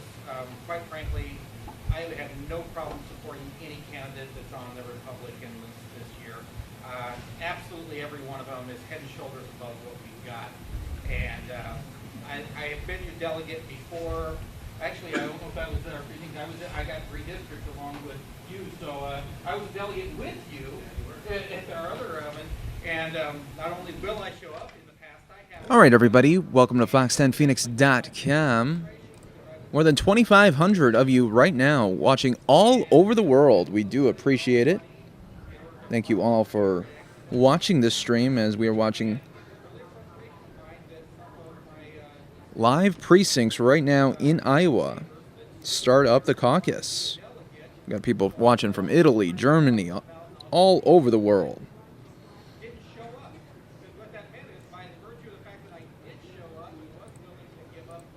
I do want to explain the process just for people that have just come into the stream. A lot of people might not know what the caucus is all about. So it's a different process for both parties. For Republicans, a little bit more simpler. supporters of each candidate give a short speech, and that's what we're seeing right here, right now. Different representatives are coming up and really just giving their cause on why they should vote for that particular candidate. And then voters will mark ballots and place them in a box. So pretty much is just writing on a blank sheet of paper. You know, it's much different than when you would go to the polls and there's choices for you. You just write down either Christie, Ted Cruz, just Donald Trump, whatever you are going for. For Democrats, it's a little bit more complicated. Voters divide into groups and declare their support for their preferred nominee. Candidates need at least 15% of the vote in order to qualify.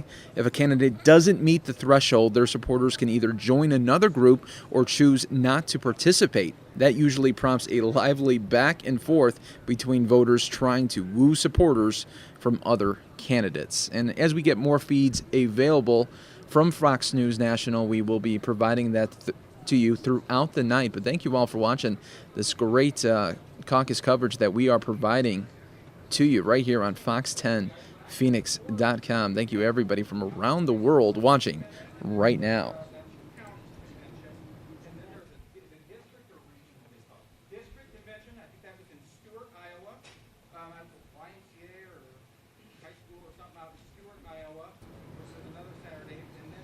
And thank you to everybody that has followed me and then asking some great questions on Twitter. If you have a question, just go ahead and ask me right there at Mike Page, Fox 10. We're going to be providing you guys coverage throughout the evening. Now, coming up in just a little bit, in about 30 minutes, I'll be stepping away for the evening, but don't worry, Kinsey, over my Fox 10 colleague, will be joining you guys and being providing the stream to you as well. So happy to be here with you this evening. We're answering a bunch of questions right now, right there on my Twitter feed at Mike Page Fox 10. Hope you guys can follow me, and I'll be retweeting some awesome tweets as well. Let me know what your thoughts are, especially on the Republican side, because Donald Trump has just had this following, and the latest poll numbers show that he had a 36% poll in Iowa. Ted Cruz not too far behind at 29%. So it's going to be very interesting with then Marco Rubio right behind. But who do you think on the Republican side is going to take Iowa? And then on the Democrat side, do you think Bernie Sanders can surge up and then overtake Hillary Clinton? Because remember, back in for Hillary Clinton's last Iowa, she did get an upset in Iowa. So it could be very interesting for Hillary Clinton night. Could you imagine if she goes down first night in Iowa? That would be huge momentum swing already for Bernie Sanders. He's been trending up, but this could really push him into a new limit here. We're getting a new feed in. Let's see here. Let me take you guys right here. I'm just getting so many stuff in my ear here. We're going to take another shot at a caucus site here. Happy to be here with you guys. This is Marco Rubio at this precinct. And then also we do have another feed coming in right now. Donald Trump at a precinct. You are watching Fox 10, Phoenix.com, part of Fox 10 News Now. Win anymore as a country. We used to win. We don't win with the military. We don't win at the border. We don't win in any way. Obamacare is going to be repealed and replaced. Everything that we're doing has been wrong. We've made so many bad decisions. You look at the Iran deal that we just made. We're giving away $150 billion. We get nothing. We owe $19 trillion. The budget that we just approved, that got approved in literally hours, is worth $2 trillion. It funds everything that all of us in this room don't want to see it fund. We're going to strengthen our borders. We're going to build the wall. Mexico's going to pay for the wall. I'm the only one that says that, but believe me, they're going to pay for the wall. We are going to bring our country back. When I started this journey, and it really has been a journey, an amazing journey. It's on the cover of Time magazine this week. People are talking about all of us. It's not just me. They're talking about, I'm a messenger. They're talking about us, what's happening. We're going to take our country back. We're going to run it the way it's supposed to be run, as a great, great country. We're not going to make the mistakes. We're not going to, remember this, I am not given anything from all of the special interests. I'm funding my own campaign. It's called self-funding. I'm doing my own. So I'm not going to be told by Ford or by anybody else what to do. I'm doing the right thing for you. I don't need their money. I don't want their money. I built a great, great company, one of the great companies, some of the greatest assets in the world. And I say that not in a braggadocious way. I say it because that's the kind of thinking our country needs. We're in trouble, but we're going to turn it around. We're going to make America great again. And thank you all very much. I love you. I love you. Thank you. Thank you. Thank you.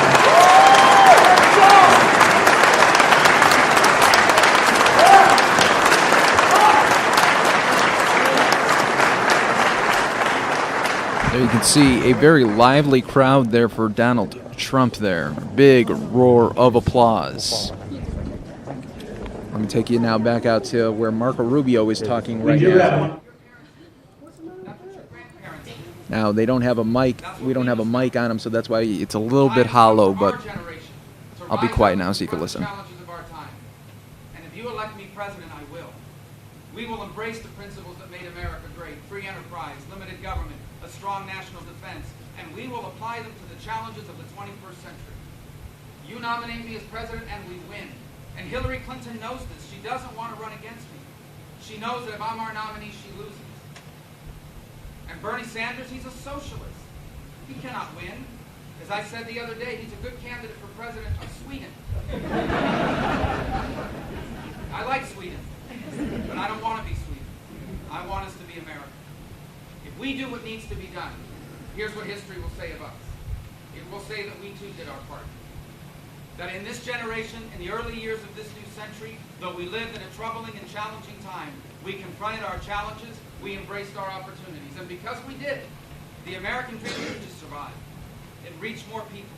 It changed more lives than ever before. Because we did what needed to be done. My children and yours became the freest and the most prosperous Americans that ever lived.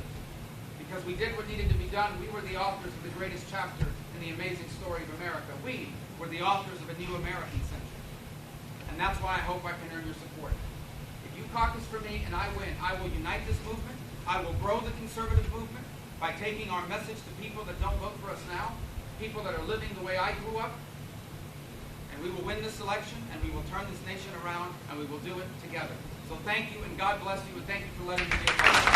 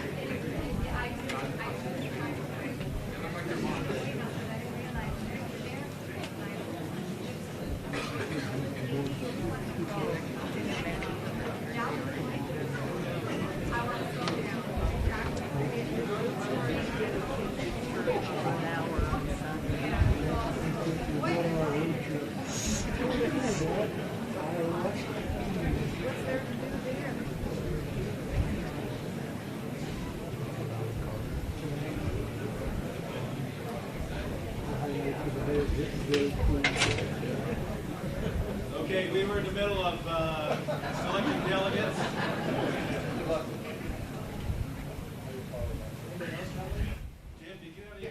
All right, folks, we do have some info here.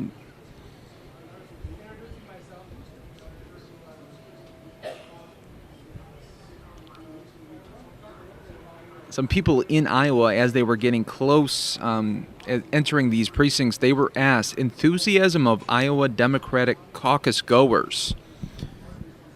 It said, compared to past presidential caucuses in Iowa. Let me get you another shot while we while I talk here. It says, compared to past presidential caucuses in Iowa, how would you describe your level of enthusiasm about attending this year's presidential caucus? Are you more enthusiastic than usual, less enthusiastic, or about the same as usual? Poll results that came in, more than 40% people said same, 38% said more, and less than 20% said less.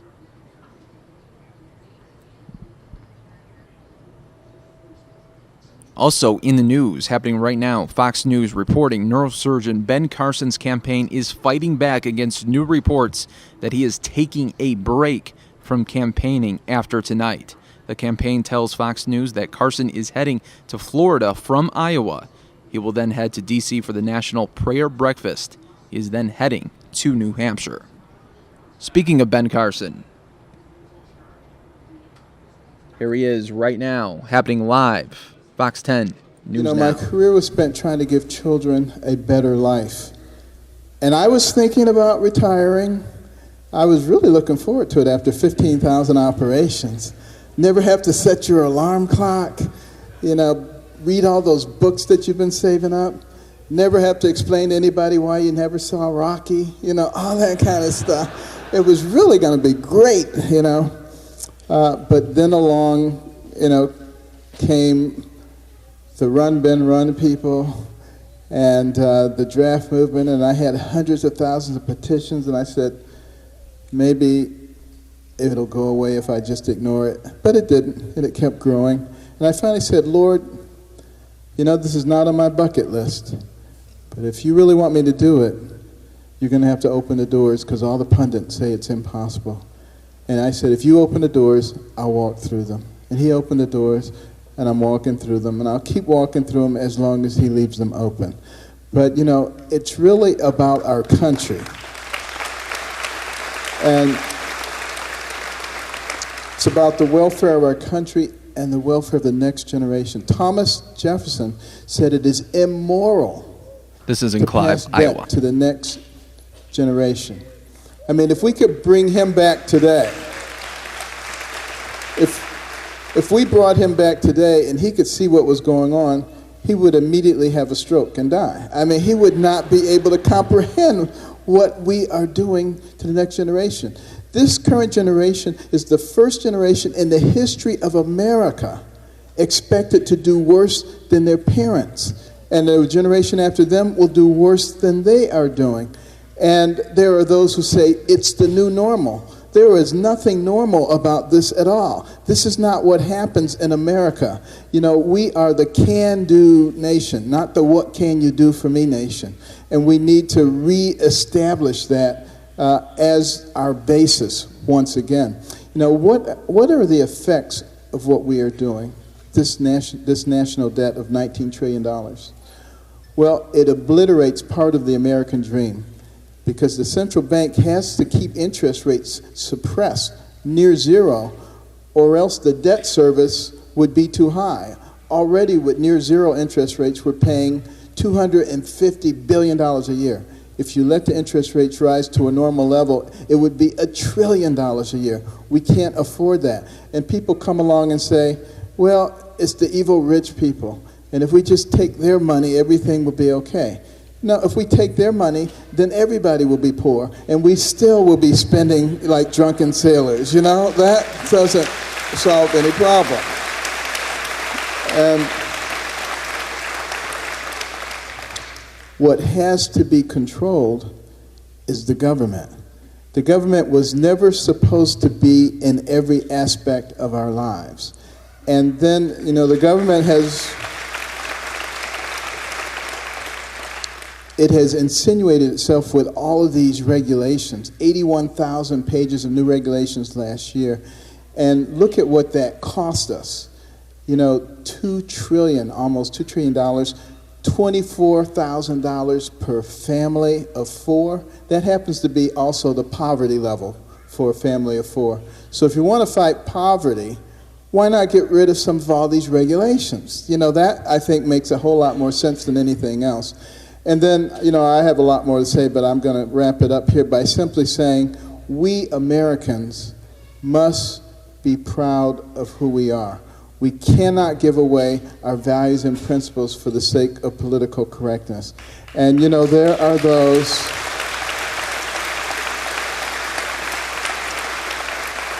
There are those who go around proclaiming separation of church and state.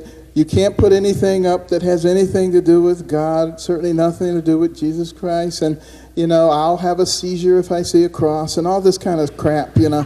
The fact of the matter is, do they realize that our founding document, the Declaration of Independence, says we have certain unalienable rights given to us by our Creator, a.k.a. God.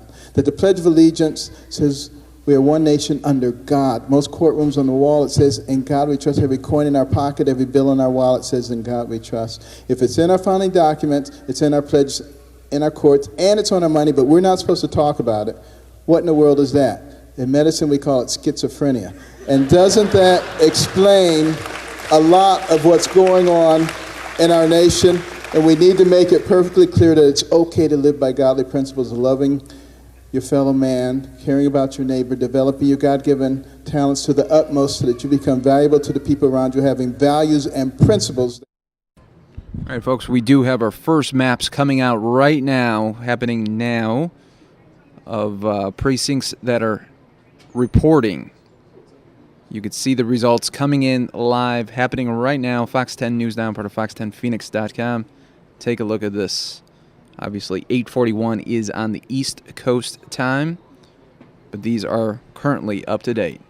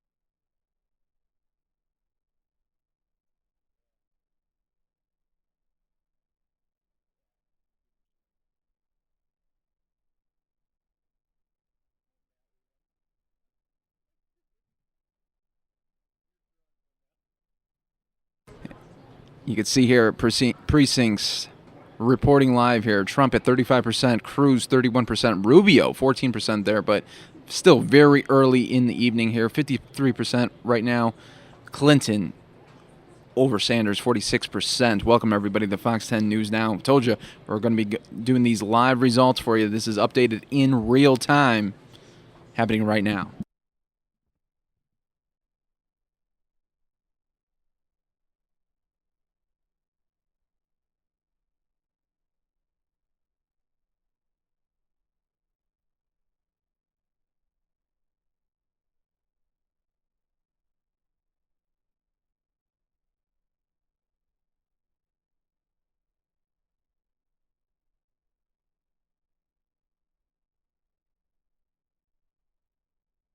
And I do want to say hi to everybody. Welcome to the fox10phoenix.com. We are showing you live results right now of the Iowa caucus as precincts begin to file their results. We're going to be showing you that map in just a little bit, but I do want to let you guys know that you can always have dialogue with me right now on Twitter. My handle is @MikePageFox10. It's right there on the screen there. Give me a follow, as well as let me know what you think about these early results coming in right now. So much to do, so much to talk about, and it's still so very early. We still probably got about 2.5, 3 hours of coverage here. Kinsey, Fox 10, is coming up next within the next 16 minutes, so she'll be leading you guys throughout the evening on these live results. We do appreciate more than 3,300 people in the stream right now being a part of this Fox10Phoenix.com, as we are offering you guys the most comprehensive coverage digitally streaming. This is the future, folks, streaming it. As we all know, a lot of people are cutting their cord, but you know what? You keep the internet and you keep stuff like this happening. This is why we are streaming the events right now. Give me a follow right there. Mike Page, Fox 10, will be providing some great coverage for you, not only today, but just think about it. We got New Hampshire in a week, and then South Carolina, and then Super Tuesday with all those states in the running. So we're going to be giving you guys so much coverage. We're going to be amping it up as it does become more available, as our shots become more established here in Iowa. This is going to be a really crazy evening, but fun evening. Let's show you once again the map here. It is updating in real time here. Look at Trump now, 33%, Cruz 32%. It's going to be a tight one. You could tell right now it's going to be a tight one between Cruz and Trump. Rubio not showing up at all so far.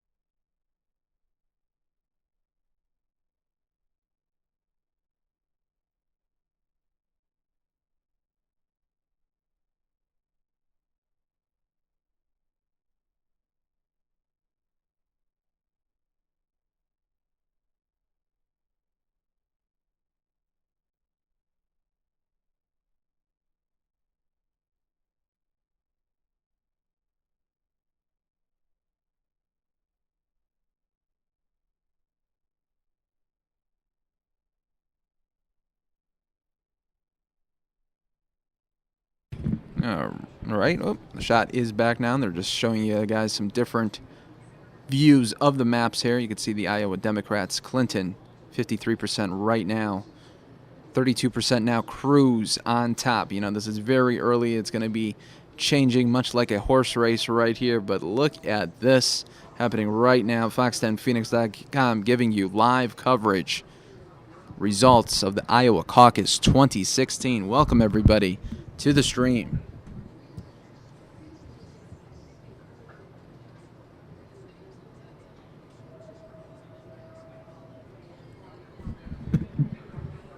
Do want to make a special shout out here. Ken has been tweeting me left and right here. He does want to have a shout out to his mom, Chartreuse. How you doing, Chartreuse? Welcome to the Fox10Phoenix.com stream. Do appreciate you all watching.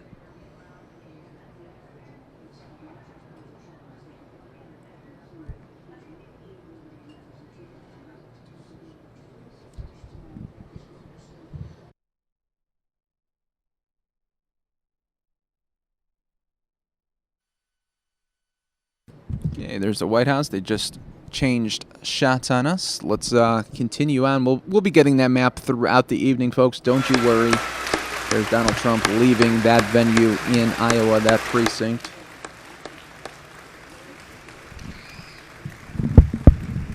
This is going to be a very interesting night. You gotta love elections in America. Anything can happen.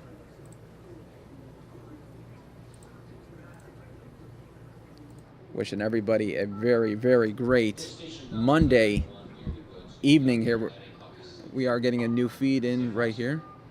I am going to go to it when that becomes available to us. I always get a feed in my ear telling us we're going to get a new shot. So we're doing this really on the fly here. So much to talk about. Donald Trump is now at the podium. Let's take that to you live. That country great again. So important. And that's really been my theme. My theme from day one, make America great again. We have trouble. We owe $19 trillion. A budget was just approved shockingly, almost immediately, so quickly, nobody even knew what was happening, and that's worth another $2 trillion, and it's funding everything that you don't want. So we are going to work on our borders. We're going to make our military stronger than ever before. It's the best thing we can do. It's frankly the least expensive thing we can do. We're going to hit on every single cylinder. We're going to repeal and absolutely repeal and replace Obamacare. It's a disaster. It's a disaster.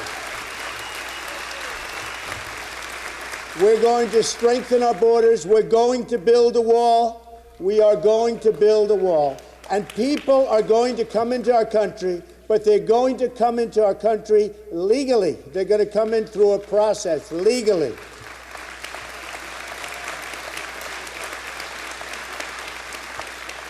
Some of the great businessmen of the world have endorsed me, Mr. Carl Icahn and others.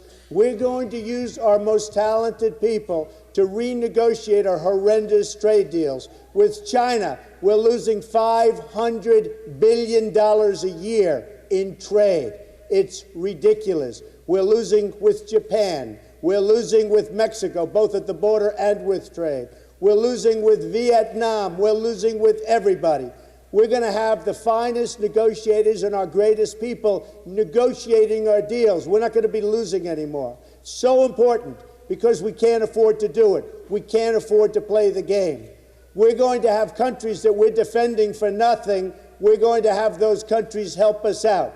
We can't be defending the world anymore. You look at some of the countries, South Korea, we defend. Germany, we defend. Japan, we defend. Saudi Arabia, we defend. We defend everybody. We get nothing. So we're going to work with partners. We're going to have great relationships. But we're going to be the smart people now, not the people that made that ridiculous Iran deal where we gave them $150 billion and we couldn't even get our hostages, our prisoners back.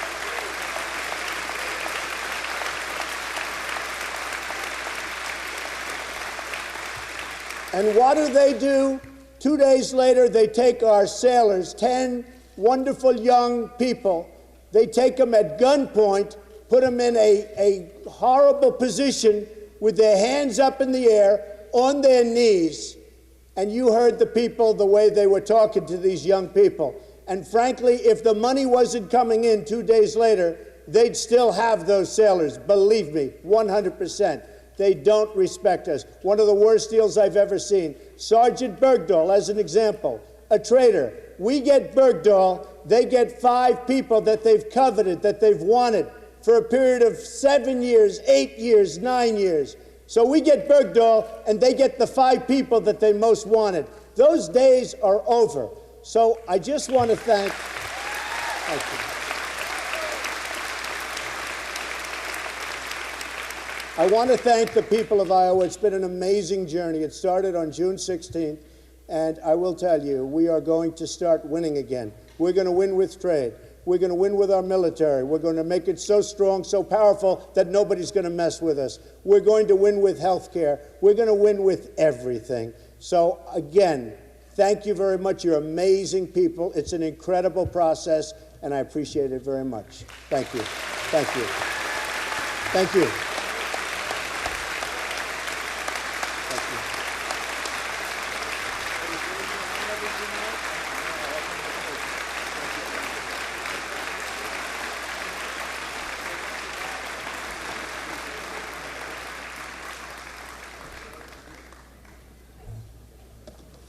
Wow, what a great group of Republican leaders we've had tonight.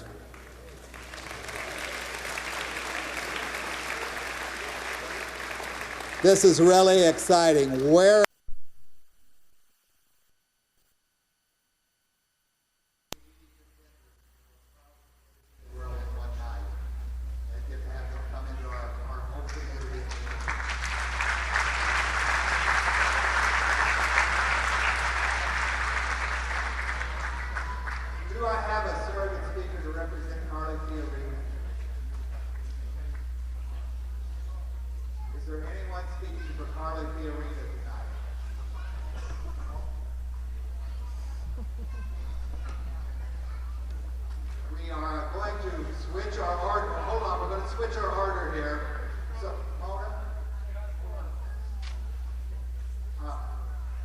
Our next speaker is another representing the Rick Santorum for President campaign is Senator Rick Santorum.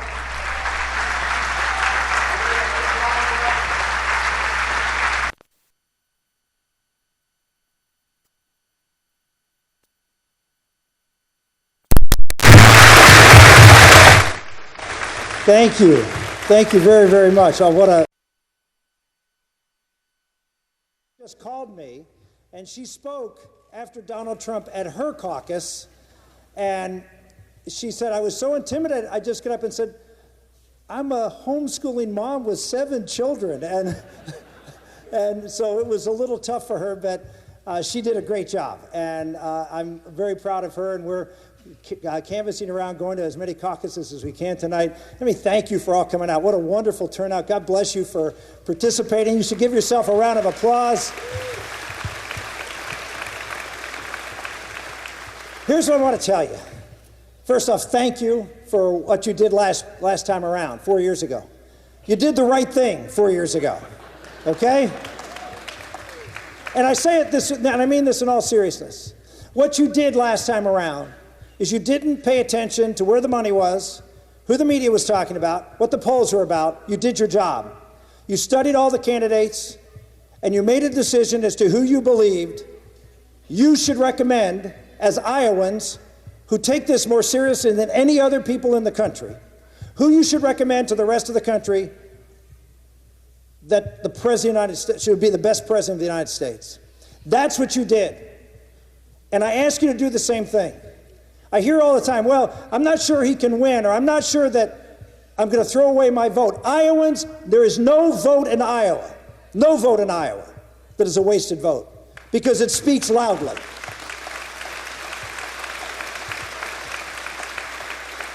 So I just say, believe your head, you believe your heart, believe what you see and who these candidates are. And if you're looking for a candidate that actually has a track record of being a fighter, a scrapper, and actually get something done, a winner, not just by winning a tough state in Pennsylvania or tough congressional districts or had 70% Democratic majorities, but actually someone who can go to Washington, D.C. and unite under a conservative banner. There are candidates here who say, oh, I can get some things done in Washington, yeah, but not conservative things, not welfare reform, which I led and shepherded through the process, not 3 different abortion bills that I led and shepherded through the process. Not, please, I'll be interrupted by applause anytime. How many of you have a health savings account? You're welcome. And I'll give credit here. With John Kasich and I, we introduced health savings accounts, and for 15 years I fought. You want private sector reform of health care? I gave Republicans, every Republican candidate running is running on health savings accounts. And I have a vision for how we can repeal Obamacare and replace it with something, because I've been working on these issues. You know, I always talk about the anger and the frustration that all of you have. I get it. I feel it. But channel it. There might be a few Iowa State football fans out here, maybe not many, but a few Iowa State football fans out here. Okay? If you're like me, a Penn State basketball fan, I'm sick and tired of my team stinking up the joint. But you don't replace your football coach with a guy that doesn't know anything about football, or someone who doesn't have a winning record, that's never won a game. You want to replace them with somebody who can go there and pull a team together, who has experience in doing so. I know experience is a bad word right now, and having any kind of understanding of the problems maybe isn't what is fashionable. But after you pull the pin and blow Washington up, something's got to happen. And you better have somebody like a Les Miles or an Urban Meyer or a Nick Saban who can actually build a team and get something done. I'm a conservative as anybody in this race, but I'm also someone who has a record of accomplishment. And I'll add in with this. You don't have to worry about what I'm going to do when I go to Washington. You ask Bob Walker, who's here. He'll tell you the same thing. Chuck Grassley introduced me last night at my 120th pizza ranch. That's true, 120. Okay? 120.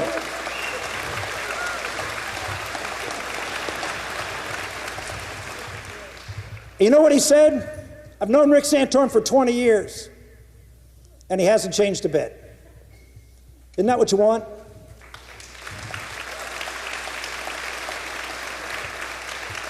Please shake this caucus up. Please shake this race up. If you're happy with the food fight that's going on, keep it going. If you want someone to come in who hasn't attacked anybody personally, and I'm not going to, and talks about the issue, and talks about a vision, and how to bring this country together, do what you did last time. Give me a shot. Thank you, and God bless.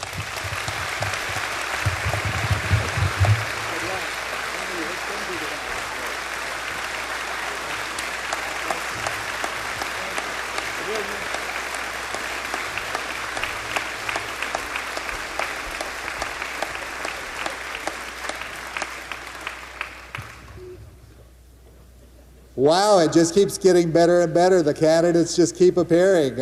Pretty soon we're going to be over the 50% mark here. So,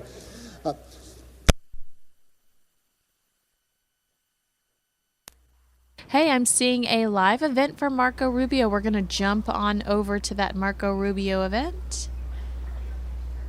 Looks like it will be starting any minute now. Please welcome Mona Hibbert.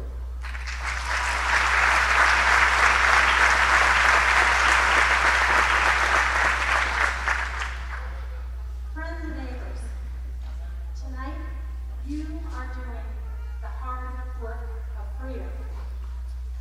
And that's hugely important. We're doing this as the world watches. And there's a reason why when you do what Bill Bennett says is have the gates test, you open the gates and you say, which way do people flow? And you notice that when the gates are open in the United States, people flow in. So there's something special going on in this country. I'm supporting Carly Fiorina for 4 primary reasons, and I'll share them with you.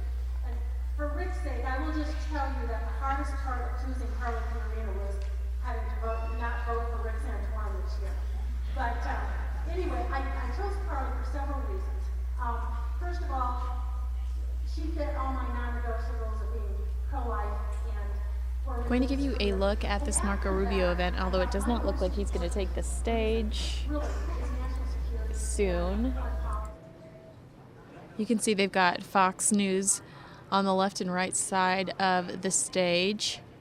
So let's go back to this event here. being in 120 countries, 480 countries. She has worked with more leaders, world leaders. Wow. Hillary Clinton at 49, Bernie Sanders 37. I'm looking at the foxnews.com election data. Presidential candidate hopefuls Republican 34% for Donald Trump, 20% for Ted Cruz. Well, ladies and gentlemen, technology is also key to defending our national security. And she's an expert on it, and she knows everybody in the technology world. I can't say that word. The world of technology. There we go. She has also been an advisor to several state departments, to the NSA, to the CIA. She has a wealth of experience on that. There was a lot of debate on how who would take the number 3 slot, Marco Rubio or Ben Carson. At this point, it's Marco Rubio, but Ben he has 11%, and Ben Carson has 8%.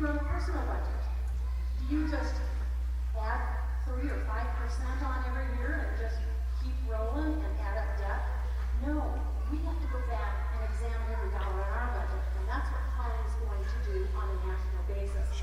We need to get corruption and lack of It's interesting to break this up into these counties, and I'm going to show you this while we wait for someone else to take the stage. Take a look at this map provided by IAGOPcaucuses.com. Look at this. So this is Lyon County, where they have 134 votes for Cruz at 43.4%, Rubio 65 votes. Here you see that Trump falls to number 4, and wow, that's an old picture of Jeb there. Let's see. This is just interesting to I mean, I'm trying to look for names I recognize. Because you saw that these candidates spent time in a lot of these areas. Oh, there we go. There's Rand Paul on the screen. Interesting to see him there in Cedar County instead of Jeb there at the bottom. Carson here, Paul. Look at that, Rand Paul. And number 4 in Scott County. Clayton County, Cruz sees the top spot with 36.9%, 267 votes. Not trailing too far behind is Donald Trump. Looks like somebody else is taking the stage over here, though, so let's transfer back to these videos.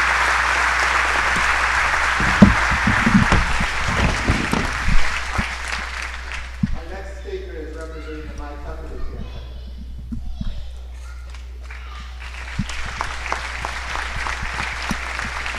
Testing 1 2, testing 1 2 3, testing 1 2 3, testing.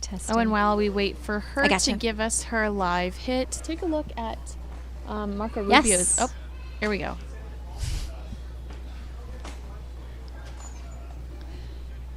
I can hear it. Yes, thank you. I'm going to give you a live look at Marco Rubio's. Oh, nope. Donald Trump. We're going to get a... There is Donald Trump gearing up for a live event there. We'll take you there as soon as someone takes the stage. Here's a look at Rubio's venue again, and back to Fox National.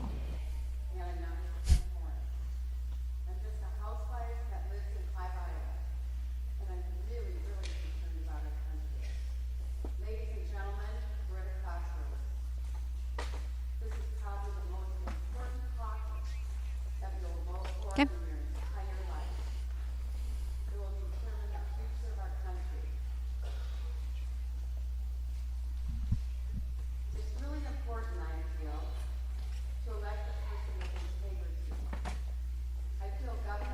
Well, Brett and Megan, this has been one of the places tonight that has been more than an overflow crowd. They were setting up all day. We were with them as they were organizing for about 800. They had the chairs out, and then there were a couple of hundred people left standing. So they're still taking out chairs as people are speaking at the stage, and it's been one of the most popular sites tonight for the candidates who know when every vote counts. If you show up somewhere where you have 1,000 or more voters, it's a good bet that you may sway some folks, because many of the people we talked to coming into here literally tonight told us they still had not decided, and they were waiting to hear from the stage behind me. So tonight we saw Marco Rubio, we saw Rick Santorum, we saw Ben Carson, and Donald Trump and his wife as well. It's been a very popular site for candidates making their last-minute pitches here. I got to tell you, the biggest reaction we saw tonight was for Ben Carson. It was clear that people here, even though the polls don't show that he's their favorite, as far as we know, they have a great deal of respect for him. He got a standing ovation taking the stage and leaving the stage. Many people wanted to shake his hand and talk to him and tell him how much they respected him. So it may not be translating into votes, but the most warmth and reaction was definitely coming for him tonight. Tonight, the speeches continue and the votes have not started yet, so we'll keep you updated as we get them. Mm-hmm.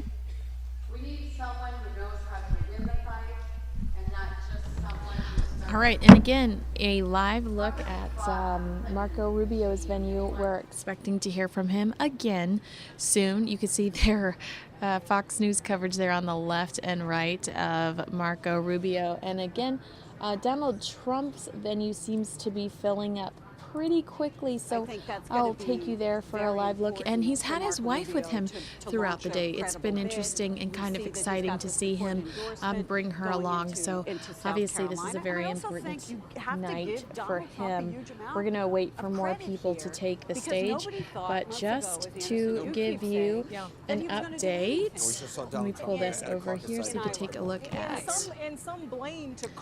foxnews.com. Evangelicals, and Santorum's got 2%, so they're essentially occupying almost. Here are the current numbers, the elections data, presidential candidate hopefuls. Donald Trump leads with 34%, Ted Cruz at number 2 with 20%, Hillary Clinton at 49%, and trailing not so far behind is Bernie Sanders with 37%. I really don't think it was a surprise to anyone that Martin O'Malley came in third place as quickly as we found out that he did. We haven't seen much of him. He did not do a very good job in regards to campaigning. We carry this kind of content for you 12 hours a day, Monday through Friday here on Fox 10 News Now, and we brought you campaign speeches from Bernie Sanders, Hillary Clinton, Donald Trump, Ted Cruz, Christie, Marco Rubio. We bring you this content all day, 5 days a week. Martin O'Malley, not someone we ever heard from. He really did not put himself out there. Maybe he did more of a classic ground game, but we're not surprised to see him falling below Bernie Sanders, falling below that number 2 slot. He really there was one move he did that I thought was brilliant, is when he held an event in front of a Trump hotel, which was very creative. But other than that, we barely see him or hear from him other than at the Democratic debates, and we've had very few of those compared to the Republican debates, which they've hit 7. Although we are hearing that they're working to negotiate more Democratic debates, so that will be interesting, and hopefully that comes to fruition. Let's go back to, so it looks like all of our shots, now we have 2 Trump shots, 1 Marco Rubio venue shot. The Rubio venue is still not a lot of people in there. I'll show you. That's the Rubio venue. And but it looks like somebody's about to take the stage at Trump, so maybe we should head on over there and wait to see who is going to take the stage up. I see Megyn Kelly on the screen. And again, it's only 12%, so you can't say it's definitive yet, and sometimes Polk County takes its time counting some votes. Another interesting thing, this is the dark red here, that's Donald Trump. Now look at the part of the state this is in. We go back 4 years ago, that's Ulrich Santorum country. This is small towns, evangelical voters, and some Tea Party voters, where at the moment, Donald Trump is taking away votes here that Ted Cruz very much needs, unless he can hold on to that, which would be a great shock to me. Now let's come over to the eastern part of the state on the Republican side. I want to point 2 things. We have nothing from Dubuque and nothing from Cedar Rapids yet. Those 2 counties are critical to Marco Rubio, to Donald Trump, and depending on how Ted Cruz does to the margins. Why do I say that? Because when Mitt Romney got 25% of the vote 4 years ago, he won them both. Again, places with suburbs, more establishment, mainstream Republicans, critical to the Rubio campaign as it organizes. We'll wait to see how the results come in here. At the moment, though, I would tell you, this is a surprise. Ted Cruz winning Iowa City, that's a college town, very close, 24, 22, 22. That shows you the tightness of a 3-way race. Not just younger voters here, not just younger voters here, but that's an interesting number to watch right there. Also some suburban voters there. When you pop out statewide, what are we going to watch? We'll watch and see if Des Moines changes, and we'll watch to see if Ted Cruz can turn some of this red back to orange. He needs to turn some of these here to run up in the small towns to be more competitive, because we do expect this will change in time. Now let's flip. Look how fast the Democratic count is coming in. We're up to 38% right now.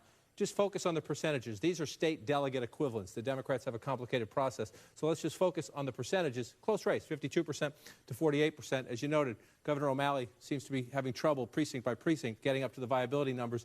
If you're Hillary Clinton early on, 40% almost so far, you're thrilled with how the map looks. A few question marks out here, but most important to Secretary Clinton. All right, they're talking about Hillary Clinton over here, and I thought this Democratic Iowa caucus map was so fascinating. Look at this, Lyon County, 60% of the votes for Bernie Sanders. Let's look at some Clinton County.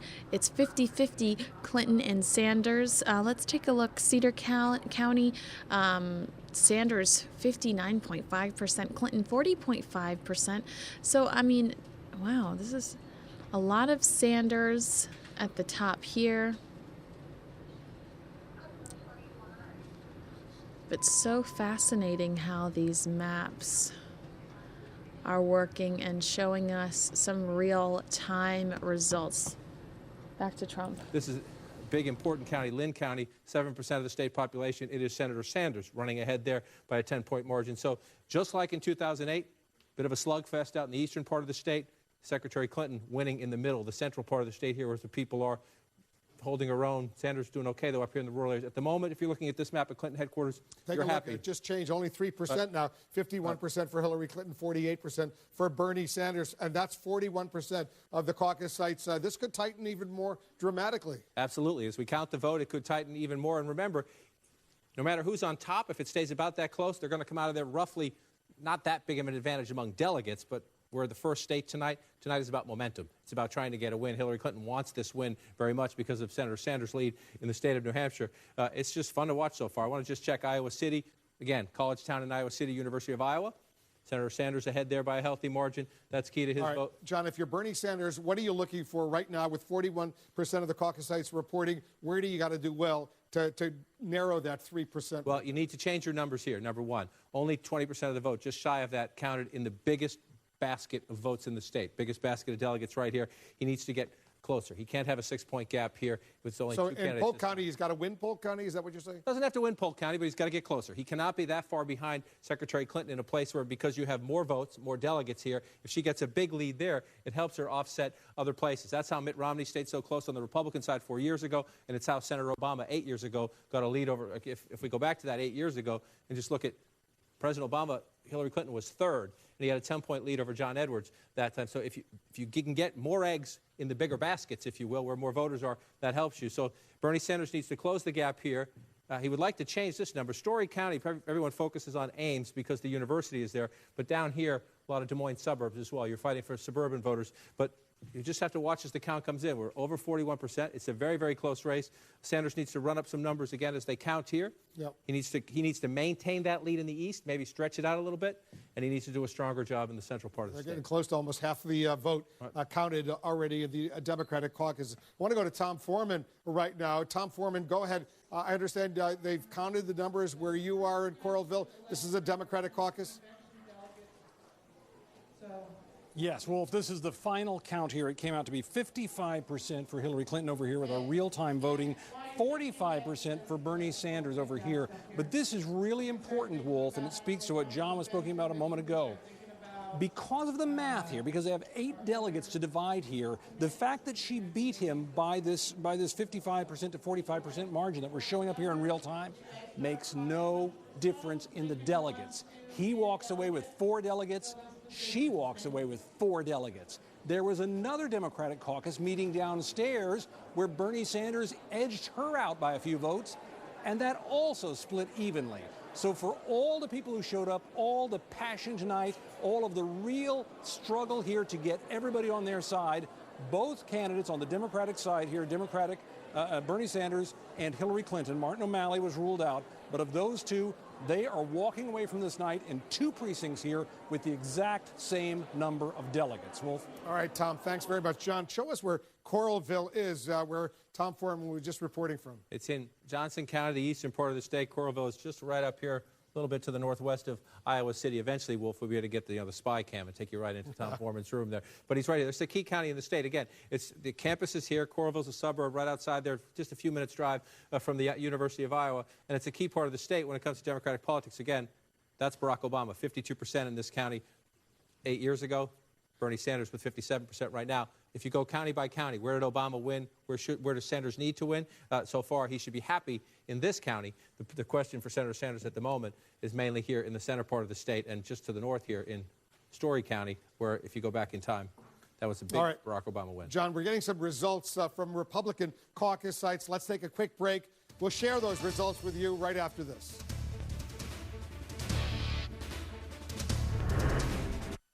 I think it landed last Tuesday. 1 second it's there, then whoosh, it's gone. I swear I saw. Let's take a look at Marco Rubio's venue as these awkward commercials are playing in the background for some reason. All right, Marco Rubio is going to take the stage here pretty soon. Slowly but surely, people are entering the venue. You can see there's a lot more people over on the Trump side, but for some reason our audio is mixed up. Hopefully I'll be able to fix that for you here in a minute. But we are currently looking at Marco Rubio his venue where he is expected to speak here pretty soon. Also, while we are without speakers on the stage, let me take you to Facebook, where Ted Cruz just did a Facebook mention stream. A lot of people very passionate about him. You'll see that on the right side of the screen here. I'm going to show you his Facebook mention speech right now, and you can take a look at some of these comments on the other side.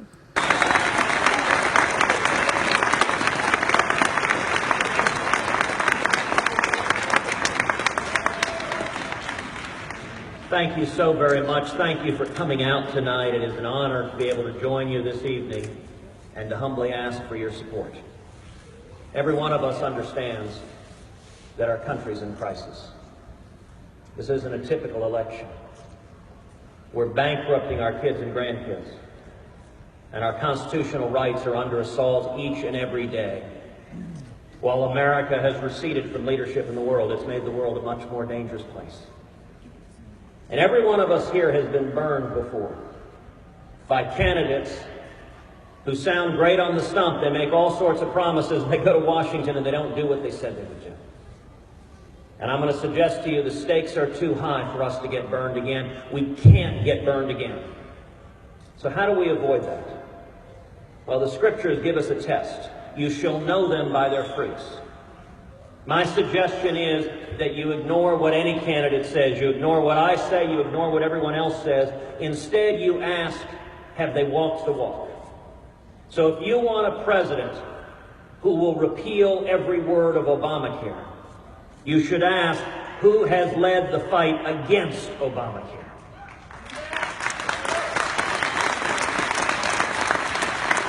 If you want a president who will stop amnesty, who will secure the borders and keep this country safe, you should ask who stood up and led the fight against amnesty, who stood shoulder to shoulder with Iowa's own Steve King fighting to secure the borders and keep this country safe. If you want a president who will defend life and defend marriage and defend religious liberty, don't listen to our campaign promises, but rather ask who has spent a lifetime, decades, fighting to defend the right to life, fighting to defend marriage, fighting to defend religious liberty. If you want a candidate who will defend the Second Amendment right to keep and bear arms, you should ask who stood and led the fight when Barack Obama and Chuck Schumer and Harry Reid tried to come after our Second Amendment right to keep and bear arms.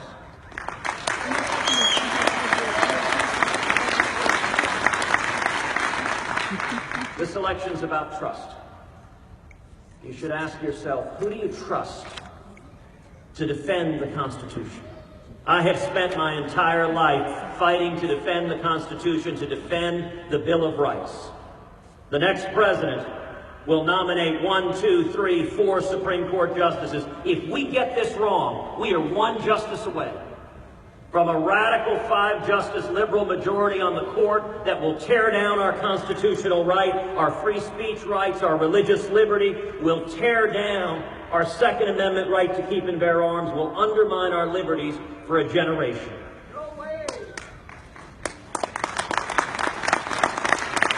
If, God forbid, Hillary Clinton becomes the next president, or if we nominate another Republican unwilling to stand and invest his political capital in ensuring strong, principled, conservative justices, we risk losing our freedoms. I give you my word. Every justice I put on the Supreme Court will be a principled constitutionalist who will be faithful to the Constitution and will not legislate from the bench.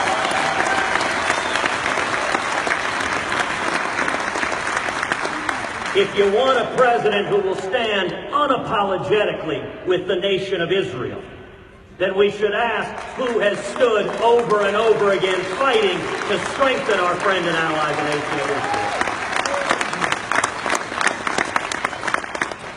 And we should ask, who do you trust to be commander-in-chief. The most important decision being made in this election: who do you trust to rebuild our military, to have the backs of our servicemen and women who right now are being sent in to fight with their arms tied behind their backs, to identify the enemy, radical Islamic terrorism, and to utterly and completely destroy ISIS.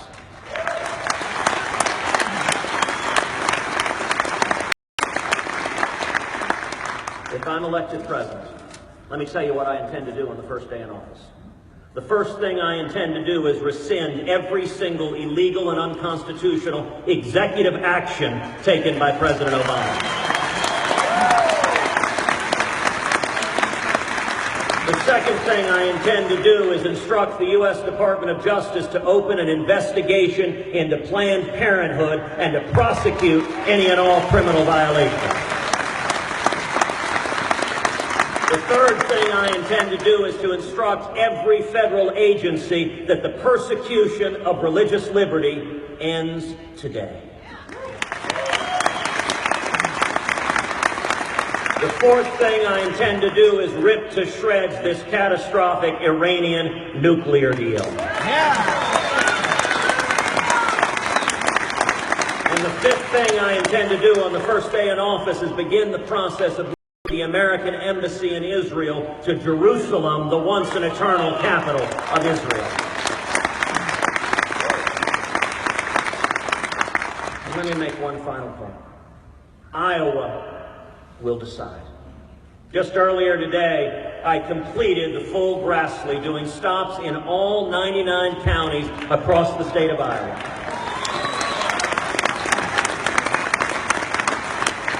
I think if any candidate hopes to win here in Iowa, you owe the men and women in this room, the men and women of Iowa, the respect of standing in front of them, of looking them in the eyes, of answering your hard questions, of humbly asking for your support.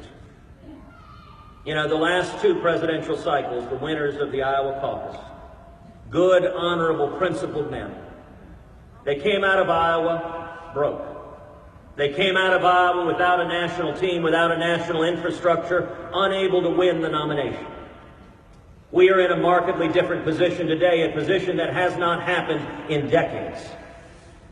At the end of last year, according to the fundraising numbers, our campaign had in the bank almost as much money as Jeb Bush, Marco Rubio, John Kasich, and Christie combined. We have nationwide over 200,000 volunteers all over the country. We have an incredible team in New Hampshire, in South Carolina. If the state of Iowa gives me the honor of voting for me tonight, then we will have the team nationally to win the nomination. And winning the nomination, we will win the general election in November 2016 and beat Hillary Clinton.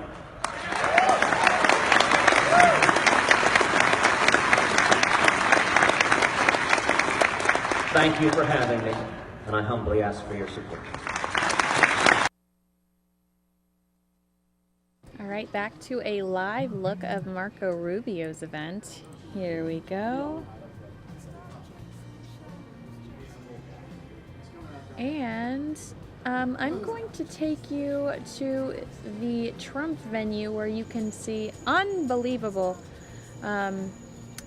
I'm assuming by the amount of bodies and the amount of press in this venue that we are looking, that we are moments away from somebody taking the stage so here. They are saying that they are feeling And again, this is when we have the weird audio. The weird audio mix up, so hopefully we'll be able to hear Trump when he takes the stage. These are early numbers, but I have to say, Ted Cruz 30%, Donald Trump 27%. That is 57% voting for somebody who the establishment Republican Party in Washington, D.C. loathes. 57% of the voters so far saying Republican Party in Washington, we don't care what you think. Anderson, back to you in Washington. Look at these numbers come in. You have 25% there on the Republican side. Let's look over on the Democratic side. We'll put that on the screen coming up next. On the Democratic side, you've got 54% of the vote now in, with Hillary Clinton with 51%, Bernie Sanders with 48%. Back to our panel, Van. Well, I mean, it's extraordinary to see Bernie Sanders. You got to blink, blink, blink. Bernie Sanders, 48%. Bill Bradley, 35%. And that was considered an incredibly respectable showing. He's at 48%. He may not win tonight, but the idea that you got the people-powered model, remember, no big donors, no super PAC, the people-powered model going all the way to the finish line. So you think this would be a strong second for Bernie Sanders? And 48% would be strong for anybody in any circumstance, but when you're talking about someone like Bernie Sanders, who was a joke 3 months ago, with no big money and no super PAC, this is the vindication not just of him, but of the model. Paul you can do it without you're big obviously money. a Clinton supporter. Do you believe that? I am. Well, the Bill Bradley model is certainly not what Bernie Sanders wants. Bill Bradley lost every single primary and every single caucus. Sure. He was 0 for life. So that's not what Bernie is hoping to do. You have to win this. It's essentially a two-person race. God bless Martin O'Malley. Most precincts we're hearing he's not even going to be viable. So in a two-person race, you know, it's close but no cigar. This thing will go on. He's going to, you know, we'll go to New Hampshire, and that'll be next. But tonight, if Hillary can't survive, the thing I want to quibble with was there's no rebellion. Van is talking about there's a rebellion, there's a youth rebellion. There's a massive rebellion on the Republican side. Jake just pointed it out. 57% of Republican caucus attendees want to stick a thumb in the eye of their establishment. 56% of Democrats in the entrance polls say they want to continue the policies of President Obama. If you had Carson in at 67%. Well, that's a good point. Oh, but let's not. Who's very anti-establishment, though. But let me say There's this. two different parties running Here's very what these numbers, different races. We're still early. This is what these numbers say to me. If Elizabeth Warren had gotten into this fight, you are talking about Hillary Clinton essentially possibly ending up like a Jeb Bush. I just think we have to be clear that there is a huge discontent within this party, and the establishment doesn't want to deal with it. They keep poo-pooing it. If Bernie Sanders can get this close, I think it's important for the Clintons to say there's pain in this party. By the way, 57% of the vote on the Democratic side now in, 51% for Clinton, But 48%. the map gets very tricky for Bernie after this. Well, Look, after New Hampshire is probably going to be great for him, but to Paul's point, Iowa was where he really needed a decisive win to make the case that he's not just a regional candidate, that he's not just a Vermont candidate. You know, after New Hampshire, it's going to get very tricky. Certainly when South the map Carolina, very diversifies. strong for Hillary Clinton with African-American support. Yeah, Bernie has yet to show that he can make inroads with minority voters. And I think, I like Elizabeth Warren. I think you're being a little unfair to Bernie because he's run a very strong campaign and he's been a very compelling candidate. But Paul's right. When you look at the numbers, Democrats, Barack Obama has a 91% approval rating with these Iowa Democrats. They're not looking to storm the Bastille here. They're looking to protect the progressive gains that were made and build on them. At least many of them are looking for that. And that's a more advantageous environment in the long run for Hillary Clinton. If it ends up being a 2- or 3-point race, I think it's a legitimate question to ask, should he have said something more strenuous about the emails? He would not have had to go full negative, but he could have said something Friday night when the news broke that he's increasingly troubled about this predicament, and he wonders where it's all leading. I don't think that would have helped him. I don't think that would have helped him because Democratic voters like Hillary Clinton an awful lot. This is the debate I'm constantly having with David Axelrod, my friend here. If Bernie Sanders really wants to win, I believe he has to take on Hillary Clinton frontally. That could be emails. That could be a million things that he has decided not to touch. Let me just tell you what I say is that when the candidate has an 80% approval rating, it's hard to attack. So let me just give you new numbers on the Republican side. We've gotten in 37% of the vote in now. Ted Cruz has 29%, Donald Trump 26%, Marco Rubio with 20%, and then Ben Carson with 10%. Sorry, go ahead, Dave. What I was going to say is I want to posit a different theory, which is, in a way, Hillary Clinton is the victim of her own presumption because this is a no-cost vote in the minds of many voters. They can vote for Bernie Sanders. I have a friend who sent me an email. He didn't live in Iowa, saying, you know, I'm going to be for Hillary in the end, but I think I'll vote for Bernie just to annoy her. You know, a lot. And I think that there is an element of that. I don't think these voters actually assume Bernie Sanders is going to be the nominee of the Democratic Party, but they do want to send a message about Let's talk about the Republican policy. side, though, with these numbers. What do you make of Marco Rubio? Marco Rubio seemingly on the move here. Gloria? I think this could be a very big night for Marco Rubio. We'll have to see how it breaks out. Marco Rubio is somebody who hasn't spent enough time in Iowa, by the way. When Ted Cruz was off doing his southern tour in August, Rubio had an opportunity to go spend a lot of time in Iowa. He didn't. Voters I ran into in Iowa who were at Rubio rallies were saying to me, where has this guy been? Right. We don't really know him yet. And yet he seems to be, according to the early entrance polls, making headway here. Yeah, and he's not popular. You know, he's not a natural evangelical guy, right? He's As Catholic. he says he is. Right? But this, again, is the establishment versus the outsiders. That's exactly the point, and that's what we're learning tonight in Iowa. I think he's been courting evangelicals for quite some time, but we all seem to have just recently discovered that he can play in Iowa, and that's my point. I think he Iowa just discovered it. Well, Iowa, I think, will tell us that, like I said, there's going to be a lane somewhere for an establishment candidate. If Marco Rubio is playing in Iowa, despite the fact that it has been a Cruz-Trump story for the past month, maybe 2 months, and when it wasn't, it was a Ben Carson story. I think that tells you that Marco Rubio and a so-called mainstream, I like to say electable, candidate for the general election is out there somewhere. If Ted Cruz pulls this out tonight and he's viable, now you have a strong Ted Cruz. You have Trump, who has a lot of staying power because this wasn't his home field. And now you have a Rubio.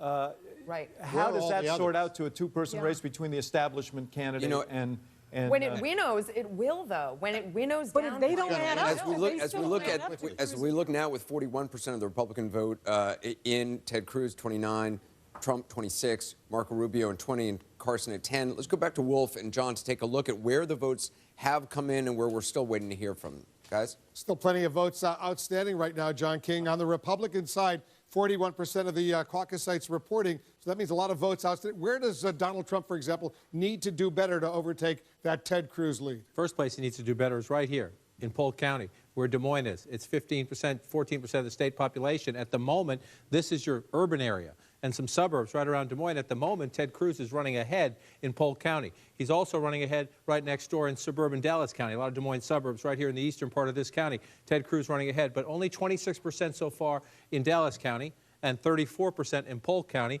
As we pop back up to the full view of the state, I will tell you this, Wolf, if these two counties stay orange throughout the night, I would guess that Ted Cruz gets a narrow victory because that's where the people are. And the reason I'm surprised by this at the moment, to see Ted Cruz doing so well here, if you look at those two counties, is this is where you find Mitt Romney Republicans. This is your establishment, mainstream Republicans. Ted Cruz clearly has a good organization in the state. At the moment, he's doing well in a place where you might not expect it. The downside for Ted Cruz, all this Donald Trump out here.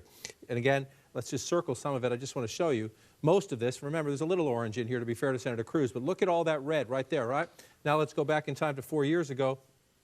Almost all of that was Rick Santorum. A little bit of Rick Perry, a little bit of Ron Paul, a little bit of Romney. But this is the evangelical small-town Iowa that Ted Cruz needs to run up. Why does he need to run it up in those communities? Because when you look at them, they're pretty small. You just pick a county here. 43% of the vote in here, Pocahontas County for your Disney fans, 41% to 21%, but it's very small vote counts in these counties. So Ted Cruz, if you go back in time, I just want to show you the look here. This is where Santorum ran it up and Ron Paul ran strong. Rick Perry, socially conservative, libertarian voters, very key for Ted Cruz. At the moment, the map, again, is a little bit counterintuitive. What are we waiting for? Dubuque has just started to come in, just 6% of the vote. Again, this is Mitt Romney, suburbs, mainline establishment Republicans. Rubio running a bit ahead here, but only 6% of the vote there, so we need to watch that. This is still out. That's very important. Lynn County here, you come down to where Cedar Rapids is, only 15%. And again, if Ted Cruz can hold this county, that would be huge for Ted Cruz. You go back in time, that's Mitt Romney country. So this is the big fight here. Trump is in here. Rubio's in here. You see Cruz leading at the moment. Again, anywhere you have a major city, you have a suburbs, that's where your Republicans live. But the shock to me at the moment, Trump is doing well, pulling some of these evangelical counties that reflexively you would think should be for Ted Cruz. And in the central part of the state, where you think here, Ames is where the students are. We thought maybe Rand Paul would do well here. Maybe Marco Rubio, he has an organization on campus. At the moment, Cruz doing well in Story County, which again, down in the southern part, it's the campus here. Southern part has some Des Moines suburbs. If this stays orange, that's where the people are. It's good for Ted Cruz. It's just surprising. So as we wait to have more of these votes come in, up to 41% in Polk County, we'll see. These numbers can change. Pretty strong at the moment. Let's take a look at the Democratic side because it's getting closer with 63% of the caucus sites reporting. It's only a 2-point race now between Hillary Clinton and Bernie Sanders. I think the palms are getting a little bit sweaty as the count comes in the Clinton campaign. Yes, the reason she's ahead right now, again, back to Polk County. It's the biggest county in the state, 14% of the state population. She's winning with 54% of the vote. I want to tell our viewers, I'll do this throughout the night, pay no attention to these numbers to the left of the Democrats. On the Republican side, their vote counts. The Democrats, their state delegate equivalents, it's part of the state party count. But I just want to tell our viewers who are interested, the Democrats do not release actual numbers, unlike the Republicans. That's why you're not seeing the actual numbers on the Democratic side, because the Democratic Party doesn't release those numbers. They just release these so-called state delegate equivalents and the percentages. Right. Where does the vote need to come in for Bernie Sanders right now to overtake that 2-point advantage that Hillary Clinton currently has? One thing he likely needs to do is close the gap here. As the other 56% of this vote comes in, he can't run 8 points behind in the biggest county in the state, most likely. Now, the rest of if you look for Bernie Sanders, let's come over to the eastern part of the state. Dubuque right now, about half of the vote in, Hillary Clinton running ahead here. If you go back in time to 2008, that was Barack Obama. So Bernie Sanders needs to improve his numbers in the eastern part of the state. If you drop down here now to Davenport and Scott County, 41% of the vote in. You see Sanders has a pretty good lead here, 6-point lead. He needs to keep that lead, maybe stretch it a bit. This is 5%, a little more than 5% of the state population, so more eggs in the basket here where the people live. And then I just want to look and see how we're doing in the college towns. Certainly doable for Bernie Sanders to tie this thing up. We still have almost 40% of the vote. 30, yes, it's more than doable. If you look at the college towns right now, Bernie Sanders running it up big. Some people might say maybe running it up too big in some precincts. You wish those kids had gone home where he could boost stronger elsewhere in the state, but that's a good number. I just want to show you one thing, Wolf, if you go back in time. One of the things that's interesting to me is we forget in largely a two-person race, Clinton-Sanders, Martin O'Malley's not reaching the threshold. John Edwards was a strong candidate, a very strong candidate 8 years ago. I just want to show you something very quickly. I'm going to circle the John Edwards part of the map here. Circle it up here, circle it up here, circle it here, and here, and why not do it here? Now take a peek at this when we come up to this. That's John Edwards 8 years ago, almost exclusively Hillary Clinton this time. So she's winning the counties that didn't go for either Clinton or Obama 8 years ago, which is helping her math in the what is essentially a two-person race tonight against Senator Sanders. So it's still relatively early, 65% of the caucus sites are reporting, so there's still plenty of time for Bernie Sanders potentially to catch up to Hillary Clinton. There is time at the moment. If this part of the state needs to change, the central part, the margins need to get tighter. But yes, there are still votes out there. We're going to be doing math for a while. All right, stand by. We got some breaking news. I want to go back to Jake and Dana. I understand, Dana, you're learning something very important. That's right. We've been seeing all these big crowds, and I've heard from a Republican source familiar with turnout, again, just on the Republican side, saying that they are on pace for a record-breaking night. The last time around, 4 years ago, it was about 121,000 Republicans who went to the caucuses. Now they're on pace to go to at least 150,000.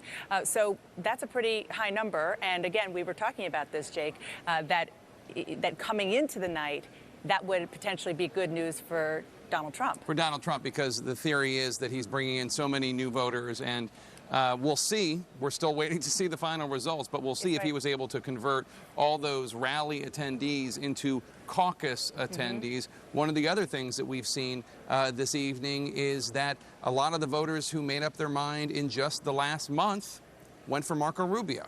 So that Rubio surge that we've seen in the polls in the last few weeks appears to be real. So a lot of these people turning out for Donald Trump, some of them turning out for Marco Rubio. And to your point, I literally just got a text, we were both looking at it, from a voter who I met at a Trump rally in Davenport earlier this week, who just texted me, said, you know what, I ended up caucusing for Marco Rubio. And perhaps there are lots of reasons, but the notion of wanting somebody who can win in November, a lot of those people were kind of teetering between Donald Trump and Marco Rubio. Just anecdotally, this particular voter went for Rubio. For Rubio, interesting. Let's take a look at the Republican right now. Right now, we have 29% going for Ted Cruz, 25% for Donald Trump, 21% for Marco Rubio. Ben Carson holding strong at 10%. That's with about half of the vote in, half of the hard numbers. It's still anybody's race right now, but that is a strong showing for Marco Rubio. Still, Ted Cruz right now looking as though he is exactly where he wants to be for this night to turn out the way he wants it to. Let's go back to Wolf and David Chalian in Washington. Wolf? All right, guys, thanks very much. David Chalian, our political director, is here. You're taking a closer look at all of these numbers right now. Who showed up and what they wanted? That's right. And we asked voters as they showed up at the caucus sites today, what are you looking for in terms of a candidate quality? And I think this is going to help explain to everyone watching why Ted Cruz is where he is right now. Take a look at this. Among the voters that said, I am looking for a candidate who shares my values, Ted Cruz is demolishing the field.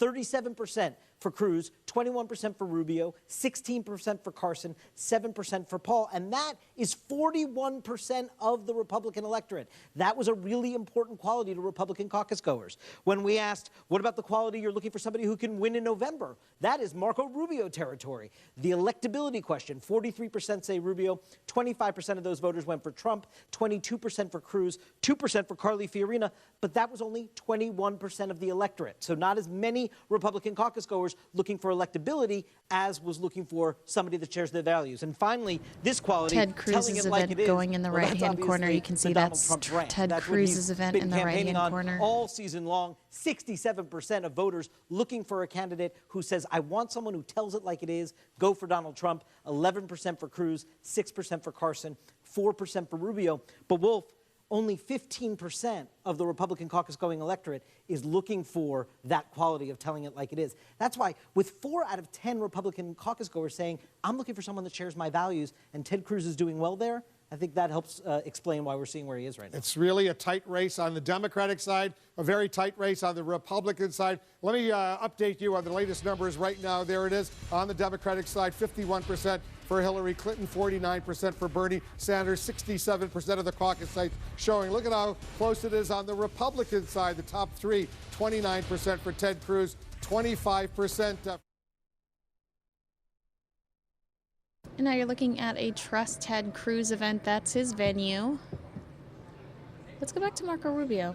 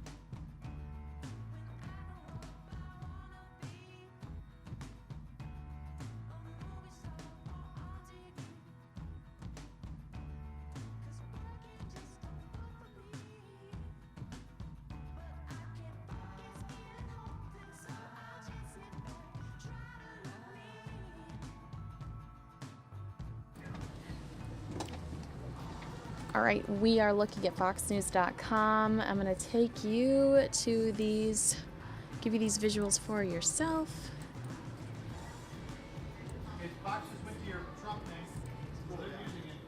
Okay, perfect. Take you back to Trump.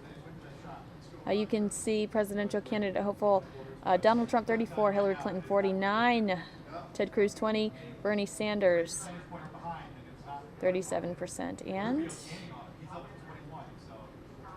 let's jump. We got 57% of the caucus sites reporting, 29% for Ted Cruz, 25% for Donald Trump. Marco Rubio doing very well at 21%. Cruz ahead now by 3,550 votes. This is very, very close on the Republican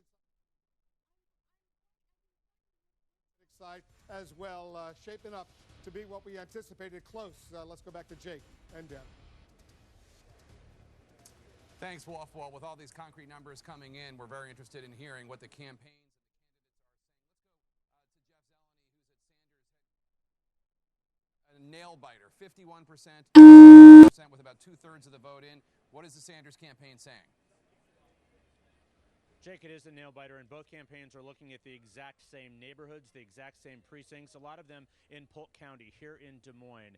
The one top advisor to Hillary Clinton, one top supporter, an Iowa supporter, says it is, quote, uncomfortably close. So, yes, she is slightly... All right, I wondered why I recognized the voice on the other end. It's because it's CNN. So I'm going to have to lower the volume there and give you more updates myself. All right, we think that CNN is pumping audio through the Trump headquarters sound system, which is why you're hearing familiar voices that don't belong to me, don't belong to our family. Latest update on the Republican race. It's tight, very tight. Check out this. So this is interesting. This is foxnews.com. Why are there other graphics not changing? Take a look at this. Yes, I want you to look at Greta. Here we go. It's a battle for first. Here we go. This is, wow. I'd be interested in seeing where Ben Carson's numbers are, as they have been saying that he is the guy to beat. Caucus voters are most concerned about health care. They go with Hillary Clinton, the ones that are most concerned about health care. We're crushing the DNC. It's not even close. Locked in dead heat. Donald Trump and Ted Cruz. Let's see here. We've got a lot of candidates doing well. Someone going to declare victory and have a good night. Yeah, a lot of people talking about Dr. Ben Carson. Brett Baer said that they got word that Dr. Ben Carson is not suspending his campaign, his presidential campaign. Oh, interesting that we're hearing from Karl Rove. Ted Cruz likely to be the result of superior organization. Marco Rubio is likely to be... I'm surprised we're talking to Karl Rove after that debacle a few years back. So here you can see all of the live shots. I can bring you some of those. For instance, here's Ted Cruz. I can take you there now. That's his campaign headquarters. Here's Trump's. Hopefully we don't have CNN audio. Hopefully we're not listening to Wolf Blitzer. There's Donald Trump. Oh, it looks like somebody's taking the stage at Marco Rubio's. Let's jump over there.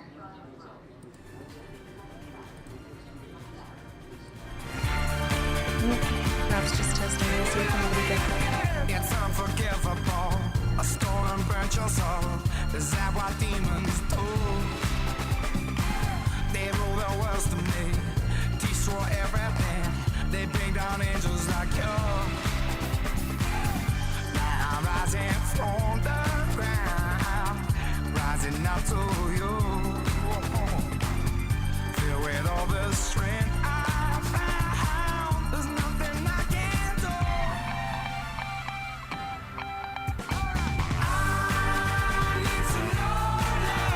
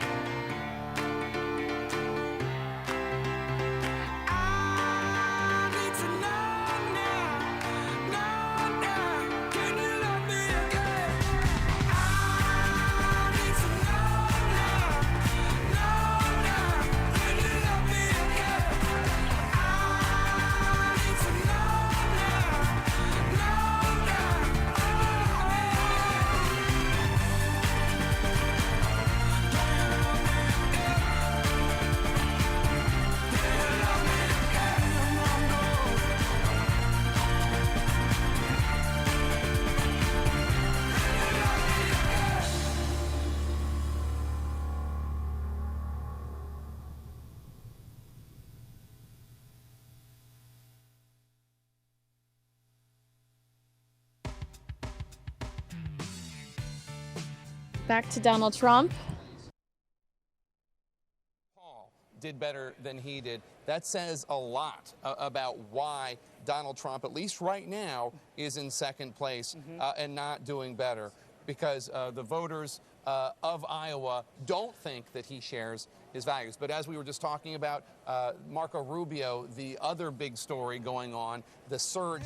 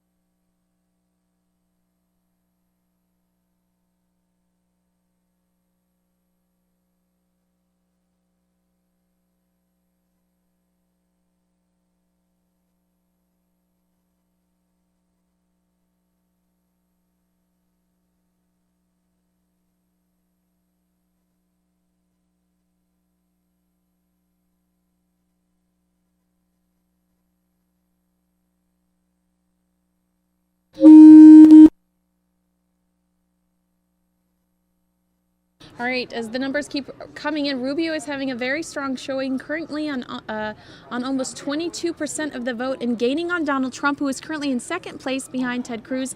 There's, again, Rubio having a very strong showing currently on almost 22% of the vote and gaining on Donald Trump. The race between Clinton and Sanders keeps tightening, with the gap between the two now just 1.4% with 76% reporting. Let's see here. Brett Baird, the projected turnout on the GOP side for Republicans. According to GOP leaders, that would be historic.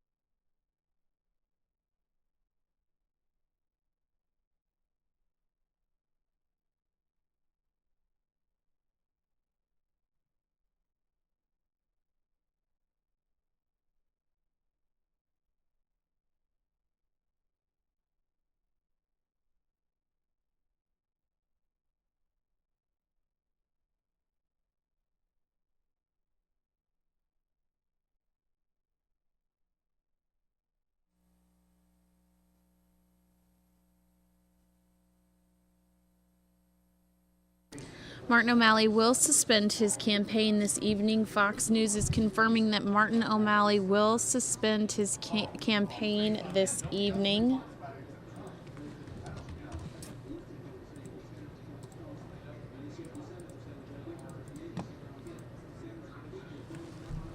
And you can see here, Carl Cameron says there's only about 4,000 votes.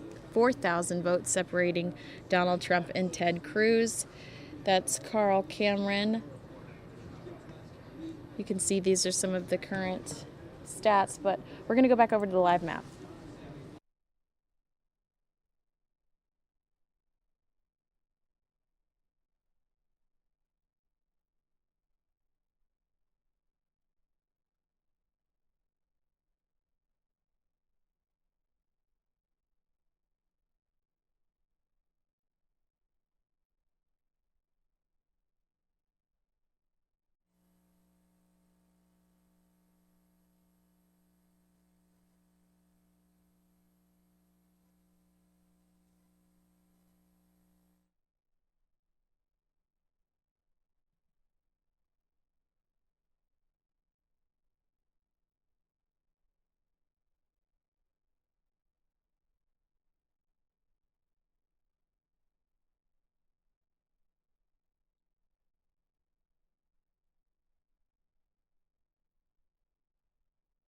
Bear with me. Let's test out and see if we're still getting that other network's audio on our Trump feed. All right, let's do it. I asked some questions. Hopefully it's fixed. We'll see here. The most populated county, the most populous county in the state. If you made me choose, her, but this is razor thin. There's enough. There are more than enough votes out here. So I'd rather not choose. Let's just count. It's going to be very, very close right now. We still got 26% of the vote outstanding. I want to. Yep. Somehow our audio got switched, and I don't know why we're getting Wolf Blitzer, although I love the man. I'm not allowed to play him.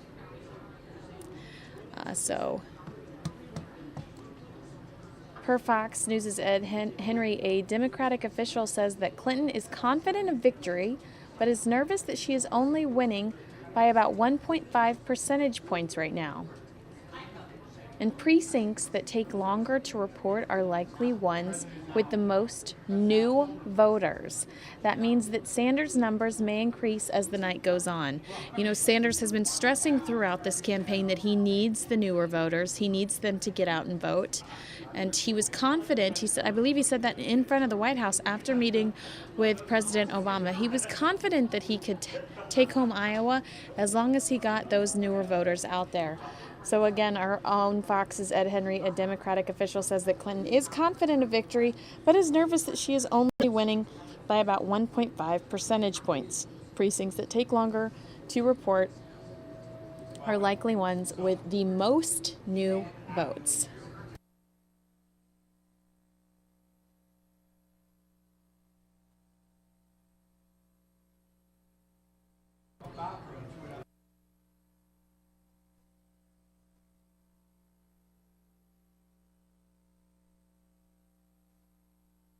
If you want to quickly take a look at some of the campaign headquarters, Marco Rubio's is slowly but surely filling up. You can see they are all Fox all the time. Ted Cruz. Honest and trustworthy number that you see between Sanders and Clinton, where he is overwhelmingly. That doesn't sound like our audio either, so God bless the audio, guys.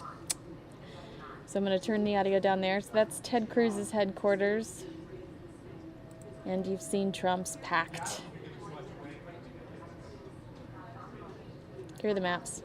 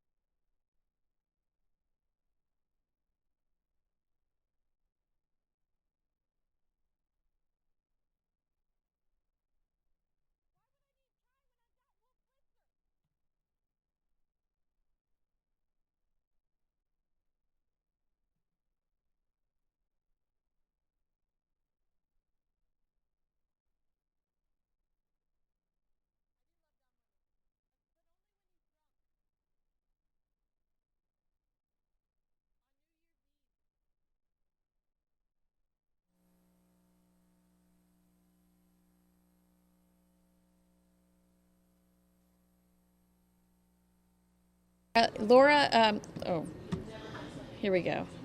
Laura says this, she's actually on Fox News National right now talking. She says this is very tight tonight, and real Donald Trump didn't spend as much time doing the retail politics in Iowa. See if we have any update on our Fox News blog. Why does that say at the top of this? Are you seeing this too? I'll share. See this? This is foxnews.com, and it is amazing. They've got all of these bites down here too, giving you a breakdown with graphics. So if you're looking for additional info, let's go back to our moving graphics.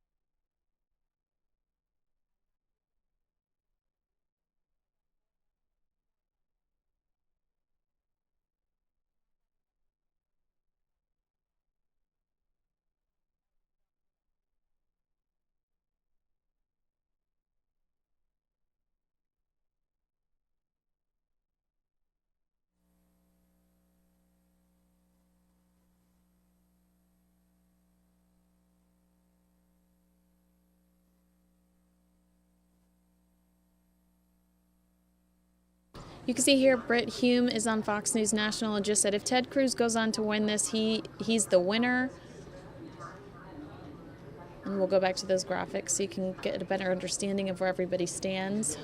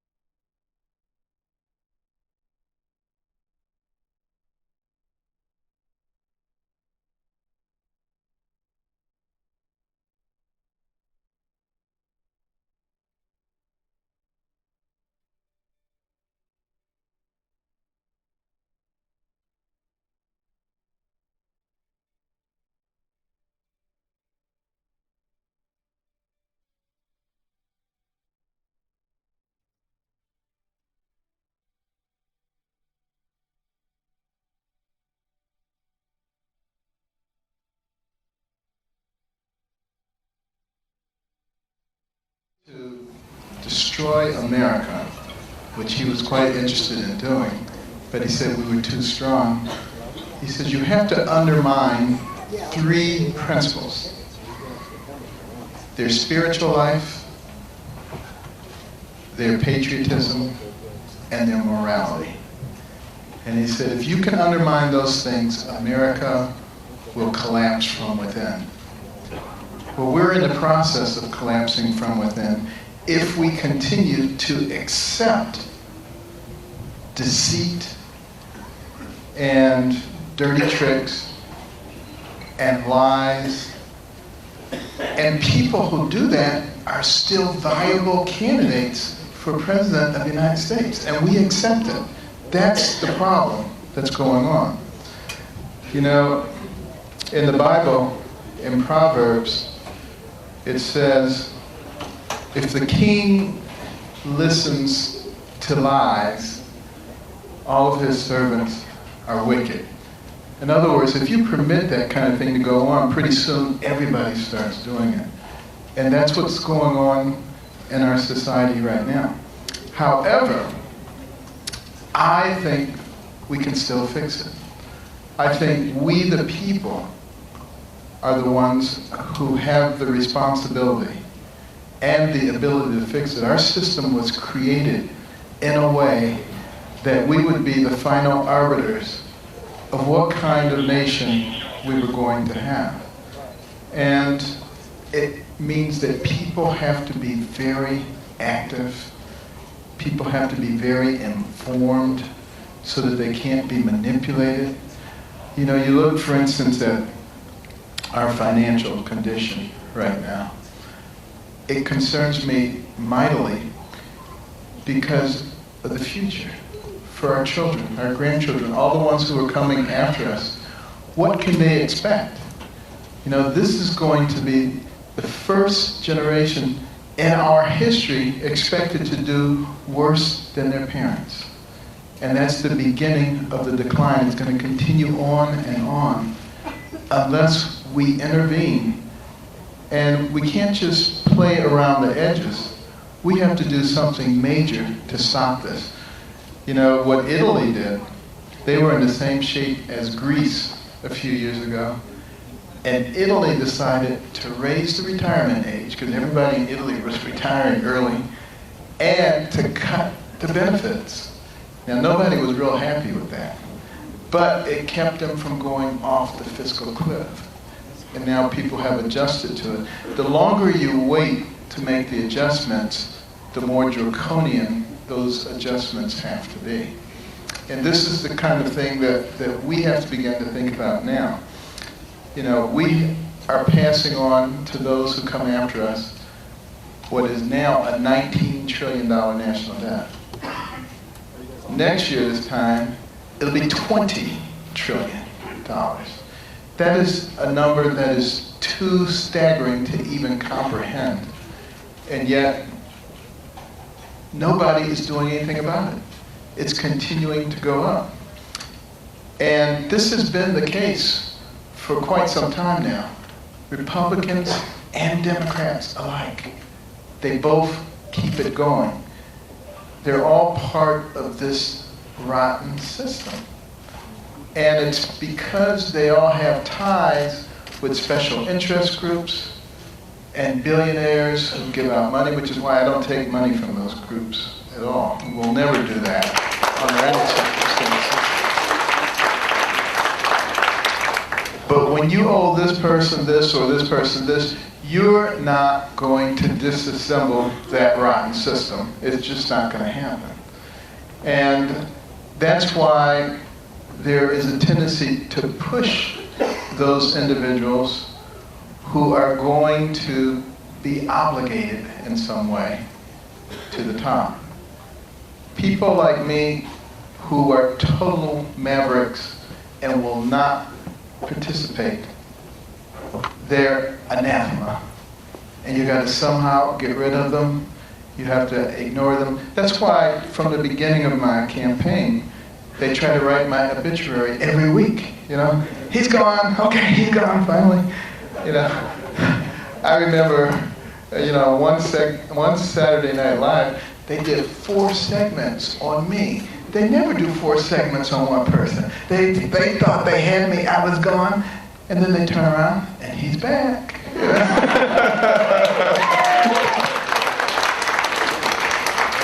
So I just want you to know, I'm not going anywhere.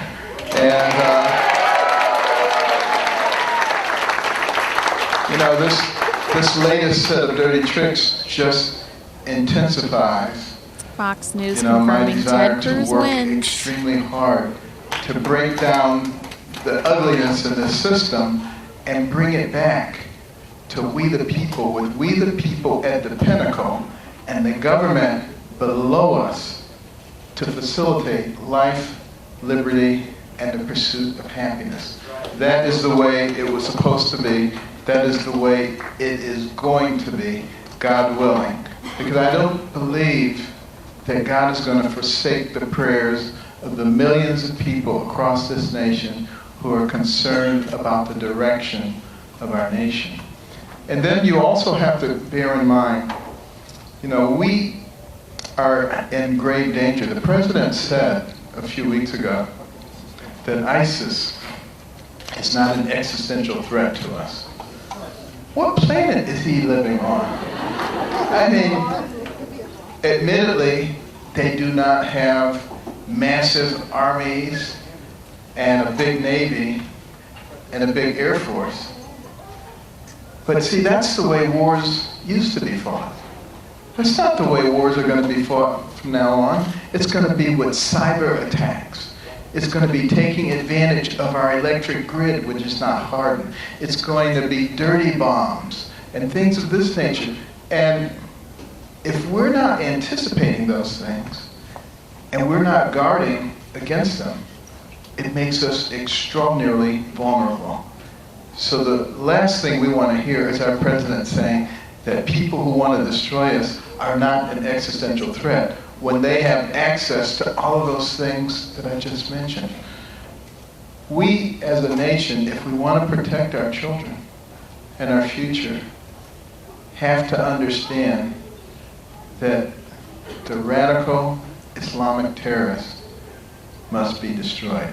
They can't be contained. They have to be destroyed. Because if we don't destroy them, they are going to destroy us. If you go back in the Bible and you look at the life of King David, he was a warrior.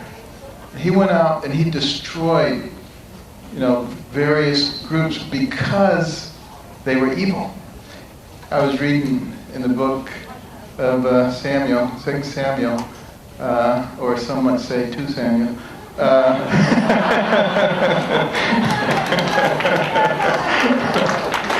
About some of David's exploits. And what was really cool as I was reading it, it was talking about Syria and Damascus. And I'm thinking, wow, the same stuff is going on today, in the same region, but how he went out and destroyed.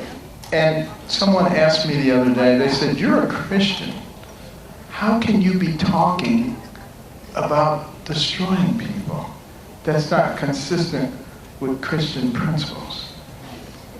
And I said, is it consistent with Christian principles to sit there and let yourself be slaughtered? I don't think so. And particularly to be slaughtered by people who are evil, people who have evil intentions. What I would recommend to every American is that you read about Islam. Go and study the very beginnings of it with Muhammad in Mecca. Right, we're looking at Mike Huckabee's headquarters, where Mike Huckabee is about to announce the suspension of his campaign. Mike Huckabee is about to announce the suspension. When his uncle died, he ended up moving to Medina up north, and that's where he established his armies. And he became the first caliph, and he had to have a caliphate, so that was the territories. And anybody who didn't believe as they believed belonged to something they call the kafir. And you could do anything you wanted to a member of the kafir. You could lie to them, you could cheat them, you could kill them, you could chop their head off, you could burn them, whatever. And it wasn't counted a sin for you. And if you in the process got killed, you became a martyr. And you went to heaven. And you got 72 virgins. I mean, that's a pretty good deal, they were thinking. Except you probably heard about the terrorist who did get killed. And he did go to heaven. And there were all these people stomping him and kicking him. And he was saying, St. Peter, what happened? I was supposed to get 72 virgins. And St. Peter said, no, that's 72 Virginians.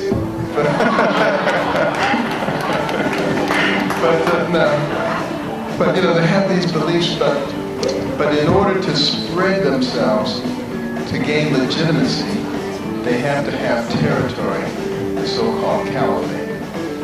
And they were without that caliphate for a long period of time, between 1924, when the Ottoman Empire collapsed, and recently when they were able to acquire half of Iraq and a third of Syria, as well as footholds in Egypt and Tunisia and Libya, which is one that we should really be very concerned about because of its strategic location and its tremendous oil reserves.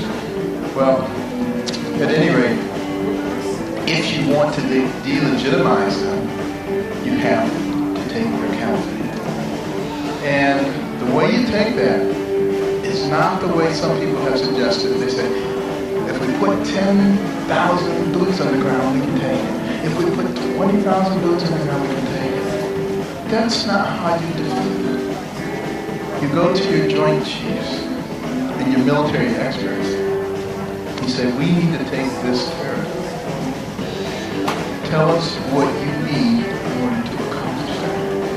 And then we give that to them, and we don't tie their hands behind their backs, and let them do the job that they're professionally trained to do. That's how you do it. And then we take all of their oil from them, and none of these silly rules of engagement that the current administration has, where if there's a tanker coming out of a refinery, you can't bomb it because there may be people in it. I mean, give me a break.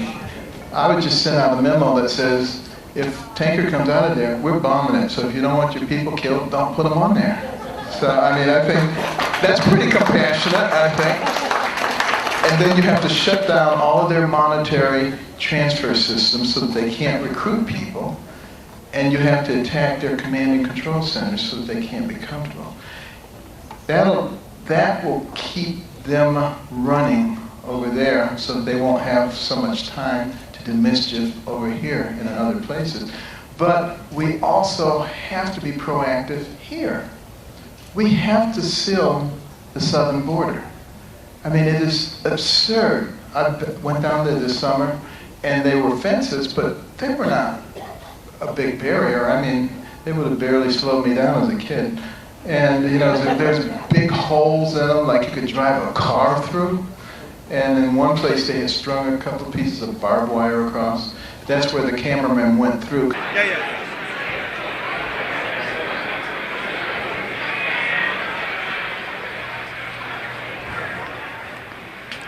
Fox has cut our feed.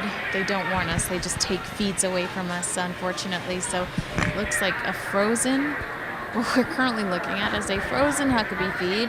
I don't know. Hopefully they'll take us back for his speech. He is going to suspend his campaign, so that is why we've taken you to Huckabee. We were waiting to get word for him. He's suspending his campaign. Looks like they cut us off from Ben Carson to take us to Marco Rubio's venue.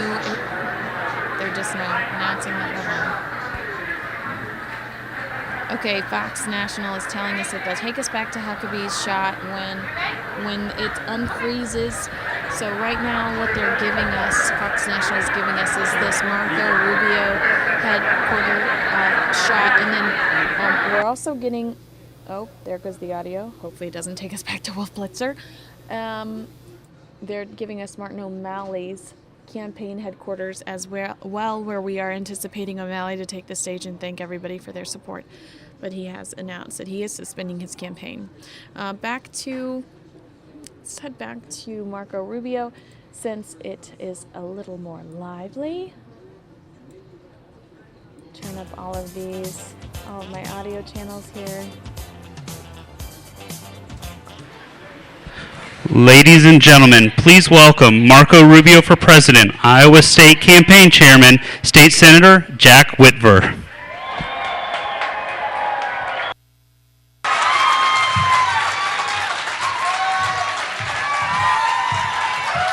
What a night, huh?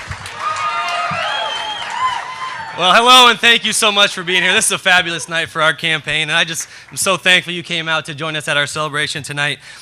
Very quickly, I just want to thank a couple people. I volunteered hundreds of hours on this campaign, and because of my wife putting up with that, I just want to thank her, and I appreciate her and the kids. And I want to thank our Iowa team. We were criticized a lot for not having a big organization or a strong organization, but our team was extremely hardworking. They were fantastic, and I just want to thank them really quickly. Well, I'm very proud of the campaign that we have built here. I'm very proud of the campaign that Marco ran. I've been on this campaign for 9 months. I was the first state chair in the nation to sign up, and there's not been one day that I was not proud to support Marco Rubio. He is going to beat Hillary Clinton.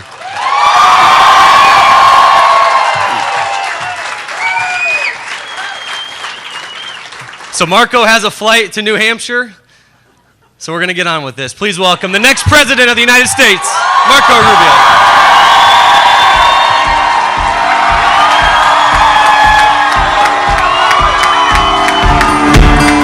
Bring your tithe and bring your shame. Bring your guilt and bring your pain. Don't you know it's not your name? Thank you. You'll always be much more to me. Thank you. Every day I Thank you. with the voices that keep telling me I'm not alright. But that's alright. Thank you. 'Cause I hear a voice. So this is the moment they said would never happen. For months they told us we had no chance. For months they told us because we offered too much optimism in a time of anger, we had no chance. For months they told us because we didn't have the right endorsements or the right political connections, we had no chance. They told me that we have no chance because my hair wasn't gray enough and my boots were too high.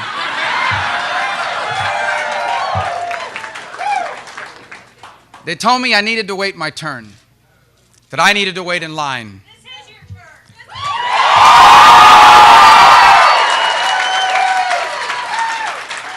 But tonight here in Iowa, the people of this great state have sent a very clear message. After 7 years of Barack Obama, we are not waiting any longer to take our country back.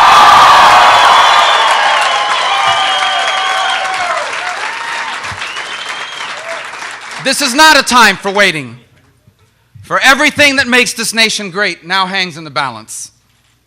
This is a time where we need a president that will truly preserve and protect and defend the Constitution of the United States, not one that undermines, attacks, and ignores the Constitution of the United States. This is the time for a president who will defend our Second Amendment rights, not a president who undermines them. This is a time for a president that will rebuild the U.S. military because the world is a safer and a better place when the United States has the most powerful military in the world. This is no ordinary election. 2016 is not just a choice between two political parties. 2016 is a referendum. It is a referendum on our identity as a nation and as a people. In America, there are only two ways forward for us now. We can either be greater than we've ever been, or we can be a great nation in decline. If Bernie Sanders or Hillary Clinton get elected, if they were to win, we will be a great nation in decline. If they win, Obamacare becomes permanent. If they win, these unconstitutional executive orders from this president become permanent. If they win, our military continues to decline.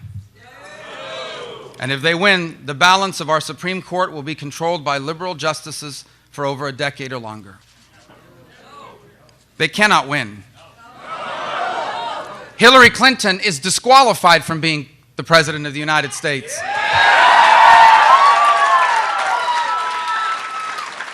Because she stored classified and sensitive information on her email server because she thinks she's above the law.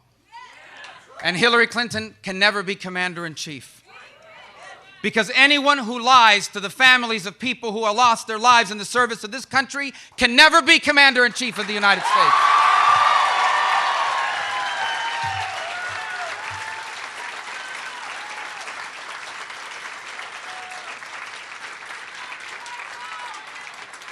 And so tonight, I thank you here in Iowa. I thank you because tonight we have taken the first step, but an important step, towards winning this election. If I am our nominee, and I will be our nominee, thanks to what you have done here in this great state,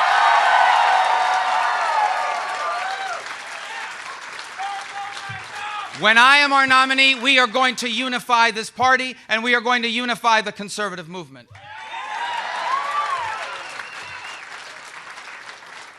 When I'm our nominee, we are going to grow the conservative movement. We are going to take our message to the people who are struggling paycheck to paycheck, to the students living under the burden of student loans, to the families struggling to raise their children with the right values. We will take our message to them and we will bring them to our side.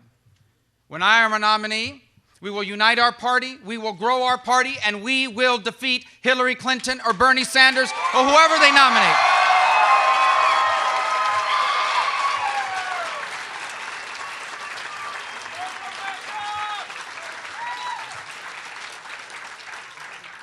I want to thank an all-powerful and mighty God. for the chance that he has given us to be a part of this endeavor here in Iowa. It's been a phenomenal experience. I want to thank my wife and my family.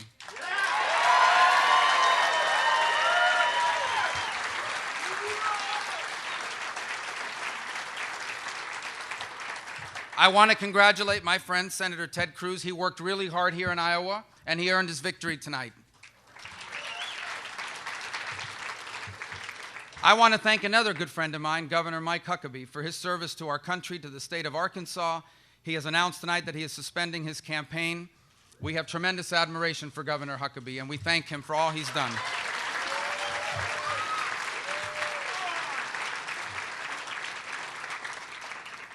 Two centuries ago, an extraordinary generation living in one place at one time here in America, colonists of an English colony, declared their independence from the most powerful empire in the world. They did it with the powerful words and principle that our rights come from our Creator. They do not come from our government. And over the rest is a two-century history of the most extraordinary nation in the history of mankind. I know America is special because I was raised by people that knew what life was like outside of America. I was raised by people who came to this country with nothing. They barely spoke English at the time. They had no money. My father stopped going to school when he was 9 years old. He had to go work. He would never go back to school. He would work for the next 70 years of his life. When my parents arrived here in this country, they struggled. They were discouraged, but they persevered. Less than a decade after they arrived here with nothing, my father, a bartender on Miami Beach, they owned a home. Not a mansion, but a safe and stable home in a safe and stable neighborhood. Decades later, they would retire with dignity and with security. And the most important thing of all for them, they left all four of their children with a life better than their own. This was the purpose of my parents' life, to give their kids, us, the chance to do all the things they never could. That's not just my story. That's our story. That's America's story. That's the story of your parents. You know the stories of your parents who sacrificed and gave up so much so you could be what they could not. It's the stories of those parents today who are doing the same for their children. It is this that makes America special. And it is this what we fight now to preserve. I'm going to cut in here in a second. This is the kind of country that I want to leave for my children. This is the kind of country your children deserve to inherit as well. And this is what we must now decide, whether we will remain that kind of country or whether we will be the first generation to lose it. It's an important choice, and one that each generation before us has had to make. For America is not a special country by accident. America is a great nation because each generation before us did their part. Each generation before us sacrificed. They confronted their challenges. They embraced their opportunities. And for over 2 centuries, each generation has left the next better off than themselves.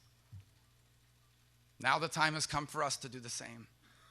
Now the moment has arrived for this generation of Americans to rise up to the calling of our heritage. Now the time has come for us to take our place and do what we must.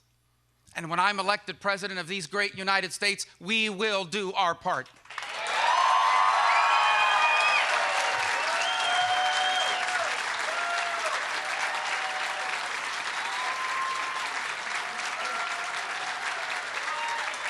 When I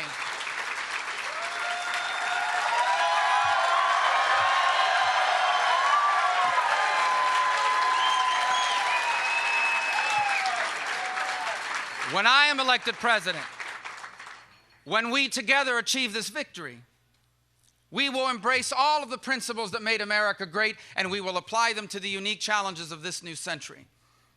And when our work is done, here is what history will say of this generation.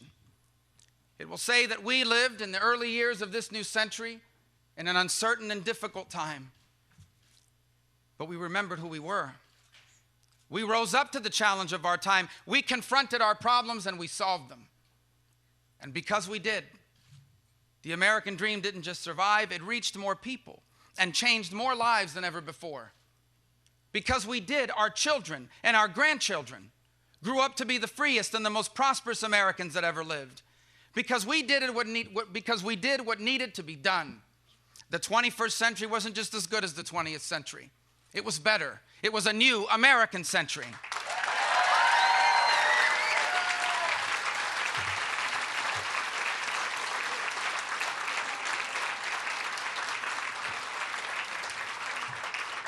This is the task before us. And I thank my Lord and Savior Jesus Christ. I thank God for allowing me the opportunity to come this far with each of you. I am grateful to you, Iowa.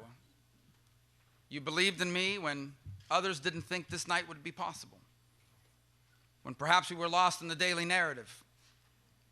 When some suggested that perhaps it was time to step aside, you believed in me. You walked with us. You made the calls and knocked on doors. You made a huge difference tonight. We are going to be back. I will be back here in October next year and September of this year. Because I said next year. I'll be back next year too, but I'm going to be back in October and September of this year, because when I'm our nominee, we are going to win Iowa, and we are going to win this election for this country.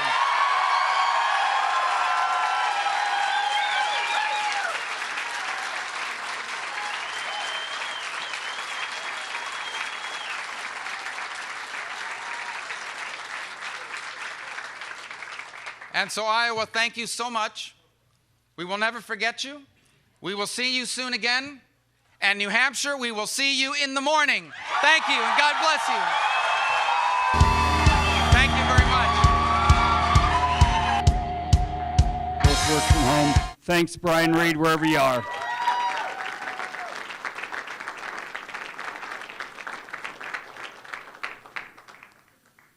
Our press team, our media team, you know what? There's one thing we can't complain about. We were always on the news and in the newspapers. And Eleanor May was our Iowa press person, and she just rocked it and did a great job. Eleanor, wherever you are, I know you're somewhere here close. Thank you, Eleanor. Sergio Gore, as Bill O'Reilly would say, Mr. Sergio Gore. Where is Sergio? Sergio, wonderful, thank you, great job.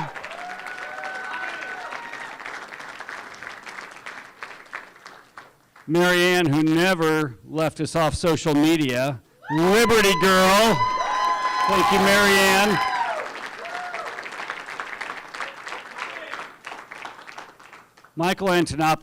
Michael just showed up this week, and he put this whole function together. Michael's another one of those guys, always cool, calm, and collected. Michael's just walking in back there.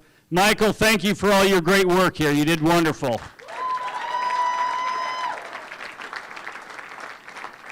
Just a couple more. And I know anytime you name people, you forget people, and I know that I see it.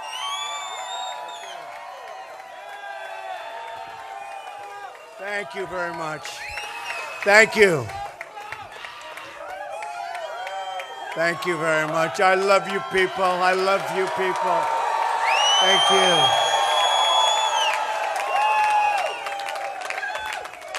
Unbelievable. I have to start by saying I absolutely love the people of Iowa. Unbelievable. Unbelievable. So, on June 16th, when we started this journey, there were 17 candidates. I was told by everybody, do not go to Iowa. You could never finish even in the top 10. And I said, but I have friends in Iowa. I know a lot of people in Iowa. I think they'll really like me. Let's give it a shot. They said, don't do it. I said, I have to do it. And we finished second, and I want to tell you something. I'm just honored. I'm really honored. And I want to congratulate Ted, and I want to congratulate all of the incredible candidates, including Mike Huckabee, who's become a really good friend of mine. So congratulations to everybody. Congratulations. I want to thank all of the folks that worked with us. We had a great team, and we will continue to have a great team. And we're just so happy with the way everything worked out. And most importantly, I have to thank my wife and Laura and Eric and Vanessa and Don. They went out and they were doing speeches. And in fact, Don and Eric, I think you did about 6 speeches today. So I just want to thank my family. They have been so amazing and so supportive. And we've had every indication. We're going now on. We have a poll. We're 28 points ahead, okay? New Hampshire, we love New Hampshire. We love South Carolina. And we're leaving tonight, and tomorrow afternoon we'll be in New Hampshire, and that'll be something special. It's going to be a great week, and we're going to be up here next week. And I think we're going to be proclaiming victory, I hope. I will say this. I don't know who's going to win between Bernie and Hillary. I don't know what's going to happen with Hillary. She's got other problems, maybe bigger than the problems she's got in terms of nominations. But we've had so many different indications and polls that we beat her, and we beat her easily. And we will go on to get the Republican nomination, and we will go on to easily beat Hillary or Bernie or whoever the hell they throw up there. Iowa, we love you. We thank you. You're special. We will be back many, many times. In fact, I think I might come here and buy a farm. I love it, okay? Thank you. Thank you, everybody. Thank you. Thank you very much.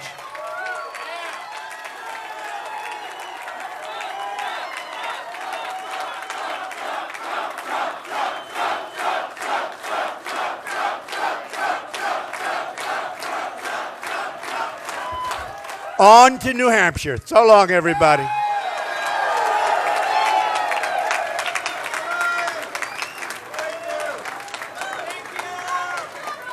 Horizon, looking for new possibilities and new leadership and a way to heal our divisions and move us forward. And you guys have been with me every step of the way, and I cannot thank you enough. I have come to love Iowa.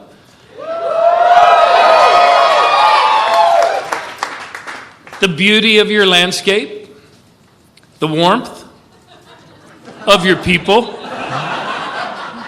And Iowa's been like a second home for me this past year.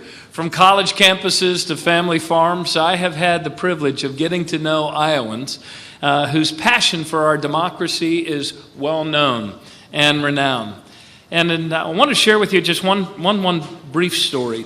I was in Burlington, Iowa. And I've collected so many stories across your state from really decent, caring, compassionate men and women who love our country.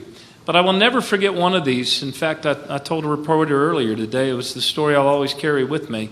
In Burlington, I met a woman whose son has served 2 tours of duty in Iraq. And she knew that there was an upcoming Democratic debate. And she came up to me and she said, "Governor, when all of you candidates are on stage together, I want you to please tell the other candidates not to refer to my son as a pair of boots on the ground." She said, "My son is an American soldier, and he is my son." And I was so proud to be able to honor that request of hers. And in essence, that's what these Iowa caucuses are all about. It's about each person's voice being heard, each person's story being heard. And Katie and the kids and I decided that it would be an extreme poverty indeed if the Democratic Party only had 2 candidates to choose from.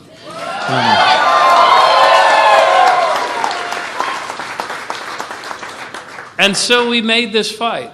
And I cannot thank you enough for giving me an opportunity to be a part of writing this story of our country's future. I want to thank everyone that came out to our events and lent me their ear, everyone who went out to Caucus for me tonight.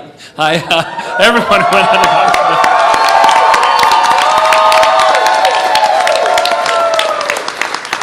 And I want to give you my deepest gratitude. And I was getting tweets from people in Caucus locations. God bless Denison, by the way. And Si se puede, si se puede, and we were getting calls from other people. We were getting tweets saying, "We're here. They're yelling at us, but tell the governor we're holding strong."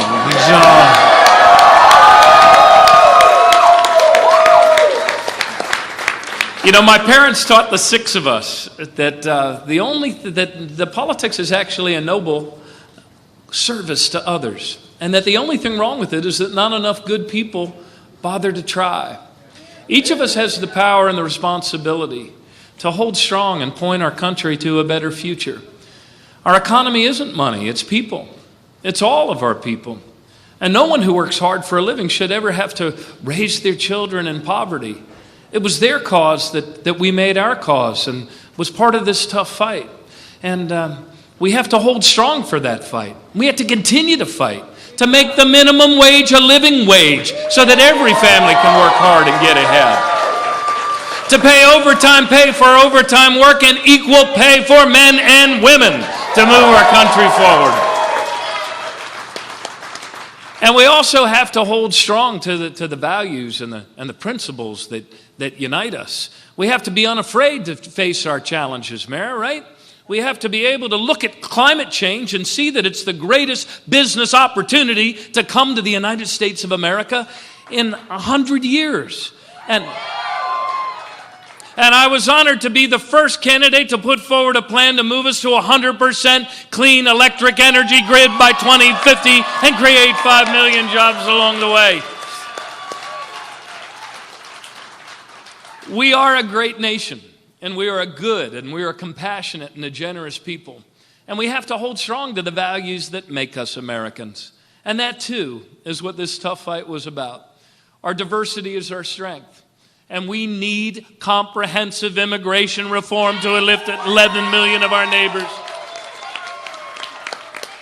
out of the shadow economy and into the full light of an American economy.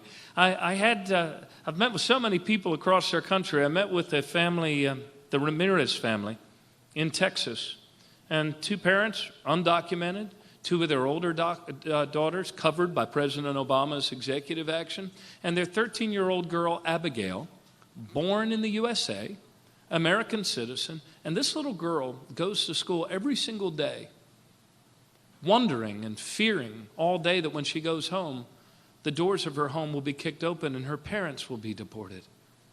We are a better people than that. And we need to continue to hold strong to the truth that the enduring symbol of the United States of America is not the barbed wire fence, it is the Statue of Liberty.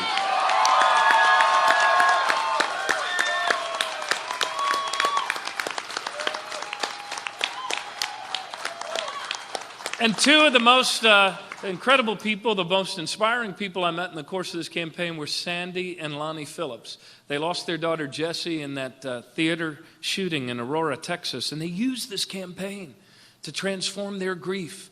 And you know what, everyone?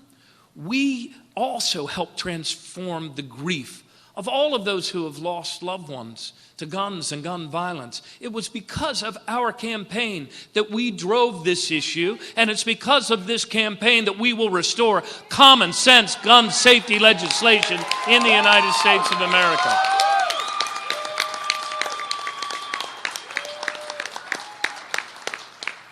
And so, look, this cause continues. This type fight continues. And I have never been more proud of the people that have been associated with this campaign. I've never worked with a better group of young American patriotic men and women than the ones I worked with on this campaign. And I also want to say this, that look, no man ever had a stronger or more courageous family in a tough fight than I've had in Katie O'Malley. Katie, thank you for standing by me every step of the way, and thank you for being the love of my life, my sword and my shield.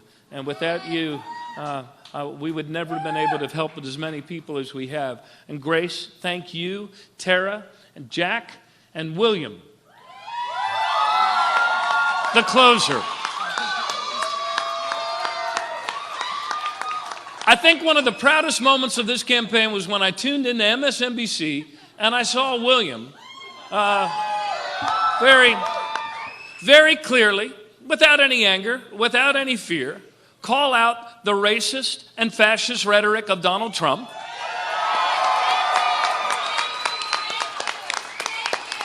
And say very firmly that he's looking forward to the fall because his father's going to hit Donald Trump like a freight train.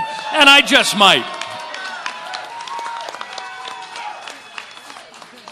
So look, gang, in conclusion, there is no conclusion.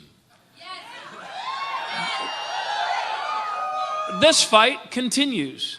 But look, we fought very, very hard in order to give the people a choice. And the people have made their choice tonight. And it was hard to get over that threshold here. And I know that those numbers don't reflect all of the hard work that you did. But we have driven this debate. And so tonight, I have to tell you that I am suspending this presidential bid. But I am not ending this fight. Because the fight that you and I are engaged in is a tough fight. And I believe that the toughness of the fight is the way the hidden God has of telling us we're actually fighting for something worth saving. Our country's worth saving. The American dream is worth saving. And this planet is worth saving. So as we march forward to the fall, let us all resolve together that the love, the generosity, the compassion, and the commitment of this campaign will continue to point our country forward. That we must hold strong for that third grade kid who's only going to be in third grade once. We must hold strong for that senior citizen who has worked her whole life and now finds herself having to choose between her food and her medicine. Let us hold strong for that mom and dad who are working 3 jobs between them in order to make ends meet and sweating over, cutting up the bills over the kitchen table after the kids are in bed. Look, we are a great country. And we are a good people because of our generosity, because of our compassion, because of the belief we share in the dignity of every person, our own responsibility to advance the common good, and our understanding that, yes, in fact, we are all in this together. All of us, new Americans, American Muslims, gay and lesbian, transgender Americans, all Americans. We are one, our cause is one, and we must help each other if we are to succeed. God bless you guys, and God bless the United States of America. And thank you for allowing me to make this offering out of love. Thank you.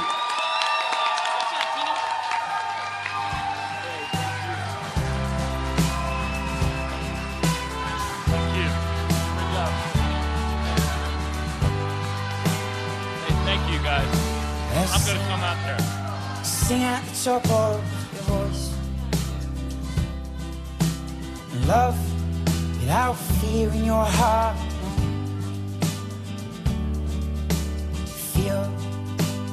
Feel like you still have a choice. If we all light up, scare away the dark.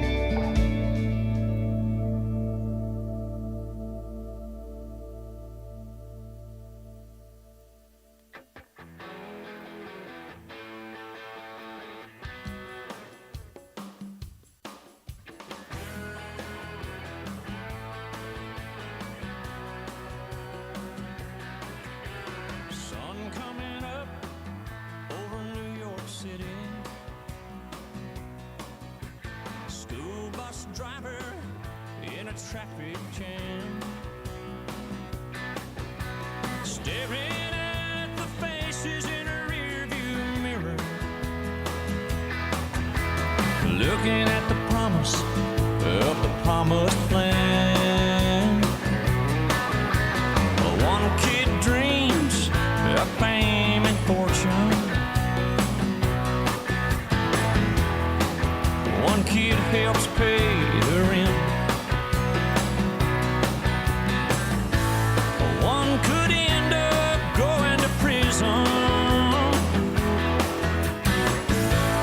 one just might be president. Only in America, dreaming in red, white, and blue. Only in America, where we dream as big as we want to. We all get a chance. Everybody gets to dance. Only in America. Sun going down on LA freeway.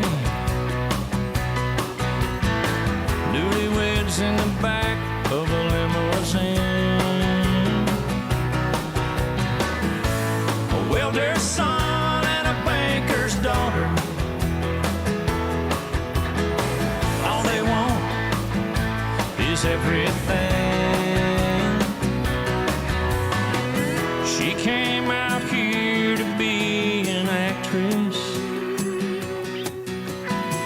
He was a singer in a band. They just might go back to Oklahoma and talk about the stars they could have been. Only in America, dreaming in red, white, and blue. Only in America, where we dream as big as we want to. And we all get a chance. Everybody gets to dance. Only in America.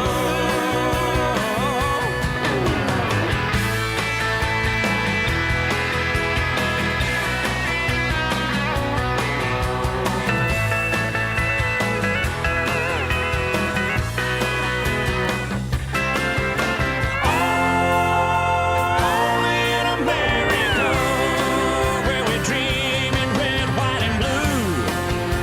Only in America, where we dream as big as we want to. We all get a chance.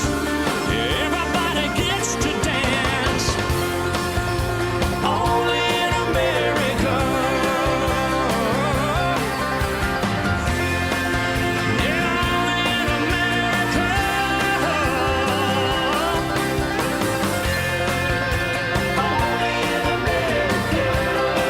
Where we dream in red, white, and blue. Yeah, we dream as big as we want to.